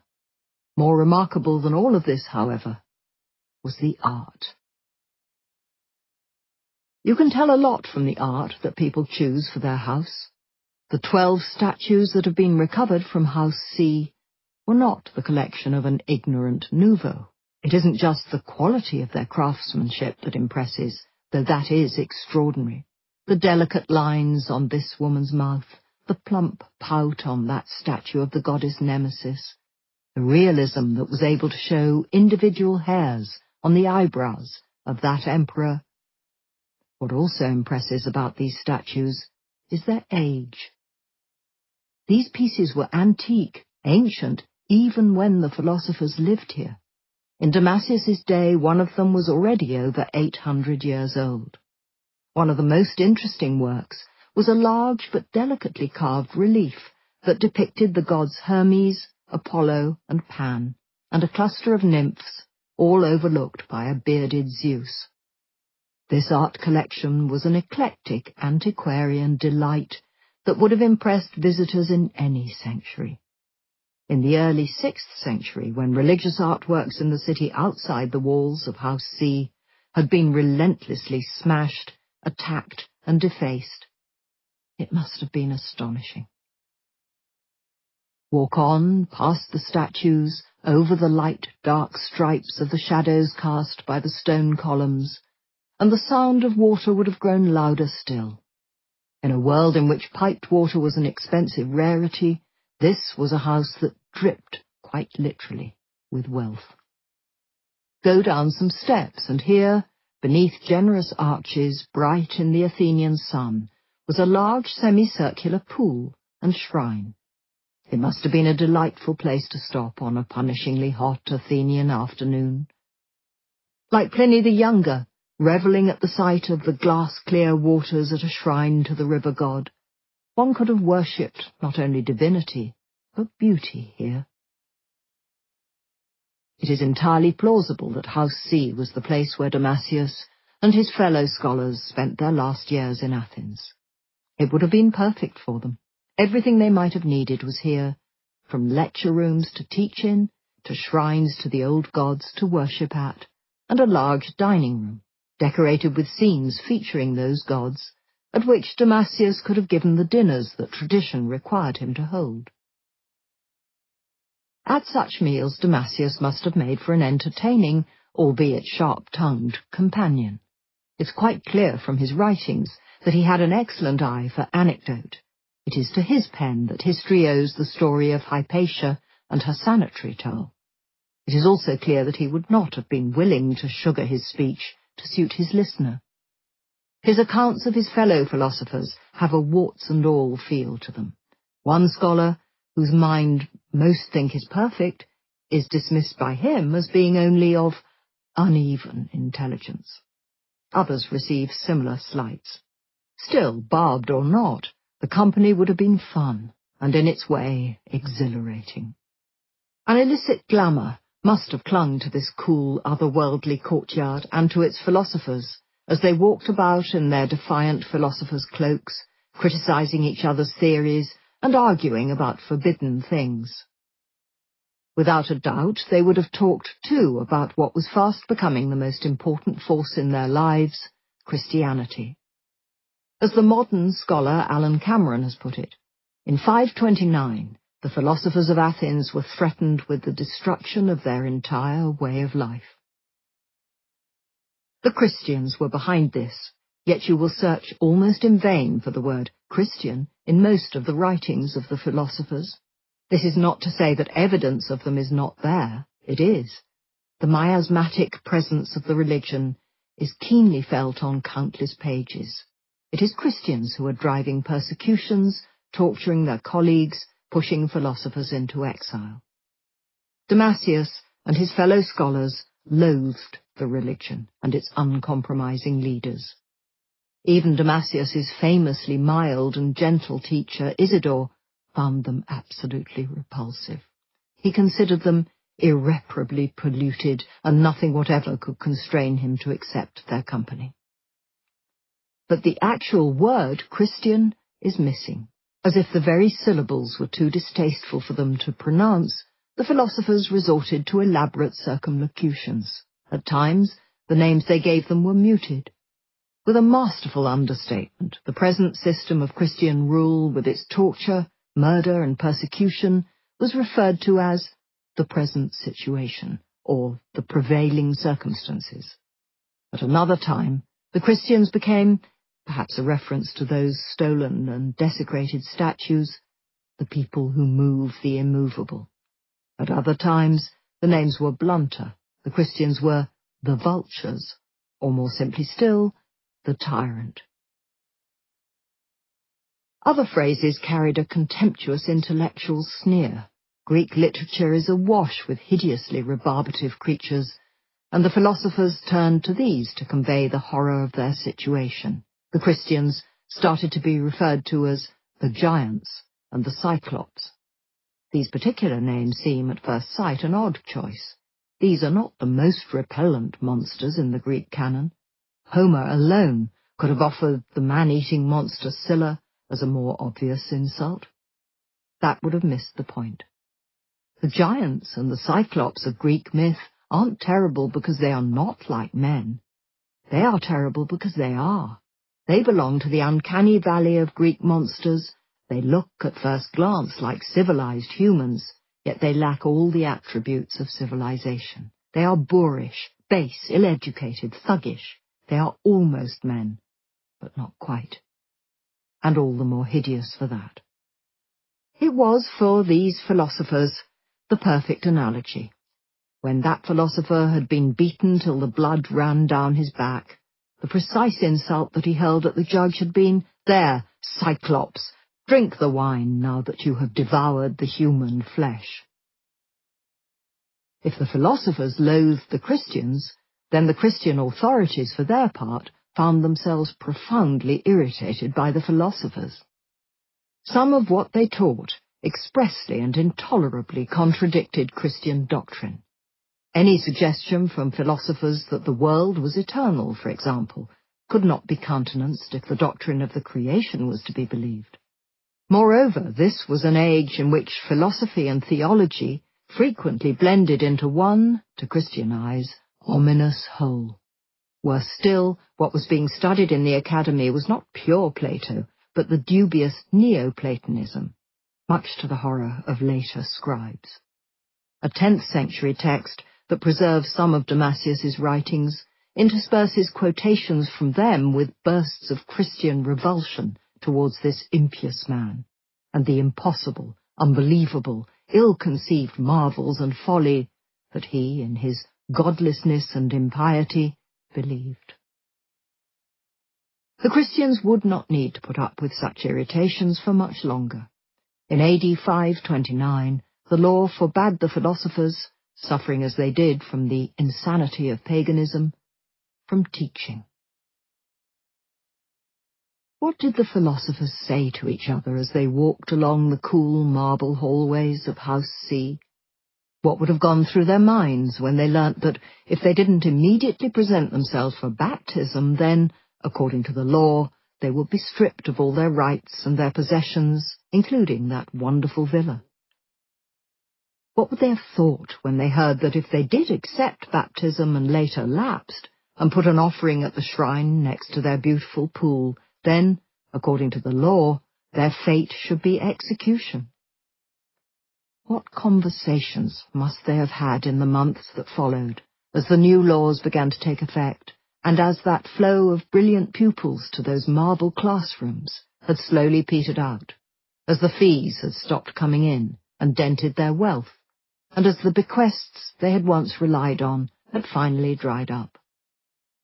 Like so much else from this period, it is impossible to know. It is thought that one of the philosophers wrote an account of what happened next, but if so, it has been lost. Some facts, through the thin web of surviving texts, are clear. It is clear that the philosophers didn't leave immediately after the infamous law was announced. They seem instead to have lain low, not a mark of the cowardly man in their philosophy, but the sensible one. Almost 200 years of aggressive Christianity had taught them the value of this. Philosophers, as one of their number put it, should let sleeping beasts lie, and, at such times of crisis, be careful to avoid clashes with the authorities and untimely displays of outspokenness. But the sleeping beasts didn't lie. On the contrary, the Christian beasts started to roar with ever-increasing ferocity. Then the confiscations began. The philosophers couldn't earn money, they couldn't work, they couldn't practice their religion, and now they couldn't even hold on to what property they did have. By about 532, it seems that life had become intolerable for them. They decided to leave. Athens, the mother of Western philosophy, was no longer a place for philosophers, or at any rate for philosophers who refused to turn their philosophical tools to suit their Christian masters. Damasius was now in his late 60s, yet he was not going to give up. He'd travelled thousands of miles to get this far. He would now simply have to travel a few thousand more. His sense of duty demanded it. A desire to do good is not enough, he wrote. One also needs strength of character and single-mindedness. Still, even by Damasius's standards, the journey that he decided on was a bold one. The philosophers had heard that there was a new king in Persia, King Khosrau. He was renowned as a lover of literature and said to be a great student of philosophy. The rumours were beguiling. He had had whole works translated from Greek into Persian for him to read. His mind was filled with the doctrines of Plato. He even, it was whispered, understood the fiendishly difficult Timaeus. Persia itself received a similarly excitable billing. This was a land so justly ruled that it suffered from no theft, brigandage, or crime. It was, in short, the land of Plato's philosopher king. The journey would not be easy. Its length alone was daunting. Damasius, however, was not a man to be put off by fear. "Nothing human is worth as much as a clear conscience," he'd once written. "A man should never give greater importance to anything other than truth, not the danger of an impending struggle, nor the difficult task from which one runs away in fear. And so it was that one day, probably about 3 years after Law 1:11:10:2 was issued, these 7 men, the last philosophers of the great academy, set out from Athens. For the second time in his life, Damasius had been made an exile by the Christians. For the second time in his life, he would have had to pack his bags, bundling up his possessions and his books, as he had done in Alexandria. He had arrived in Athens as a young man and an exile. Since then, he had achieved so much. He had saved Athenian philosophy and made the academy the greatest philosophical school in the empire, and he had done all this while tiptoeing round the sleeping beasts of the Christians. It hadn't been enough. Damasius was once again creeping out of a city like a criminal. More than that, not like a criminal, as a criminal, and one who, as the hysterical language of the laws put it, was insane, wicked, and iniquitous. Their beautiful house was prepared for desertion. In 532, the philosophers finally left Athens. The academy closed. True, free Athenian philosophy was over. The trip was not a success. Far from being a society of such perfect justice that there was no crime, they discovered a land where the poor were treated with even more brutality and inhumanity than at home. They were dismayed to discover that Persian men took multiple wives, and even more dismayed to learn that they still committed adultery, a state of affairs that seemed to bother them less for the infidelity than for the incompetence. Almost more upsetting than the treatment of the living was the Persians' treatment of the dead. According to ancient Zoroastrian custom, corpses were not immediately buried, but left above the ground to be eaten by dogs. In Greek culture this was profoundly shameful. The Iliad opens by describing how the war had hurled down to Hades many mighty souls of heroes, making their bodies prey to dogs and birds feasting. In Homer, it is the epitome of humiliation. In Persia, it was normal practice. The philosophers were also disappointed in their host, King Khosrau. They'd hoped for a philosopher king, but found instead a fool. Far from being well-read, Khosrau's famed great learning amounted to no more than an interest in a smattering of literature. Far from being an acute Platonic intellect, this man, it was said, was the sort of intellectual lightweight who could be taken in by charlatans. A favourite at Khosrau's court was a drunken Greek who mainly spent his days eating, drinking, and then impressing people by saying the odd, clever thing. An intelligence of sorts, but not the kind to impress the austere philosophers of Athens. Damasius and his philosophers were bitterly downcast. Khosrau, who along with his lack of perspicacity in philosophical matters seems to have had a certain blithe unawareness in social ones, doesn't seem to have noticed their disgust and, regarding them with affection, even invited them to stay on longer. They declined. Reproaching themselves for ever having come, they decided to return home as soon as they possibly could. According to one historian, their somewhat melodramatic feeling was that merely to set foot on Roman territory, even if it meant instant death, was preferable to a life of distinction in Persia. It seems that the philosophers underestimated their host, however, for while they might prefer instant death to remaining in Persia, Khosrau had gone out of his way to protect them. At the time when they were leaving court, the king had fortuitously been concluding a peace treaty with Emperor Justinian. Khosrau now used his military sway with Justinian to extort safe passage home for the philosophers. The precise wording of this clause has been lost, but its essence has been preserved. The treaty demanded that the philosophers should be allowed to return to their homes and to live out their lives in peace without being compelled to alter their traditional religious beliefs or to accept any view which did not coincide with them. This clause was the only declaration of ideological toleration that Justinian would ever sign.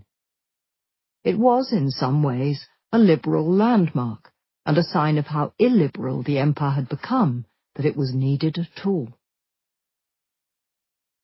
The philosophers set out for a final time together. Homeless yet again, the journey must have been a miserable one. What happened to them next is not certain. Some scattered facts remain. The philosophers do indeed seem to have returned to the Roman Empire, but not to Athens. It is certain that they didn't give up philosophy. Scraps of their writings drift back to us.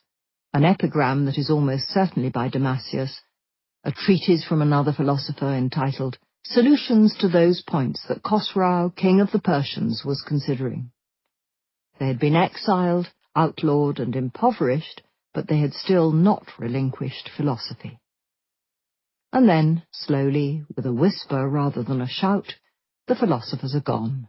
Their writings peter out. The men scattered across the empire die. The philosophy they had lived for starts to die itself. Some strands of ancient philosophy live on, preserved by the hands of some Christian philosophers, but it is not the same. Works that have to agree with the preordained doctrines of a church are theology, not philosophy. Free philosophy has gone. The great destruction of classical texts gathers pace. The writings of the Greeks have all perished and are obliterated. That was what John Chrysostom had said. He hadn't been quite right then, but time would bring greater truth to his boast. Undefended by pagan philosophers or institutions, and disliked by many of the monks who were copying them out, these texts started to disappear.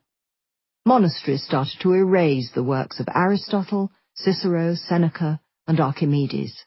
Heretical and brilliant ideas crumble into dust. Pliny is scraped from the page. Cicero and Seneca are overwritten. Archimedes is covered over. Every single work of Democritus and his heretical atomism vanishes.